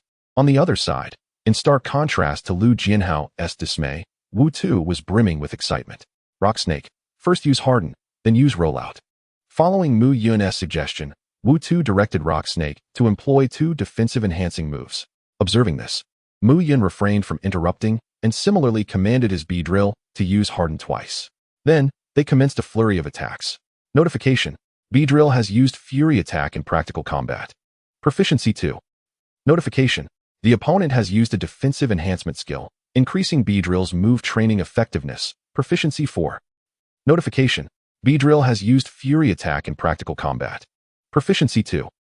The delightful sound of notifications made Mu Yun smile, while for Wu Tu, it was a sign of his progress, motivating him to continuously direct Rock Snake in anticipating counterattacks.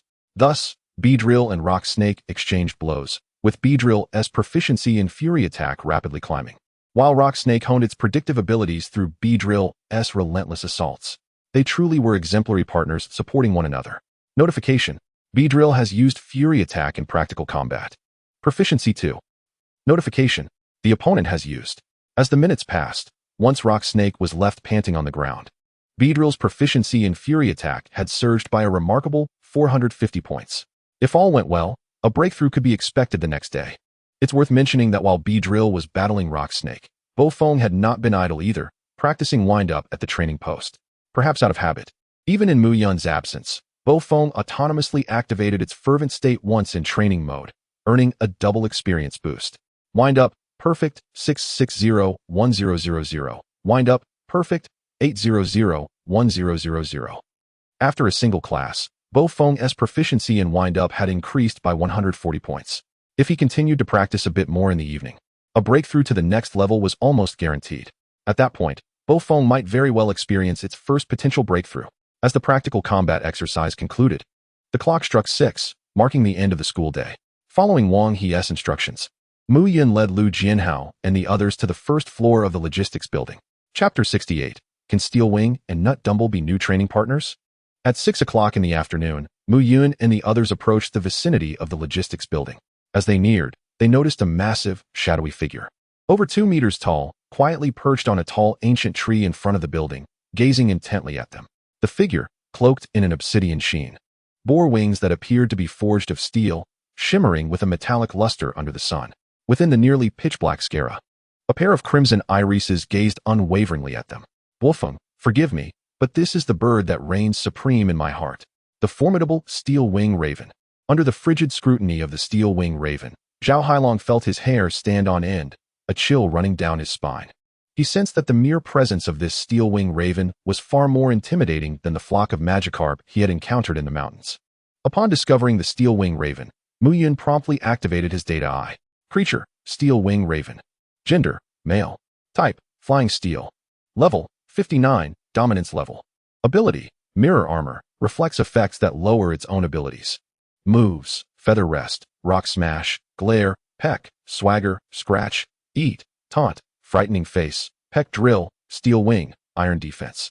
Metal Sound, Bluff, Brave Bird Assault. Item, Damaged Iron Feather, Basic. Potential, Dominance level.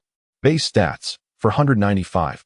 Damaged Iron Feather, Basic, a battle-enhancing relic formed from the wings of a high-level avian creature under special powers, resembling a feather-like polymer.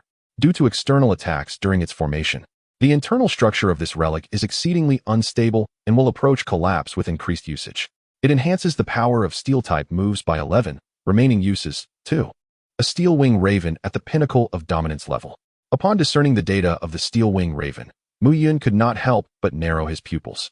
In contrast to Song Xiaoming's endearing son Pokémon, which adored watching television and munching on snacks, this Steel Wing Raven truly embodied the essence of a ruler. Merely standing there and watching evoked an instinctive fear and chill, as if one were being observed by a top predator. Fortunately, this oppressive gaze did not linger for long. Upon noticing Muyun and his companion's arrival, it flapped its metallic wings, powerfully stirring the surrounding branches and leaves. In an instant, its massive form descended before Muyun and the others. With a soft yet guttural call, the Steel Wing Raven addressed them from its lofty perch.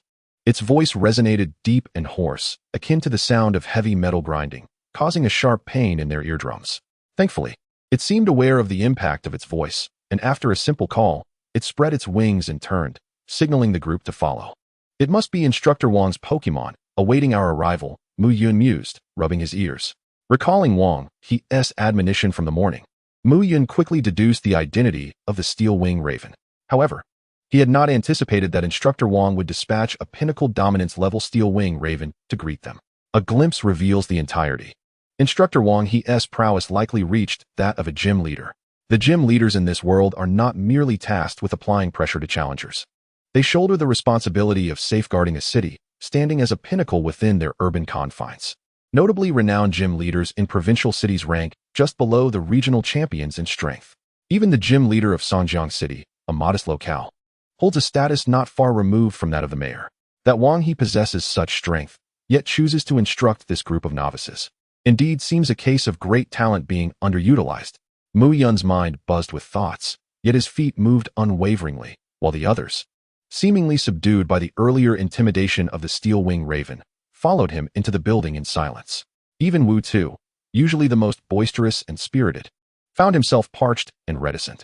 He sensed that if his rock-type Pokémon faced this Steel Wing Raven, it would be akin to a great eagle hunting a diminutive snake. Defeat would be but a moment away. Before long, under the guidance of the Steel Wing Raven, they entered the interior of the logistics building. The spaciousness of the first-floor hall and corridors was notable, allowing the 2-meter-tall Steel Wing Raven to navigate freely within. Led by the Steel Wing Raven, they arrived at a doorway crafted from an unknown alloy. At that moment, a creature over a meter tall and 3 meters wide, resembling a flattened durian, awaited them at the entrance. Its exterior bore a metallic sheen akin to the Steel Wing Raven, though unlike the latter's darkness, it shone in a brilliant iron-gray hue. With 3 tentacle-like appendages topped with spiked spheres atop its head, it was none other than the grass steel-type Pokémon, Nutbell, a relative of the lanternfish. Nutbell appeared far more approachable than the aloof Steel Wing Raven. Upon noticing the approach of Muyun and his companions, its small eyes narrowed slightly, and one of its tentacles swayed gently, seemingly in a warm greeting. The appearance of Nutbell alleviated the oppressive aura of the Steel Wing Raven, reinvigorating Wu Tu, who beamed with a smile and waved in response. Muyun discreetly activated his data eye to examine Nutbell's data. Creature, Nutbell. Gender, female. Type, grass steel. Level, 59, dominance level. Ability, Iron Barbs, inflicts additional damage to opponents that make contact. Moves, Toxic, Gravity, Tackle, Harden, Metal Claw, Spike Cannon, Root, Cannon Beam, Iron Head.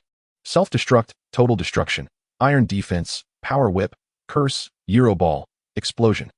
Item, Magnetic or Basic. Potential, Dominance Level. Base Stats, 489. Magnetic or Basic, a special enhancing relic formed from a mineral containing magnetic energy.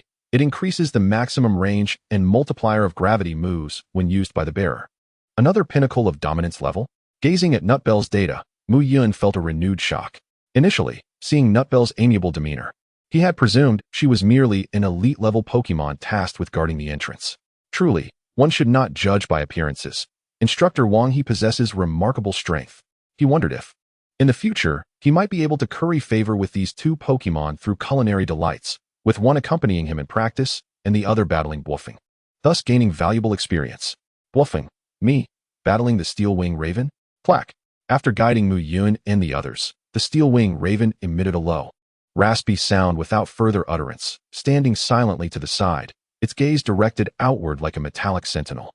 Nutbell, seemingly displeased with the steel-wing raven's indifferent tone, extended a tentacle and tapped the steel-wing raven's wing with its spiked ball, producing a series of metallic clangs. At this, Lu Jianhao and the others widened their eyes, retreating a few steps in trepidation, fearing that the proud steel-wing raven might not restrain itself and retaliate, endangering them. However, the steel-wing raven appeared accustomed to such behavior. It merely cast a nonchalant glance at its wing before shutting its eyes, disregarding Nutbell entirely. Nutbell. Infuriated by the cold shoulder, Nutbell's 3 tentacles swirled with vigor, causing Muyun and the others' garments to rustle. Yet the steel-wing raven remained as unyielding as a spring breeze, eyes closed, utterly unmoved. Enough, Nut Dumbbell. Cease your antics and let them in. Wang He's voice resonated through the corridor as he seemingly detected the commotion at the entrance, and the heavy metallic door slowly creaked open. Obedient to his command, Nut Dumbbell huffed in dissatisfaction before ushering Muyun and others through the metallic threshold. Chapter 69, A New Short-Term Task. An initial experience in the gravity chamber. As the metal door gradually parted, a dazzling expanse of silvery brilliance greeted them, with a ceiling height of approximately 5 meters. The modest chamber, measuring less than 100 square meters, was entirely constructed from an unidentified alloy, resembling an impenetrable metallic cage. However, the room was not devoid of furnishings. In the corners, various dark-hued metallic objects were arranged, some cylindrical, others target-like, presumably intended for exercise. Everyone, please come in. Within the chamber, clad in military green attire, Wang He stood holding a familiar black notepad, positioned amidst an array of diverse surveillance equipment. Instructor Wang. Muyun and the others greeted him before following Nut Dumbbell inside. This is the school's gravity chamber, Wang He explained as he stepped out from the monitoring area. Logically, aside from Muyun, Lu Jianhao, and Ma Sitong, the 3 of you currently lack the qualifications to utilize the gravity chamber. At this pronouncement, the expressions of Wu Tu, Sun Xin, and Zhao Hailong, who had previously harbored anticipation, fell into dismay. Wang He, seemingly oblivious to their changed demeanor, continued in a grave tone. Therefore, today will merely serve as a simple test, allowing you to personally experience the effects of the gravity chamber. Should you wish to return in the future, you must diligently strive to achieve remarkable results in the combat assessment at the end of the month. Ding. The system has detected that the host has triggered a short-term task, and the task has been loaded. Please review it independently. Short-term task. End-of-month assessment. The commencement of the school year is an opportune time for hard work. The instructor hopes to select diligent and talented students from the end-of-month combat assessment. Task requirements. Participate in the end-of-month combat assessment. Time limit, 1 month. Task rewards. Based on assessment ranking, no penalties for failure. First place, 800 points, a recipe for a basic energy cube, a random skill learning memory, and a storage space expansion card, 1M. Second place, 600 points, a recipe for a basic energy cube, and a random skill learning memory. Third place, 400 points, a recipe for a basic energy cube. Has the task been activated? Just as Wang He finished speaking, Muyun heard the notification sound echo in his mind. The task titled End of Month Assessment appeared to be akin to the previous entrance examination, another short-term endeavor, with rewards that were largely similar. The only differences being a slight increase in points and the absence of a skill reward. Otherwise, the rewards were identical. So, does each end-of-month assessment guarantee an energy cube recipe and a skill learning memory? As he pondered the notion of skill learning memory, Muyun suddenly recalled that he still had the learning memory for the cross scissors and the storage space expansion card yet to be utilized. He had forgotten amidst the excitement of crafting energy cubes yesterday. Resolute, he decided to make use of them tonight. In the blink of an eye, Muyun's thoughts traversed far and wide, while Wang He's voice continued to resonate within the chamber. The gravity chamber offers 2 methods of utilization. The first is the intrinsic gravitational effect of the chamber itself, which has 3 levels: 1, 5 times, 2 times, and 3 times. This is how you are rewarded with usage time in the gravity chamber by the school. The second method involves utilizing gravity enhanced by spirits within the specialized amplification chamber of the gravity chamber. As he spoke, Wang He gestured towards a large transparent container nestled in the corner of the monitoring area. Unlike the fixed multipliers of the gravity chamber, the gravity exerted by the spirits is contingent upon their strength, with the chamber capable of achieving a maximum of 5 times gravity due to its material constraints. Furthermore, the higher the skill proficiency of the spirit, the greater the precision in adjusting the gravity multiplier. Nut Dumbbell, who had just escorted you in, can achieve a gravity increase of 0.1 times each time. Upon hearing Wang He's introduction, Nut Dumbbell squinted her eyes in delight, happily waving her tentacles overhead. Indeed, I am quite formidable. The usage times for the gravity chamber are managed by me. Those of you qualified must remember to apply in advance and come during the afternoon training sessions. After school, I will allow Nut Dumbbell to remain in the gravity chamber for an hour, and all 6 of you may come to train, Wang He stated solemnly. Instructor Wang, I have a question. Ma Sitong, with a single ponytail and a somewhat spirited appearance, raised her hand. The training intensity during the day is already quite high. Won't the spirit struggle to cope with additional training at night? Not everyone can afford a caretaker spirit for attentive care, nor can everyone lavishly seek medical spirits for relaxation therapy, and not everyone possesses Muyun skills to massage and rejuvenate after high-intensity training.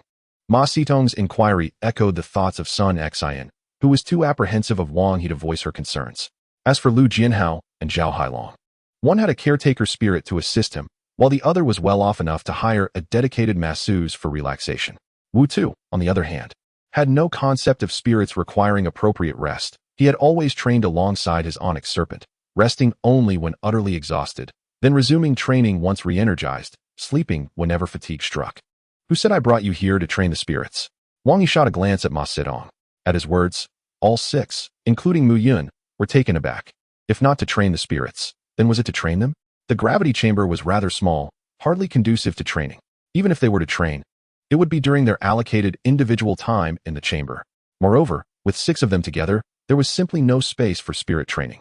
I brought you here because your physical capabilities exceed the class average. Simple physical training will yield limited progress. Only under the conditions of the gravity chamber can you enhance your abilities more rapidly, Wang He elucidated.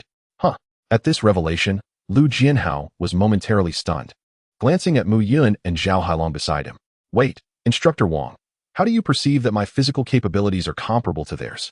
It's one thing for Zhao Hailong, but Muyun can lift me with a single hand. Are you seriously suggesting that our physiques are on par? This is absurd. Not only Lu Jianhao, but the petite Sun Xian also opened her mouth to speak, yet upon catching sight of Wang He's formidable arms, she timidly lowered her gaze. Instructor Wang, the gravity chamber is so small, and there are no fitness equipment. How are we supposed to train? Ma Sitong questioned, her brows knitted in confusion. By performing calisthenics, Wang He replied flatly. Calisthenics? You mean the 9th set of national fitness exercises taught by the school? I know that one. I practice it every day. Before Ma Sitong could interject further, Wu Tu exclaimed with enthusiasm. Precisely, that is the one. Wang He nodded in acknowledgement of Wu Tu's enthusiasm. That routine leaves me sore for half the day. Frankly, I don't feel it accomplishes much, Lu Jianhao murmured in discontent. Aside from Muyun and Wu Tu, the others silently nodded in agreement, evidently resonating with Lu Jianhao's sentiments. Muyun had the advantage of a system, clearly able to perceive progress, while Wu Tu simply enjoyed training for its own sake. I shall not compel any of you. Those who wish to attend are free to do so, while those who do not may abstain. As long as the training during the day is not hindered, I bear no opposition to your evening arrangements. Wang He exhibited no desire for explanation, appearing carefree in his demeanor. Instructor Wang, I am willing. Muyun was the first to express his eagerness, keen to ascertain whether the gravity chamber could accelerate his proficiency in aerobics. Even if it could not, exercising under gravity was a commendable regimen, far superior to merely donning weighted attire. The most significant advantage was that it incurred no cost. I am willing as well. Immediately following Muyun's declaration, Zhao Hailong and Wu Tu echoed his sentiment.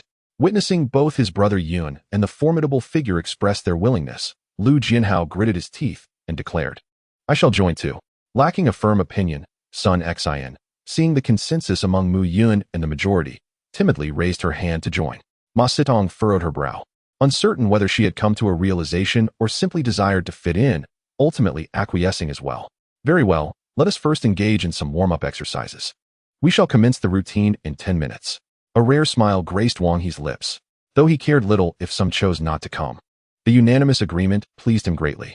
Particularly, Muyun, who was the first to affirm his participation, validated Wang He's faith in him as a student with remarkable resolve.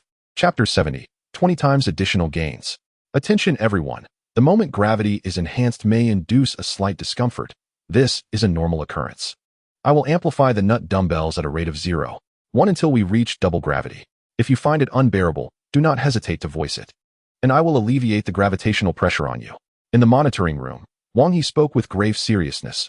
I shall reiterate, do not overexert yourselves. This is merely a routine training session. Should anyone sustain an injury from overexertion, I will revoke their eligibility to return.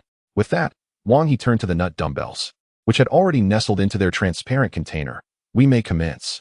The nut dumbbells gently swayed their tendrils, and soon, an energetic surge began to emanate from within. Gravity, a supernatural move generating intense gravitational pressure on the field. In this narrative, it is established that flying-type spirits are not immune to ground-type moves. Thus, without gravity, flying-type spirits are susceptible to the effects of ground-type moves. There exists no advantage between these two attributes. The damage remains standard at 1 times. A tremendous force gradually spread throughout the transparent chamber, and the machine, constructed from various complex components, began to emit a faint hum. The gravity amplifier was now operational. Before long, the 6 individuals within the gravity chamber felt an indescribable weight pressing down upon them. Muyun felt as though he had suddenly plunged into water. His chest, particularly his lungs, felt stifled. Fortunately, his physical constitution was of a commendable standard. Aside from an initial discomfort, he swiftly acclimated and commenced his routine. The other 5, after a brief period of adjustment, also began to exercise.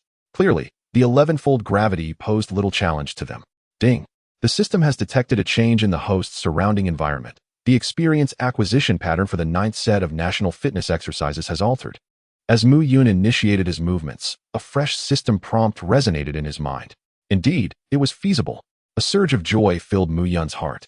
Yet his expression and motions remained unchanged as he diligently performed a variety of movements that exerted considerable stress on his flexibility and muscles. After approximately a minute, Muyun sensed an increase in the gravitational weight upon him. Evidently, the pressure multiplier began to escalate. In the silvery white gravity chamber, time passed slowly.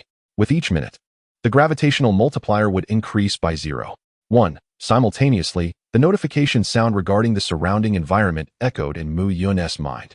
After about 8 minutes, the incessant dripping of sweat and the low, labored breaths of Lu Jianhao began to surround Muyun's ears. At the 10-minute mark, 2 additional feminine panting sounds joined the chorus. By 12 minutes, Lu Jianhao collapsed, his delicate features flushed a shade of crimson. At 15 minutes, Sun Xin and Ma Sitong appeared as though they had just emerged from a pool, drenched in sweat and flushed, collapsing to the ground until their rosy faces met the cold floor, at which point they felt as if they had returned to life. Another 5 minutes passed, and Zhao Hailong could no longer endure, collapsing onto the ground. Wu Tu managed to last a little longer before succumbing, joining Zhao Hailong on the floor.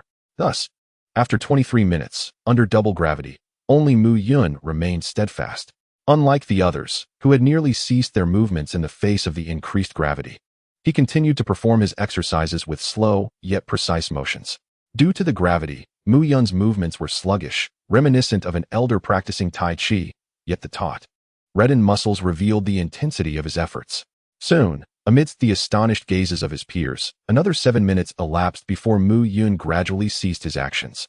It was not from exhaustion, but rather the completion of a full set of exercises. In stark contrast to the others' disheveled appearances, Muyun appeared considerably better. With only sweat-soaked strands of hair and his short-sleeved school uniform visibly contoured by perspiration. Observing the well-defined muscles beneath his semi-transparent attire, Sun Xion's cheeks flushed, and she instinctively lowered her head. Yet she quickly succumbed to curiosity, stealing glances before realizing her actions, hastily averting her gaze as if fearing reprimand. Conversely, Ma Sitong exhibited no shyness. Rather, she was more astonished by Muyun's physical prowess than by his impressive musculature. He had withstood the strain for double the duration compared to her and nearly twice as long as the pale-faced Zhao Hailong, and still showed no signs of exhaustion. Was this truly a normal person? Lu Jianhao, observing Muyun's remarkable endurance, displayed little emotion, yet his pride swelled upon witnessing the astonished expressions of those around him. How could he be unaware of the exceptional physical condition of Brother Yun? Even if the treadmill at the gym were to overheat from his exertions, Brother Yun would undoubtedly remain unscathed. His reserves of stamina were astonishingly exaggerated. Muyun paid no heed to the expressions around him. Instead, he focused intently on the system notifications, eagerly awaiting the alert that would follow the completion of his workout. Approximately 1 second after finishing his routine, the system notification chimed in his mind. Ding! The host has completed a session of the 9th set of national fitness exercises, earning 1 skill experience point. Ding! The system has detected that the host performed the 9th set of national fitness exercises under abnormal gravity conditions, granting an additional 20 skill experience points. 9th set of national fitness exercises, LV2, 199-1000. 9th set of national fitness exercises, LV2, 220-1000. An additional 20 points? As the notification resonated in his mind, Muyun felt both astonished and elated. Although performing a complete set of exercises under gravity consumed considerable stamina, it was not to the extent of 20-fold. To his surprise, the system had generously bestowed an extra 20 points. This additional reward was truly delightful. Under normal circumstances, he would have needed to exhaust himself for over 3 days to accumulate such experience. Indeed, while diligent practice is commendable, embracing technology is equally beneficial.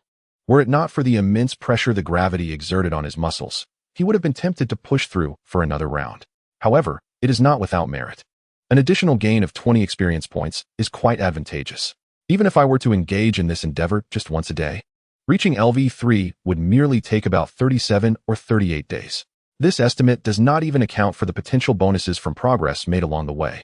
The only lamentable aspect is that after breaking through the 200 proficiency mark, my physical level did not increase to 1. It appears that not every 100 proficiency points guarantees an increase in physical level. Clap, clap, clap. As Muyun pondered, a sudden, crisp applause echoed through the air. He turned to see Wang He stepping out from the monitoring room, a rare smile gracing his usually stern visage. Well done, everyone. You have all performed admirably. Despite Wang He's verbal commendations aimed at the group, it was evident to Lu Jianhao and the others that his gaze lingered on Muyun. This set of fitness routines, if adhered to diligently, will significantly enhance your physical stamina. However, the strain on your body during training is immense, especially under double gravity. After each session, you must rest for a minimum of 6 to 8 hours to allow for adequate recovery. As he concluded, Wang He directed his attention towards Muyun. It was clear to him that Muyun harbored intentions of continuing. Thus, he quickly interjected with a word of caution. I am pleased to see the students working so hard, he remarked, but I must admit, I worry when they exert themselves to such extremes. Muyun, unaware of Wang He's concerns, found himself contemplating the instructor's suggestion of resting for 6 to 8 hours. His immediate thought was, with my stamina recovery attribute, could I possibly have that time? If so, could he not train 3 times a day? Imagine the prospect of accruing 63 experience points daily. But wait, he would still need to prepare lunch, which may not leave adequate time. Perhaps 2 sessions, morning and evening, would suffice. If he could secure 42 experience points each day, reaching LV3 would take less than 20 days. With this in mind, Muyun's gaze ignited with determination as he addressed Wang He. Instructor Wang, may I request permission to train in the gravity room during morning exercises? Wang He thought to himself, oh no. The student I have high hopes for is truly a training fanatic. Very well, but I will have Jiangu accompany you. Remember, always act within your limits. Wang He replied, considering Muyun's eager expression. He did not wish to discourage his ambitious and diligent student, but decided to have Jiangu supervise. If Muyun could indeed withstand 2 daily sessions without issues, then this young man might possess the potential to become a true powerhouse. Muyun quipped. Am I a monster? Then what about my neighbor Duo? Instructor Wang, upon hearing that Muyun could train alone in the morning, Wu Tu, who had already come to regard Muyun as both a friend and mentor, immediately raised his hand. However, before he could finish, Wang He interrupted coldly. You are not ready. You cannot even complete a full set of exercises. Starting tonight, your gravity multiplier will be increased to 15 times. Focus on completing a full routine under this pressure first. Although Wu Tu had the second best physique among the 6, it was not due to a minor gap with Muyun, but rather because the others were considerably weaker, particularly that fellow named Lu Jianhao, who lacked the stamina to match even the 2 girls. All right, that will be all for today. You may head to the infirmary shortly to have the health teacher massage your muscles. I have already arranged for her to stay until 8, Wang He instructed. With a wave of his hand, he signaled for everyone to leave and retreated into the monitoring room, flipping open a black notebook to jot down some notes. Shall we go to the infirmary together? Muyun suggested, stretching his body and glancing at the other 5. He was accustomed to administering massages himself, but being massaged was a novel experience for him, leaving him curious about the results. I'm in, let us take a break. This double gravity is quite taxing. Lu Jianhao was the first to agree. The others, especially Sun Xian and Ma Sitong, seemed hesitant, caught in a dilemma about whether to join. Sun Xian felt purely shy, having never experienced a massage, let alone with a group. Since Instructor Wang has approved it, it wouldn't be right not to go, Zhao Hailong chimed in. Upon hearing this, Ma Sitong and Sun Xian, who had previously been indecisive, felt compelled to join. After all, Instructor Wang was genuinely responsible and even offered them additional practice sessions in the evening. Resolute, the six of them swiftly made their way to the infirmary located on the first floor of the logistics building. The infirmary was quite spacious, accommodating various rooms to cater to the needs of Pokémon. However, even the largest room could not accommodate large Pokémon like Onyx, who generally receive care outdoors. Just as Muyun was about to knock on the door, a deep voice from within announced a defeat in a game. With years of gaming experience, Muyun recognized it as the defeat notification from a MOBA game called Pokémon Glory. Oh dear, Wiley, couldn't you exert a bit more effort? You need to carry as the mid-lane Charizard. A woman's dissatisfied voice drifted from inside. Nika, Wiley's voice followed, sounding quite aggrieved. Seems our health teacher is in a foul mood. Should we wait a little longer, Yinge? Zhao Hailong suggested quietly, wary of interrupting the upset masseuse. Muyun nodded, but just as he prepared to retract his hand and step back, the door swung open unexpectedly. Before him stood a Pokémon approximately 1.3 meters tall, with a plump body adorned in pink and beige hues and large sea blue eyes. Its ears were elegantly wavy, and it sported a small white nurse's cap atop its head. This was the health teacher's Pokémon, the almost doll-like Pokémon. Pokémon, almost doll, gender, male, type, normal, level, 39 professional. Ability, Healing Heart, enhances the effectiveness of healing moves. Moves, Wish, Pound, Sing, Heal, Pulse, Charm, Round, Refresh, Assist. Double Slap, Mind Reader, Life Dew, After You, Body Slam. Healing Wave, Item, Neat and Tidy Nurse's Cap. Potential, Professional Level, Base Stats, for 145, Neat and Tidy Nurse's Cap. A Clean and Tidy Spare Nurse's Cap. Ready for immediate replacement if the one on the head gets soiled. The Almost Doll, much like Chansey, is the most common healing Pokémon due to its extensive pool of healing moves.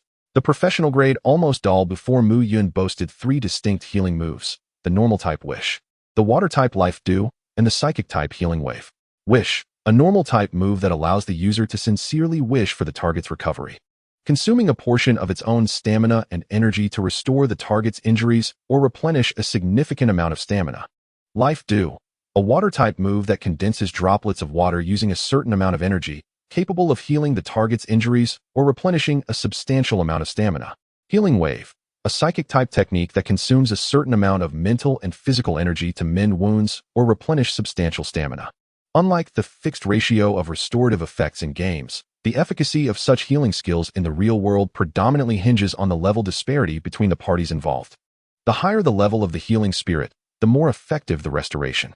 For instance, during the previous combat assessment, replenishing the stamina or healing the injuries of ordinary level spirits was a mere trifle for the pinnacle of professional level spirits, the Almost Doll.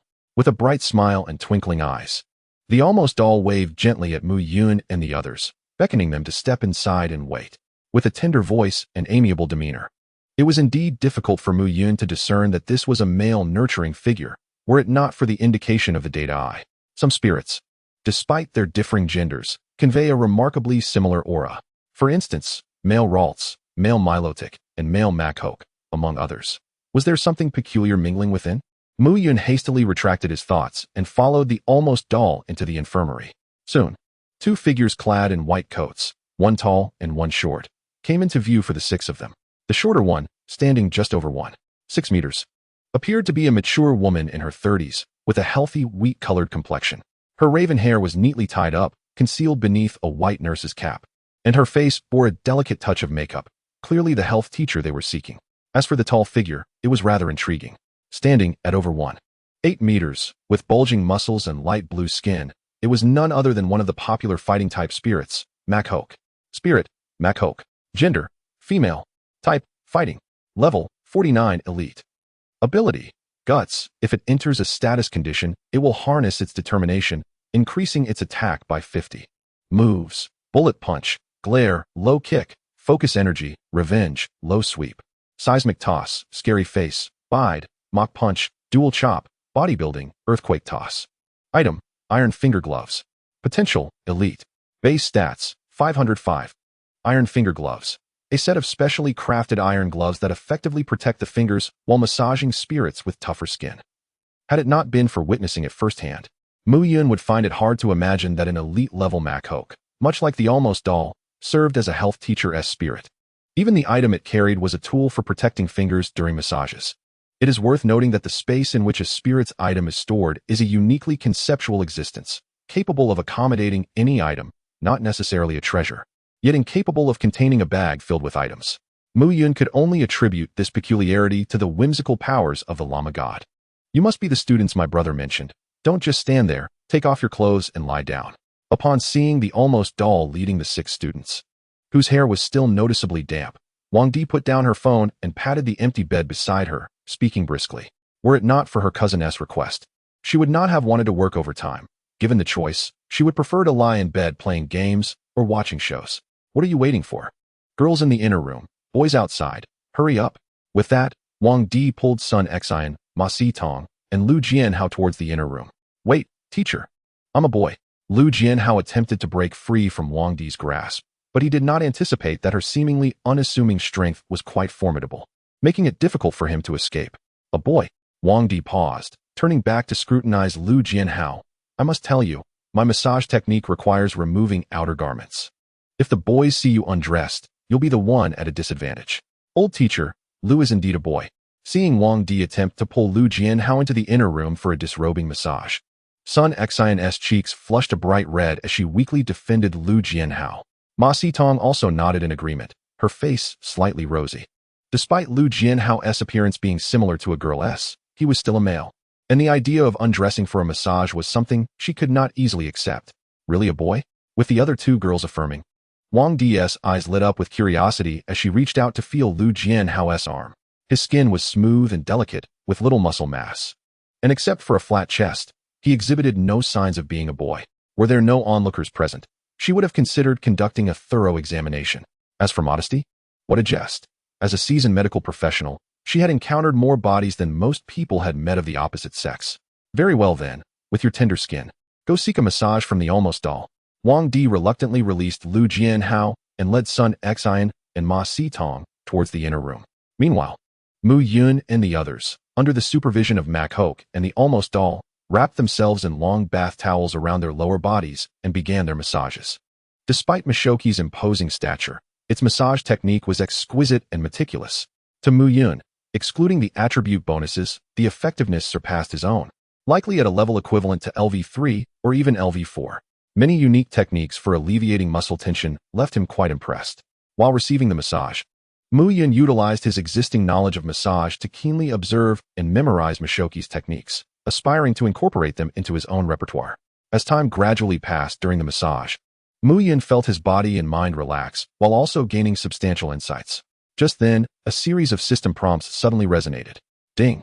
The host has gained insights under the meticulous massage of the massage expert, LV4, Makhok. Chapter 72, the world's premier bug-type spirit. Ding! The host has gained insights under the meticulous massage of the massage expert, LV4, Makhok. Skill experience points 100. Universal massage, LV2, for 801000. Universal massage, LV2, 5801000. Receiving experience from a massage. Hearing the system prompts, Muyun was momentarily taken aback but quickly deduced the rationale behind the accrual of experience points. It was likely due to the insights gained during Mishoki's massage. However, a question arose. Why hadn't he received experience points while watching massage tutorial videos online? Was it due to the instructor's low level? Reflecting on Makhok's impressive LV4 skill level, Muyun fell into contemplation. If he remembered correctly, in the system's assessment, LV5 equated to a master in that profession, a rare elite recognized globally. Thus, with Makhok's massage skills reaching LV4, it was only second to this select group of top massage experts. So, was their school truly a hidden gem? The instructor Wang had quite the reputation to have arranged such a formidable massage master for them. Speaking of which, with Mishoki's superior massage skills, its control over its own muscles must be exceptional. It surely wouldn't falter in a game of spirit glory. Contemplating this, Muyun cast a glance at the unturned gaming interface casually placed aside by Makhok. Superb massager Makhok, Charizard, record, 1826. Super enthusiastic smiling, Jigglypuff. Record, 1116. Upon reviewing the battle results, all doubts within Muyun's heart were swiftly resolved. It turned out that the health teacher was nothing more than an arrogant, stubborn pressure freak. A mediocre player who relied on brute strength but failed to lead the legendary pressure-resistant champion. Alas, poor brute strength. Just a bit of wear and tear, remarked brute strength. With the collaborative efforts of brute strength and the nearly identical child, Muyun and the others quickly completed their massage. Inside the room, Sun Xian and Ma Sidong had also changed into fresh attire and slowly emerged from within. Whether it was a figment of Muyun's imagination or not, it seemed that both had a hint of shyness and evasion in their gazes upon exiting. Sun Xian was understandable, given her naturally introverted disposition. But what was up with Ma Sidong? Why was she blushing like a maiden? Well then, the massages are done. If there is nothing else, let us all return to our respective homes, Wang Di stated, wiping her hands with a wet tissue while ushering them out. Observing this, Muyun and the others expressed their gratitude and discreetly took their leave. Ahem ahem. After Muyun and the others had departed, brute strength waved her forearms and began conversing animatedly with Wang Di, gesturing as she spoke. Are you suggesting that the most handsome fellow possesses physical capabilities comparable to those of my family's strength? Wang Di raised an eyebrow, seemingly incredulous. The Wang family may not be considered a prestigious lineage, yet, thanks to their massage techniques and a consistently productive strength training facility, they had garnered a modest reputation in Evergreen Province and even the Northeast region. Through generations of effort, they had established a flawless system for cultivating strength. The strength they nurtured from a young age was formidable. Even Wang Di, who had been immersed in medicinal baths for nearly 30 years and had practiced combat arts since the age of 6, would not dare claim she could defeat all in her family's strength, which evolved into a greater force beyond level 28. After all, human bodies have their limits. Individuals like her, capable of briefly contending with season-level spirits, level 2029, were already quite rare. This was still due to her commendable talent. Her cousin Wang He, despite having similarly soaked in medicinal baths since childhood, was now middle-aged and, while his muscles appeared exaggerated, could only barely hold his own against newly advanced season-level strength.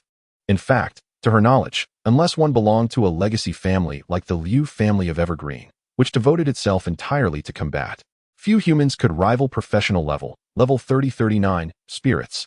Wang Di speculated that the Liu family had, over the course of countless generations, been steeped in medicinal practices, rendering their lineage almost inhuman from a genetic standpoint. Ahem ahem. Brute strength shook her head, then nodded. Not as physically endowed, but with considerable muscle resilience? Wang Di crossed her arms, inquiring. Ahem.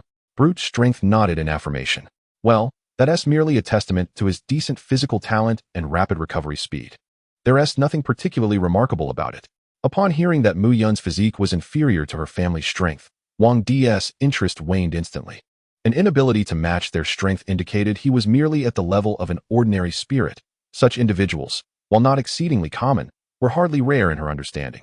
Noticing Wang Di's disinterest, brute strength refrained from elaborating further. She had mentioned it only because, during the massage, she sensed Muyun's muscle vitality was remarkably high. Even without her assistance, he could fully recover. This level of recuperative ability, nearly comparable to seasoned combat spirits, was indeed rare among humans. Yet, as Wang Di had pointed out, what value does strong recovery hold if one's physique does not meet the standard? Meanwhile, after parting ways with Lu Jianhao and the others, Muyun skillfully summoned a shared electric scooter.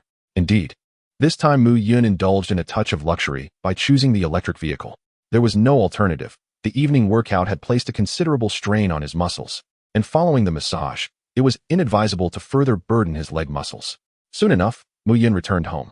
Due to the training in the gravity chamber and the subsequent massage in the infirmary, it was already past 7 in the evening. After preparing a simple stir-fry for dinner, he enjoyed a meal with Xiao Du and Bo Feng, and by the time they finished, it was nearing 8 o'clock. System utilized the storage space expansion card. After tidying up the dishes, Muyun sat in a chair and silently recited in his mind. Almost instantaneously, a faint glow emanated from the translucent card in the storage space, which then disintegrated into countless shimmering particles, dispersing throughout the storage area.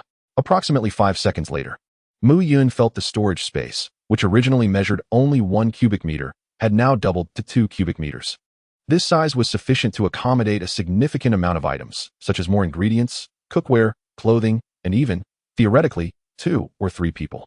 Of course, living beings could not be stored, so Muyun had no intention of cramming anyone inside. After the storage space expansion card was expended, Muyun eagerly moved on to the skill learning memory. The cross-cut was one of the bug-type moves, powerful enough to rank among the top 10 in its category. And it was a rare high-damage move within bug-type techniques. This would perfectly compensate for Xiaodu's lack of powerful moves in his own type. Xiaodu, come here for a moment. At the dining table, Muyun beckoned to Xiaodu, who was engrossed in watching a battle program on the sofa. His beep? Hearing his name, Xiaodu tilted his head, promptly abandoning the thrilling segment of the show halfway and fluttering over to land on the dining table. As a mature spirit, he must fulfill his trainer's requests at all times. When I place my hand on your head, a memory regarding a new move will be implanted in your mind. You may experience a slight swelling or mild tingling during this process. These sensations are entirely normal, so do not be concerned. Just focus on absorbing the move's memory. Muyun explained meticulously to Xiaodu, glancing at the specific precautions for using the skill learning memory. His beep. Upon hearing that he could learn a new move, Xiaodu's crimson eyes sparkled with excitement. Who cares about swelling or pain? As long as he could learn a new skill, it was all trivial. I, Dugu, am destined to become the world's foremost bug-type spirit, the Great Needle Bee. Let the storm rage even fiercer. Chapter 73. Not yet initiated? Perfected? Breaking limits? System. Utilize the learning memory for the move cross-cut. Muyun placed his hand on Xiaodu's bright yellow, smooth forehead while silently reciting. In an instant, a transparent sphere, visible only to Muyun, emerged from the storage space and glided down his arm, gently resting atop Xiaodu's head. Under Muyun's watchful gaze, the sphere displayed images of the Great Needle Bee executing cross-cut, transitioning from slow to agile, with the initial slashes faint and culminating in powerful strikes capable of splitting mountains and parting seas, exuding remarkable vigor. As the images flickered, the sphere gradually shattered, dispersing countless points of light that melded into Xiaodu's body. Muyun pondered about the proficiency level of the recently learned cross-cut. With such an array of effects, it couldn't possibly be uninitiated, could it? Looking at the scattered points of light, Muyun speculated in his heart. Ding! The use of the skill learning memory has concluded. The Great Needle Bee has successfully mastered the new move cross-cut. Uninitiated, 0-10. Ding! With the enhancement of the learning memory, the Great Needle Bee's proficiency in the move cross-cut has improved. Current proficiency level, initiated. Ding! With the enhancement of the learning memory, the Great Needle Bee's proficiency in the move cross-cut has further improved. Current proficiency level, mastered. Ding! With the enhancement of learning memory, the Beedrill's proficiency in the move Fury Cutter has seen a remarkable improvement. Currently, the proficiency level is perfect. Fury Cutter. This technique conjures blades as sharp as scissors from its arms, sickles, and claws, cleaving through adversaries. Fury Cutter, perfect, 0-1000 during the use of this move. The hardness of the twin stingers is 200, their sharpness is 150, and their flying speed is 100, while the power of all bug-type moves is increased by 10. As the luminous orb melded into its being, a series of system notifications chimed. The proficiency of Fury Cutter ascended at a nearly visible pace, soaring from novice to perfection in a mere minute. It is important to note that Fury Cutter is not a low-power, low-consumption move like String Shot or Twin Needle. As one of the top 10 lethal moves within the bug-type arsenal, Fury Cutter boasts not only significant power, but also a steep learning curve and exponential energy consumption. Even with the system's assistance, surpassing the challenging introductory stage and achieving perfection would typically require at least a month, assuming no other moves are trained in the interim. However, with a mere notification from the system, everything has been attained. Reaching the perfect level guarantees a solid foundation, alleviating concerns about rapid progress leading to instability. As new and unfamiliar knowledge flooded his mind, the Beedrill felt an unmistakable change. The previously smooth transition and manipulation of bug-type energy now felt even swifter and more fluid. Even the moves Twin Needle and Pin Missile, which necessitate the use of its dual stingers, seemed to have gained new insights. Instinctively, it channeled energy, converting it into bug-type energy at a pace surpassing its usual speed, gathering it upon the surface of its silvery stingers. Ding! Beedrill used Twin Needle, proficiency 1. Ding! Having suddenly acquired a wealth of insights into bug-type moves, Beedrill seems to have developed a new understanding of the move Twin Needle, proficiency 33. Ding! Beedrill used Twin Needle, proficiency 1. Ding! Having suddenly acquired a wealth of insights into bug-type moves, Beedrill seems to have developed a new understanding of the move Twin Needle, proficiency 56. Ding! Beedrill. Accompanied by the system's notifications. The Beedrill's dual stingers flickered with light and then faded, while its proficiency escalated at an astonishing rate. It was not until several minutes had passed that the system's notifications gradually subsided. Ding. Through persistent effort, Beedrill's skill Twin Needle has successfully surpassed the perfect level. Ding. Beedrill has gained 1 limit break point. Twin Needle, limit break 1, 222-2000 during the use of this move. The hardness of the twin stingers is 200. Their penetration is 200, and during the use of Twin Needle, the toxicity of the poison is 150, while the power of all bug-type moves is increased by 20. Has it truly surpassed perfection? Observing the Beedrill's panel, the limit breakpoint field shifted from 1 to 2, leaving Muyun both astonished and elated. He had not anticipated that a mere memory orb would yield such astonishing surprises. Initially, he believed that simply loading the memory orb would suffice to elevate the proficiency beyond the novice level, facilitating experience gain for the Beedrill. Yet, to his amazement, not only did the proficiency ascend to perfection, but it also elevated the same type move Twin Needle to the limit break level. As Muyun prepared to commend the Beedrill, it instinctively channeled energy once more. This time, the energy was swiftly transformed into a normal type energy, rapidly gathering upon the silver stingers. Ding. Beedrill used Pin Missile, proficiency 1. Ding. Having suddenly acquired a wealth of insights into energy transformation, Beedrill seems to have developed a new understanding of the move Pin Missile, proficiency 12. Ding. Beedrill used Pin Missile, proficiency 1. Ding. Having suddenly acquired a wealth of insights into energy transformation, Beedrill seems to have developed a new understanding of the move Pin Missile, proficiency 16. Ding. Beedrill. The normal type move Pin Missile also seems to have benefited from this newfound understanding. Muyun paused for a moment, then noticed the clues within the system's notifications. Insights into energy transformation are well known. Pokémon typically follow 2 steps when executing moves. First, converting internal energy into the energy required for the move, and second, transforming that energy into various forms for release. For instance, Water Gun, Flamethrower, Thunderbolt, and similarly, the slashing of Pin Missile and the sweeping of Fury Cutter. Although the energy attributes driving the latter 2 moves differ, the effects of their convergence are remarkably similar. In fact, the difficulty of condensing Fury Cutter far exceeds that of Pin Missile. Thus, after the Beedrill's proficiency in Fury Cutter reached perfection, it naturally garnered greater insights into similarly structured moves. Ding. Through persistent effort, Beedrill's skill Pin Missile has successfully surpassed the perfect level. Ding. Beedrill has gained 1 limit break point.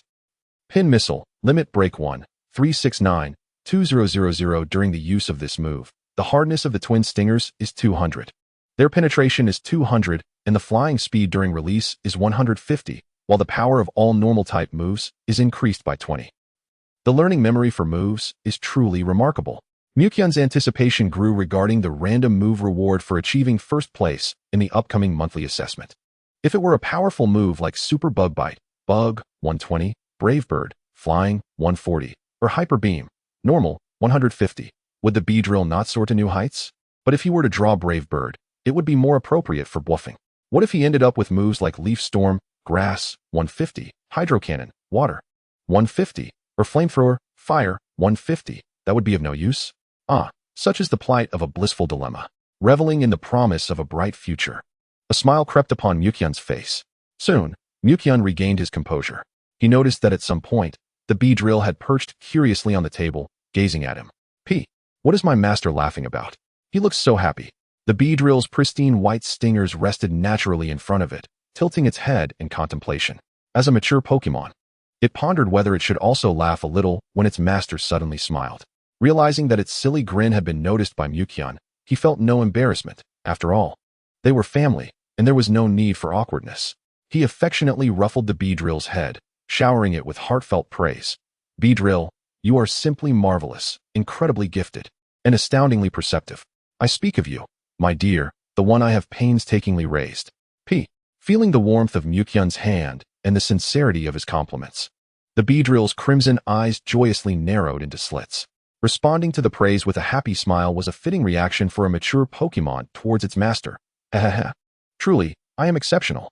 Nearby, on the sofa's backrest, Bluffing stared in confusion at the Beedrill, which was grinning foolishly after receiving a gentle head pat from Muyun.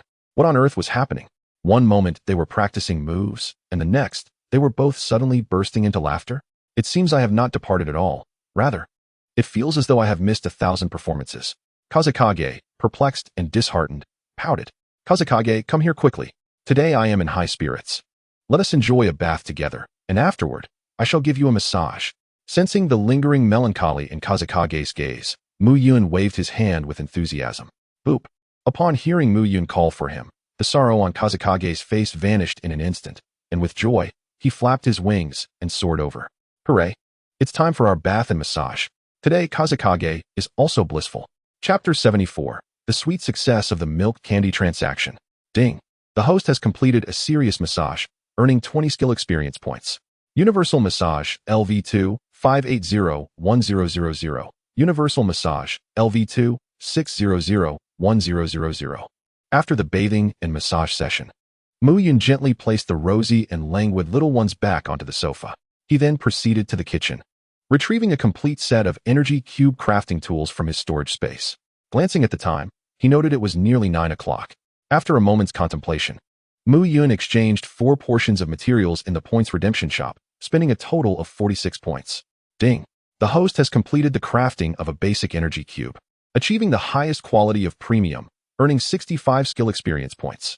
Energy cube crafting, LV2, 731-1000. Energy cube crafting, LV2, 1381-1000. In total, he produced 22 cubes, including 4 premium, 13 good, and 5 fair quality. As was his custom, Muyun picked up 2 premium speed energy cubes and fed them to Little Dew and Kazekage. With the enhancement effects of 100 nutrition and 100 special attributes, feeding them merely 50 good quality cubes would increase their speed and reaction time by 10. The effects of the premium cubes, being twice as potent as the good ones, indicated that feeding them just 25 premium energy cubes would suffice for maximum enhancement. Following the regimen of 1 cube in the morning and 1 in the evening, this would last a maximum of 12 days. Subsequently, he would await the upgrade of his energy cube crafting skill before feeding them newly crafted speed energy cubes. Once his tasks were completed, the clock struck 10:30. Considering he needed to rise early the next day, Muyun refrained from staying up late to read novels. Instead, he sent a message to Chef Wang regarding the ingredients and seasonings required for tomorrow's meals before drifting into a deep slumber. A night of silence passed. The following day, the sun of summer rose early. Muyun woke up as usual, and although he no longer needed to prepare lunch, breakfast still required his attention. After a hearty meal, Muyun rode a shared bicycle to school. Unlike the previous morning, he had applied for the gravity chamber for training. Thus, his morning exercises were conducted alone in the gravity chamber located on the first floor of the logistics building. It is worth noting that using the gravity chamber in the morning consumed one of his top 5 usage quotas, so he was limited to a fixed gravity multiplier. To facilitate this, Wang He had provided him with a black card to activate the gravity chamber. To prevent overexertion, the card held only an hour's worth of usage, necessitating a recharge from Wang He after each session. The nut dumbbell accompanied Muyun, ensuring his safety during workouts. Good morning, nut dumbbell. As Muyun arrived at the gravity chamber's entrance, he noticed the nut dumbbell nestled in a corner, seemingly dozing. Upon hearing his greeting, the nut dumbbell drowsily opened its eyes, and upon recognizing Muyun, waved a tentacle in a gesture of acknowledgement. However, due to its drowsiness, the tentacle appeared unsteady, causing Muyun to worry it might inadvertently strike its own head. Today, I shall trouble you, nut dumbbell, Muyun said with a smile as he approached, pulling a gigantic milk candy from his pocket. By the way, this is a little snack I made myself. I wonder if it piques your interest. This was a special version of milk candy that Muyun had prepared just before bed for the nut dumbbell. Given its large size, ordinary candy would hardly suffice for something of its stature. Nut? The nut dumbbell blinked at the enormous piece of candy in Muyun's hand, seemingly momentarily at a loss. Due to its taste preferences, sprites rarely indulged in human food, and the nut dumbbell was no exception. Yet, seeing Muyun's eager expression, it pondered for a moment before deciding not to refuse. After all, it could always swallow it whole. With that thought, it opened its mouth wide, making an aw sound, waiting for Muyun to offer the treat. Seeing this, Muyun grinned and unwrapped the candy. I'm not worried about your consumption. I'm merely concerned if you will refuse it. As long as the nut dumbbell is willing to partake, I shall find something to suit your taste, and who knows, a new training partner may soon follow. Quickly, Muyun unwrapped the candy and gently placed the massive treat in the nut dumbbell's mouth. The nut dumbbell closed its mouth, preparing to swallow the whole candy when its little eyes suddenly vibrated with excitement. Something is amiss. This candy, this flavor, it is simply divine. Far surpassing the fruit cream cake from the elven dessert shop that Wang, he took me to. The rich aroma of milk and the perfect sweetness made the candy slide smoothly between its lips and teeth. Nut, nut. The nut dumbbell squinted its eyes in delight, its 3 tentacles joyfully waving above its head, clearly relishing the treat. After a while, once the entire candy had melted in the warmth of its mouth, it reluctantly opened its eyes. Nut, nut. Good fellow, from now on, I shall look after you. The nut dumbbell happily tapped Muyun's shoulder with its tentacles. Though Muyun could not comprehend the words, he discerned the satisfaction in its tone. If you like it, I shall bring you one every day, Muyun said with a smile. He did not seize this opportunity to impose any conditions, while his aim was to cultivate goodwill and establish a transaction. Doing so would appear too mercenary. It felt far more natural to nurture relationships quietly and subtly. After all, there was ample time, and he could afford to take it slow. Nut, nut. Upon hearing that Muyun would bring her candy daily, the nut dumbbell's eyes sparkled with fervor, and its 3 tentacles nearly created afterimages as they waved excitedly. Then I shall commence my training now, nut dumbbell. After delivering the milk candy, Muyun naturally prepared to begin his gymnastics exercises. The prospect of a 20-fold experience gain was exhilarating. Nut, nut. Only when Muyun announced his training did the nut dumbbell remember the task Wang he had assigned her yesterday. After a moment's thought, she hurriedly trotted towards the monitoring room, then turned back to beckon Muyun to follow her. What is it? Muyun initially did not grasp what the nut dumbbell intended until she approached the transparent large container from yesterday. You wish to personally use the gravity? Muyun was taken aback. It seemed that a single piece of candy had motivated the nut dumbbell to assist him. The effectiveness of candy in fostering friendship was indeed immediate and striking, while the fixed gravity of the chamber was beneficial.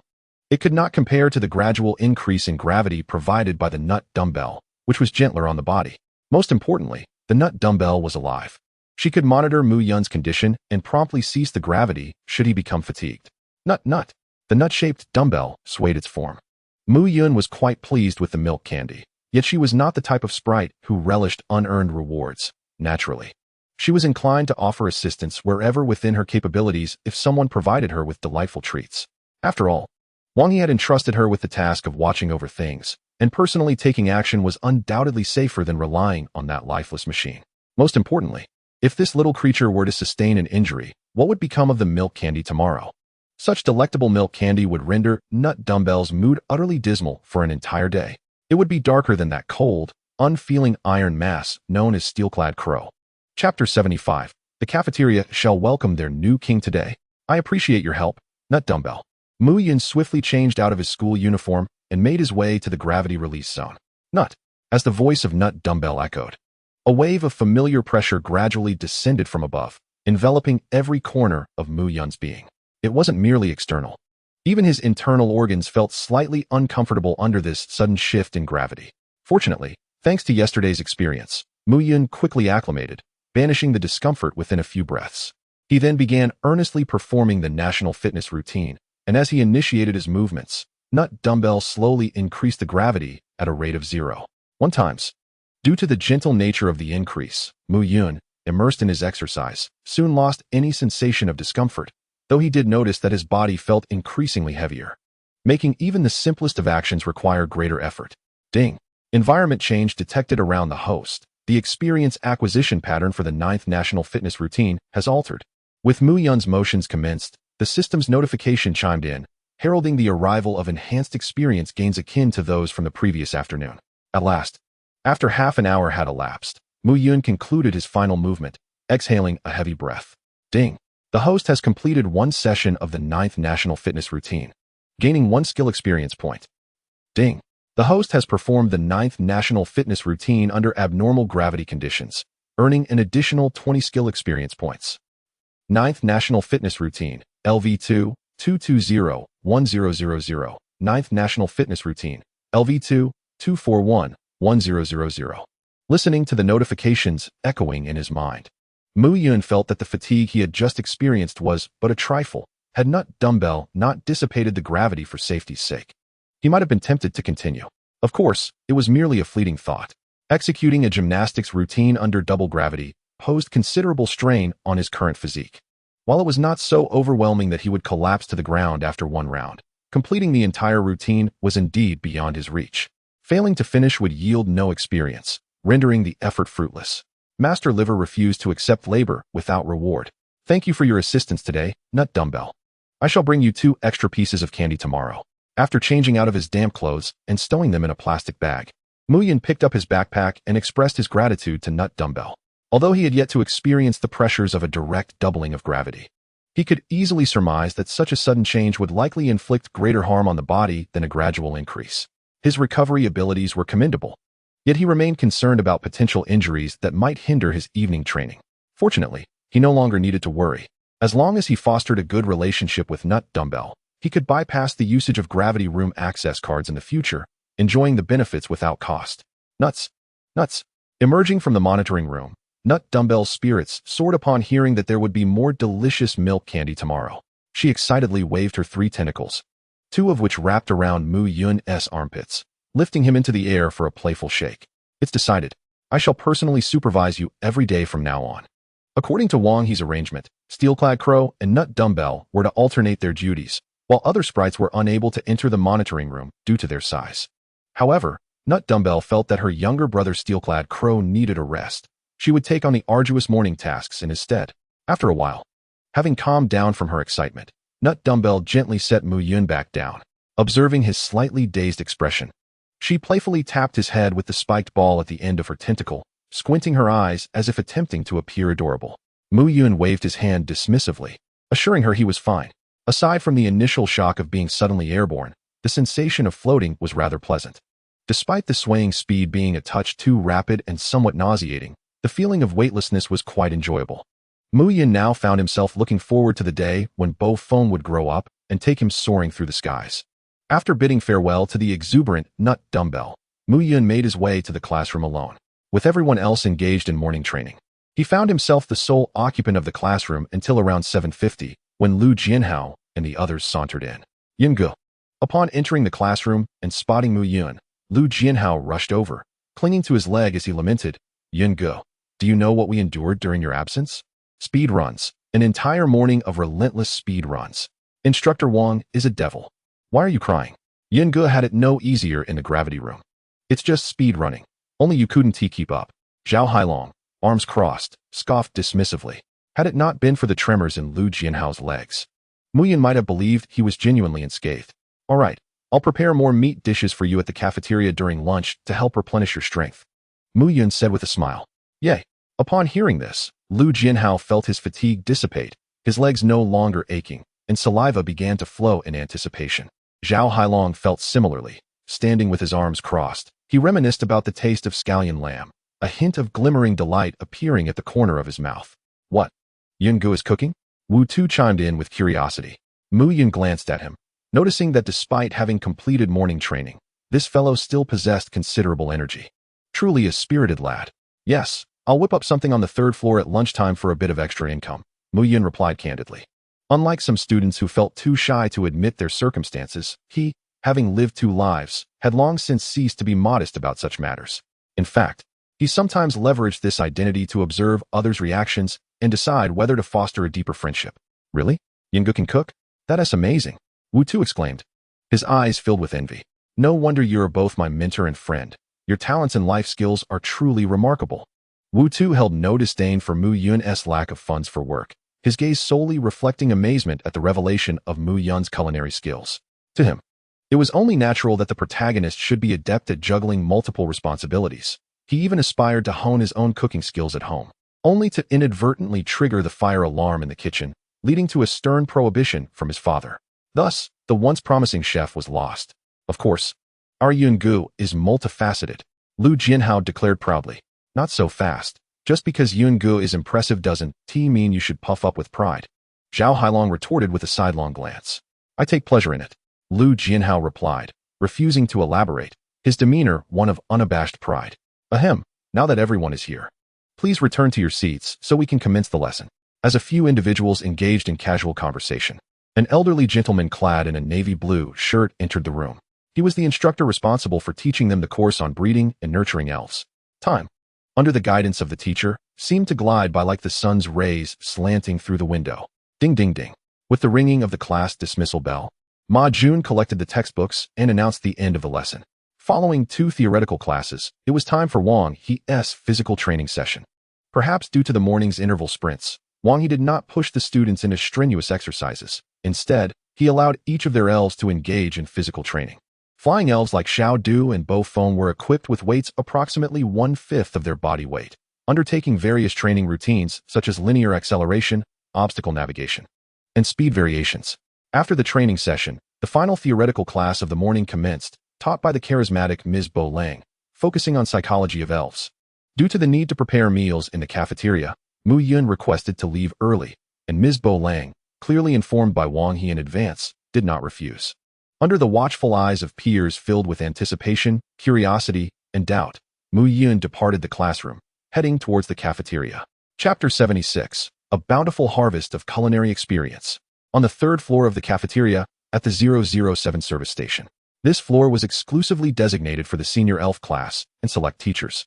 Hence, the number of stations was limited to merely 7. Most offered delectable stir-fried dishes, with only one station, the 001 service station, serving large pot meals where diners could serve themselves. These are the dishes you requested, all prepared for you. Greeted a middle-aged man clad in a pristine white chef's uniform, his dark complexion contrasted by a dense stubble. He was Master Wang. The individual Muyun was responsible for coordinating with regarding meal preparation. Having worked in the cafeteria for nearly 2 decades, he primarily managed the logistics of ingredient procurement. Thank you for your assistance, Master Wang, Muyun said, donning a spotless chef's attire and glancing at the neatly chopped vegetables and meats. It's no trouble at all. Master Wang replied with a humble demeanor. After all, this is a task assigned personally by the vice principal. I must serve well. He had no intention of relinquishing such a lucrative position anytime soon. After exchanging a few pleasantries, Muyun commenced the preparations for lunch. Due to time constraints, he would not be able to create the exquisite stir-fried dishes like those from service stations 2 to 6, but instead would follow the example of the first station, preparing large pot meals for self-service.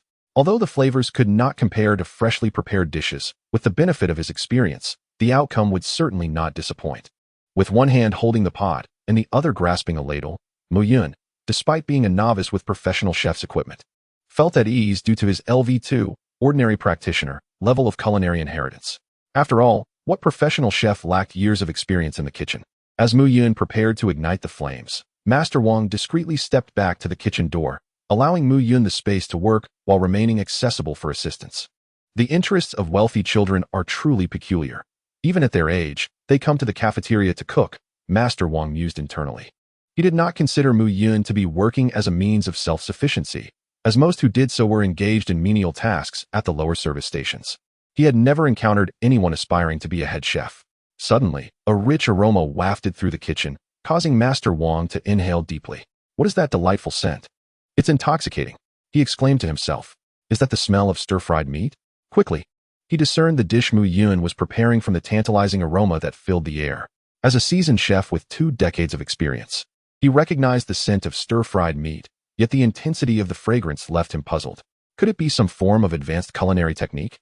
But he quickly dismissed that notion, knowing well the ingredients were sourced and prepared under his supervision. Feeding students, particularly those from affluent families, with experimental techniques would be a fool's errand. The flames and sizzling of the stove carried on as time passed. With the conclusion of the final theoretical class, students from the elf class gradually made their way to the 3rd floor cafeteria. What is that aroma? It smells divine. Indeed, is today a celebration? I've never encountered such an alluring scent before. A few students who had not lingered in class were immediately captivated as they arrived at the cafeteria, drawn by the rich fragrances. By the time they registered their surroundings, they found themselves in front of the queue for the 007 station. Strangely, while the line grew longer, it showed no signs of moving. Peering to the side, they discovered a transparent tempered glass barrier separating the dishes from the patrons. Beneath the glass, 12 large metal trays were displayed, 10 of which were filled to the brim with visually enticing and delicious-looking dishes. The remaining 2 empty spaces, situated among the 10 delectable offerings, only served to heighten curiosity. Everyone wondered what kind of exquisite dish awaited them, positioned so conspicuously among the others. Chef, could you please start serving? I'm absolutely famished. Yes, chef. Why not begin cooking while we unlock the serving area? We can help ourselves. The students at the front, enveloped by the rich aroma, were almost completely enraptured. The enticing dishes shimmered beneath the transparent glass, making the tantalizing prospect of tasting them all the more agonizing. Had it not been for the presence of familiar faces, they might have been tempted to leap over the barrier to sample those mouth-watering dishes. Almost done. Just the last 2 dishes. Muyun's voice echoed from the kitchen, but the rumble of the exhaust fan and stove obscured any indication of his age. Inside the kitchen, Muyun eagerly watched the final 2 dishes simmer to perfection, his eyes gleaming with anticipation. A total of 12 large pot dishes, a combination of meat and vegetables, were prepared. While the variety was less than that of the exquisite small stir-fries he had made at sister Xiao Ming's home, the quantity was undeniably abundant. He wondered how much experience he would gain from this endeavor. As Muyun served the last 2 dishes, succulent red-braised pork, glistening with a rich hue, and plump, flavorful lion's head meatballs, an alert chimed in his mind. Ding! The host has prepared a thoughtful and lavish lunch, earning 82 culinary skill experience points. Culinary skill, LV2. 543-1000. Culinary skill, LV2. 625-1000. 82 experience points, more than double what he had earned at Sister Xiao Ming's. It was nearly 7 times the usual daily yield. A flicker of surprise flashed in Muyun's eyes as he absorbed the system notification. A single meal can sustain one for an entire week. Now, that is what one might call an experience boost. At this rate, just 5 meals would suffice to elevate my culinary skills. Alas, after school in the evening, I must head to the gravity chamber for training, leaving me no time to prepare a feast. Otherwise, I could have the time required for culinary advancement. Yet, Muyun remains unconcerned, for he understands that the enhancement of one's physical capabilities is far more crucial than culinary prowess. Not to mention, should he encounter the enchanting diamond princess Tianxia in the future, it would be rather embarrassing if he were unable to lift her. Considering her lower body is composed purely of rock and diamond, likely weighing no less than 100 kilograms. Brother Yin, do you need us 3 to lend a hand? Just as Muyun reveled in his thoughts, the voice of Lu Jianhao resonated from the kitchen entrance. Upon turning to look, he was greeted by 3 figures clad in identical white chef's attire: Lu Jianhao, Zhao Hailong, and Wu Tuesday. Just in time. Please take these 2 platters outside, and feel free to serve yourselves from the dishes you desire. After all, it is a free cafeteria, and we need not supervise, Muyun instructed, balancing the chef's attire while addressing the trio. Whether it was due to the fear of the communal meals going uneaten or simply a matter of policy, both dining halls on the 3rd floor, numbers 1 and 7, served their large pot meals for free. Nonetheless, many students with time to spare chose to indulge in paid stir-fried dishes. After all, those who qualify for the Elven class to nurture spirits are not financially constrained when it comes to meals. Compared to the possibility of a cold or poorly seasoned communal dish, exquisite stir-fries are undoubtedly more appealing. Wow, it's braised pork and lion's head. If we pour that over rice and mix it up, oh, the flavor! Wu Tu exclaimed, his eyes gleaming as he followed Lu Jianhao and Zhao Hailong into the kitchen. Inhaling the tantalizing aroma wafting through the air, he vowed that he had never longed for a dish. No, 2 dishes, so fervently in his life. Truly, his mentor and friend possessed exceptional culinary skills. As the last 2 platters were carried out, the eagerly awaited queue erupted like droplets falling into hot oil, instantly sizzling with enthusiasm. Once Muyun and his companions had each filled their plates with their desired dishes and departed, a fierce battle ensued for the remaining food. Despite Muyun preparing 12 dishes, their quantities were substantial, yet as the saying goes, a growing boy can devour a mountain. With the delectable scents permeating the air, each student ladled generous spoonfuls onto their plates, fearful of not having enough. Consequently, by the time the line had progressed halfway, the 12 platters had vanished entirely. Some audacious students even ladled a few bowls of rice to soak up the remaining gravy, treating it as a sumptuous meal. Fortunately, we 3 have connections, otherwise, arriving this late, we might have been left licking the plates to catch the remnants of warmth, Lu Jianhao remarked, eyeing the students engaged in a fierce competition for the platters while relishing his meal. In this day and age, if you want to enjoy fine dining, you must have connections. Not we 3, but I. You should express your gratitude. Zhao Hailong mumbled through a mouthful of the delightfully chewy lion's head, his words somewhat garbled. Lu Jianhao took another bite of rice, followed by a piece of braised pork, then cast a rare glare at Zhao Hailong, choosing not to engage in a retort for the sake of the delicious food. For the sake of these culinary delights, I shall refrain from arguing with you today. Thank you, Brother Hailong. You truly are a wonderful person. Wu Tu, oblivious to any underlying implications in Zhao Hailong's words, expressed his gratitude with sincerity. inadvertently causing Zhao Hailong to feel somewhat bashful as he waved his hands dismissively. Observing his friends enjoying their meals with such satisfaction, Muyun smiled softly. As the one in charge of cooking, he felt a profound sense of contentment witnessing their enjoyment. Hiss fizz. Nearby, Xiao Du and Bofeng, having finished their exquisite speed energy cubes, were also relishing the delectable dishes prepared by Muyun. Brew, Katy Dog, and Iron-Armored Rhinoceros, thanks to their trainer's connections, had managed to snag a fair share of lion's head, braised pork, and other delicacies. Only the poor Onyx was left out due to its immense size, unable to partake. Don't worry, Big Onyx, trust in our bond. I will make sure to eat everything for you. Wu Tu encouraged. Big Onyx. Ding. The Iron-Armored Rhinoceros has triggered the culinary mirage due to its trainer's exquisite food, gaining 100 experience points in culinary skills. Culinary Arts, LV2. 625-1000. Culinary Arts, LV2. 725-1000. Ding. Human XXX has triggered the culinary mirage due to the exquisite food from its trainer, gaining 100 experience points in culinary skills. Culinary Arts, LV2. 725-1000. Culinary Arts, LV2. 825-1000. Just as they were nearing the end of their meal, two system notifications suddenly echoed in Muyun's mind. The Iron-Armored Rhinoceros had triggered the culinary mirage. Muyun glanced at the Iron-Armored Rhinoceros, nestled beside Zhao Hailong, eyes closed, savoring the lion's head. At that moment, a peculiar pink hue shimmered upon its steel-gray skin. Poor creature, it had truly never experienced fine cuisine. Thus far, Muyun had only heard the notifications regarding the culinary mirage 4 times, twice for Zhao Hailong and once for the Iron-Armored Rhinoceros. All 3 instances were connected to this particular human and Pokémon. He could hardly fathom the life they had endured in the mountains.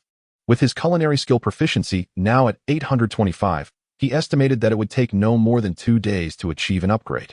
If LV2's culinary creations were already so delectable, he could only wonder what the effects of LV3 would be like.